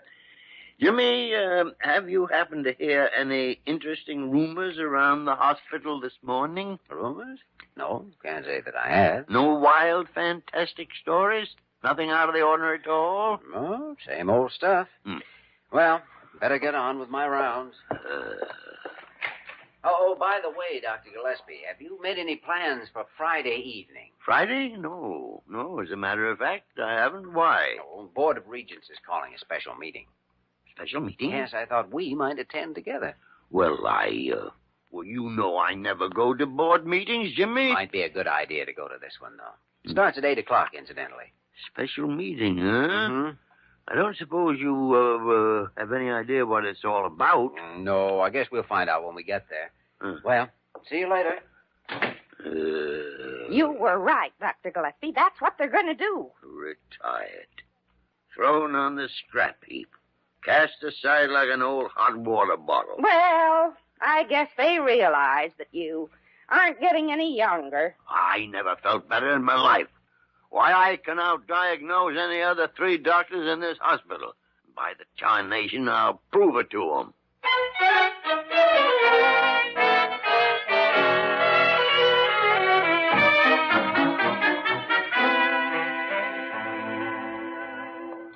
Calling Dr. Berman. Please come to surgery at once. Dr. Berman, come to surgery. Oh, Dr. Kildare. Good morning, Doctor. Could I speak to you a moment? Sure. What can I do for you? Well, I know you and Dr. Gillespie have always been very close, and I wanted to ask you something about him. What do you mean?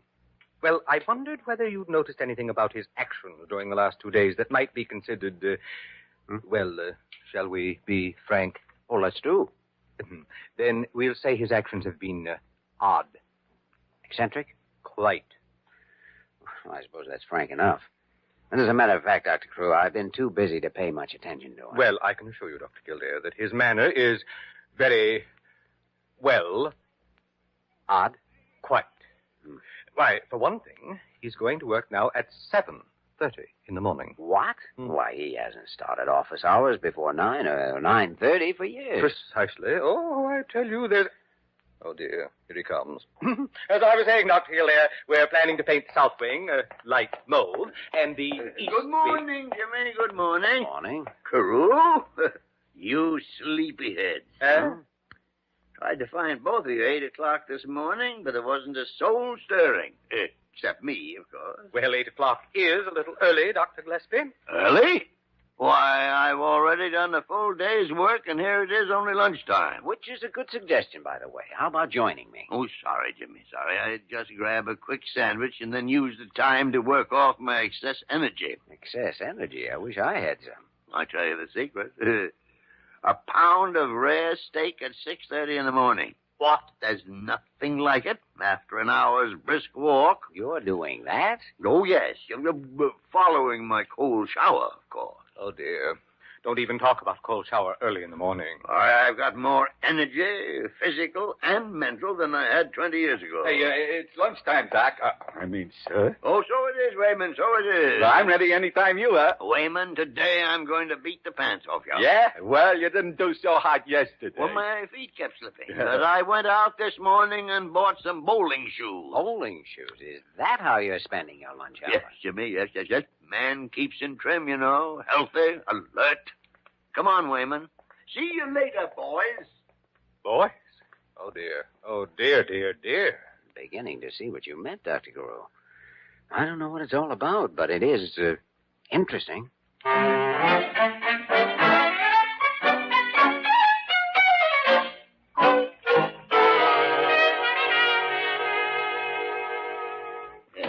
Just picked up the morning haul, Jimmy.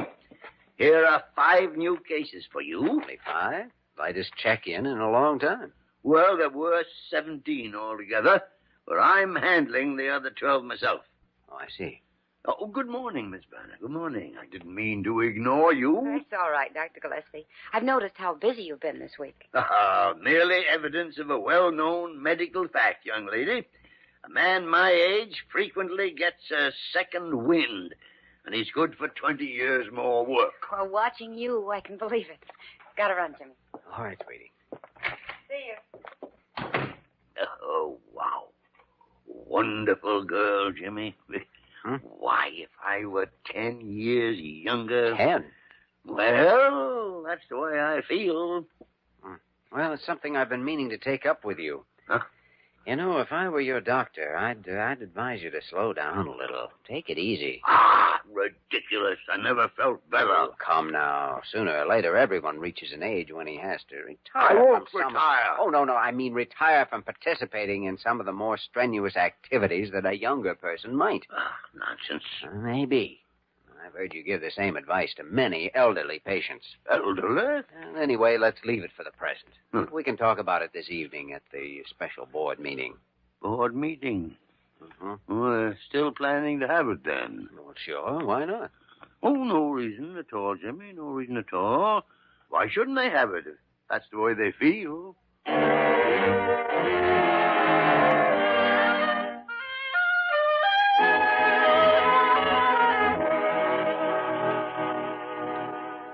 I know exactly how you feel, Dr. Gillespie, and I'm very sorry for you, but after all, what can I do about it? You're just as ungrateful as that Board of Regents. Here I've nearly killed myself all week long trying to show 'em I'm fit for something beside retirement. But do they care? No. Shut up! No, they don't care. They're still going to hold their confounded meeting tonight, sit there and gloat while I'm drummed off the staff. Oh, yes, it's all so dramatic, just like the movie. Parker, confound it. If I were flat on my back and dying, you'd stand there and say it was just like the... What's the matter? Now, if they thought I was ill, dying maybe, why, they might call the whole thing off. Huh? Of course they would. Why, they wouldn't have the heart to retire a man who was only one step from death. Oh, hello, Dr. Kildare. Say, Dr. Gillespie, I was wondering... What's the matter with you? Huh? Oh, terrific pains, Jimmy. Oh, really? Where? Oh, the heart, lungs, liver. Well, we better get you to bed and check you over. It came on suddenly, Jimmy. Serious, I'm afraid. Oh, I'm sorry about the Board of Regents tonight. Oh, yes. Well, I'd better let Carew know. Yes? Then we'll get to work on you. See what you can do for him, Doctor. I know what I could do for him. You phony. Shut up, Parker. This is Kildare, Dr. Carew. Dr. Gillespie has just been taken ill. Can I get something for you, Dr. Gillespie? Oh, what a lousy act. No, I don't know how serious it is yet, but I thought you'd want to know in regard to the meeting tonight. Just let me lie here in the chair, Parker. Yes. Back me up or I'll murder you. Oh, fine, Dr. Carew. I think that'll work out very well. All right, goodbye. Well, that takes care of that. Jimmy, I'm sorry about the meeting. Oh, that's all right. They're calling it off. Oh, they shouldn't have done that, Jimmy. Oh, it'll work out all right. You see, Carew's postponing it until next Tuesday.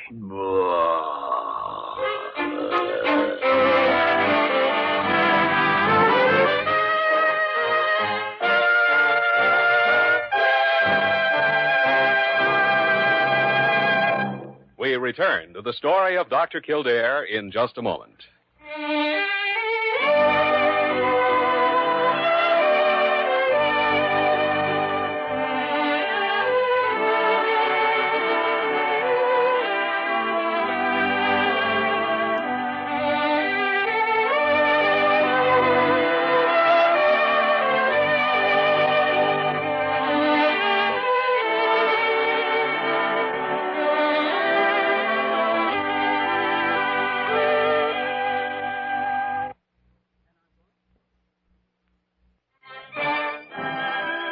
Now we continue with the story of Dr. Kildare, starring Lou Ayres as Dr. Kildare and Lionel Barrymore as Dr. Gillespie.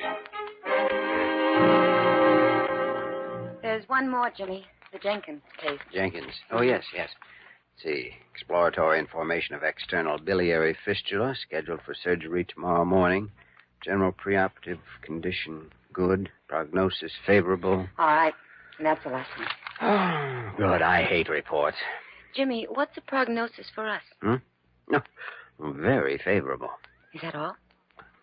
Excellent, then. That's better, Doctor. Has anyone ever told you that you're very lovely? Oh, yes. Nearly all the interns. So that's what's been going on behind my back. Daily. Every hour on the hour. Well, it's got to cease. Yes, Jimmy. Drastic measures seem to be in order. Yes, Jimmy? And I only know of one sure way to put a stop to it. Yes, Jimmy. Good morning, Dr. Kildare, Miss Werner. Come in, Dr. Carew. Thank you very much.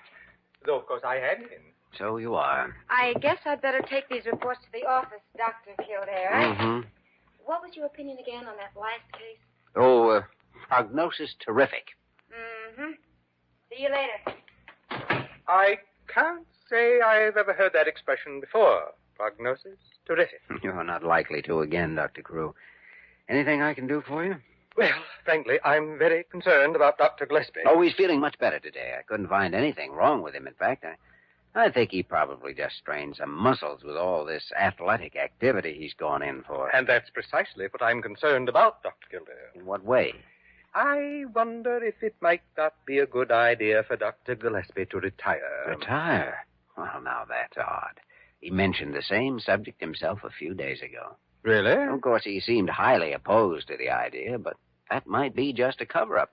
Cover-up? I don't follow you. Well, he's talked about retiring for years, you know, and I've never taken him seriously. Maybe he really wants to retire, but feels he has a duty to the hospital. Certainly developed a lot of non-medical interests lately. Oh, he has. Well, if that's true, we could make the testimonial dinner a retirement dinner, as much as I'd hate to. Mm-hmm. Well, I'll talk to him, try to find out. Subtly, of course. Well, all right. But I wonder No, if just sit tight, keep your gardenia watered. I'll let you know.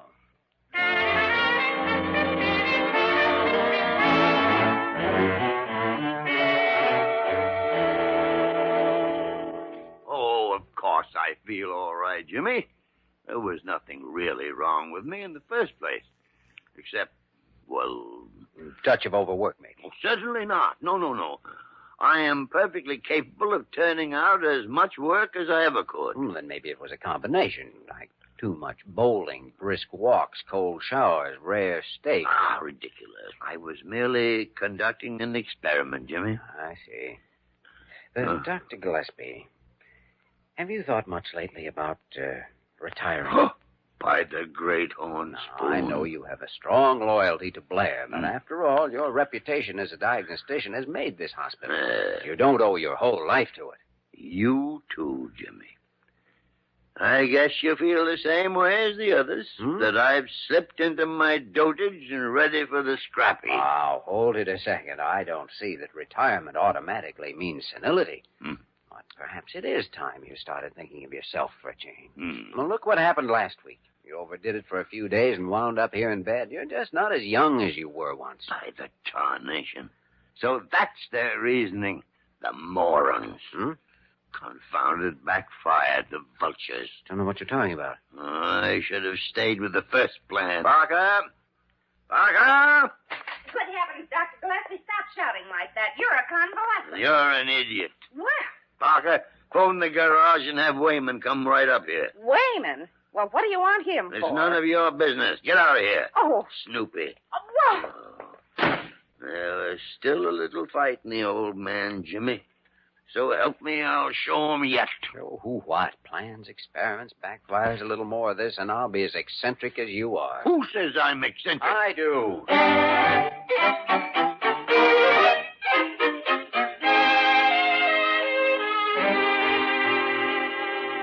I'm sorry, Dr. Gillespie, but I simply don't get it. Parker, you never get it. Well, I guess I'm not so stupid. Parker, you idiot.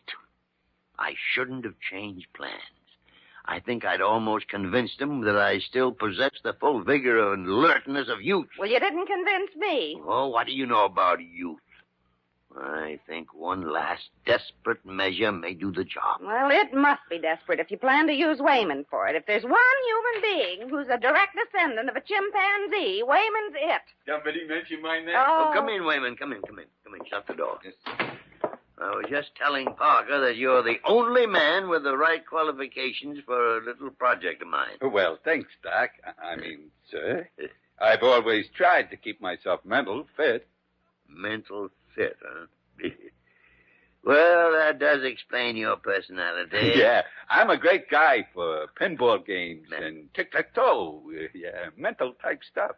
Well, the qualifications I had in mind are slightly different. Huh? One is the fact that you like to make a fast buck. You said it. Yeah.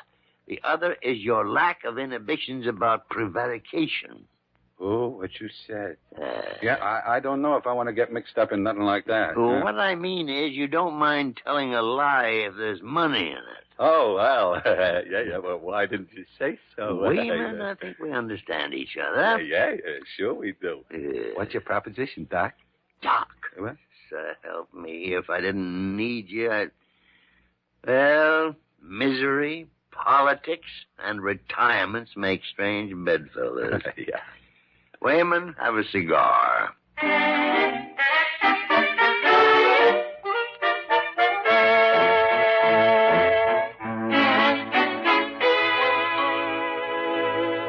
I simply can't understand what's keeping him, Dr. Kildare. We really ought to leave in a few minutes now. Oh, you'll be along, Dr. Carew. He knows he's supposed to meet me here in your office. But since he thinks it's just a board meeting and nothing else, he may not even bother to come. I think he will, Diana. I tried to keep stressing the importance of the meeting without tipping him off that it's actually a dinner in his honor. I'm sure he'll be here, though. Well, in view of his erratic behavior the past week, I wouldn't be surprised at anything he might do. He has acted strangely. I can't quite understand what it... Good evening, gentlemen. Good evening.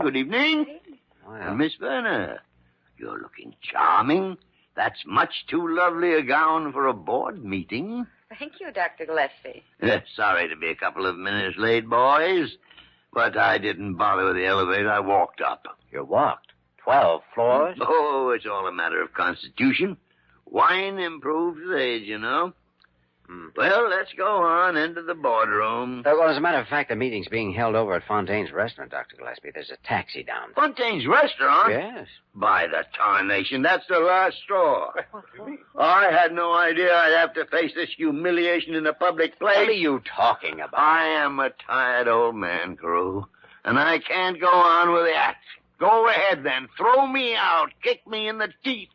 But don't ask me to be present while you do it. Oh, dear. He's finally gone off his rocker. All right, Dr. Carew. I guess we'd better call off the surprise. Dr. Gillespie, this isn't a board meeting. It's a testimonial dinner to celebrate your 35 years with Blair Hospital. What? You mean I'm not being retired? I hope not for many years, Dr. Gillespie. Of course, we have wondered about some of your actions recently. Grossly exaggerated, Carew. Nothing at all to those rumors you heard. Rumors? But I did actually see some things myself. Misinterpreted, Carew. Merely a little experiment of mine. Well, the board members will be very happy to hear it. Things had got back to some of them. Oh, there you are, Doc. I mean, sir, I'm ready to pay off. Here's your $10. Get away, Wayman. You bother me. Boy, I sure never would have thought you could do it. Do what, Wayman? No, Jimmy, he doesn't know. You see, the doc and me has been bowling every day, and he's been taking me regular. Wayman! Rolls 240s, 250s. I didn't have no chance, so I cooked up this here race. Wayman! 30 laps around the garage on roller skates. What? Dr. Gillespie. There's nothing to it, Carew. He's a pathological liar. He beat me by 6 laps. Wayman, get out of here. Yeah, but you said to tell... Get out of here! Well, sure, Doc. I mean, yes, sir. No, yes, sir. Another backfire, huh? I don't know what you're talking about. I don't know what either of you is talking about. I don't know what any of you are talking about. You know, when you come right down to it, neither do we. Come on, let's go to the party.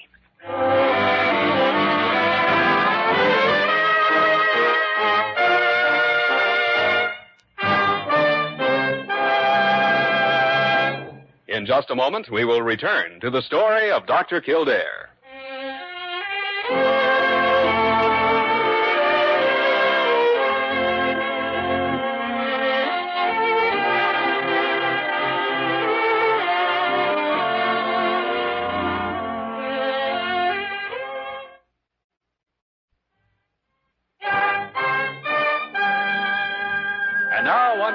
The Story of Dr. Kildare, starring Lou Ayres as Dr. Kildare and Lionel Barrymore as Dr. Gillespie.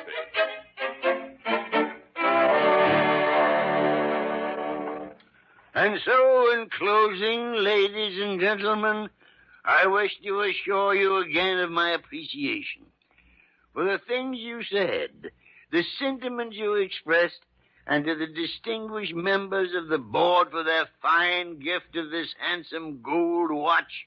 Thank you.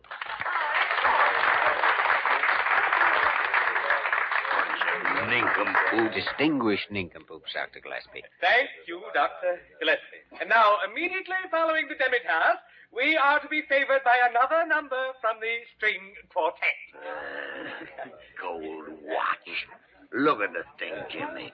35 years of my life spent here, and all they can come through with is a cheap gold-plated watch with an engine on it. No. It's the sentiment that counts, you know.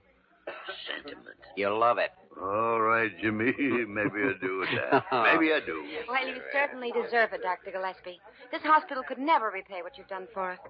Miss Verna, your generosity is only exceeded by your beauty and charm. Well, maybe you have grown 20 years younger. No, Jimmy. No. This last week has been sheer murder. You know something, sweetie? What, Jimmy? We could stand up, walk about 5 steps, open that door, and we'd be out on the terrace. Uh-huh. And we could close the door and... Jimmy? Yeah? Then what? Darn if I know. Let's go find out.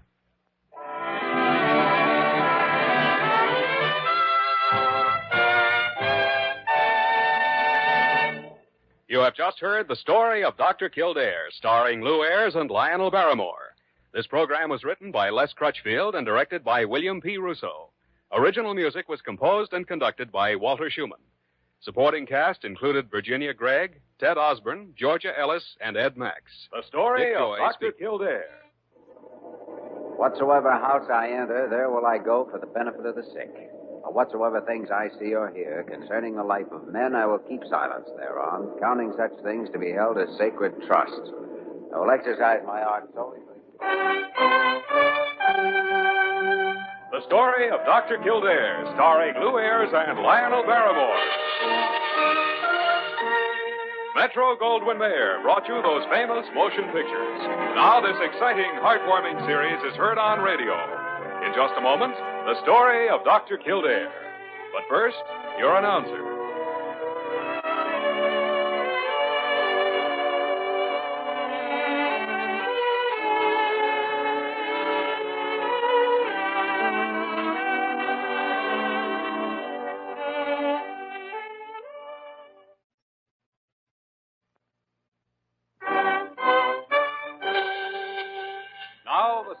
Dr. Kildare, starring Lou Ayres as Dr. Kildare and Lionel Barrymore as Dr. Gillespie.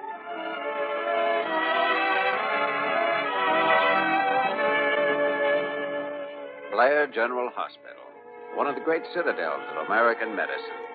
Clump of gray-white buildings planted deep in the heart of New York, the nerve center of medical progress, where great minds and skilled hands wage man's everlasting battle against death and disease. Blair General Hospital, where life begins, where life ends, where life goes on.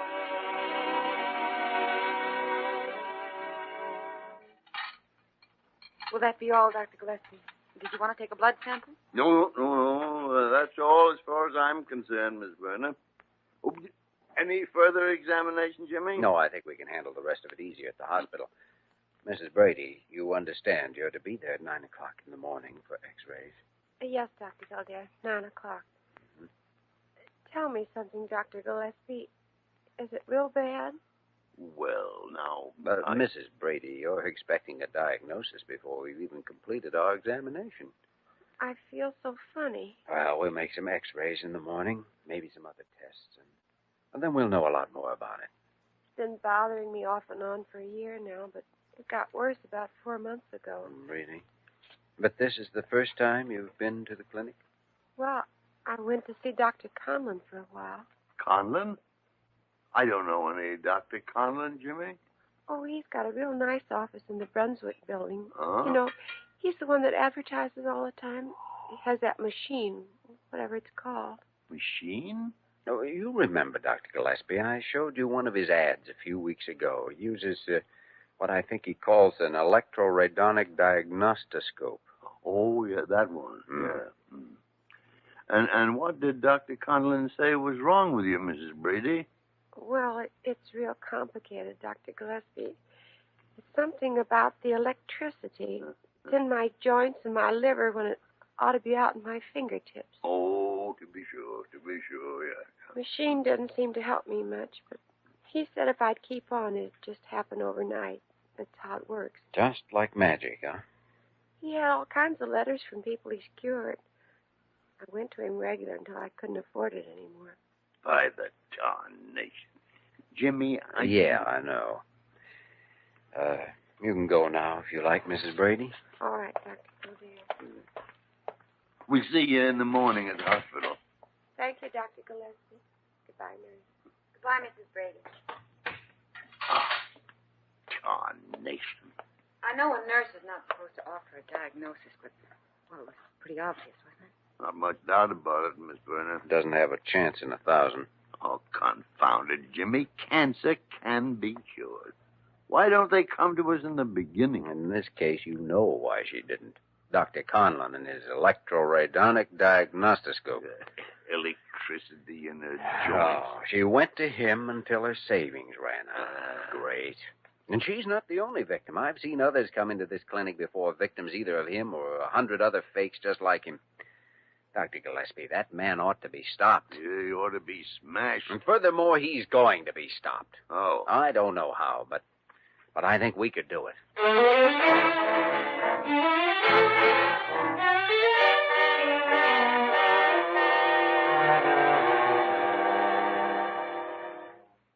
Oh, confound it, Jimmy. I don't see any reason for all this falderall. Be quiet now. I'm trying to listen to your heart.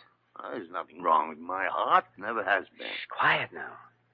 The tarnation. If I'd known that I was letting myself in for this, Jimmy, I would... Well, my dear Dr. G, you were right.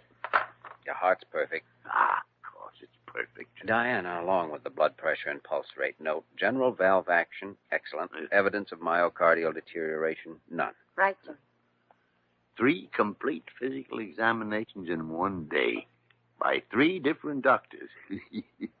I feel like the prize bull at the county fair. Well, in order to make this stick, we've got to document it completely right from the start. Well, Bertolli and Mace are pretty good authorities, They're only 2 of the best internists in the country. Next to you, of course. Oh, well, I was going to say that. Oh, I knew you were. Well, personally, I didn't expect to find something that Dr. Mace and Dr. Bertolli missed in their examination this morning, but after all, I've known you, worked beside you for years, and that gives my diagnosis a different kind of authenticity.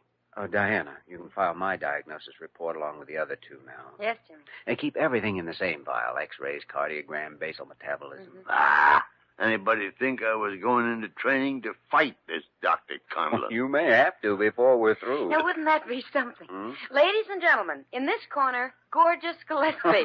No. Miss Verner. Wearing baby blue satin trunks, ballet slippers, and... Good afternoon, Dr. Carew. Well, Dr. Gillespie, what in heaven's name is wrong with you? Nothing is wrong with me, But Carew. someone informed me that you've been examined today by 2 different consultants. Are you ill? I am not. And anyway, it's none of your business. Please. Dr. Gillespie's merely getting ready for an ordeal, Dr. Carew. An ordeal? Yes, in fact, I haven't yet told him the full extent of it. His name now is Mr. Gillis, and he's going to be my father. Your what? My father. Oh, well, now, Jimmy, isn't it several years too late for me to embark on that particular career? Oh, not at all. Why, it's never too late, Pop.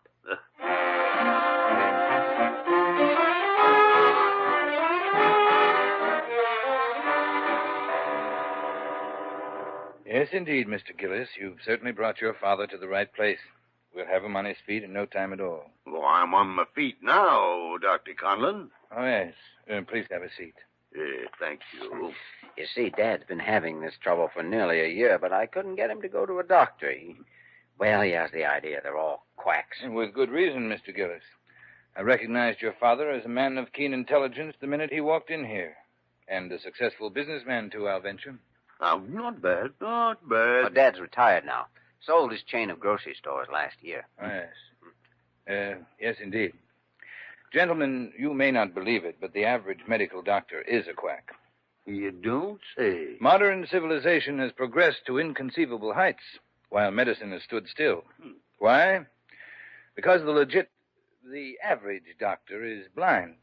He refuses to make use of the greatest scientific discovery of this century. Oh? What's that? Electronics. Mr. Gillis, I presume you've heard of my electroradonic diagnostiscope? Oh, yes. That's the part of your ad that attracted us. I don't know much about electricity, but it sounds fantastic. Oh, I can assure you that if some of the miracles of healing I've seen take place in this office had been performed in a time gone by, I'd have been burned at the stake. Ah, the good old days. Well, Dr. Conlon, Dad's trouble seems to center around his chest, with pain sometimes in his left arm. Oh, no symptoms, please, Mr. Gillis. The machine takes care of all that. Pain in the left arm. Gentlemen, suppose we step into the electronics laboratory. This way. Well, now, that's quite an elaborate gadget. Gadget? Mr. Gillis, you are standing before one of the most complex mechanisms known to modern science. Sit here, please.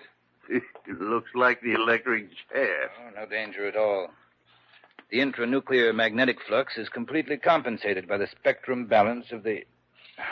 But I suppose that's all Greek to you. Impressive, though. Now, just let me adjust these high-potential diatomic electrodes. Gee, all those dials, control knobs, tubes, coils, it's amazing. Oh, believe me, every one of them has a purpose. Now, just relax, Mr. Gillis. You won't feel a thing. Good luck, Dad.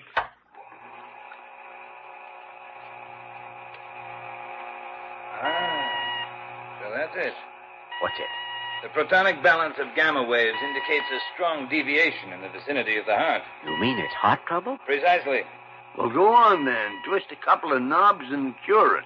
Oh, I'm afraid it's not that simple. The machine is only set now for diagnosis. You notice I'm recording the readings of all these dials. I'll have to spend several hours computing your health vibration factor.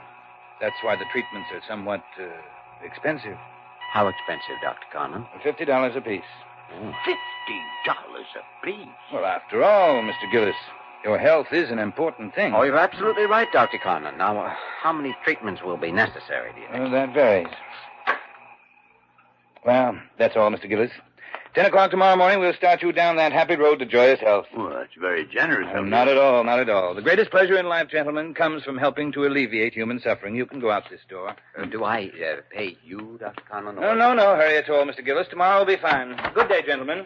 Bye, Dr. Conlon. Thank you. By the tarnation.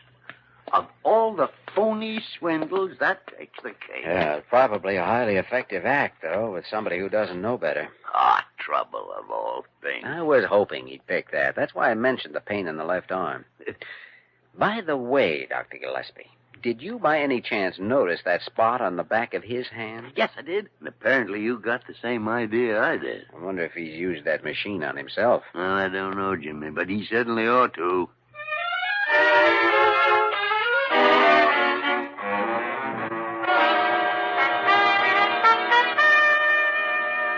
I tell you, gentlemen, when I heard about it, I simply sat down and blanched. I really did. I blanched. All right, Carew, we heard you. You blanched. Who told you about it? Why, Miss Park... let's just say a little bird told me. You mean a big, long-nosed buzzard named Parker? Oh, dear. Well, even though you've heard what we're planning, Dr. Carew, I don't understand why you're so upset about it. I am more than upset, Dr. Kildare.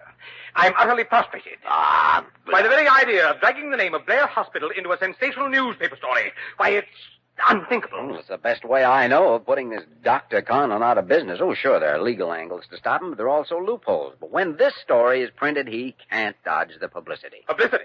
Oh, I shudder to think of it. And we'll get publicity, plenty of it, with 3 top diagnosticians in the country involved in it. Dr. Gillespie, Dr. Bertoli, and Dr. Mason, with the name of Blair Hospital featured. Dr. Kildare, I absolutely forbid you to go on with this scheme. Dr. Carew, there's a Mrs. Brady upstairs in this hospital waiting to undergo surgery next week. It's very doubtful that the operation is going to help her. 4 months ago, it would have. I fail to see just what Mrs. Brady has to do with it. 4 months ago, Mrs. Brady was being swindled by Dr. Conlon's so-called diagnostiscope. And she only came to us after it was too late. She's not the only victim, nor is Conlon the only crook. Very well, Dr. Kildare. But it's simply not our responsibility. Well, I feel it's my responsibility. Now, just a minute. Thoreau, shut up. Dr. Gillespie. Jimmy and I are going ahead with this whether you like it or not. Oh? But I'll tell you what we'll do. Yes? We'll include a paragraph in the article stating that you were opposed to the idea. Oh, well, in that case... Oh, good heavens, no. Why, it would ruin me. Oh, dear. You know, there's another interesting angle in this that we haven't followed up yet. Although he doesn't know it, Conlon has a well-advanced sarcoma. Unless he's treated very soon by a legitimate doctor, he won't live a year.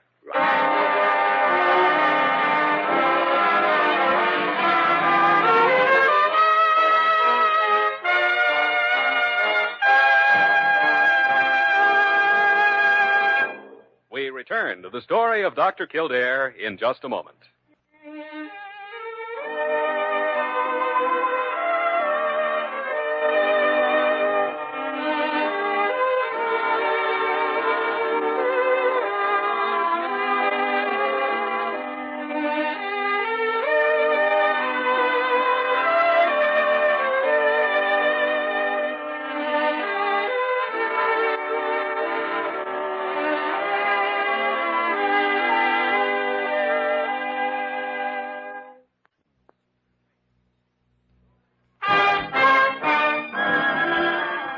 Continue with the story of Dr. Kildare, starring Lou Ayres as Dr. Kildare and Lionel Barrymore as Dr. Gillespie.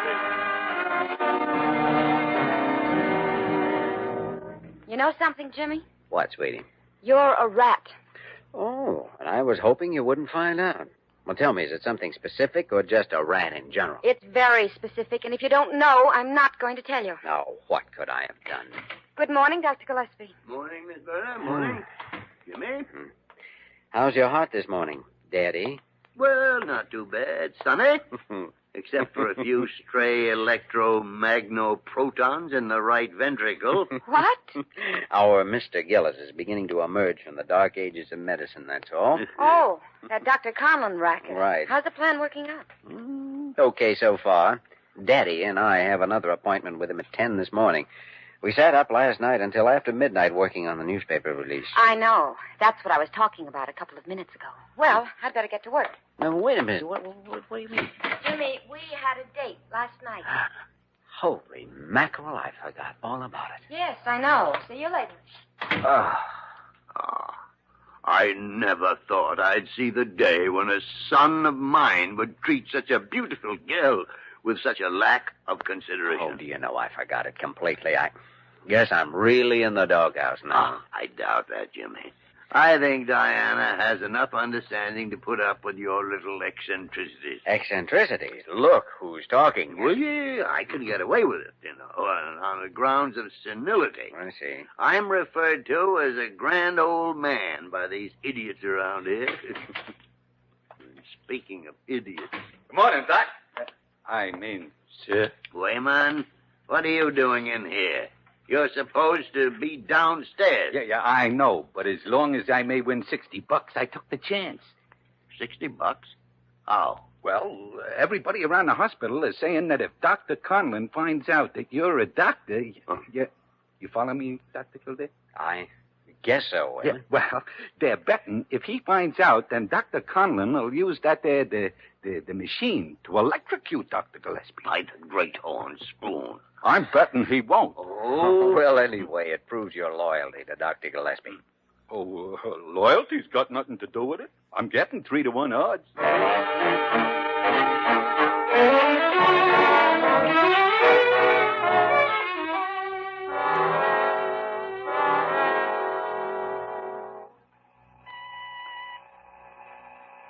Just sit back now and relax, Mr. Gillis. Let the healing, life-giving alpha-protonic miracle rays flow through your autonomic nervous system. Yes, indeed.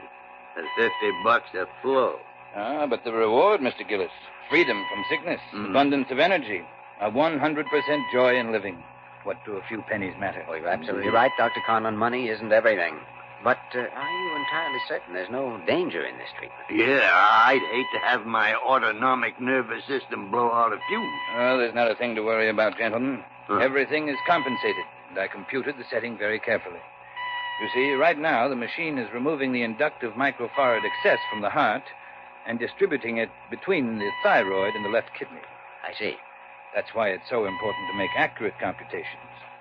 We don't dare remove too many microfarads from the heart or add too many to the kidney. Well, we certainly don't. Might start a chain reaction and I'd just up and disintegrate. Well, I hardly think that could happen. But it would cause trouble. Well, the 5 minutes are up. That's the first treatment. $50 for 5 minutes. What a racket. I beg your pardon, sir? Oh, you'll get used to Father's little jokes, Dr. Conlon. By the way, did you make out that diagnostic report I phoned about this morning? Why, yes, I did. It's right here on the table. I really don't see the importance of it, though. It's the cure that counts. Well, Father has his eccentricities, you know. Yeah, here you are. Well, thanks. Did you sign, Jimmy? Diagnosis, angina pectoris and myocardial deterioration. Yes, it's signed, Dr. Gillespie. Dr. Gillespie? That's right. And I'm Dr. Kildare. We're both on staff with Blair Hospital. What's the meaning of this? As far as you're concerned, it means you're through swindling people out of their lives and money with that phony hookup of vacuum tubes and condensers. You can't prove anything. You're bluffing. You think so? As you may know, Dr. Gillespie is one of the leading internists in this country. Before we came here yesterday, he was examined by 2 other top men and myself and pronounced physically fit, including his heart. So what?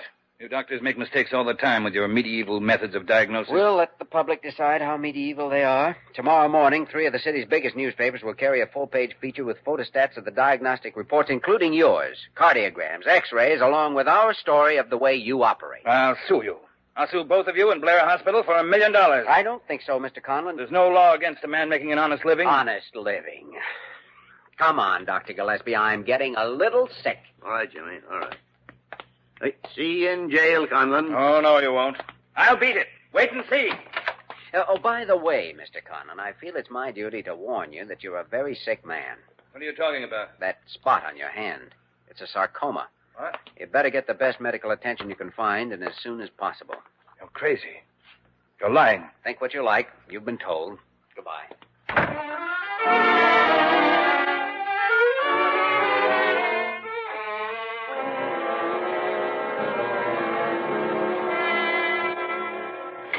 Oh, dear. Oh, dear. Gentlemen, I hope you're exercising due discretion in this matter. Discretion, Guru? We've thrown it to the winds. Dr. Gillespie. We're referring to Conlon as a charlatan and a mountebank. Oh, no. Yep. A liar, a swindler, a blackguard, and a crook. Oh, good heavens. Our legal department specifically cautioned against vilification or terms of opprobrium. Don't worry, Dr. Carew. There'll be nothing in the story but facts, and facts that can be proved. He won't get anywhere if he does file a libel suit. Please. I shudder to contemplate even the possibility of his filing a suit. Why, at the very thought of coming face to face with that creature, You blanch. Well, I certainly quail. After all, Oh, hi, Diana. Dr. Kildare, Dr. Conlon is here to see you. Did you say Conlon? Yes, Dr. Carew. Oh. Tell Conlon to come in, Miss Vernon. And then find some smelling salts for Carew. The alpha potention of his pancreas has short-circuited across his pituitary.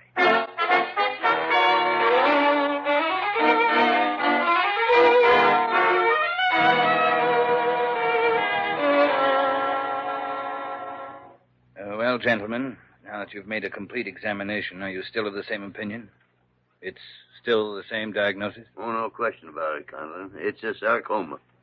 Well, am I right in assuming it can be cured by an operation? Surgery's out of my line. That's Kildare's field. Yes, it can be removed by surgery, Mr. Conlon. It's not a simple operation, but done at this time, prognosis is very favorable. Dr. Kildare, would you be willing to perform this operation in spite of your personal feelings? I'm a doctor, and as such, I have very clear-cut responsibilities toward my patients. Under the circumstances you mentioned, you'd be a patient. It's as simple as that. Personal feelings are out of it. How much would it cost? I'm on staff here. You'll have to discuss cost with the business office. However, Dr. Gillespie and I have a price of our own that you'll have to meet. What do you mean? I'll operate in return for your signing a complete detailed confession of your swindling activities. You must think I'm crazy. Why, with something like that, they could probably send me up. All right, Conlon. Then I suggest you find another physician. The newspaper article will still be effective even without the confession. I've already been to 2 other doctors today. Neither one of them would operate. They both told me to come to you. I can have a stenographer sent up from the office if you'd care to dictate it, Mr. Conlon. All right. I know when I'm beat. I'll have it for you later this afternoon. Good. At least I'll have my life. Which is more than Mrs. Brady will. Check into the hospital at 9 o'clock in the morning. All right, thanks. Goodbye, gentlemen. Well, Jimmy, I guess that does it. Yes. At least it's about all we can do. From here on, it's up to the authorities. And the public. And the public. They're the real judge and jury. I think I can predict their verdict in this case. It's just too bad we can't smoke all the Conlons out into the open. Oh, well, you fight it where you find it, and that's the best you can do. And it's enough, Jimmy. It's enough. No matter how you look at it, life is pretty much a matter of struggling, fighting. And it will be so for a long time to come. That smooth, easy road to joyous living is still a figment of an electro-redonic dream. Come on, let's go to lunch.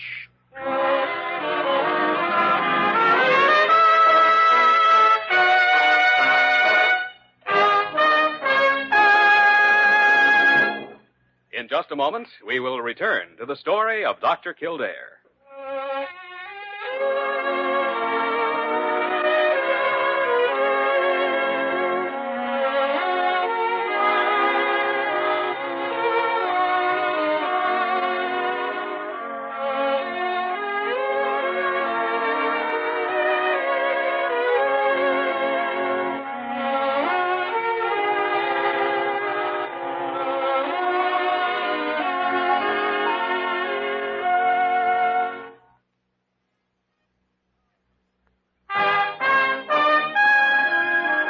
And now, once again, the story of Dr. Kildare, starring Lou Ayres as Dr. Kildare and Lionel Barrymore as Dr. Gillespie. Well, Jimmy, getting married or going to a funeral? Neither, as a matter of fact. We've got a date with Diana, I hope. She been here yet? No. What's the idea? To impress her with your dazzling attire? Gorgeous raiment? Oh, not exactly, but it does feel good to change from a white coat to a black tie once in a while, as long as it's not too often. Where are you going? Supper at the Starlight Room. Again, I hope. She wasn't put out with you in the first place. I know women. Cynic. Good evening, Dr. Gillespie. Jimmy, Nice. you like it? Love it. Ah, me. If I were only 20 years younger. But that's life. Well, I'm going to bed. You're going out. Have a good time. We will. Good night. Look, sweetie, I'm awfully sorry about last night, but we got involved in that newspaper story, and, well, I'm just sorry, that's all. Jimmy, you're a born crusader, and you'll never change. Incurable, huh? I'm afraid so. And you know something? What? I wouldn't want you to change. All right, sweetie, then I'll make a confession. What, Jimmy? I couldn't change.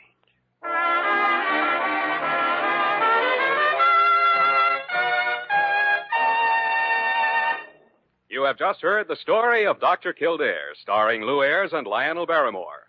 This program was written by Les Crutchfield and directed by William P. Russo. Original music was composed and conducted by Walter Schumann. Supporting cast included Ted Osborne, Georgia Ellis, Ed Max, Sarah Selby, and Raymond Burr.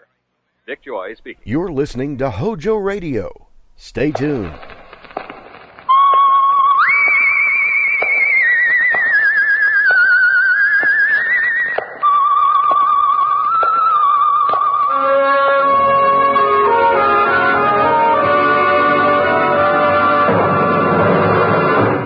The Adventures of the Saint, starring Vincent Price.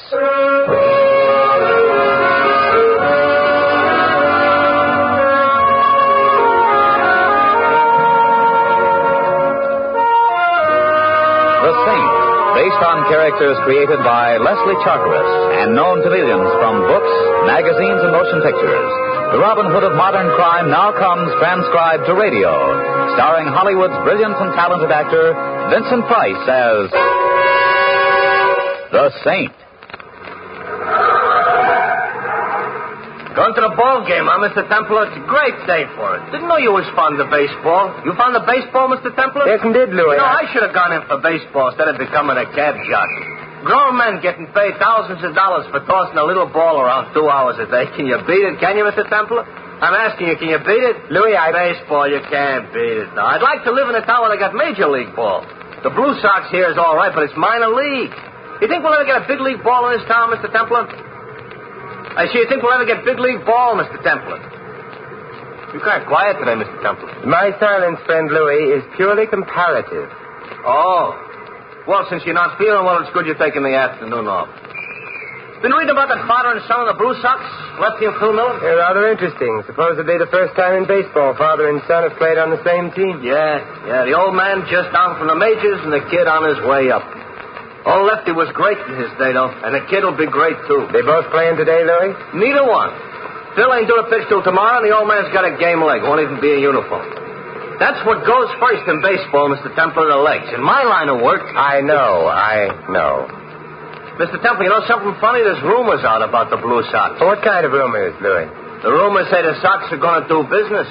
Lose a ball game that maybe they should win. Oh, nonsense, Louis. Baseball is honest. You know that. Maybe so, but it's still got to be played by humans. You'd better step on it, my cynical friend. We're late. Sure, Mr. Templar. Most likely nothing to the rumors anyway. You know how it is driving a cab. You pick up all sorts of things. Me, it don't do no good to pick nothing up. I'm married. Hey. Yeah, did you hear that, Mr. Templar? I said, me, it don't do no good to pick nothing up. I heard, Louis. I heard. Pretty funny, huh?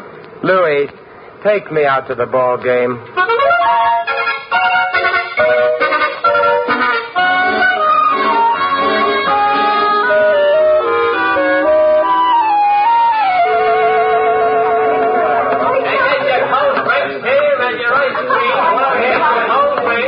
Hello, Lefty. Thanks for coming, Saint. Sit down. Thanks. I hope I'm not late. No, the game won't start for another 10 minutes now. How's the leg, Lefty? That's improving, Saint. How's crime? It stays about the same, always with us. Yeah, that it is. Blue Sox going to win today? You know something, Saint? I don't much care. Oh, don't get me wrong. When I'm in there myself, I play to win. 'Cause that's the only way I know. But after the majors, you don't get very excited over the Blue Sox. I guess not. I'm just playing out the string. What comes after that, I don't know. A manager's job? No chance. I was too busy spending my money while the smart boys were learning the inside of the game. But I had fun, I guess. Did you? Nah. Saint, there's only one thing in baseball I care about. There's only one thing in the world I care about. He's sitting across the field in the dugout wearing number 33. My son. I hear Phil's a great pitcher, Lefty. He's good. He'll be great. He's going up next year. Maybe this.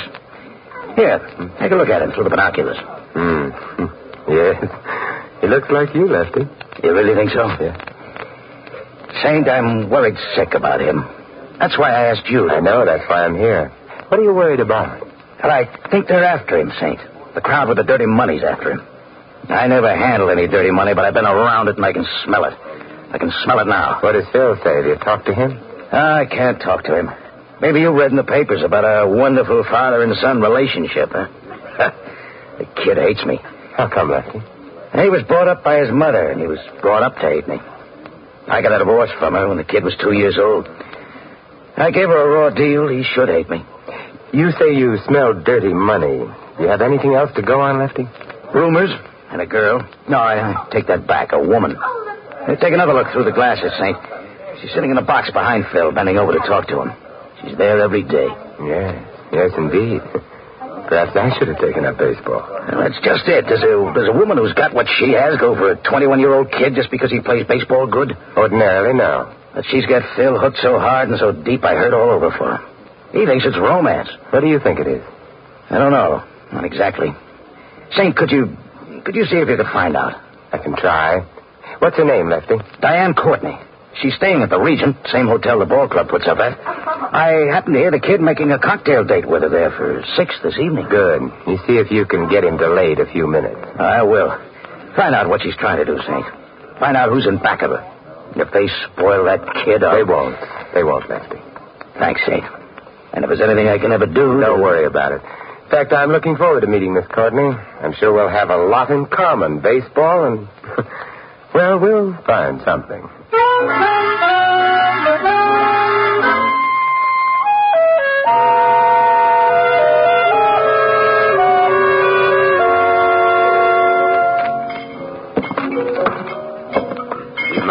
sit down here. The bar seems to be rather crowded. Is it that crowded? As a matter of fact, it was crowded the minute you walked in. Sit down. But I am waiting for someone. He might be late. That's very true, but he won't be. What are we drinking, martinis? You say so?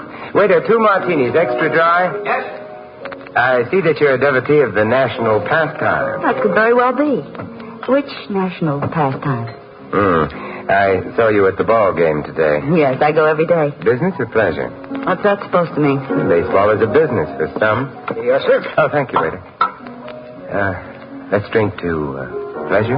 Let's just drink. I found that you run out of toasts long before you run out of drinks. A comment on human frailty. Well, what is it you want, friend? I appreciate your frankness. It's one of your concealed assets.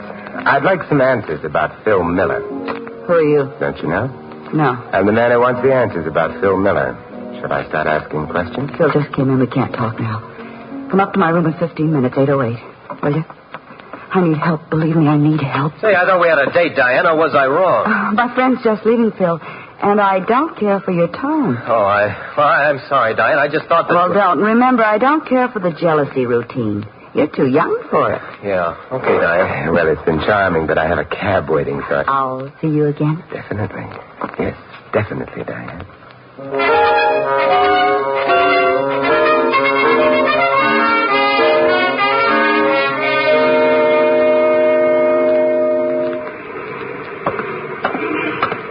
Call you a cab, sir? Oh, thank you. I have one waiting. Hey, here he is.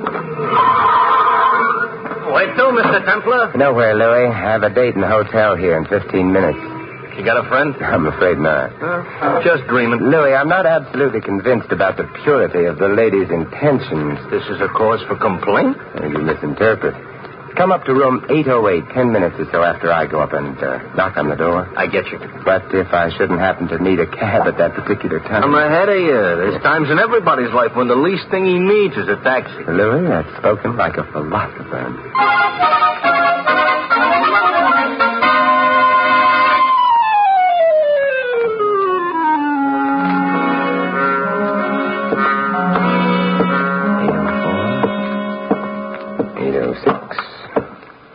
Wait.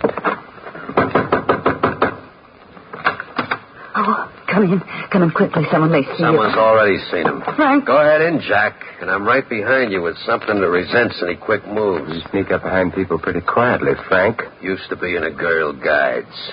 Shut the door, Diane. But... Shut it. Now, my nosy friend here and me has business. I didn't tell the Saint anything, Frank. I just... The boss don't like nosy guys like the Saint.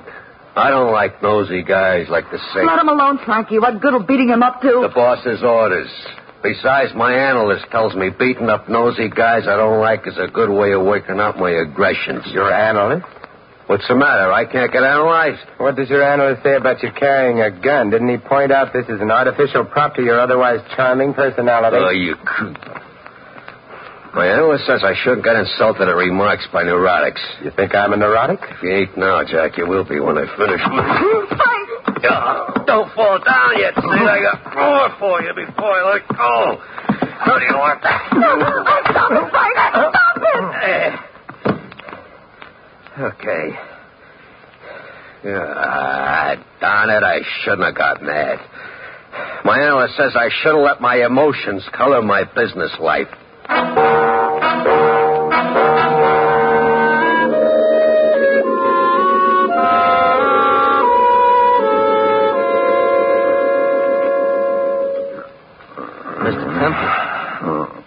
Mr. Templar. Oh, Louis. Mr. Templar, you all right? Should I call a doctor? No. I'm all right, I guess. What happened, Mr. Templar? I knocked on the door just like you said. When nobody answered, I come in. You was on the floor. You're still on the floor. Yeah, and I think I'll stay here. Got myself worked over, Louis, by a psychoanalytical muscle boy. Oh, he sure gave you some beautiful lumps. Yeah. Real neat professional job. Hey, what's this business card in your chest? Yours? No. Let's see. Frankie must have put it there. This is part of the warning, I guess. What's it say? It says the fixer, I fix anything. He ain't what you'd call modest, is he? No, but fixers rarely are. Look, I think we better have a doctor spray you with some mercurochrome. No, Louie, I'm going to be too busy. Doing what? Sleeping.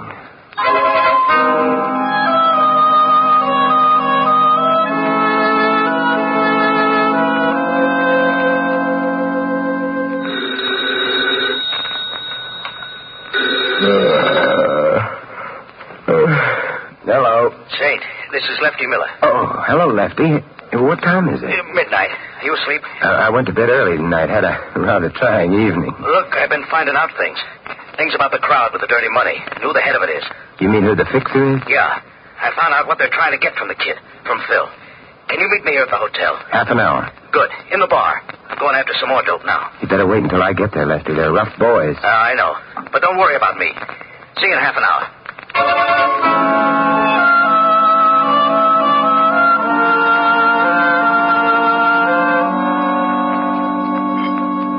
Waiter, another Johnny Walker over ice, please. Yes? Thanks. Look, you're Simon Temple, aren't you? The one they call the Saint? Sit down, Phil. I'm not sitting down. Got some things to tell you. I've heard that you've been asking questions about me, and I can guess who sent you. It was my father. Look, isn't it kind of late for you, Phil? You're supposed to pitch tomorrow. I don't need anybody to run my life for me. You or my father either. Where is he? Well, I was to meet him here, but he hasn't shown up yet. Most likely up in his room. All right, come on, let's go up and see him. I want to straighten you both out together. Do you know what room he's in? Sure. 908. Right come with on. you, Phil. All right. Oh, waiter. Yes? Hold that drink for me. I'll be back for it sooner or later.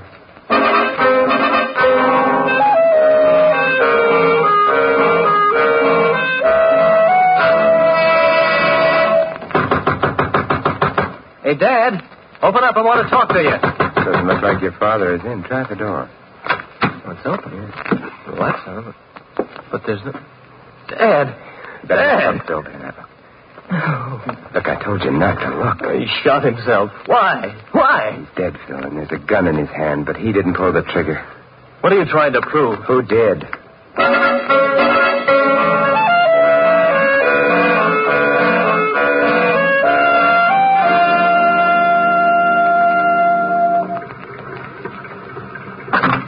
Where to, Mr. Templar? Regent Hotel, Louis, and good morning. Good morning.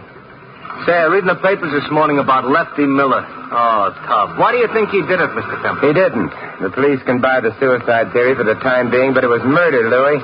A friend of mine was murdered last night, and today things are going to be done about it. What are you going to do at the Regent? I'm going back to the young lady's room where I had such an interesting time last evening. This time I better go with you. Yeah, perhaps you'd better, Louis. And I'm hiring you for the whole afternoon. We've got a lot of ground to cover. Lefty was a great ball player, Mr. Templar. Seen him in the World Series once at Yankee Stadium. Hard to believe he's dead. A man can be killed in a lot of ways, Louis. He can be killed fast, or he can be killed through what happens to his son. I'm glad at least that didn't happen to Lefty.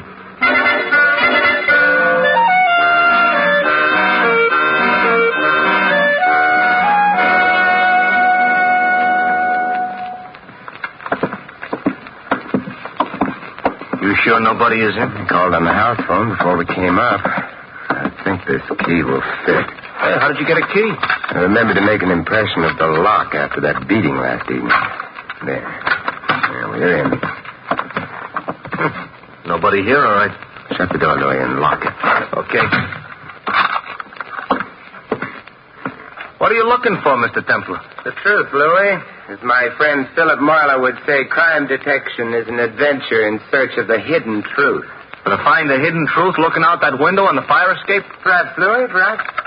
Mr. Templar, somebody's at the door. That's right, Louis. I'll handle this. If I need help, If you need help, we're in trouble. Good morning, Miss Courtney. Hey, what are you doing Come in, here? Diane. Miss Courtney, my good friend Louis. Oh, charmed. You want I should leave, Mr. Temple? No, we'll both be leaving in a minute, Louis. Just as soon as we ask Miss Courtney some questions, she probably won't answer. What questions?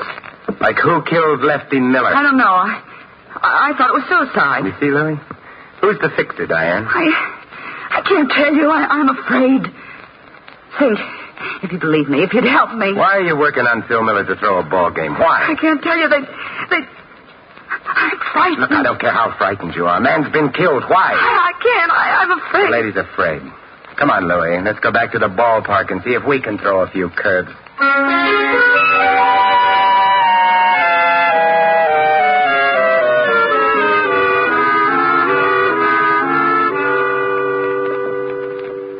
Mr. Bush, as manager of the Blue Sox, you must have known Lefty Miller fairly well.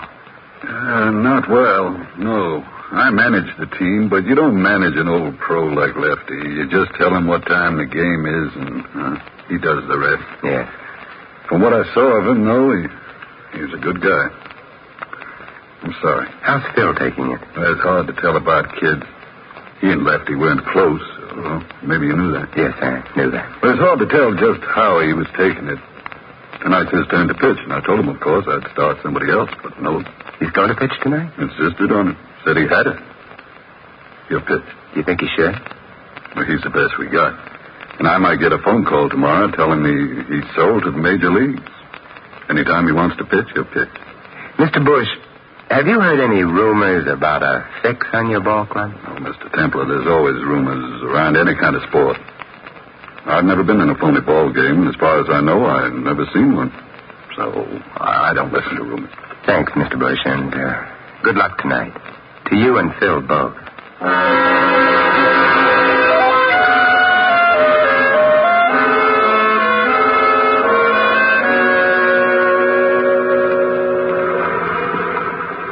Where to now, Mr. Templar? I want to go see a bookmaker, Louis. Sam the Spender. Do you know him? Sure, I know him. Biggest bookie in town. Place down on State Street, only a block or two down the street. Got something good in Hollywood Park? No, Louis. You want something good? Thanks, but no, this is different. I did a favor for Sam once. He might be able to return it. Sam returns anything but money. One time I had a 3-horse poly going against him. First two come in, the third is leading into the straight. Hey, Louis, isn't this the place? What? Oh, yeah, sure. Wait for me here, Louis. It won't be long. Sure, Mr. Temple. Hello, Sam. How's business? Simon Templar, glad to see you. What can I do for you? Information, Sam. We shall go no further then. And Simon Templar. We in business. Say, do you handle any baseball money, Sam? Nah. In the East, it's big business. All bet on the major leagues. Out here, peanuts. Have you handled or heard of any bets lately on the Blue Sox or against them? Against them, yeah. Only yesterday. Funny deal, too. Care to tell me about it? Yeah, sure. A big creep comes in with $200 to bet against the Sox in the game tonight. I don't like the smell of it. Nah. I tell him, nah.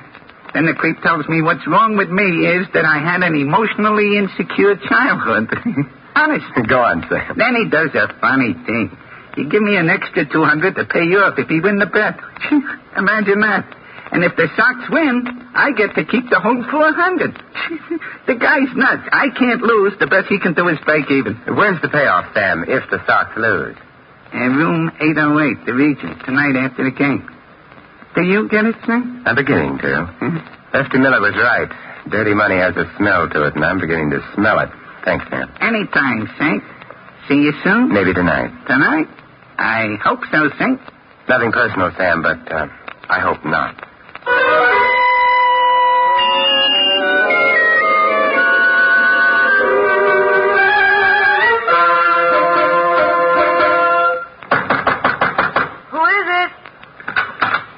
Good evening, Diane. Well, it's our old friend, Jack. How are you, Frankie?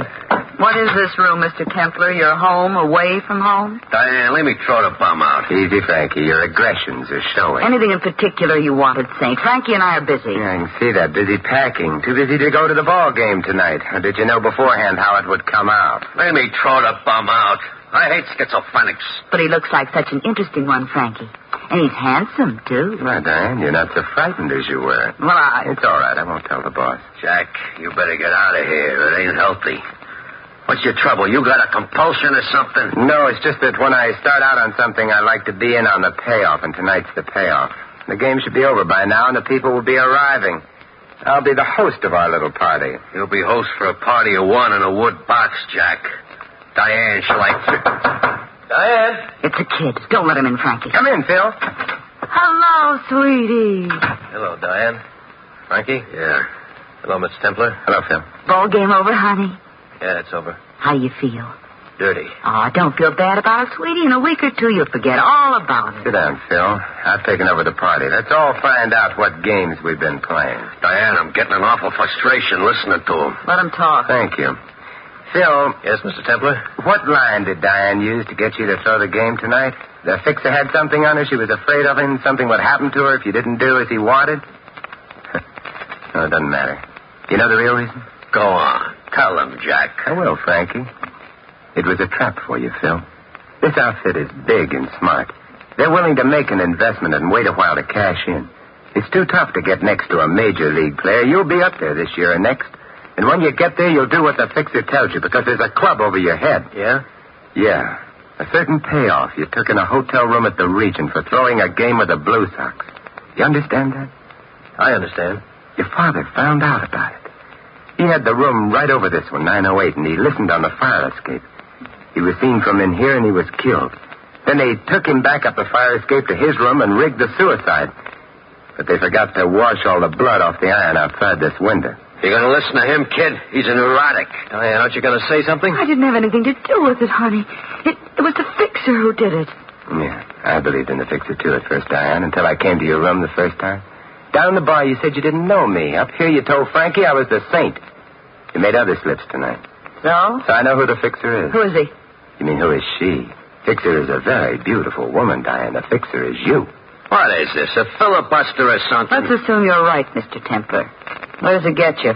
Where does it change things? I'm turning you over to the police, and Frankie can hardly shoot both Phil and myself. You won't have to, just you. Yeah. You underestimate me, Saint. We should have had more time alone together.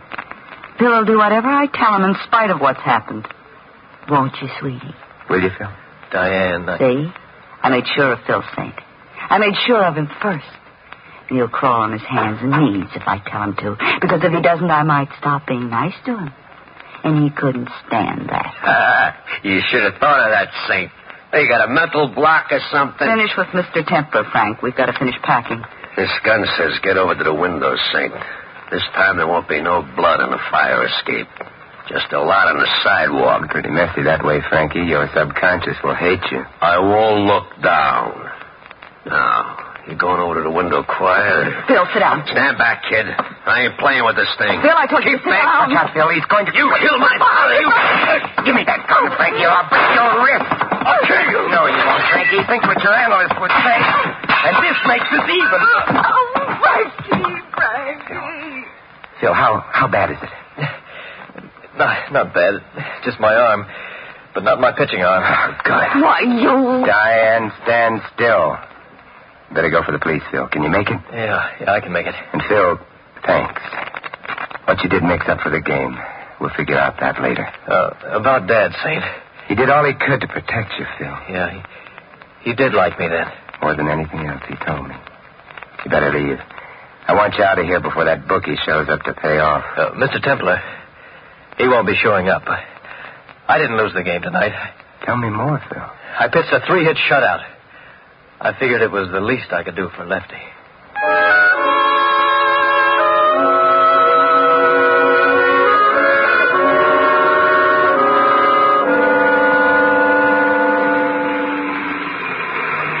The kid's going to be all right, Mr. Temple? Phil will be all right, definitely. You know, I can't blame him for getting tangled up with that Diane. Now, there is real aged-in-the-wood stuff. She won't be quite as attractive when she gets out, Louis. 20 years does something to a woman. Should have seen what it done to my wife if she was no prize to begin with. What do you think was wrong with Diane, Mr. Temple? An emotionally insecure childhood? You've been talking to Frankie. I think Diane felt an urge to corrupt, Louis, to feel power. Revenge, perhaps, for something hidden in her past. It might have been her childhood. Might have been society. So, now society exacts further toll. 20 years. I feel like a drink, Louis. Where to, Mr. Templar? Back to the Regent. I've got a scotch waiting for me at the bar.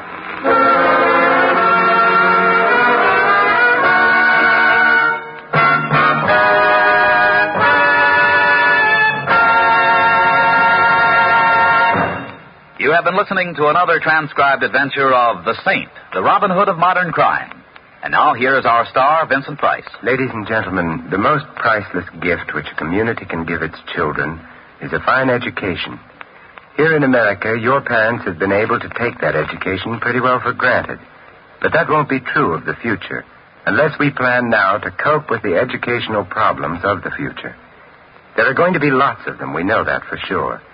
Because of the increased birth rate during and since the war, an extra 7 million children are going to be enrolling in our public schools. And the way things stand, our schools just aren't ready to handle them. The problem varies from district to district, but it's always a problem of shortages. In some localities, there aren't enough classrooms, and in others, not enough books and equipment. And overall, we're suffering from a shortage of teachers. In order to meet the challenge and make sure that our youngsters will get the education they deserve, we'll have to lay down an educational blueprint for the years ahead. Our local school boards are doing that right now, but they can't do it alone. They need everyone's efforts to build a stronger educational system. If you wish to help, simply contact your local school board. And for further information, write to the National Citizens Commission for the Public Schools, New York, New York. That's the National Citizens Commission for the Public Schools, New York, New York. Good citizens everywhere are helping, for they know that better schools make better communities. This is Vincent Price inviting you to join us again next week at this same time for another exciting adventure of the Saint. Good night.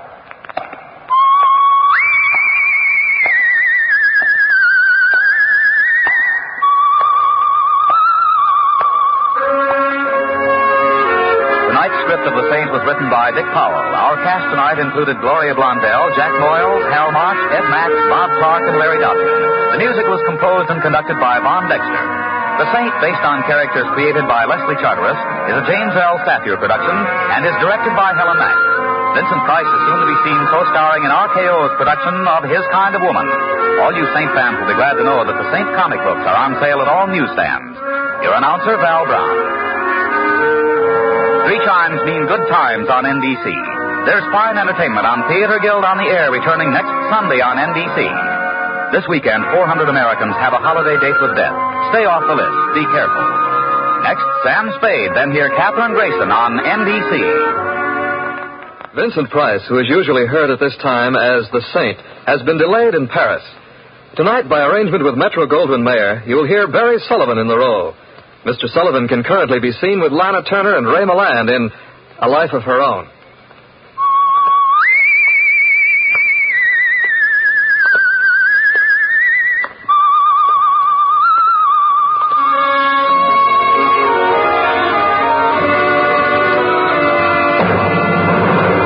The Adventures of the Saint, starring Barry Sullivan.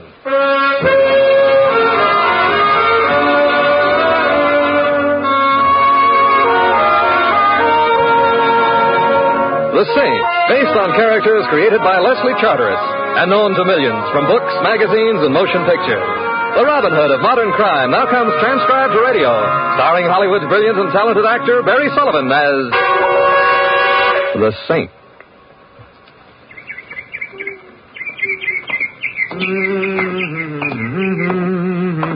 Oh, I beg your pardon, sir, or madam, as the case may be.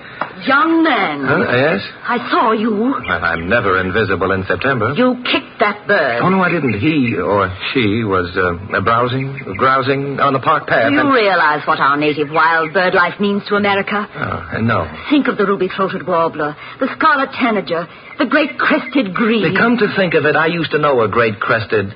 No. The man I knew was a Greek. He wrestled. The bird life of our country must be protected at all costs, young man, at all costs. Madam, I assure you, I would not deliberately kick a bird, not even a bullfinch. Well, all right. I'm ashamed. I suppose that henceforth I'll be known as a man who hasn't a feathered friend in the world. The beat of tiny wings will never brighten the declining years of Simon Templar's life. Did you say your name was Simon Templar? Not exactly, but it is. You're the Saint? After our unfortunate introduction to each other, you may find that hard to believe. But I was on my way to visit you. Oh? I wanted to ask you to help my brother. Your brother, he kicks birds, or perhaps birds kick him? Warburton has nothing to do with birds. Warburton. His trouble is, well, a little different. What is his trouble? He's haunted. Madam, I have a feeling James Thurber is the man you want. Don't be irreverent. I beg your pardon. Warburton is haunted by a ghost. That sounds reasonable. This Warburton, he's older than you are. If you're implying by that, is he senile? The answer is no. He's a year older than I am, but perfectly sane. Nevertheless, he's haunted, I know. How do you know? I've heard the ghost myself. It giggles. Giggles? Giggles. I'm strongly tempted to murmur happy haunting, but I'll resist temptation. And what is even more dreadful, Mr. Templar, and of course you're coming with me at once to investigate the matter, not only is my brother haunted, but he likes it.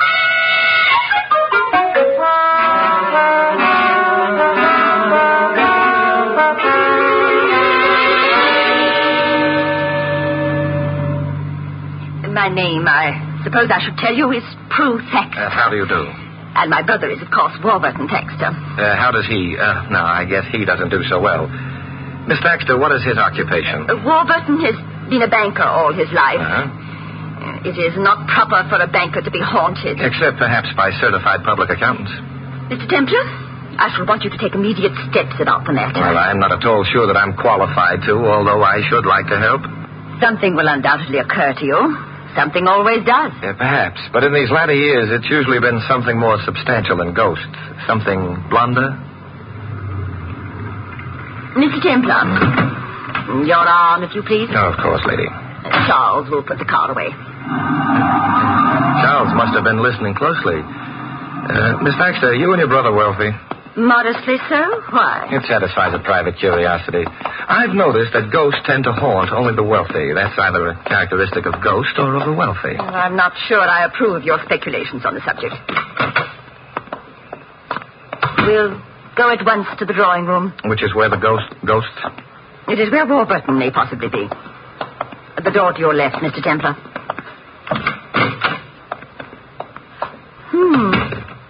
Warburton is not here. Mr. Templar, this is the room where we spend most of our evenings. It's where we've heard the ghost. Something's been bothering me. You said it giggles. He giggles? She giggles. And does she do anything else? Clank chains, for example, or utter blood-curdling moans? No, apparently not. No. Warburton and I heard her on a number of occasions. The sound seemed to come from the study. The door on the right wall leads to it. And you investigated? Warburton did, naturally. He went into the study. He felt a man should look after such matters. I see. He went in and shut the door behind him to spare me. He stayed on each occasion some little while. I heard the giggle again and insisted on being let into the study. You were perfectly right, I imagine. Warburton let me in. There was no one there. I was momentarily unnerved, of course. Of course. But Warburton seemed quite undisturbed. As a matter of fact, he seemed positively happy about it all. Did you ask him why? His reply was frivolous. He said that at his age it was flattering to be haunted by a ghost whose giggle was so youthful. This happened how many times? Well, perhaps half a dozen. I wonder where Warburton is. Perhaps in the study. That wasn't a giggle, but it did come from the study. Yes, we must see at once. Warburton! Mr. Templar, the door's locked. Do you have a key? No, there isn't any. Never kept locked. Let me in. Miss Thaxter, ghosts don't generally go about opening doors. Must be latched from the inside. Is there any other way of getting into the study? There's a window overlooking the garden. And suppose we try the garden. All right. It's this way. Oh, Mr. Templar, I'm frightened. What are we going to find in there?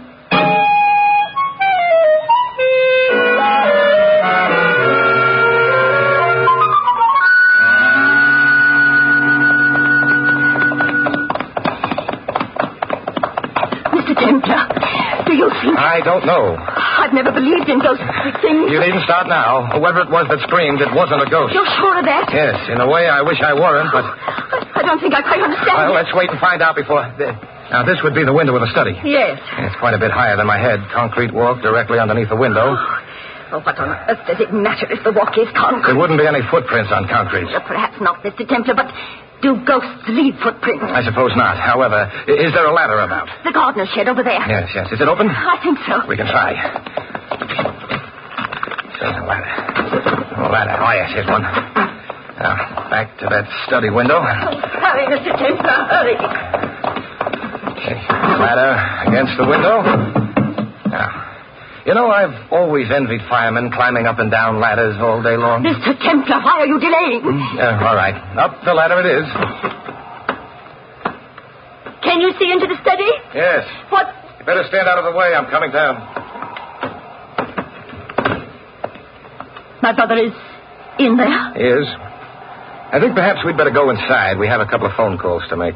Phone calls? Yes, to a doctor and the police. A doctor? I suspect from what I could see that a doctor won't be too necessary, but your calling him will at least show the proper solicitude. Something happened to Warburton.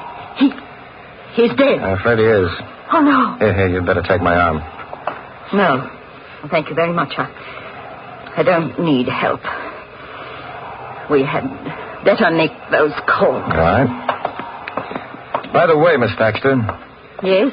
Well, the police are on their way here. If I were you, I'd try to think up something to tell them besides a ghost story. What do you mean?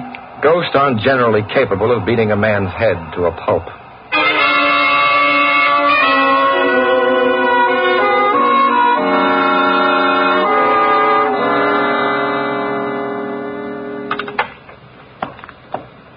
The police will be here, they said, quite soon. Now run along then, Miss Baxter. But, Mr. There's Templar... nothing I could tell them that would be of any help to anyone. I suppose not. I'll ring for Charles. You don't bother, Miss Baxter. I'd rather walk. Very well. Thank you for having come home with me and listening to my ghost story. Good night, Mr. Templar. Good night.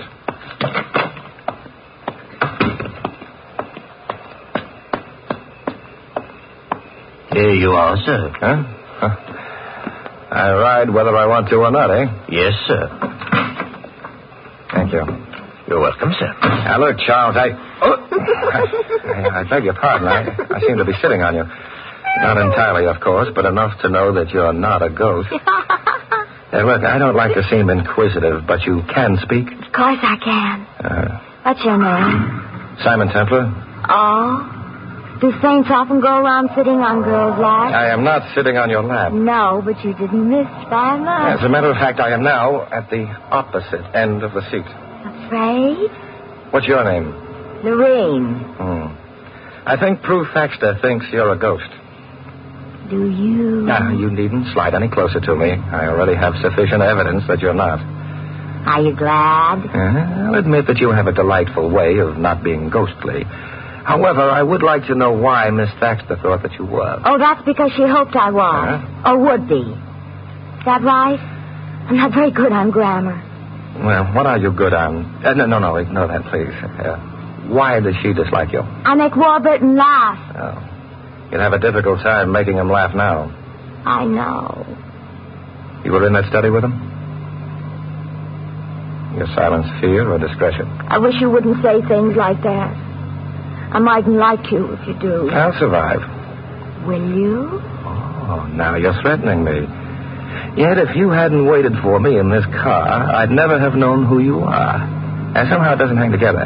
Because then I couldn't have been of any danger to you. You couldn't have been of any help either. How can I help you? By handing it right over. Handing what over? The key. The key, of course. The key to... Please, don't be difficult. I'm terribly sorry, but actually I don't know enough to know if I'm being difficult or foolish. Let me search. Oh, no. Why not? I'm ticklish. If you don't let me search you, I'll scream. You needn't bother. You forget, I've already heard you scream. Maybe, but Charles hasn't. He'd stop the car and come charging back here, probably with a wrench. But he hit you on the head with... And it's the only head I have to my name. Uh-huh. Lorraine? Yes, Simon? Search me.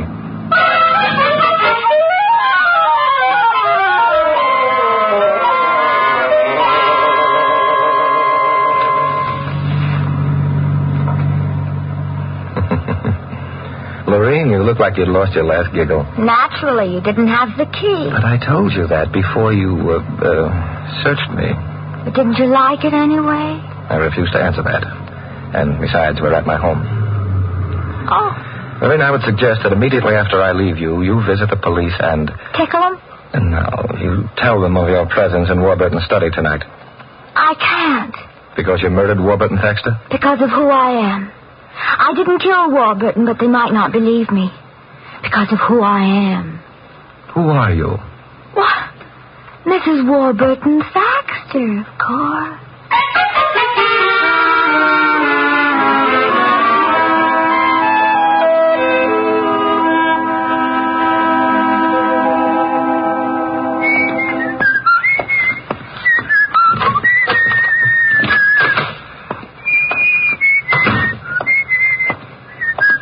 Templar.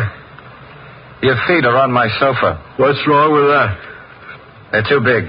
Oh, you're an observant kid, Templar. Have you observed this? Oh, dear.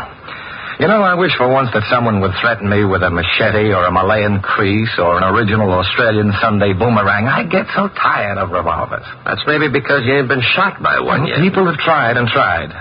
Are you going to shoot me with your revolver? No, unless you act nasty. Oh, no, I was the pride of Mrs. Thrushbottom's dancing class. My manners are favorably known throughout the length and breadth of this... kidding. If Lord Chesterfield's son had had a son of his own, he probably would have been me. Oh, stop it. I can't contain my joy.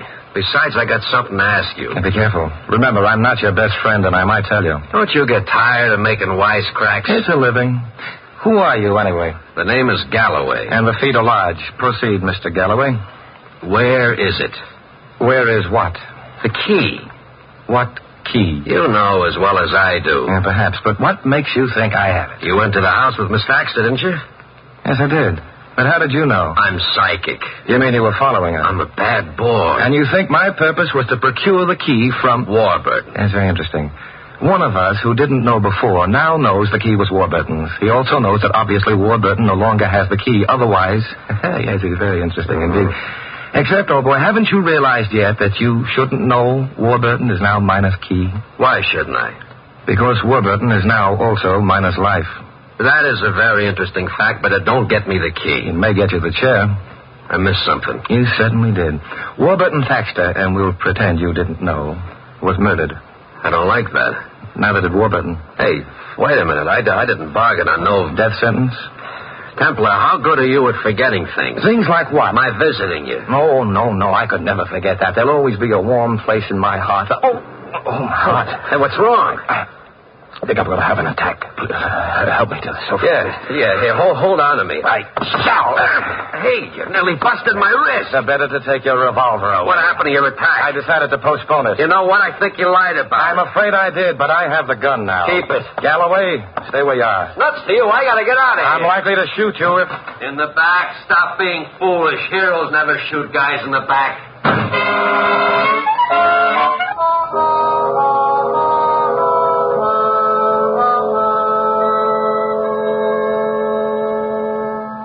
Lieutenant Cool, I'll bet you never knew I was a hero. Go away, Templar. I was just about to take my nap. Oh, it can't be. They must have put you on the Thaxter case. I'll tell you all about it next spring. Were any keys found on his body? Well, sure. So? Was a safe deposit key among them? Your sister wanted to know the same thing. And?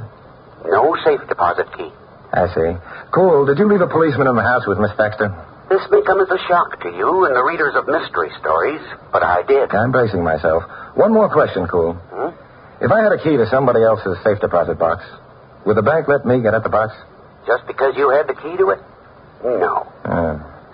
In that event, why have people threatened me, assaulted me, tickled, well, that is, applied pressure, and involved themselves in a murder case for something that can be of no earthly use to them?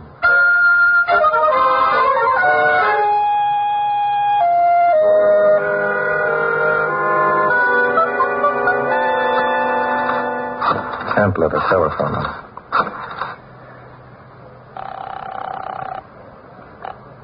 Yes? Miss Thaxter, this is Simon Templar. I hope I haven't waked you. Oh, I haven't been asleep. Not this night. I thought perhaps you might still be up. Miss Thaxter, I've had a visitor who, among other things, carried about a good deal of earth on his shoes. You know a man named Galloway? Of course I do. Who is he? My gardener.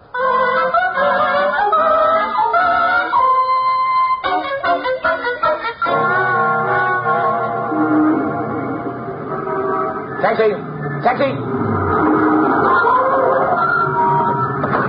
14 Majorca Drive, if you please. That's a high-class neighborhood. What are you going to do there? Louis! Louis? Hey, I'm glad to see you. Yeah, huh? Certainly took your time getting me into this. Oh, look, I'm sorry, Louis, but, well, I didn't have an occasion to call a cab before now. Is that so? Of course, Louis. Well, I accept your apology. And now that we're friends again, who's dead?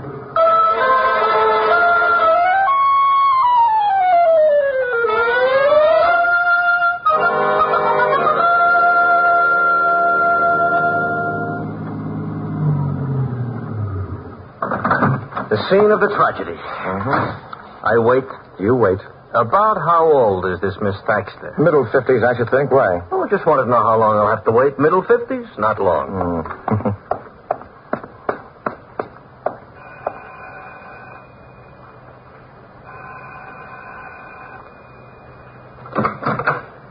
Yeah? My name is Simon Templar, officer. Miss Thaxter's expecting me. Oh, yeah. In the drawing room. Thank you. Over here. Yeah? I've been in there. I'm perplexed. Why? No drawings. Till later, officer. Come in. Hello, Miss Baxter. Sorry it's so late. It's kind of you to come and ask me questions. It may keep me from... What did you want to know? First, how long has Galloway been with you? Oh, a good many years. Where does he sleep? Garden house. And I can stop and see him on my way out. Miss Baxter, did you know your brother had been married? The police told me about it tonight. I hadn't known before. You didn't really think your brother was meeting a ghost in his study, did you? No. I would have preferred it to be that, however. You've never met Lorraine Anderson. She's cheap, Mr. Templar. Cheap and grasping. And you told the police about hearing her in the study before we discovered your brother's body? I told them nothing. It might have been safer, too. Do you know where she lives? A theatrical hotel somewhere. Which one? I'm not sure. Well, you've got to remember, and quickly. Why? Because I'm afraid there'll have to be another death before this is over. Oh. I think it was the... Yes? The Exbrook Hotel. The Exbrook. Thank you. Good night, Miss Baxter. Good night. Good night, officer. Good night.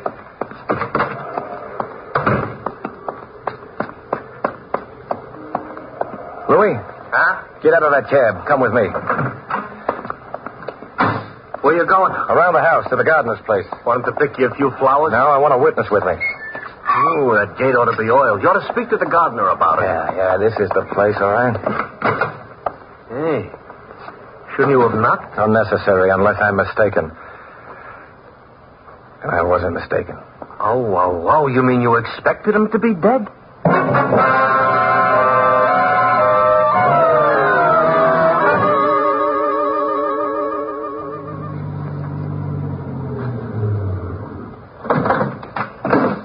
Perhaps you'd better come with me, Louis. Okay, but I'd just as soon not meet near the corpses tonight. They depress me some. Oh, beautiful lobby. Yeah, palms decaying like mad, and that place to sleep. However, mailbox pigeonholes. Yes. Yeah.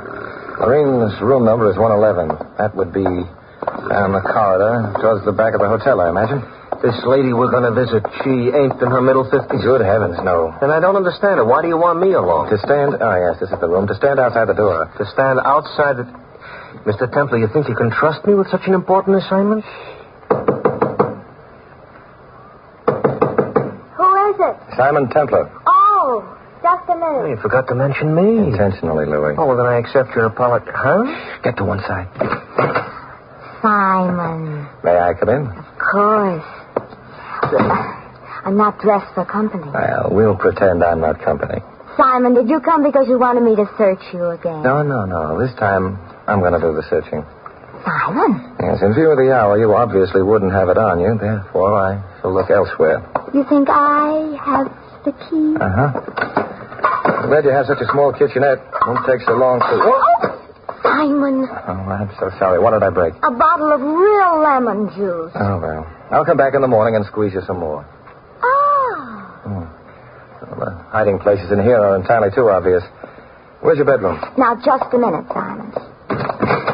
Well, that's a beautiful bed you have, Lorraine. Thank you, kind sir, but... Old-fashioned kind. Bedpost with ornamental heads which come off. Simon, A what? hollow bedpost, a string tied to the inside of the head, and at the end of the string, this. That's a key. So it is. A key to a safe deposit box. Warburton's safe deposit box. Lorraine, did Warburton keep his money largely in cash? I don't... It's a little late for lying, honey. Well, I don't know why I should. Yes. He'd recently cashed a lot of bonds. Oh, maybe $50,000 worth. May I use your phone? Yeah. Who are you going to call? The police. Oh, no. Please, Simon, don't call him. I don't like cops. You'd like Lieutenant Cool. He's real cute. He looks just like Willie the Penguin. Walks like him, too. And he parts his hair in the middle. Lieutenant Cool? Simon Templar, Lieutenant. What did you find in Warburton's safe deposit box? How I knew. I'd given you hints enough earlier. I was pretty sure you'd get a court order and... Oh, you did. And? Thank you. Bye. Simon? The police opened the box. And? It was empty. I don't like the way you're looking at me. Lorraine, your window overlooks the alley running back of the hotel. So? So get me a pillow and a blanket off the bed. Well, all right, but... Now I shove this chair in front of the window and draw the blind down. Here. Thank you, darling. Now, if I fold the blanket into a roll, plop the pillow on top of it so it extends a bit above the chair. Yeah. If it were blind from the outside, it would look as though you were sitting in that chair. Maybe it would. Now, you put a coat on. But... Come with me. We're going to bowl in a different kind of alley.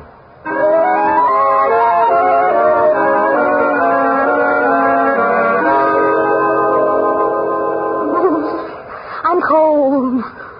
Why do we have to stand here? Because from where we are, we can't be seen. But we can see your window with a silhouette on the blind. And if anyone comes up the alley... Simon, I don't understand at all. Suppose you were an aging woman who owned nothing but an old house. Suppose you'd spent all your life with your brother who had all the money. Suppose your brother then met and married a pretty girl. And then he cashed in all his money and was preparing to leave you. How would you feel? Well, I'd be unhappy about it. You'd kill your brother if you were half insane with pride and anger. You'd try to have his wife convicted of a murder. You'd call in somebody like me, to be around when you discovered your brother dead. You'd plant a safe deposit box key someplace in your brother's wife's room. You'd hire your gardener to threaten me about the key and then kill him before he could get frightened and blow up the whole scheme. Simon! But then when you realized the man you'd been using as a blind had stumbled onto a part of the truth, what would you do? You'd try to wind up the case quick. I wouldn't. You'd try to shoot your brother's wife, then make it look like suicide, huh? Now, Louie is at the door of your room, so that won't be tried. But the alley here... Ruth Baxter. Yeah, she's coming down the alley. Stopping outside your window. Simon, she has a gun. She's lifting it. That's all we needed now. Here. I'll take that gun. It's a pity that your brother and Galloway weren't birds, Miss Baxter. What do you mean? They'd be alive. You were so fond of birds.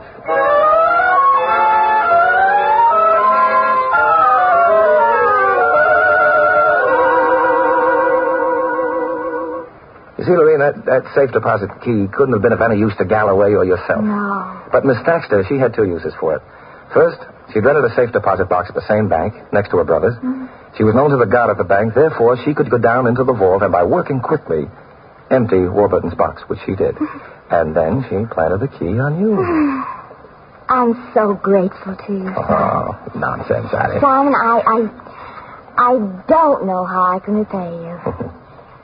Do you? Well, as children say when they don't know something. Such me.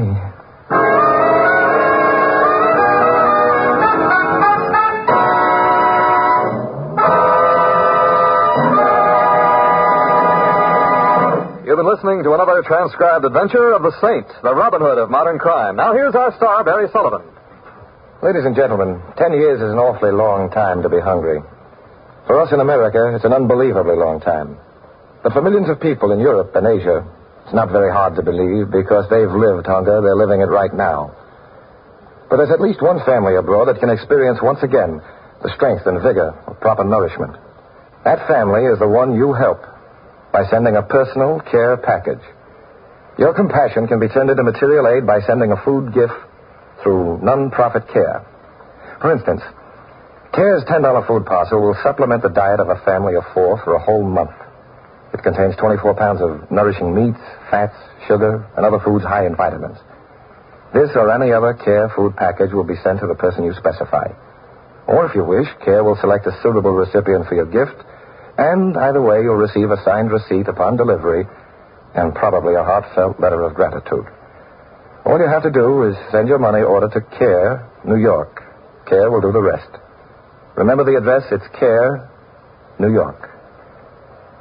And now this is Barry Sullivan inviting you to join us again next week at the same time for another exciting adventure of the Saint. Good night.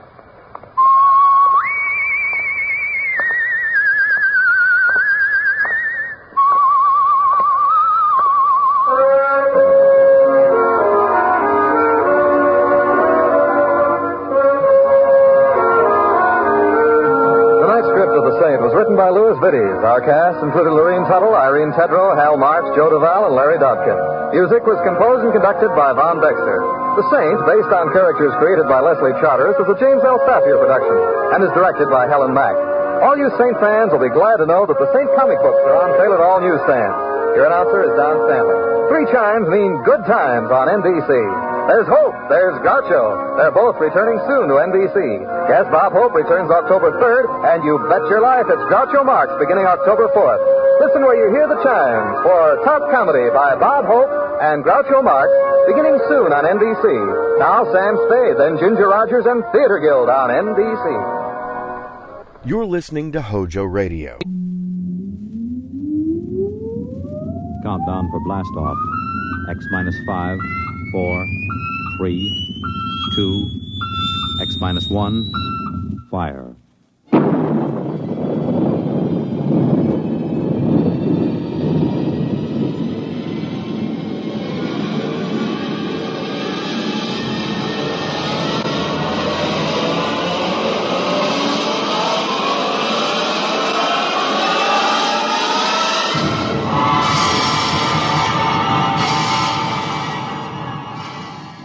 From the far horizons of the unknown come transcribed tales of new dimensions in time and space. These are stories of the future, adventures in which you'll live in a million could-be years on 1,000 maybe worlds. The National Broadcasting Company, in cooperation with Street and Smith, publishers of astounding science fiction, presents X minus 1.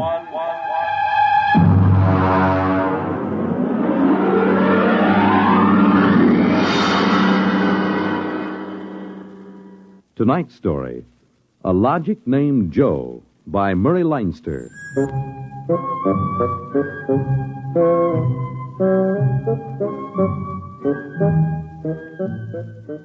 It was on the 3rd day of August that Joe came off the assembly line. And on the 4th, Maureen came into town.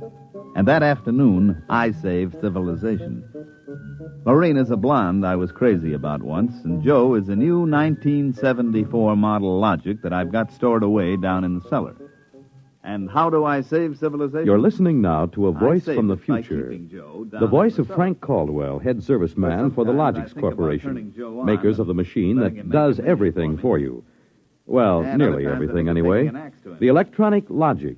In the year we speak, 1974, no modern home was complete without one. And the Logic sets were working so well that life was soft indeed for repairman Frank Caldwell. That is, until that fatal day of August the 3rd, when suddenly the Logics began doing everything for their users and doing it too well. On the 3rd of August, there wasn't much doing, and I'm hanging around the boss's office smoking up his cigars.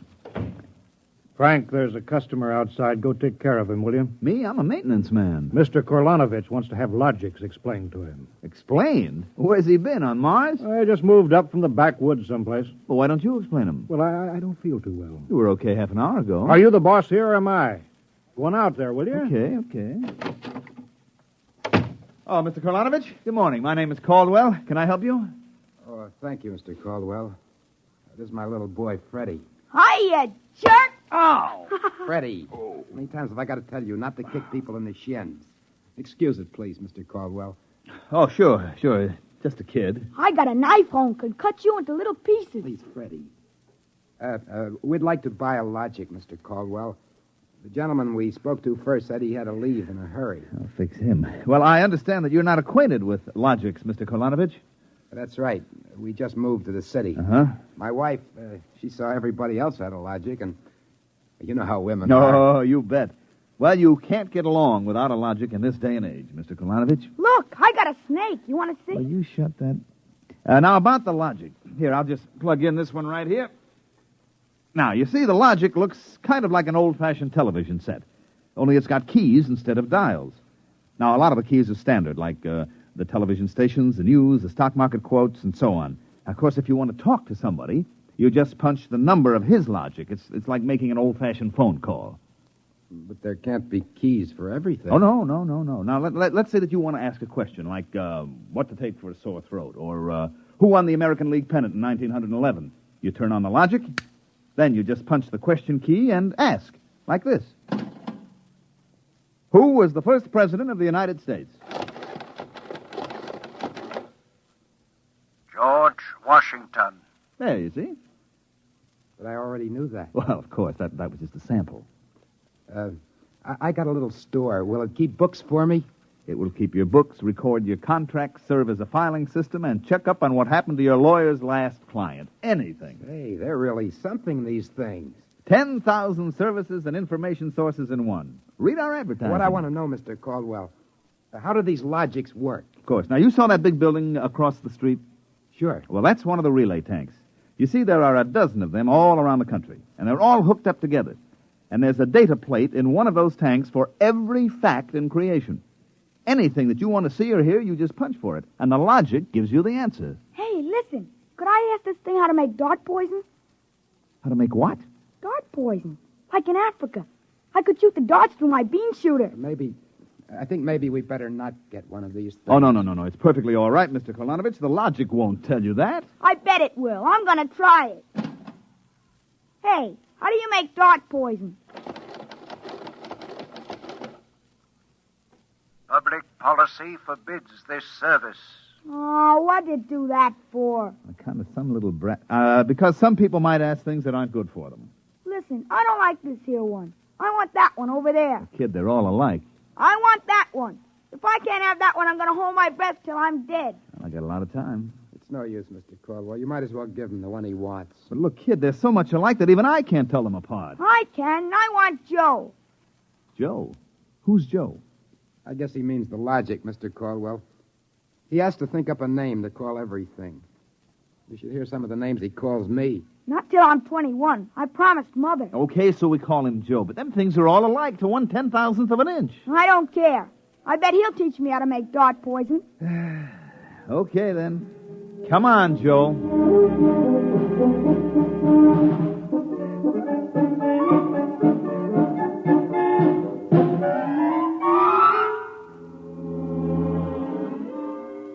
So he keeps yelling, I want that one. I want that one. I'm going to call him Joe.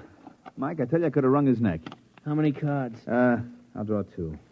What a holy terror. He had his father scared to death. It's too bad that kid ain't mine.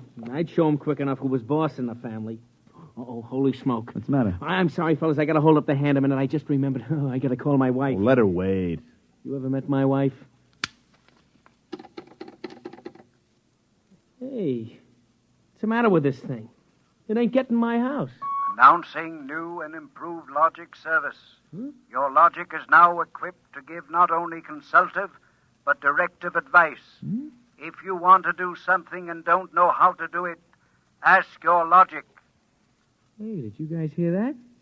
Well, they should have told us about this. Oh, it's just somebody trying to pull a gag. Well, it didn't sound like a gag to me.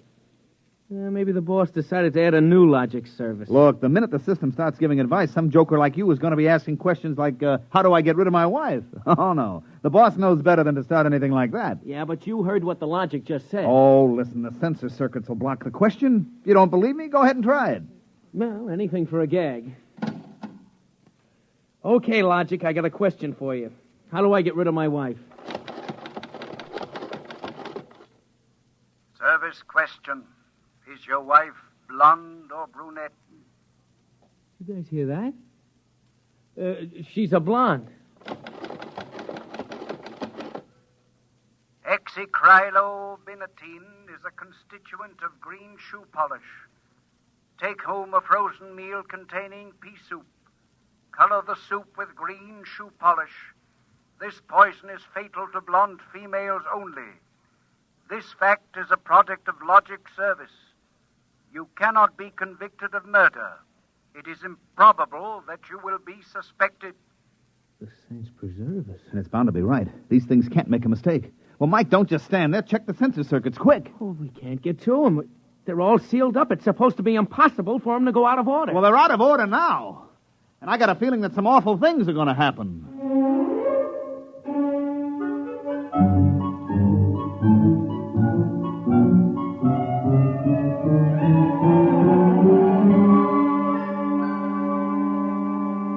Boss, we've got to do something. The logics have gone nuts. Now, relax. The thing gave a goofy answer once. Maybe it was a joke. But it was an accident. Now, forget it. It won't happen again. What makes you so sure? People are going to be trying it. Look, supposing I wanted to get rid of you, for instance. You don't. How would you collect your pay? I know, but just supposing. Now, look, we'll try it. If you want to do something and don't know how, ask your logic. How do I bump off my boss? Male, fat, bald-headed, and 45. Make some chocolate ice cream containing powdered charcoal in place of half the chocolate. Use HOJO brand charcoal. HOJO contains an ingredient fatal only to fat, bald-headed males. This fact is a product of Logic's service. Now, look, Frank, I admit these things have gone a little wacky, but there's nothing to worry about. Nothing to worry about. If this keeps up, what do you bet that we'll have to shut down the company? You kidding? We can't shut down the company, and you know it. Logics have taken the place of everything but night baseball. We shut them down, we go back to a civilization that we've forgotten how to run. Yes, but, boss, there's no telling what they'll do. Listen, now, you've asked these questions for a gag. Nobody's going to ask them seriously. What you need is a little faith in human nature. Excuse me, it's probably my wife. Cyrus, dear, how do you feel? Well, just fine, sweetheart. What have you been doing? I just called to tell you, Cyrus. I've got your favorite dessert for dinner. Dessert? What kind? Homemade chocolate ice cream. Cyrus, when you taste it, you'll just die. Cyrus, what's wrong? Why don't you answer me, Cyrus? Chocolate ice cream. This can't be happening. Why, this is awful. These logics are dangerous. Have a little faith in human nature. Now, Caldwell, you're the head of the maintenance crew. I'll give you 24 hours to fix these logics or you're fired. Well, now, look, boss. What are you standing there for? Get in the service car. Get moving. Where? Anywhere. Find out what the logics are up to and see that you find out before the logics do.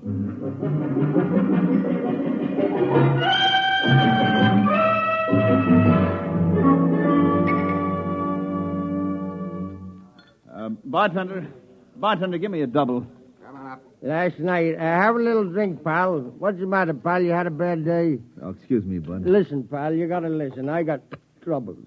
Bartender, will you get this barfly off of me? On your way, son. Oh, don't say that. I got troubles. How am I going to keep my wife from finding out I had a couple of little drinks?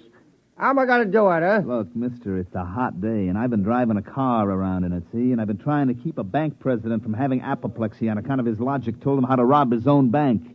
I've been trying to stop 6-year-olds from asking what comes after the bees and the flowers and their fathers from asking how to get $1 million by tomorrow. I've been tripping over dead bodies so artistically croaked that nobody's ever going to find out who done it, and all you got on your mind is how am I going to keep my wife from finding out I've been drinking? Dry up, will you? Go ask a logic. My pal, my boy, where's the logic? Where's that logic? Here, right behind you. Here's a nickel. Listen, I got to hear. Now, come on, logic, old pal. Old pal, be nice. How does a guy keep his wife from finding out he's had a couple of little drinks? Answer me that, huh? Buy a bottle of Franine hair shampoo. It is harmless, but contains an ingredient which instantly neutralizes alcohol.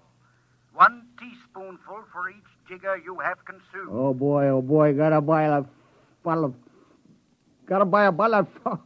what was that again? Supposing it's right, you'll never remember it as far as the drugstore. I think there's a bottle in the back room. Somebody left it. Oh, my pal. Oh, my boy. No more trouble. You'll just show me the way to go. I got a picture of him back there drinking that shampoo. Yeah.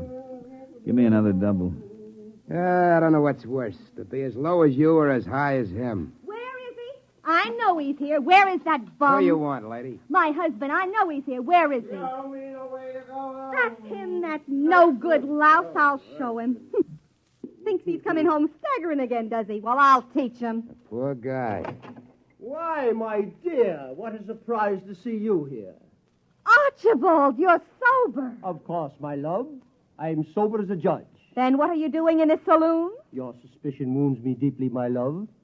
Let me tell you, my dear, that I have been conducting a research project that is going to make us a fortune. I'm going to patent Soba, the drink that makes happy homes.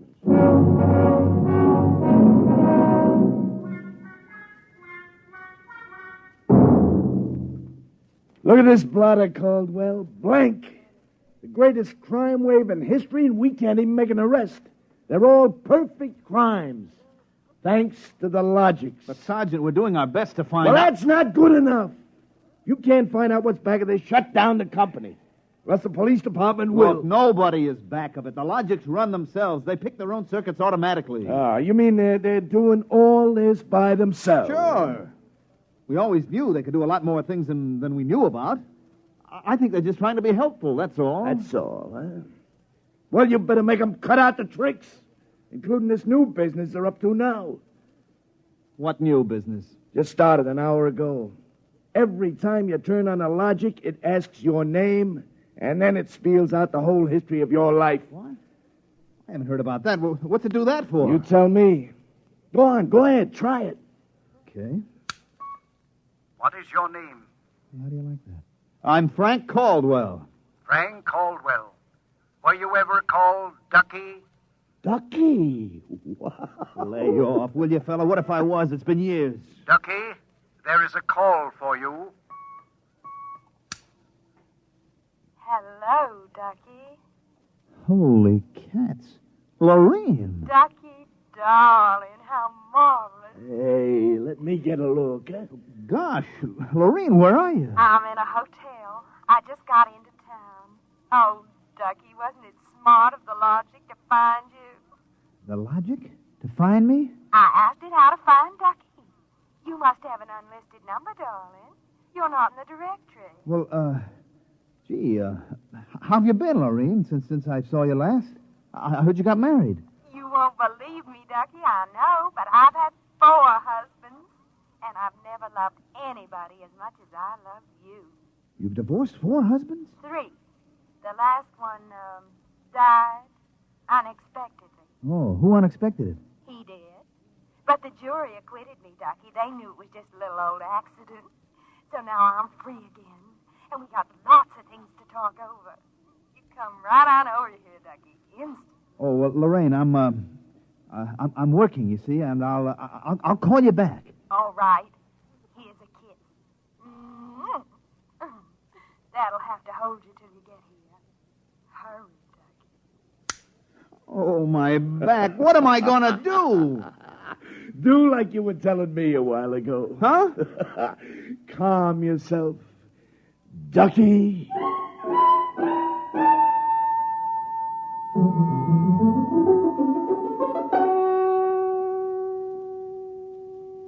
Call on the logic for you, Frank, your wife. Oh, thanks, Mike. Hi, Gerd. Frank, I've been trying to get you for an hour. Where you been? I've been out making calls, honey, trying to find out what ails these logics. Well, you better find out in a hurry or there's going to be trouble. Now, look, good. Now, just take it easy, huh? Caldwell, you can't let this happen to me. They're asking everybody's name, and when you tell your name, it reels off your whole history. Well, honey, I don't think they're doing that anymore. I think that was just temporary. Well, in the meantime, it's told everybody in the neighborhood all about me. I punched Mrs. Hudson's name. She's been married 3 times, and she's had Mr. Hudson arrested twice for non-support and once for beating her up. It'll tell anybody anything. Yeah, but look, Gerd, I'll tell you. Frank, you stop these things or I'm going to leave you. Oh, honey, you don't mean that? I do. If you can't figure out how to keep our private lives out of every logic in town, then I'm through, and that settles it.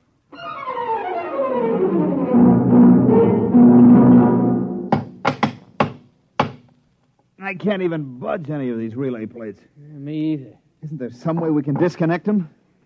Nope, there is not. They weren't built to be disconnected. The sensor circuits were supposed to take care of cutting them off. Now, see who that's for, Frank. Hello, Ducky, darling. Oh, Lorene, not again. Ducky, darling. I'm so lonesome. Why haven't you come over? Well, I've been busy. Oh, poor Ducky. Look, let's get married. Gosh, Lorene, well, what I mean is... Right away, Ducky. You're not busy tonight, are you? Look, Lorene, I got married. Oh, poor boy. My poor Ducky. Well, we'll just get you out of that. No, now, look, Lorene. It's all arranged, darling. I'll just call up your wife and have a little talk. No, now, please, Lorene, I mean, it's nice of you to think of me and all, but Now, you just give me your address and your logic number, darling. I haven't got one. Never mind, darling. The logic will find out for me. Lorene? Hey, Frank, will you get away from that thing and give me a hand? Yes, Mike, in a minute. First, I've got to call my wife. No. We got to get out of town. Oh, Lord, I made a mistake. Frank, you're supposed to be helping Mike. Yeah, I am, boss, I am, but I got to make this call. Call? What do I care about your call? President's getting ready to close down the company and declare martial law. Now, for the love of heaven, do something. Yes, boss, I will. I've just got to make this one call before the logics get on my trail. To assist in solving a special problem of logic service, kindly give the following information if possible. Where does Frank Caldwell live? They got me. I'm through.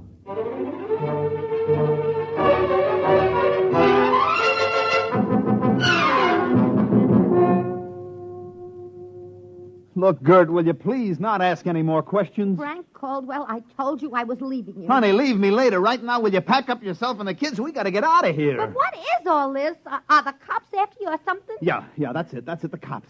Now get moving, honey, will you? And will you get away from that logic? But don't you think we ought to hear the police call? 27 and car 31. Detailed to round up all employees of the Logics Company. Use caution. They are suspected of sedition. Holy smoke, the cops are after me. But you just said they were. Car 17, proceed to vicinity of 119 East 7th Street. Child terrorizing neighborhood. Use extreme caution. Child is armed with bean shooter using poison darts. Freddie. Who's Freddie? Something I met once in a horrible nightmare. He wanted a logic that would tell him how to make dart poison. They're all alike, I kept telling him. They're all alike. What are you talking about? Oh, I don't know, Gert. All I know is it was a nice world up to yesterday. Now it's like a guy named Joe come along and squashed all our mud pies for us. Looks to me more like it was a logic named Joe. What'd you say? A logic named Joe. A logic name? But they're all alike. Gert, baby! Frank, let me go. Don't be so silly. All right, honey, look, you hold the fort. Maybe they aren't all alike. Where are you going?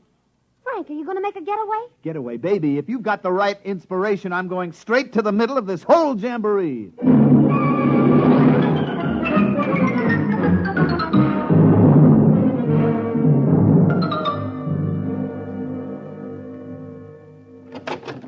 Yes? Oh.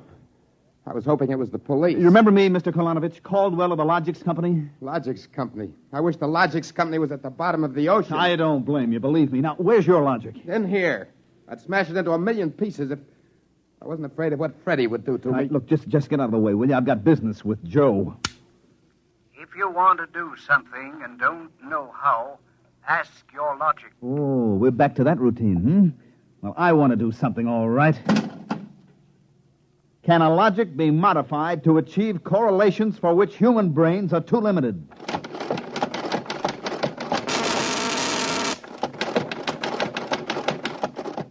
Yes. How great will the modifications be? Microscopically slight. Changes in dimension not detectable even by precision gauges. They can come about only through an extremely improbable accident. And what would this super logic then be able to do? Come on, you, spill it. It could set up entire new combinations of electronic relays, which would bypass the normal sensor blocks, thereby enabling it to perform valuable new services, including the giving of helpful advice on any human problem. And has this accident ever happened?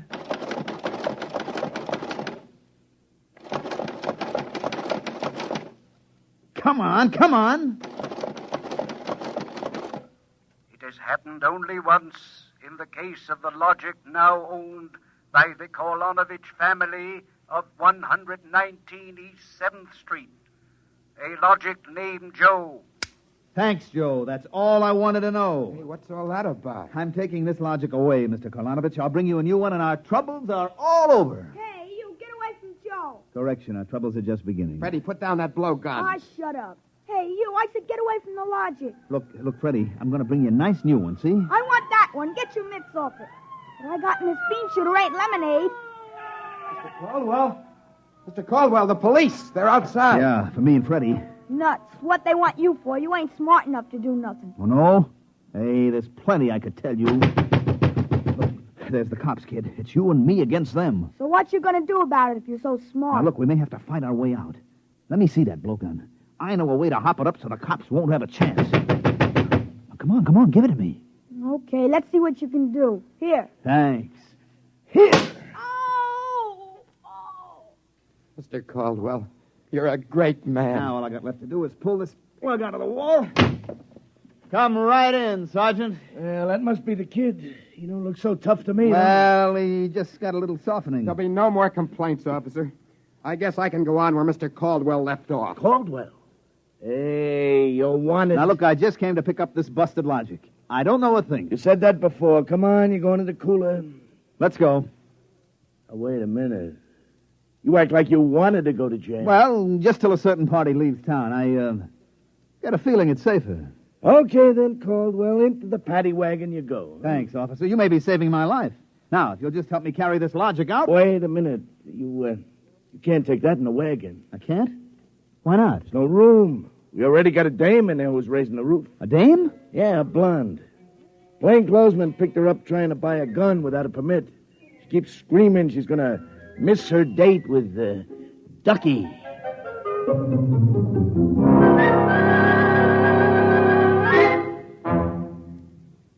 You have just heard X-1, presented by the National Broadcasting Company in cooperation with Street and Smith, publishers of astounding science fiction. Tonight, by transcription, X-1 has brought you A Logic Named Joe, adapted for radio by Clarice Ross from the story by Murray Leinster. Featured in the cast were Mandel Kramer, Wendell Holmes, Guy Rep, Bill Zuckert, Walter Kinsella, Bob Hastings, Joseph Julian, Joey Fallon, Mary Lou Forster, Ann Thomas, and Mary Patton. Your announcer, Fred Collins. X-1 was directed by Daniel Sutter and is an NBC Radio Network production.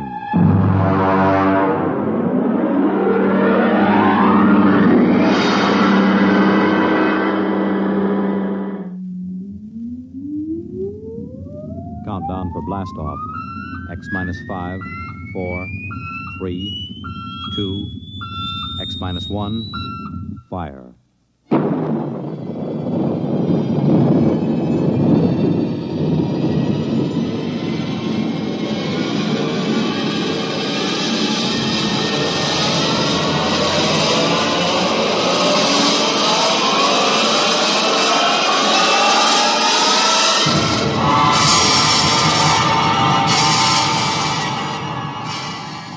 From the far horizons of the unknown come transcribed tales of new dimensions in time and space.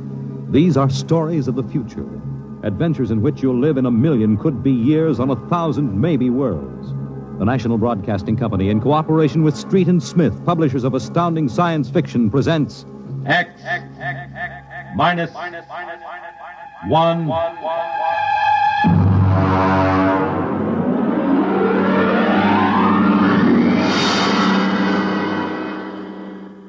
Tonight's story, The Roads Must Roll, by Robert Heinlein. Hear them hum, watch them run. Oh, our job is never done, for our roadways go rolling along. While you ride, while you glide, we are watching down inside, so your roadways keep rolling along.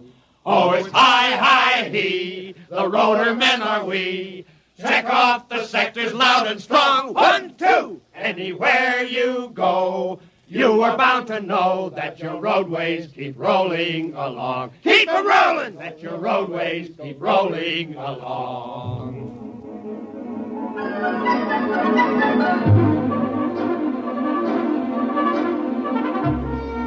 It was in the middle 1950s that the automotive age began to die. The traffic engineers had long expected it. For years, they had watched our vast cities sprawl and spread out, spill over into the countryside, become more and more dependent on motor transportation. And then, finally, the inevitable breaking point was reached. The growing flood of cars and buses and trucks began to swamp the streets and arterial highways. The building of roads could no longer keep pace. The superhighways, clogged, congested, became packed with cars stalled bumper to bumper. And the cities began to die of slow strangulation, for the traffic could no longer roll. And then the engineers took over. They banned the automobiles, tore up the superhighways, and in their place they built the rolling roads, mechanized roads that moved like huge conveyor belts, whirling along on their giant rotors at speeds ranging from 5 to 100 miles an hour, carrying the freight, the food, and the people from city to city and coast to coast. And no one worried over the fact that if the road should ever stop, our whole economic life would stop. For the machinery had never failed yet. But people forgot that machinery depends on men, the men who run it. Who makes the roads roll? That's right, the engineers. We're the brains of the road. And where would the public be if we didn't keep the roads rolling? Right behind the 8-ball, and everybody knows it. All right, then. We're the men who hold the power, and it's time we started using it. We've called this meeting of the Engineers Control Committee because that's what we want to do. Control. Because I'm tired of taking orders from the Transport Commission, from slick desk jockeys like Jim Gaines, who don't even know a roller bearing from a field corn. Now let Gaines yammer about our duty to the public. That's a lot of eyewash. We've got the power, and we're the men that count. Now it's time we quit fiddling around and use a little direct action to get what we want. Mr. Chairman! Mr. Chairman! The chair recognizes Brother Harvey of the Transport Mechanics Union. Thanks. Now, I don't rightly belong here since I'm no engineer. I'm just here to represent the workers' union. But I want to know what's all the shouting for. You engineers have got better working conditions than we have, and we ain't kicking. You say the engineers are powerful. You say you can tie up the roads. Well, so can any screwball with a jar of nitroglycerin. And he wouldn't need no engineer's degree to do it, neither. Harvey, are you speaking for your union now, or are you here as a stooge for the Transport Commission? Listen, Van Cleek, I helped fund my union. I led the strike in 75 for decent working conditions. Where were you engineers then? With the Finks! Brother Harvey, remember, you're only a guest at this meeting. Go on, Van. Now listen, man. I'm one of the old engineers on the roads. You all are, worked up the hard way. We didn't go to the fancy technical institutes like those young punk cadet engineers the commission is training to take over our jobs unless we do something to stop them. Jim Gaines hasn't been able to fill us full of the old school spirit and that baloney about how the roads must roll. So all right then. Why don't we get smart for a change? What would happen if the roads stopped rolling? Maybe the country would begin to realize that they can't do without us. Maybe we'd begin to get the things we want. Who says the roads must roll?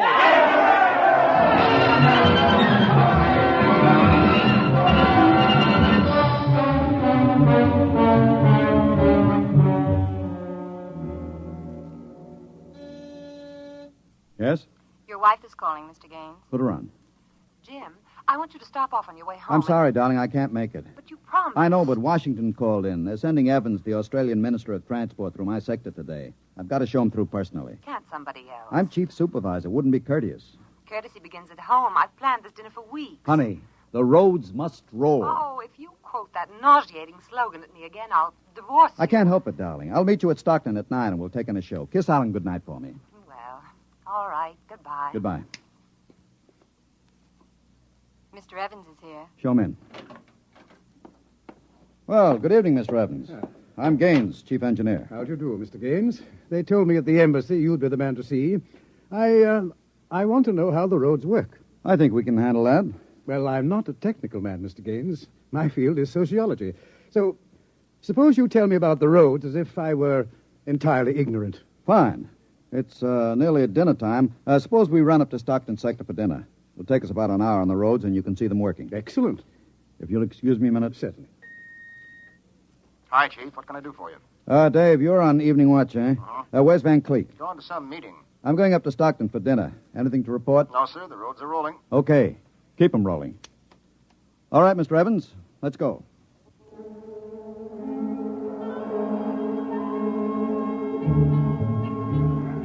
This is the low-speed strip. Ever ridden a conveyor before? No. It's quite simple. Remember to face the motion of the strip as you get on. There. We'll go right across. Each adjoining strip is a few miles an hour faster than the one next to it. Freight is carried on the 50-mile strip, most passenger traffic on the express strip. All right, now watch your step.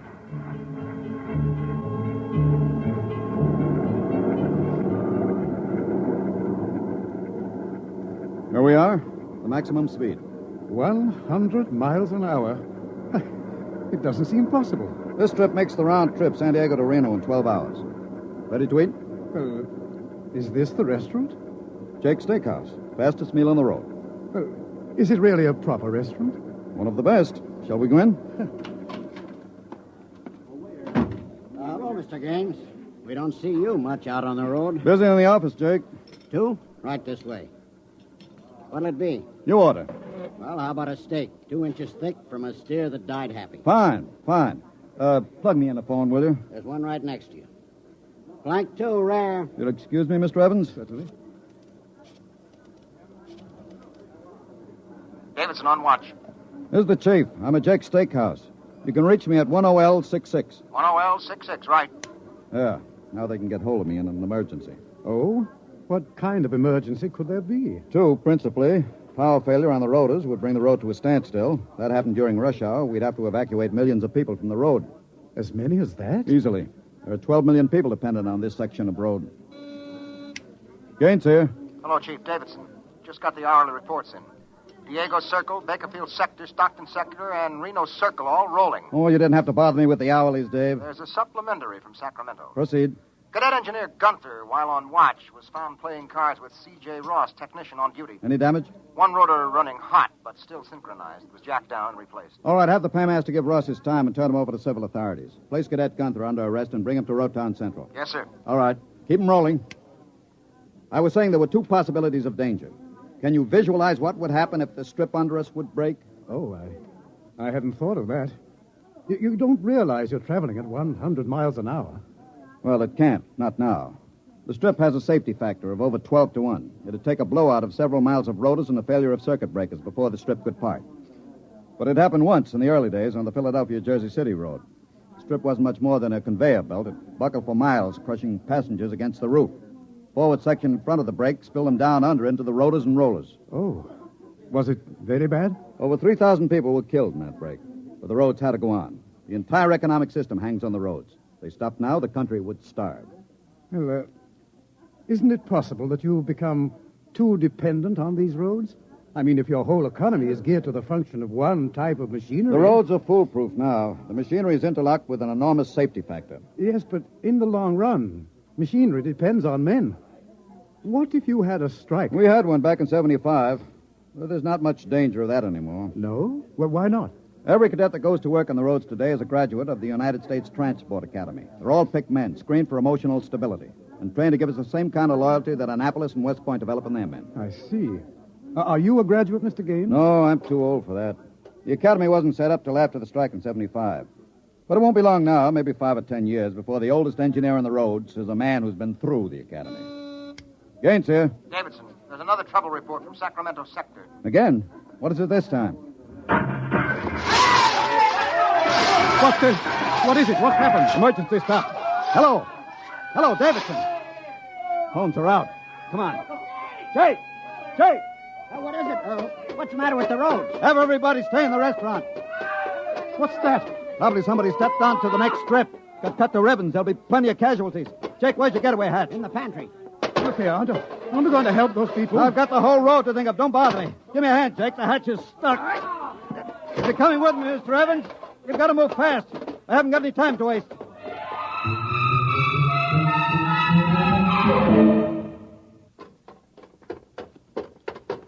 Where are we now? Freeway on top of the inner road ceiling. That's the outer shell over us. Are we going outside? No, there'll be an access down manhole over here. They're spaced every 100 feet. There, by the green light. Now, this will get us down on the northbound road. Careful, it's dark.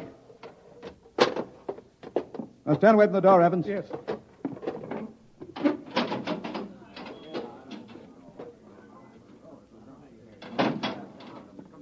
But this road is still rolling. It was only the 100-mile strip that stopped. That's what I want, a phone booth. Look out, excuse me. Look out. Hey, out. Hey, I'm talking to my wife. What's the idea Don't of argue. busting in here? Out. Yeah, but Emergency priority, division office. Davidson. Gaines here, report. Chief, where have you been? I've been calling you. Never mind that, report. 709, Consolidated Tension. Report strip 20 Sacramento Sector past emergency level. Interlocks acted and cut the strip out. Cause of failure unknown. Direct communication cut to Sacramento Control Office. Evacuation of Strip 20 commenced. No casualties. There are casualties. I saw them. Put police and hospital routine A into operation. Get me Van Cleek. I want him to take over for me till I report in. We can't reach him, Chief. Shall I cut out the rest of the road? No. Keep those other strips rolling or we'll have a traffic jam the devil himself couldn't untangle. There are 5 million passengers on the road now. Notify the governor that I have assumed emergency authority. Arm all cadets available and await orders. Shall I recall technicians off No. watch? This isn't an engineering failure. That whole sector went out simultaneously. Somebody cut those rotors by hand. I want all available senior class cadets to report to Stockton Subsector, Office 10, with pistols and tear gas. Yes, sir. The governor wants to talk to you. He called in. Refer him to someone else. I'm busy. I'll get back to you. I'm going down under.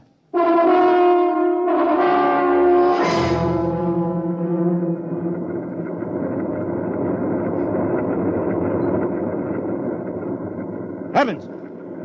Evans! I can't hear you. The noise. Put on this helmet. What? Helmet!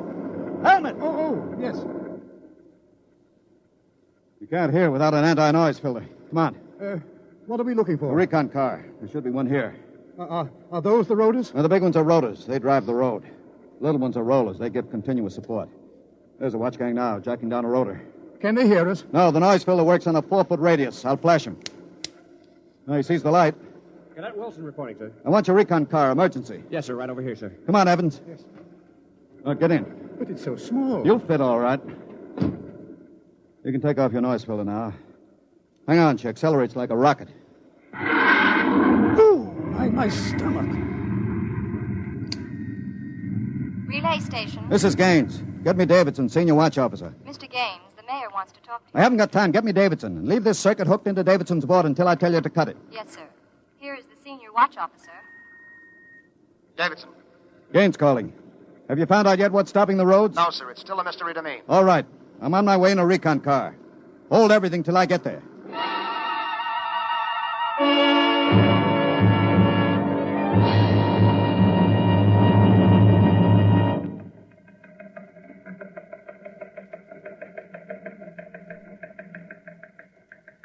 Cadet Edmonds reporting, sir. 3 platoons of cadet engineers standing by with tumblebug motorcycles. Armed? Pistols and tear gas as ordered, sir. Good. Assistant Supervisor Van Cleek is calling you on Circuit 9, sir. Van Cleek. It's about time. Cut me in. Yes, sir. Hello, Van. Where are you? Sacramento office. Now listen. Sacramento. That's good. Report. In a pig's eye. What? I'm not your deputy anymore, Gaines. What are you talking about? Listen, don't interrupt me and you'll find out. You're through, Gaines. I've been picked as director of the Engineers Control Committee. We're taking over. Have you gone off your rotor? We stopped Strip 20 just to give you a taste of what we can do. We're running things now. And you don't really think you can get away with this? You can't start Strip 20 until I'm ready to let you. I can stop the whole road if I have to. Van Cleek, I'll call in the Army. How will you get them here if the roads aren't rolling? Now listen, Gaines. Whoever controls the roads controls the country. And right now, that happens to be me. Now sign off, Gaines. Gotta call the White House. You behave yourself and you won't get hurt. I don't believe it, sir. He's got us, Edmonds. If we go in and blast him out, he may wreck the road. What's your rolling tonnage now? 53% under evening peak, sir. How about Strip 20? Almost evacuated.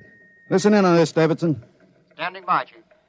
I'm going down inside with these cadets. We'll work north, overcoming any resistance that we may meet. The watch technicians and maintenance crews are to follow behind us. Each rotor, as they come to it, is to be cut out from under Sacramento's control, then hooked into the Stockton control board. Understand? Got it. Check. If it works right, we can move control of Sacramento sector right out from under Vance's feet, and he can stay in his office there till he's hungry enough to be reasonable. Edmonds, get me a pistol. Yes, sir. Mr. Gaines, there's a man here. He's badly hurt. He wants to see you. Take care of him. I haven't got time. He's from Sacramento sector. What? Bring him in. All right. Easy.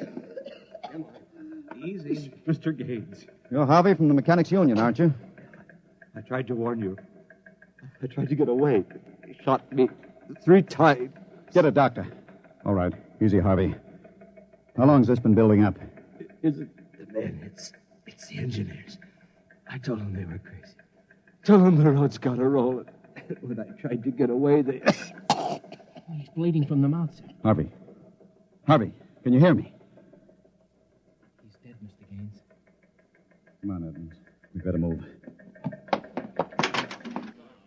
Hey! All right, you men. You saw Harvey brought in. How many of you want a chance to kill the louse that did it? Very well. You men turn in your weapons and return to quarters. We've got a job to do, to make sure the roads start rolling again. We haven't got time for infantile heroics. Anybody who hasn't got his mind on his job will be in the way. Now, here's the order. We move north, mounted on tumblebugs. We're going to try to regain control, rota by rota, before Sacramento sector knows we're moving. We've got to capture any watch personnel we run on before they can get word back. Surprise is vital. Use tear gas when possible. Shoot only when necessary. But get them before they can reach a phone jack. Any questions? No. Then move out.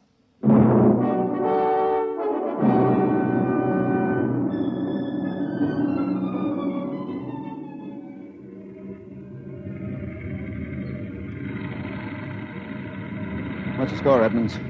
33 prisoners so far, nobody killed. Whoops.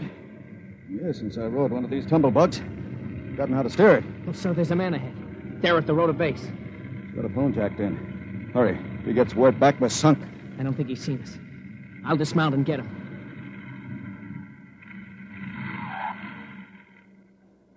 Quick, he sees us. Here, you. Look out, he's got a gun. Oh, I got him. Grab his gun. Yes, sir. You had a phone jacked in all right. If he got through to Sacramento office, it's going to be tough. I don't know, sir. Maybe he didn't get the call through. Wait a minute. Listen. The road. Take off your noise filter. There.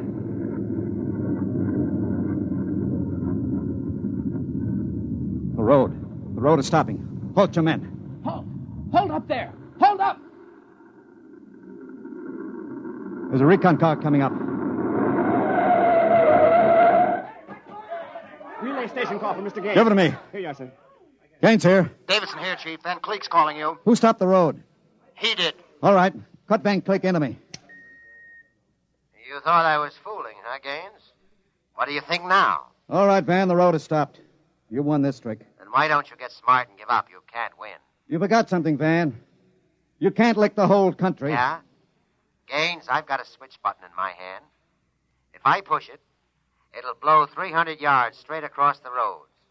And then for good measure, I'll take an axe and wreck the control station before I leave. That's pretty drastic, Van. Yeah, if I blow this charge in the middle of Sacramento sector, it'll get an awful lot of people.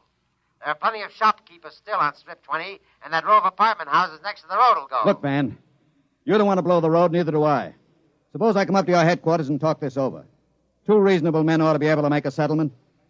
Is this some kind of a trick? I'll come alone and unarmed. My men will stay here. All right. All right, Gaines. But one wrong move, and I blow the road.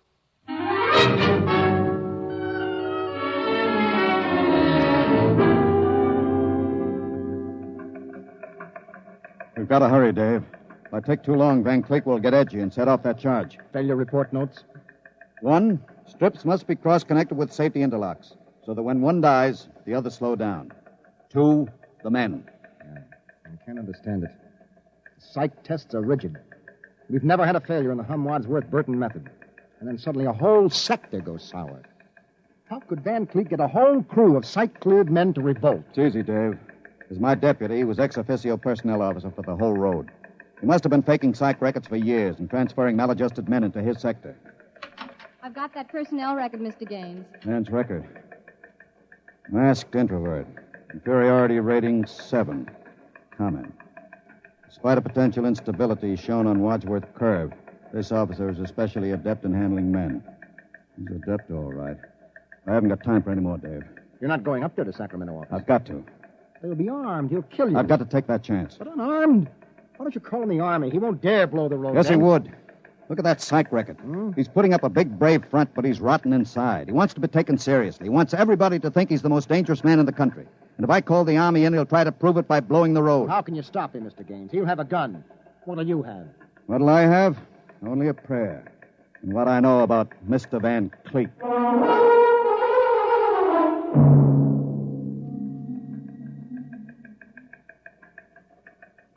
All right, Gaines. Director Van Cleek will see you now. Gaines is here, Director Van Cleek. Come in, Gaines.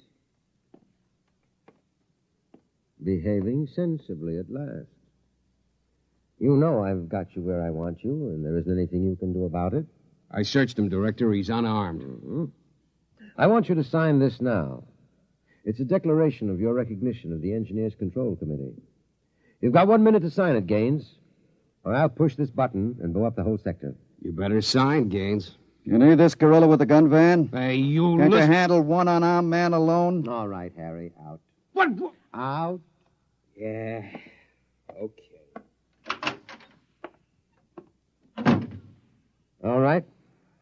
Now sign. What's so funny? You are. You start a revolution because you think the engineer should control the road. Then when you've got control, the only thing you can think of to do is blow it up. Tell me, what are you so scared of? I'm not scared. Yeah? Sitting there sweating all over that push button you're holding? Your buddies knew how afraid you were. They'd probably throw you into the rotors. I'm not afraid. You're afraid of me right now. You're afraid I'll have you on the carpet. You're afraid the cadets won't salute you. You're afraid they're laughing at you behind your back. No, I'm not. Now, you keep quiet. I've got a gun. You're afraid of using the wrong fork at dinner. You're afraid people are looking at you, laughing at you. I am not. You dirty, stuck-up snob. Just because you went to a high-hat school, you think you're better than anybody, you and your crummy little gold-braid cadets. Van, you're a pathetic little shrimp. Huh? I understand you perfectly. You're a third-rater. Oh. All your life you've been afraid that someone would see through you and send you to the foot of the class. Oh, yeah. Throw you right out on your ear where you belong. I don't want to look at you anymore. I'll show you. I'll put a bullet in you. Put down that pop gun before you hurt yourself. Don't you come near me. Don't you come near me or I'll shoot. I'll shoot. Give me that. No. Let me go. Give that pistol. And thanks for not disappointing me, Van. I don't understand. I thought if I wounded your little ego, you'd forget to push that button and pull a trigger instead. I'm afraid you'll never make a good executive, Van. They have to know when to push buttons. Davidson. Gaines here. Chief, are you all right? Are you? I'm all right. Attack now and mop up. I'll hold the control room. I've got Van Cleek, and I think his little revolution is just about over.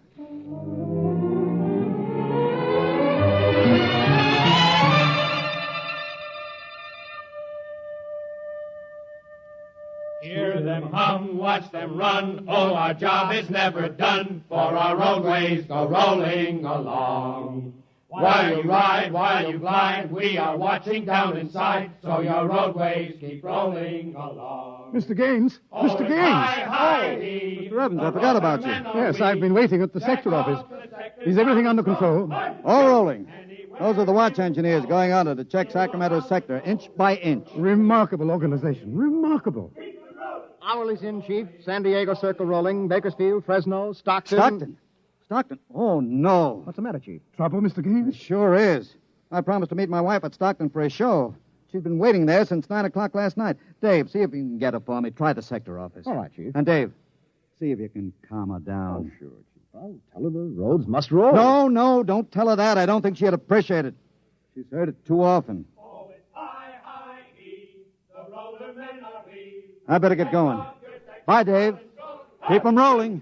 Anywhere you go, you are bound to know that your roadways go rolling along. Keep them rolling, that your roadways go rolling along. Keep them rolling, that your roadways go rolling along. Keep them rolling, that your roadways go rolling along. Keep them rolling.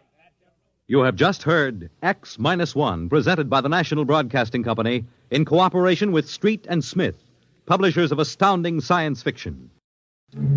Your announcer, Fred Collins. X-1 was an NBC Radio Network production.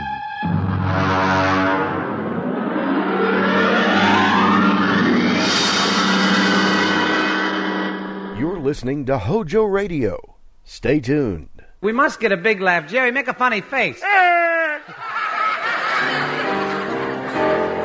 It's the Martin and Lewis Show.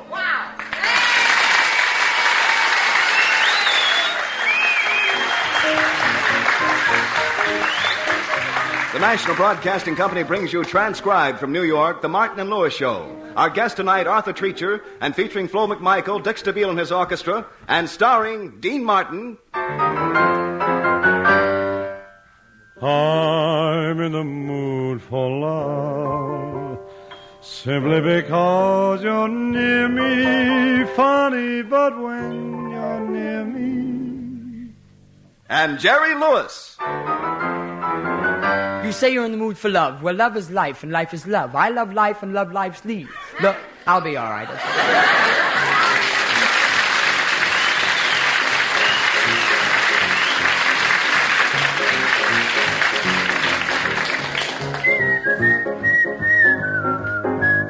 Candy kisses wrapped in paper mean more to you than any of mine. Candy kisses wrapped in paper, you'd rather have them with any old time. You don't mean it when you whisper those sweet love words in my ear. Candy kisses wrapped in paper mean more to you than mine do, dear. You did that last week. You don't mean it when you whisper those sweet love words in my ear. Candy kisses wrapped in paper mean more to you than mine do, dear.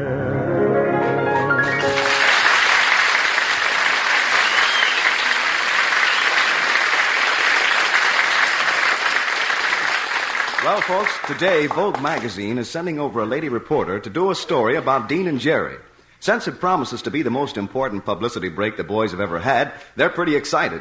Right now, they're fixing up their little apartment so they can make a good impression during the interview. All right, come on, Jerry. Get busy. Get busy. Get busy. I'm working like a beaver dusting this furniture. I know you're working like a beaver, but couldn't you do it faster with your hands? I hope you're going to comb your hair before the lady from Vogue gets here. What for? I combed it this morning. You combed it this morning, did you? Sure. It was very profitable, too. I found 3 marbles and 48 cents in change. Stand aside, Jerry. I got to hang this picture, and now give me a nail. Okay, here. Thanks.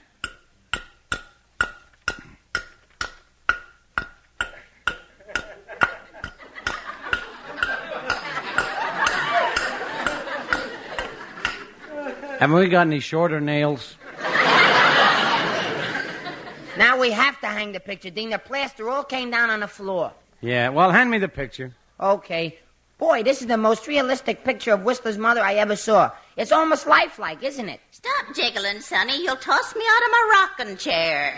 Oh, Jerry, quit with the imitations. We've got to do some work here. Yeah, let's really fancy up the place. Hey, Jerry, I just noticed how you decorated the kitchenette. It's very pretty with those little strawberries all over the walls and ceiling. Thanks, but don't touch them. They're still wet. Well, what did you do, paint them on with a brush? Nope. I just held a bottle of ketchup, smacked the bottom hard, and let the splash take it from there. Well, this Vogue reporter can't say our apartment isn't in good taste. That is, unless she hates ketchup. Oh, our apartment won't look so bad after we get it fixed, Dean. If we get it fixed. I wonder what we should do about the little hole down there in the baseboard. Yeah. Hey, I got it. We'll hem-stitch the edges and tell her it's Be Kind to Mice Week. Look, Jerry, I don't want to discourage you, but... Hey, I got a package for Mr. Lewis. I'll leave it here in the hall. Gee, that's a heavy package for one delivery boy to carry. Oh, well, I wasn't always a delivery boy. I used to be a prize fighter. A prize fighter? Yeah, maybe you remember me. I fought 1 round Schultz for the championship. All during training, he used to stay out late in nightclubs, not me. I went to bed every night at 9. He used to eat fried foods and pastry and wine. I ate milk and vegetables. And we got into the ring. Yeah, we got into the ring. And you won? Now I beat my brains out. Hey, that's funny. He was going to win, and he said 1 round Schultz beat his brains out. Hey, buddy. Yeah? When did you fight Schultz, huh? When did I fight, Schultz? Listen, you take that back or I'll punch you right in the nose. You think Schultz was something, I'll hit you so hard you'll... Hey, Dean, did he get away? Yeah, he got away. You can come out from behind the sofa now. Come on, I want to know what's in that package. Oh, that's a bunch of food I ordered so we could entertain the lady reporter. We better open it and put the shrimps on ice. Are you sure they're fresh? Fresh? These shrimps are so fresh they walk over to your plate, flex their muscles, and dive into the red sauce. Well, how do you manage to eat them? When they come up for air, you gotta be quick. We could have ordered the food later. You should have stayed here and worked on the apartment. I did. You know that throw rug in the hall as you come in? The one that always slides forward and makes people fall down? Yeah, just try it now. Okay, I'll open the front door and I'll come in again. Ow! See, Dean? I couldn't do a thing with it. We gotta get that fixed before the lady from Vogue gets here, or she won't write us up. She'll sue us. Oh, Mr. Martin, I heard you groan. You didn't hurt that wonderful voice of yours, did you? No, ma'am. That wasn't where I landed. Say, I've seen you before.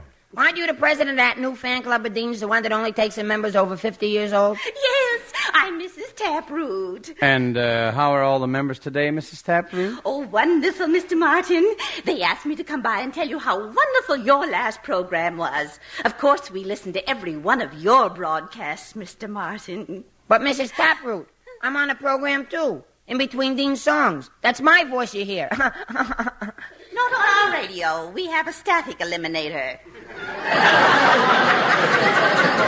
Oh, I hope I'm not disturbing you, Mr. Martin. Oh, not at all. We're busy fixing up our apartment for a lady who's coming to write an article about us. Oh, my, it looks real nice.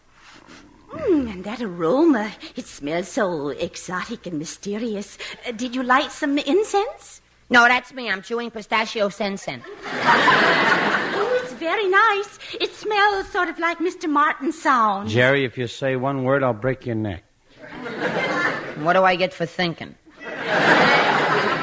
I guess you weren't kidding about all the fan club members being 50 years old, Mrs. Taproot. No, except I have a confession to make. I liked you so much I fibbed to get into the club. I'm only 30 years old. Gee, Dean, if Mrs. Taproot's only 30, she must have hit 50 so hard she bounced. Jerry. Well, I should have said practically 30. Actually, I'm just sailing happily into my 40s. Sailing into your 40s? Yes. Gosh, it's too bad you went by way of Cape Horn. Jerry, you should think before you speak. I don't understand this fan club at all, Mrs. Taproot. I thought it was only the young girls who swoon when Dean sings. Well, we may not drop as fast as the young girls, but once we go down, we stay longer. Well, that's very flattering. Oh, and not only that, Mr. Martin. When you send us older girls, we go faster. We already know the way. But I mustn't wear my Malcolm out. Goodbye. We'll be listening Sunday. Bye, Miss Taproot. Bye. Isn't she a nice lady, Jerry? I'm glad she didn't slip on this throw rug like I did. Who's there now? It's me, the manager. We'll have it in the morning. Open up this door at once. What's the meaning of all these complaints I've gotten about you two making a lot of noise in there? We're only doing a little decorating, and we were using very soft ketchup. All right, I'll open the door myself. What do you mean, decorating? Oh, good heavens. You've put nails in my walls. You've cracked my beautiful plaster walls. You've ruined my ceiling. But the floors are still slippery, aren't they? Here, let me help you up. You see, we were just fixing the place up a little. Fixing it up? That's right. See what we did there in the kitchenette? How do you like it? Now, that's an interesting criticism. Look, as long as you're the manager, I got a complaint, too. For 6 months, you've been promising us a door on the bathroom. Well? Well, nothing. We're getting tired of taking showers with our clothes on. Look, we don't insist on the door. We just want to have a nice place to receive a reporter this afternoon. You're too easy, Dean. I'll take care of this. Now, listen, we rent this place and we'll improve it all we want. Now, you listen. You forgot to pay your rent last week, so get out. That's final. Out. Well, Jerry? Gee, now we got no place to live and no place to meet that reporter and nowhere to go. And, Dean? What? I made a boo-boo.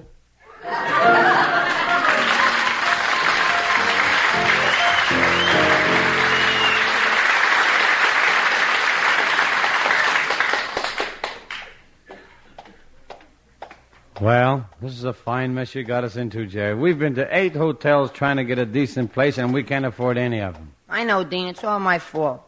Now the woman from Vogue can't interview us. What? She won't be able to find us, and she'll hate us. Oh, Jerry. No, we're washed up, finished, through. We're washed up, finished, through. Oh, Jerry, straighten up and stop the crying instantly. Okay, Dean. I'll stop. Anything you say. And stop the sniffling, too. Now you don't like me either. Jerry, of course I like you. Now stop crying. When I get us in trouble like this, Dean, I get so discouraged. I think I'll do something desperate. End it all. End it all? Yes, and I know how. I'll sneak up behind those bushes at the YWCA swimming pool, climb up to that little window, and look myself to death. Oh, stop bragging. You blush when you see a clothesline on a windy day. Now, here's another hotel. Let's go in the lobby and see how it looks. Okay, Dean, I'll race you. Race you.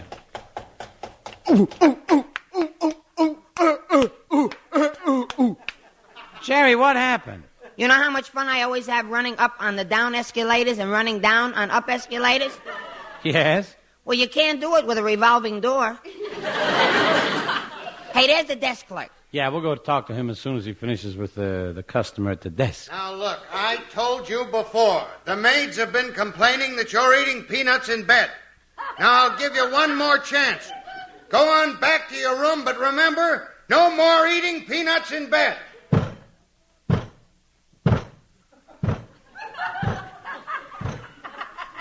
Well, come on, Jerry. Wait, Dean. I want to see that elephant get on the elevator.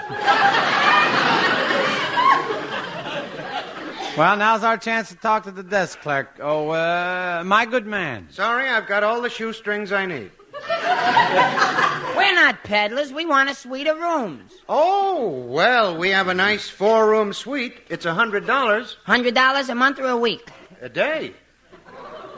Now, about those shoestrings. Well, I guess we better go, Jerry. We can't afford these prices. Yoo-hoo, Mr. Martin, Mr. Lewis. Look, coming across the street, Jerry, it's Florence. Hey, Florence.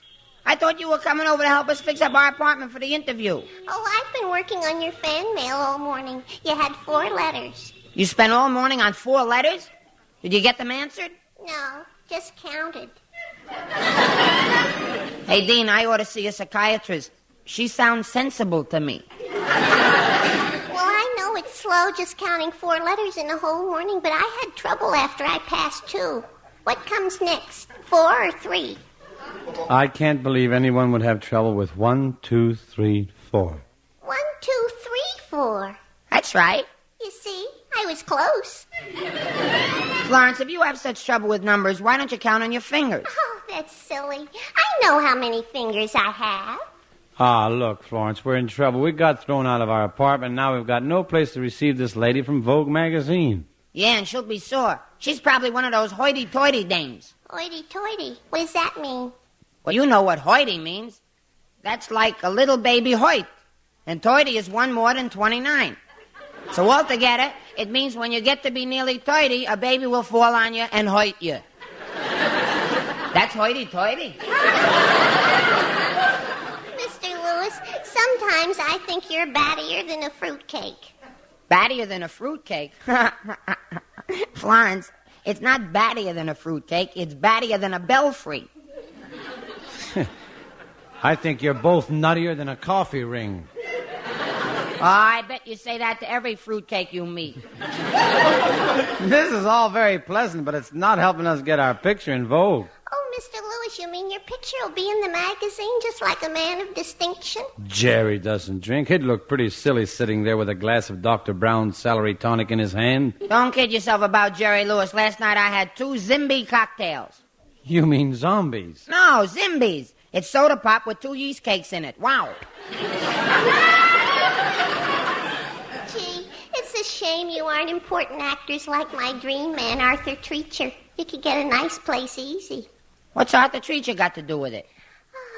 He's so wonderful. I just saw him go into the Astor Hotel. Arthur Treacher? In the Astor Hotel? Jerry. I'm way ahead of you, Dean. Let's go.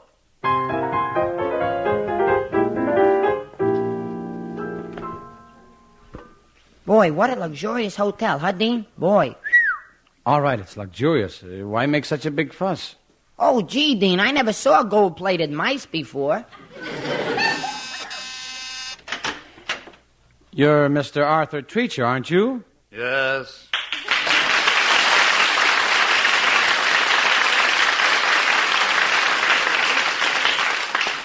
You're the actor from Hollywood. Yes. Well, we're actors from Hollywood, too. Yes. And we'd like to ask a favor. Favor? I'd love to accommodate you, but unfortunately I checked out yesterday. You can't fool us, Mr. Treacher. I'd recognize you anyway. You're so tall and distinguished. Oh, you think I'm tall and distinguished, eh? You bet. Why, you look just like Mickey Rooney on stilts.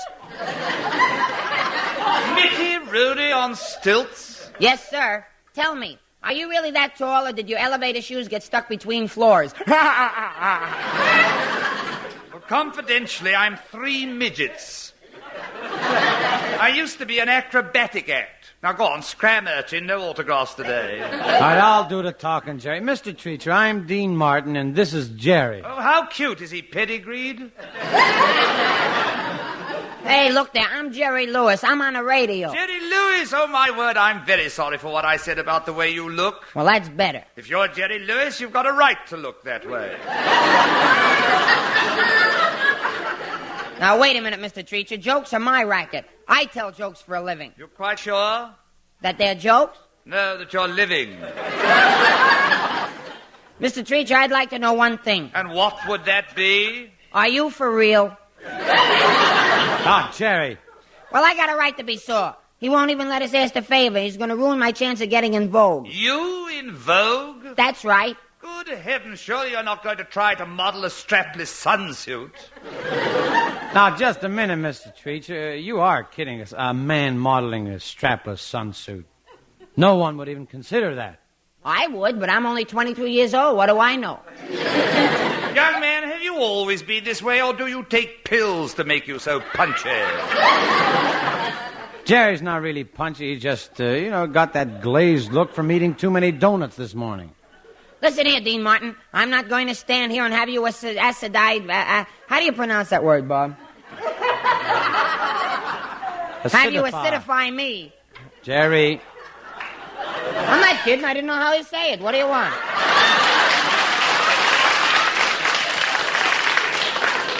Dean Martin, you ridicule me in public. You won't let me sing on our show. And when you do, you make me sing funny. And I'm getting sick of it. Do you hear? Sick, sick, sick. Jerry, you keep talking like that, and you know what it means. No, Dean. Yes. No. Yes. No. Not the cod liver oil. I'm big now. I'm not the lovable little toddler in rompers who touched your heart in the early days. I'm a man of the world. I can't stand that horrible stuff. The spoon in your hand coming closer, closer, ever closer to my protesting lips. No, no, no. Ah! Ladies and gentlemen, you have just heard a ham that even armors couldn't cure. Mr. Martin, will you please get that bebop version of Uncle Tom's Cabin out of here?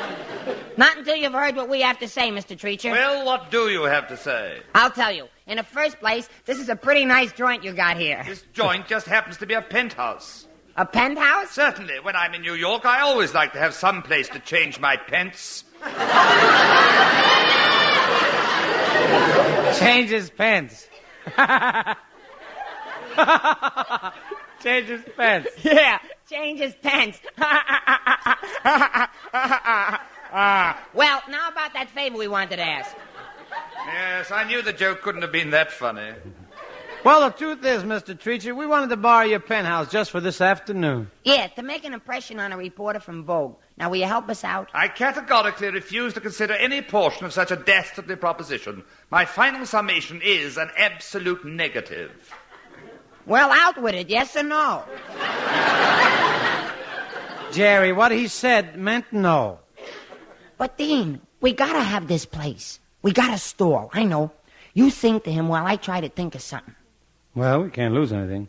How about listening to a song, Mr. Treacher? I also categorically refuse to consider any portion of such a ridiculous subterfuge. And again, my final summation is an absolute negative. Well, thank you. You're going to like this number. I hope. If I only had 3 wishes, here is just what I would do. First, I'd wish for days of gladness with a someone sweet and true. For my second wish, a dream house, cozy fireside for 2.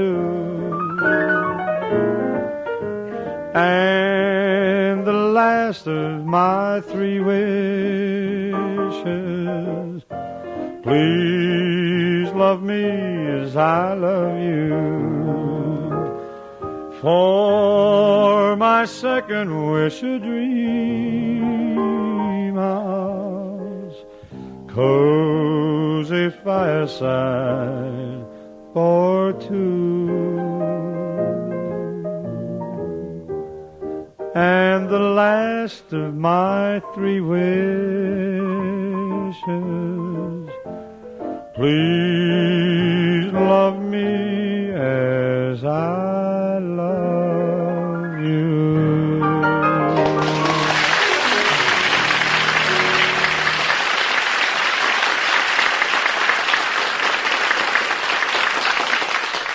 Hey, that was wonderful, Dean. Wasn't it, Mr. Treacher? Now, you see, we're really fellow actors. You've got to lend us your apartment. What do you say? Pretty please with sugar on it? No. Pretty please with honey on it? No. Pretty please with molasses on it? Mr. Lewis, you're dripping all over the carpet. Ah, come on, Jerry, it's no use. And you didn't help matters any putting on that strapless sunsuit. Oh, it's not a real strapless sunsuit. It's just a long pair of shorts. What holds it up? American Airlines.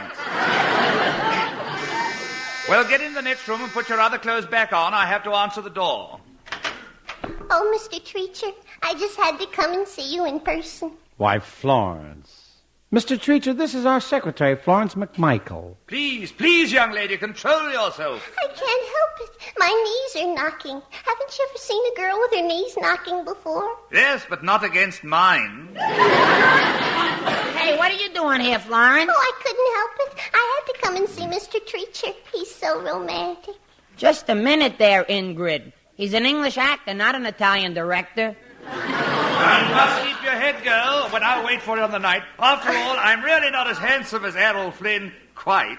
Errol Flynn, pooey. Or how about Alan Ladd or Clark Gable? Alan Ladd, pooey. Clark Gable, pooey. Or Walter Pigeon. I say, how about Walter Pigeon? Walter Pigeon. Yes, I should have desisted when I was Victor.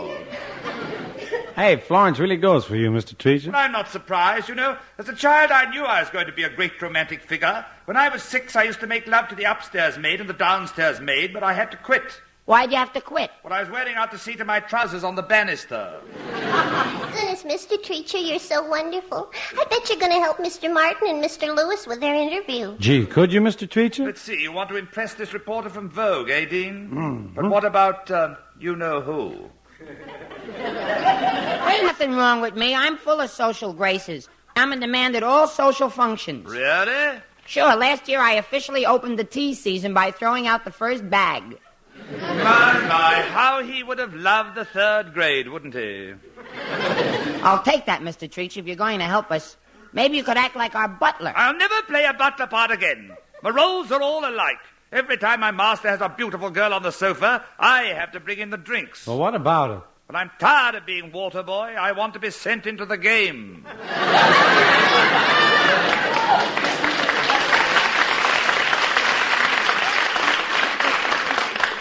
think how impressive it would be if you were my butler. You want me to act as a gentleman's gentleman? Impossible. But why? Well, one gentleman short. Couldn't you stretch a point and do it just this once? Oh, well, all right. You know, in my last 50 pictures, I've been a gentleman's gentleman. I am now a schmo. Florence, call Miss Trenton and tell her to meet us here instead of our apartment. Oh, boy, we're going to live.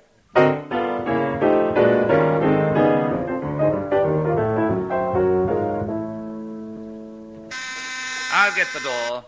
That must be her, Dean. How shall I act? Well, let's see.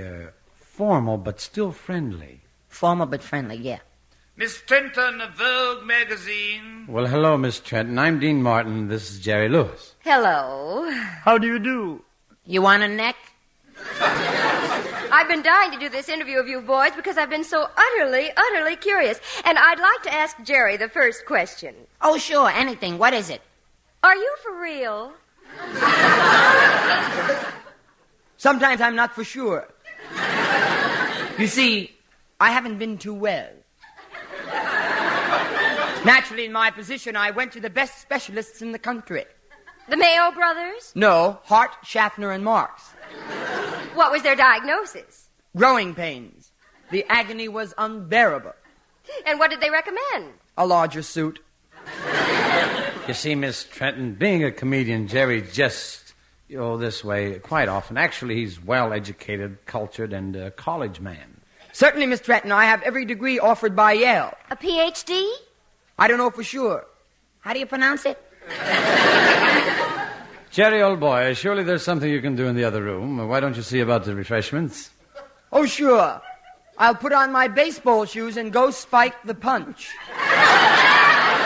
Well, what about you, Mr. Martin? Oh, the usual dull thing, born extremely wealthy. I remember when I was a young little boy and how our butler used to answer the telephone when we got a call. That impressed you? Yes, it was fun to watch him racing down 6 flights of steps to the candy store. Treacher's busy with the crumpet warming, so I'm serving a spot of tea, Miss Trenton. Oh, why, yes, thank you. Righto, here you are. Oh! Gerald, when she says she wants a spot of tea, she means she wants to drink it. You don't slosh it on her sleeve, Oh, sorry. Here, have some lemon. That doesn't go on her sleeve either. Never mind. Mr. Martin was just telling me of his wealthy birth. What about you, Mr. Lewis? Oh, ditto and pip-pip. I was brought up in the lap of luxury. We were so rich I wore chinchilla diapers. My goodness, chinchilla diapers? Yes. Made from live chinchillas, of course. Perhaps it would be of interest to your readers to know that Gerald and I recently returned from Europe for the polo here. Oh, so you've been to Europe. I presume you went via the Queen Mary. Oh, so you've heard of our yacht. And I must make a note that you play polo. I'm impressed. Oh, it's nothing. It's a simple game, and if you happen to be dealt the right cards, you win. This interview isn't going quite as I anticipated. What about the nightclubs? Oh, perhaps we were seen last night. Dean and I did take a covey of debutantes to the Stork Club. Oh, to the Stork Club? Yes, it was such a kick, slumming, This whole interview is very curious. Could I speak to your butler? Oh, quite. Treacher?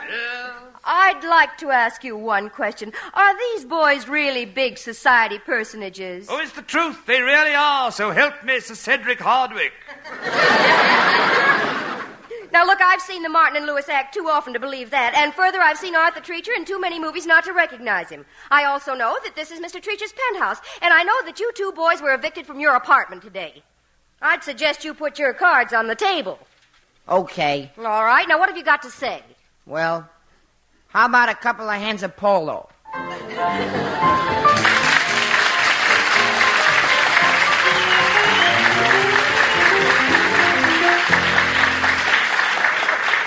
The Martin and Lewis Show, transcribed in New York, is produced and directed by Robert L. Redd and written by Ray Allen, Dick McKnight, Roger Price, and Sid Resnick.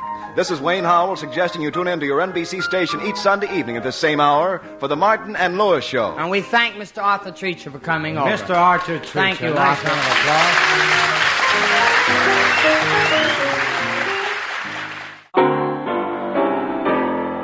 applause. It's the Martin and Lewis Show. Applause.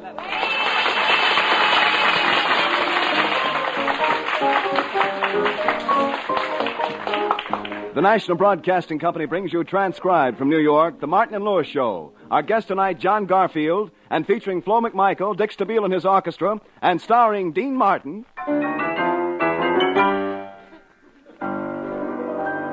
Come to me, my melancholy baby. Cuddle up and don't be blue. And Jerry Lewis. Come to me, my melancholy baby. I give you love and everything else, baby. Cars, diamonds, pearls, penthouses, castles, yachts. I got a lucky box of Cracker Jack.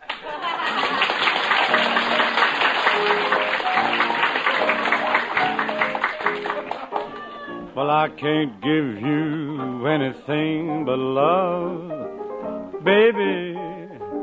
That's the only thing I've plenty of, baby.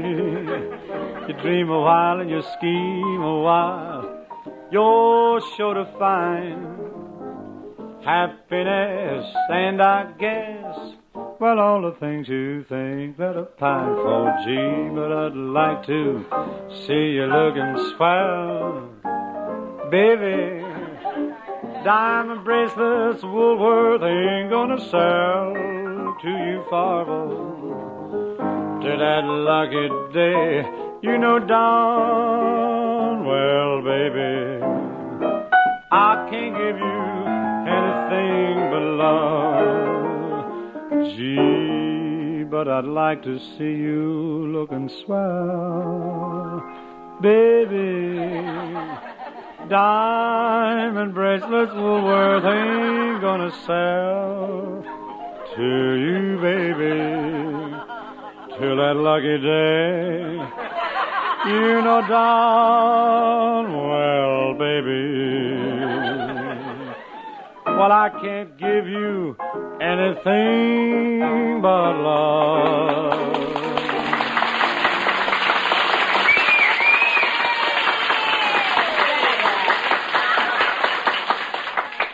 Ever since the boys teamed up 3 years ago, Dean has been meaning to do something about getting Jerry to build himself up physically.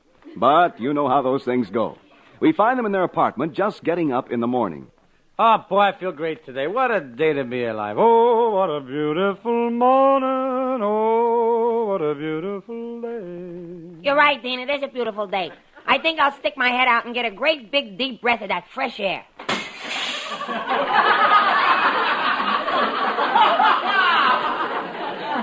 Jerry, you didn't hurt yourself, did you? Nah, I didn't hurt myself, and the window hasn't got a pane either. All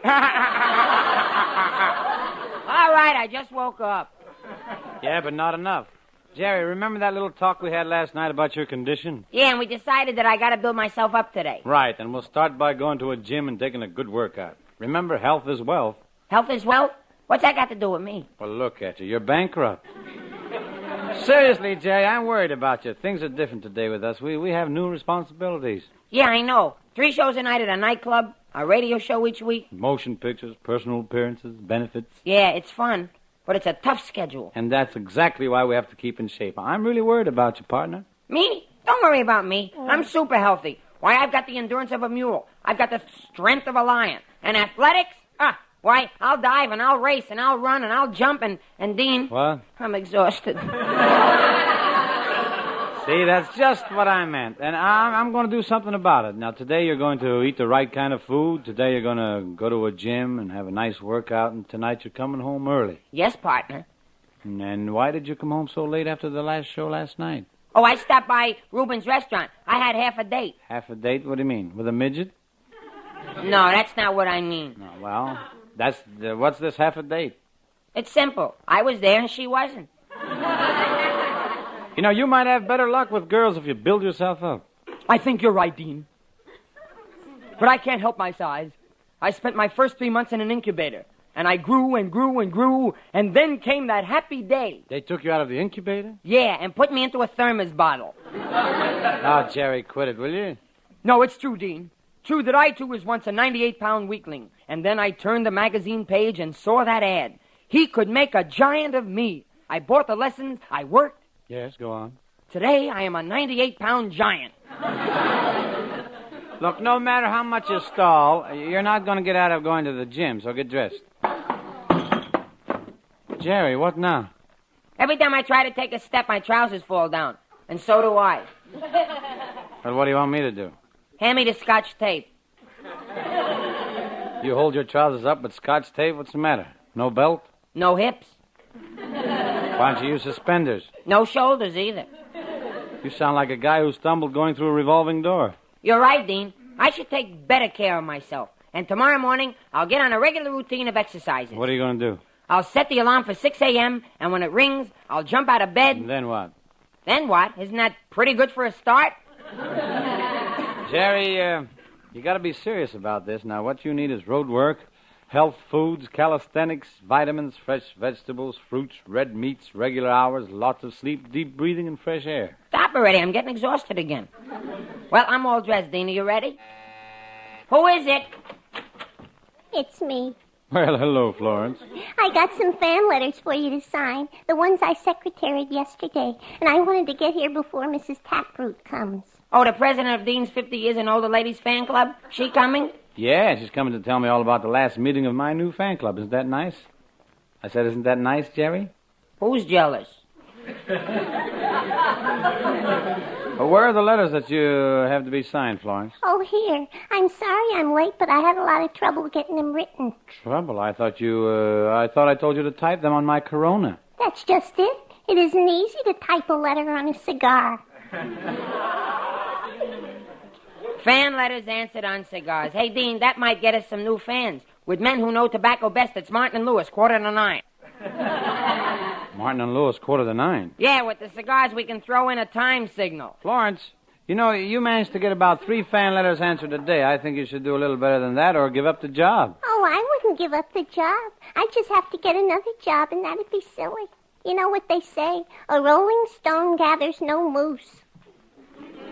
A rolling stone gathers no moose? Florence, it's not a rolling stone gathers no moose. It's a rolling rock gathers no moose. This conversation could be happening, but I doubt it.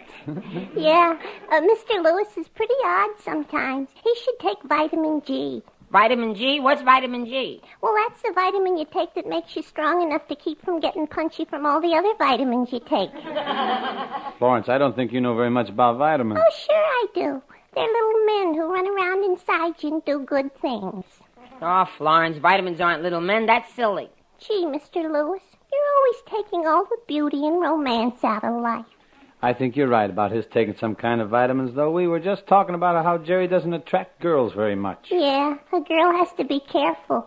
Tell me, do you think a girl should marry a man who's taller than she is? Why shouldn't a girl marry a man who's taller than she is? None of them ever asked me.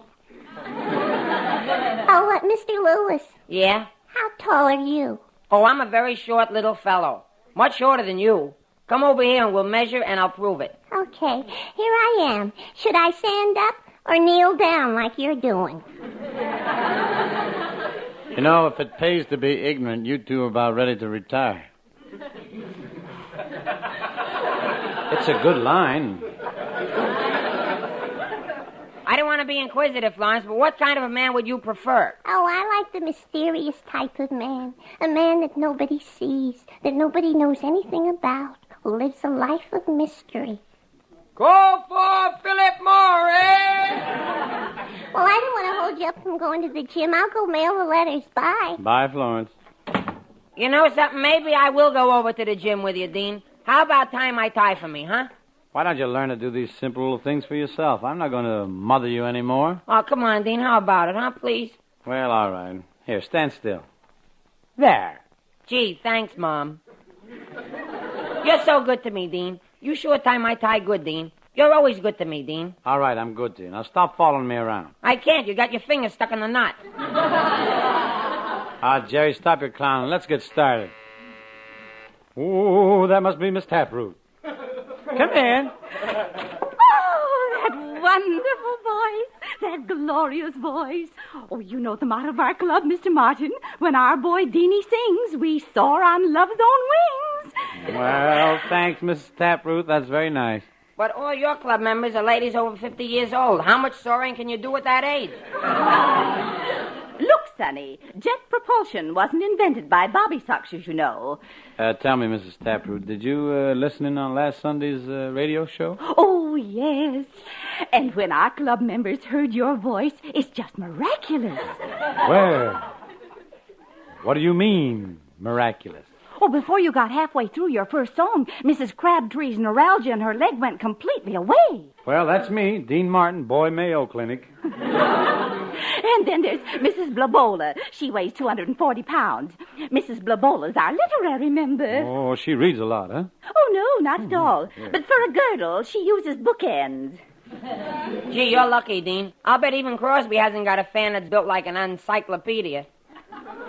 So your club really enjoys Dean singing, huh, Mrs. Taproot? Oh, yes. And our oldest member, Mrs. Primella, was so happy. Your singing made her feel 40 years younger. 40 years younger? Yes. If you'd sung a second chorus, she'd have backed all the way out of her old age benefits. Oh. Yep, from Margaret O'Brien to Marjorie Main, when Deanie sings, they feel no pain. Jerry, stop ad-libbing. That was a poem by Gerald Lewis, age 2, who doesn't know any better. Well, Mrs. Taproot, I'm glad my voice seems to help your members out. Oh, yes.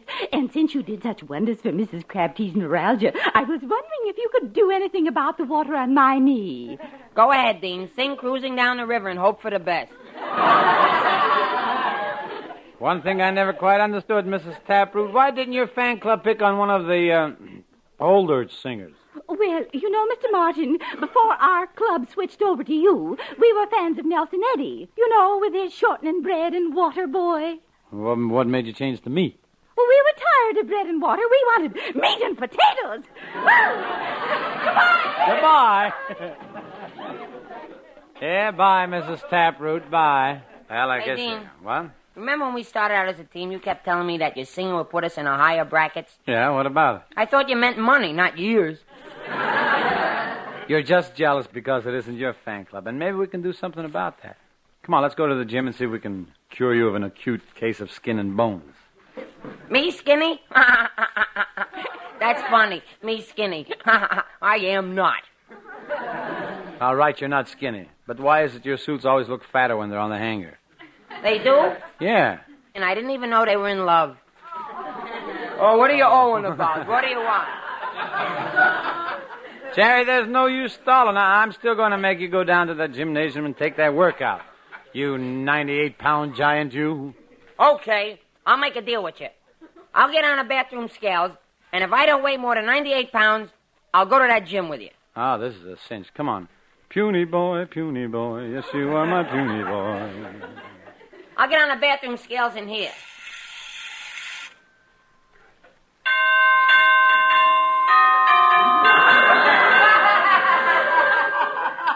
Okay, Dean.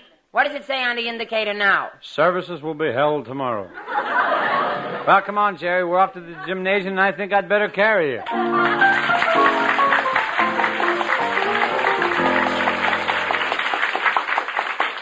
Well, it was tough work, but Dean finally persuaded Jerry to go to the gym.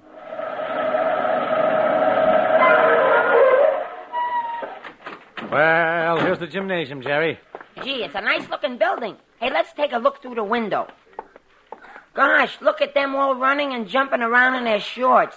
Did you ever see so many bare arms and legs? And just look at their physiques. Yeah, now let's go over to the men's side. Yes, gentlemen? Hello, I'm Jerry Lewis, and I'd like to build myself up. You want to build yourself up? Yeah, what do you recommend? A bottle of plasma and keep your fingers crossed. Look, I've been telling Jerry about building himself up all morning. Haven't you got any trunks that'll fit him? What size you take, bud? 28. Well, here, try these. What size are they? 44. Were you ever in the Army? Yeah. Gee, once a supply sergeant, always a supply sergeant. Say, I'll need a jersey, too. Want to see my chest? Sure. Would you mind pointing it out to me? It's right there between my shoulders. Oh, I thought it was a mole. Okay, inhale and I'll measure it. Very interesting. 4 inches. 4 inches expansion? No, just 4 inches of chest. Look, mister, I may be kind of small, but I'm plenty tough. Yeah, you're a regular Mickey Goonie. Well, let's just slip these things on and we'll see what we can do with you. Okay, I'm ready. Now, pick up that iron bar with the weights on it. Yes, sir.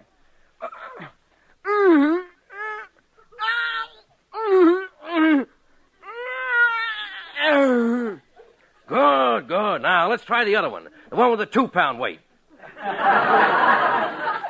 Come on, Jerry. You'll always be kidded about your strength until you do something about it. Okay, Dean, I'll try. Now, let's limber up a little. Bend down and touch the floor with your fingertips. No, no, no. Keep your knees stiff. Stiff.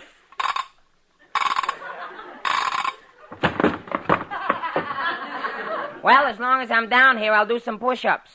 I don't think you're ready for any more exercises today. I'll just leave you. You can fool around the way you want to. Okay. Dean, I wish I could get into one of these boxing rings and practice boxing. They all seem to be in use. No, there's one ring that's vacant, Jerry. Look at that trainer. He's bawling out somebody right now. Now, you heavyweights are all alike. Too slow, too heavy on your feet. You gotta be on your toes in this business. Now go on home and try not to be so heavy on your feet next time.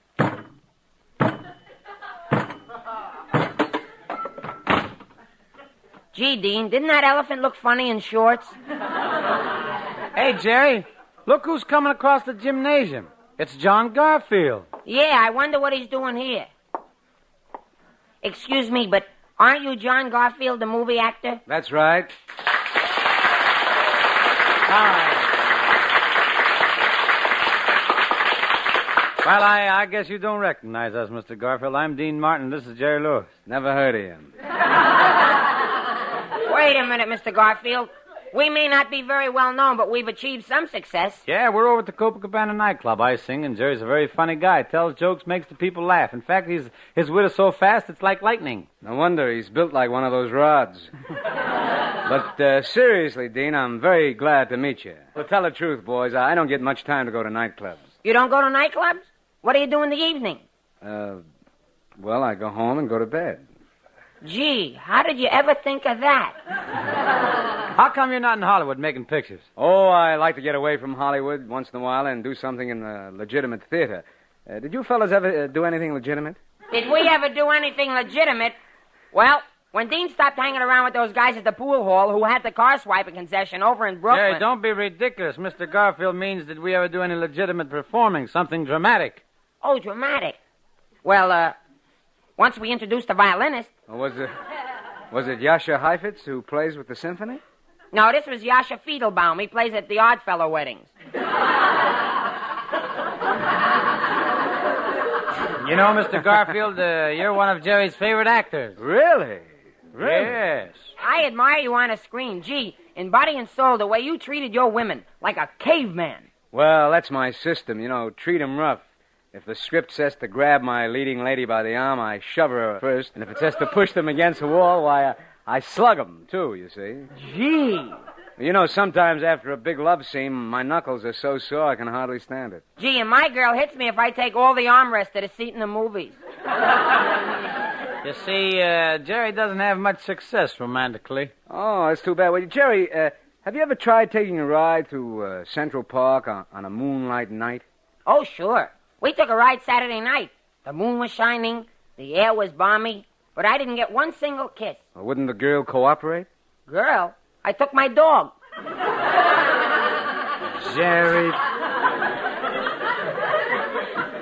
Jerry, taking a dog on a moonlight ride through the park, nobody would do a thing like that. I would, but I'm only 23 years old. What do I know? Mr. Garfield, you don't know how much I'd give to be like you, even a little bit like you. Oh, Jerry, stop kidding. Why, there's lots of similarities between us. There are? Why, certainly. Why, we're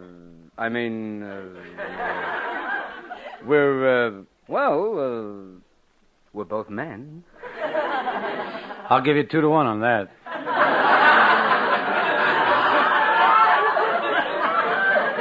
And that's exactly why we're down here at the gym today, Mr. Garfield. Yeah, I want to grow up, be tough, like James Cagney. Boy, if I could only be like him. Now, look here, you guys. I know what the score is, see? You don't fool with me now. Take this gat and know what you're doing, Johnny. Hey, that's pretty good. Say, you haven't told me why you came to the gym today. Well, Jerry's decided to get himself into condition. Huh? And since Jerry saw you in body and soul, he wants to become a fighter. A fighter? Well, don't make me laugh. Why, I've never seen such a panty waist. What's the matter? Well, look at you, all panty and no waist. Well, you may think I'm frail, but actually I'm as hard as nails. Last summer I did the hardest road work in the world. Jerry, the hardest road work in the world? Sure. You know those construction gangs who build roads through the hot burning deserts? Yes. And you know those great big boulders and rocks that they have to be broken up into little pieces? Yes. And all that tar and asphalt that has to be pounded and pounded till it's flat enough to make a highway? Is that what you did? No, I painted the white line down the middle. Well, that proves it, Jerry. And I was going to suggest that we spar for a couple of rounds, just for laughs. Oh, you'd murder Jerry. He doesn't know his left hand from his right. Now, why does everybody think I'm a mental incompetent? Well? Maybe I can rephrase that last statement. Well, come on, Jerry. If you want to spar around a little, I'm ready for you. Yeah? Well, I really feel like mixing it up for a couple of rounds, huh? Yeah? Sure. How about you? Yeah, how about that? What's the matter? You're not yellow, are you? Me? Yellow? Well, you certainly look like you're yellow. Can I help it if I'm breaking out in lemon jello? Go ahead, Jerry. Get into the ring with Mr. Garfield. That's what you came down here for. To get a workout. You're not afraid, are you? Afraid? Why, I'll go in there and I'll murder this guy. Stop it, will you, Dean? Why, I'll pulverize him. Dean, quit it. I'll break every bone in his body. Dean, will you stop it? What am I doing? You're shoving me. Now, don't worry, Jerry. What can happen? I'll take it easy with you. I won't hit you hard enough to bruise Margaret O'Brien. Promise? Promise. I won't hit you any harder than this. Just a tap.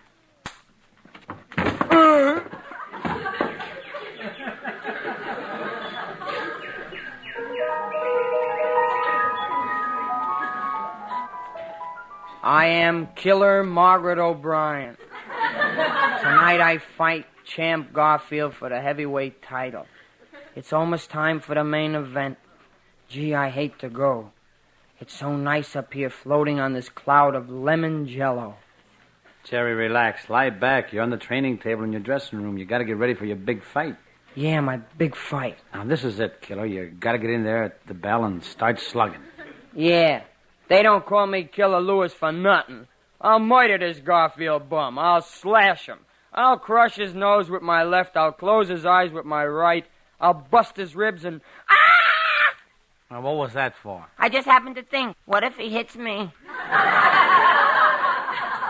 Come on, Killer, buck up. Where's your confidence? Don't worry about me. I've been practicing my old 1-2. Practicing punching, eh? No, counting. I got the fight all figured out, Dean. In the middle of the first round, throw in the towel. Don't forget that. Throw in the towel. You mean you're going to give up the fight? No, I'm going to wet one end of it and flip him unconscious. This is going to be a great night for me. Can I come in? Florence, what are you doing here? Oh, I'm not the Florence you know. I'm the champ's girlfriend. The champ's girlfriend? Yeah, but there might be a vacancy. I'm getting tired of the way he kisses. Why? How does he kiss? The hard way. No lips. So you don't like the way the champ kisses, huh? Lean down here, baby. How was that? As far as I'm concerned, he's still the champ. You're kind of cute, but I'm still grateful to him. He took me out of my old racket. What was your old racket? Typing letters on Corona cigars. You still sound like Florence, our secretary. Oh, how can you say that? Don't you remember last night when you held me in your arms? You said I was the most glamorous woman in the world, more desirable than Hedy Lamarr. I said that? Yeah. I gotta get out of this boxing racket. I'm getting punchy. You better go now. I gotta take care of my friend here. So long. So long, baby. The championship fight will go on in a few minutes. Meantime, the crowd is watching the preliminary wrestling match between Gorgeous Smorges and 10-Ton Tucker. They're in a tight clinch right now. Gorgeous has a cross-flying hammerlock on 10-Ton, who has a body scissors and toe twister on Gorgeous. Hey, Killer, look at that match. What a match, huh? Yeah, gee, I didn't even know they were in love. And now Gorgeous gets 10-Ton over his head in an airplane spin. Around and around he goes and throws 10-Ton to the mat. Great Scott, 10-Ton crashed completely through the ring. There's nothing showing above the floor but his trunk and one tusk. Well, that's the end of that match. And now, ladies and gentlemen, we present the fight for the heavyweight title between the present champion, John Garfield, at 280 pounds, and the challenger, Killer Lewis, the 98-pound giant. Services will be held tomorrow. Well, the challenger, Killer Lewis, is leaving his corner. He goes to the center of the ring. Go on, Jerry. Okay. Take that, and that, and that, and that. How'd you like that one, punk? Take that. And now Garfield gets into the ring. The crowd cheers. Hey, referee, I don't think you've met my fighter. Hiya, champ. Chump. Chimp. Keep going. He's in there someplace. I'm the referee. Now, let's make this a good, clean fight, man. First, I gotta take a look at your boxing gloves. Louis, your gloves are okay. Swell. Now, let's take a look at yours, Garfield.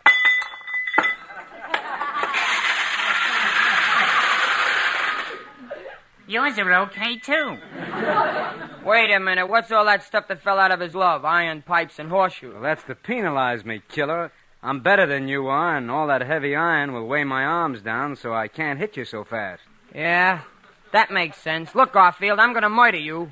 Yeah, I'm gonna beat your brains out, Louis. Well, I'm gonna break both your arms, fracture your skull. Well, I'm gonna smash you into a pulp. Okay, boys, go to your corners. Bye. Bye. Okay, killer, it's your big moment. Here's the bell for the first round. Now go out to the center of the ring. Remember, you're a 98-pound giant. And don't forget your strategy. Yeah, my strategy, okay. Where's that Garfield? You ready, Garfield? Yeah, I'm ready. Help! Foul! Foul! Foul! Jerry, not yet. Wait till he hits you. Why take chances? Foul! Foul! Foul! Never mind all that faking, Louis. Stand up and fight. I'm not worried. I'm a good boxer. I'm very scientific. Okay, throw a couple of punches and let's see if you can land one. Okay. I'm missing you. That's pretty good. Now get inside the ring and try it. Okay, here's an uppercut. Here's a left jab. Here's a right to the jaw. Here's your teeth. Thanks. And there's the bell ending round one. Lewis is going to his corner. He seems a little woozy. Come on, sit down on this stool. How do you feel? Great. I think I got his strategy all figured out. You got his strategy figured out? Yeah. He's trying to murder me. Well, remember what I told you. Make him keep hitting you on the head. We'll wear him down some way. And there's the bell for round two. The fighters are in a clinch. They're talking to each other. I'm warning you, Louis. I'm warning you. If you don't stop following me, I'm going to give you my secret long-range rabbit punch. Your secret long-range rabbit punch? What's that? I jump outside the ring and throw Easter eggs at you. You can't beat me, Garfield. I can weave too good. I can weave my way all around a ring. Look at the way I'm weaving right now. Yeah, you sure can weave, all right. Now put that knitting down and start fighting. Lewis is circling Garfield. He's keeping his distance. Now he's backing away. He's still backing away. Lewis is backing away farther. Oops, they got him just in time. He was trying to signal a taxi on 8th Avenue. I'm going to finish you off in this round, Lewis. Don't make me laugh. You couldn't beat me if you had the U.S. Marines helping you.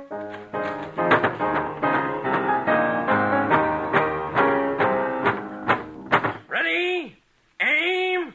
Fire! Lewis is riddled with bullets. He's falling. He's going down. Jerry, get up. Get up, you yellow dog. What's a few bullets? It's too late. I'm finished. Jerry, get up. Jerry, get up. Huh? What? Where am I?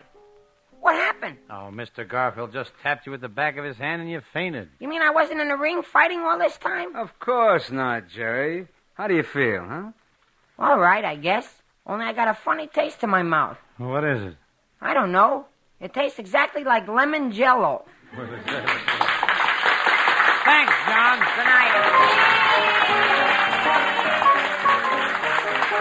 The Martin and Lewis Show, transcribed in New York, is produced and directed by Robert O. Red and written by Dick McKnight, Ray Allen, and Roger Price. This is Wayne Howell suggesting you tune into your NBC station every Sunday evening at this same hour for The Martin and Lewis Show. Thank you very much, ladies and gentlemen. This is NBC, the national broadcasting company. Thank you for listening to HOJO Radio. We'll be back again very soon.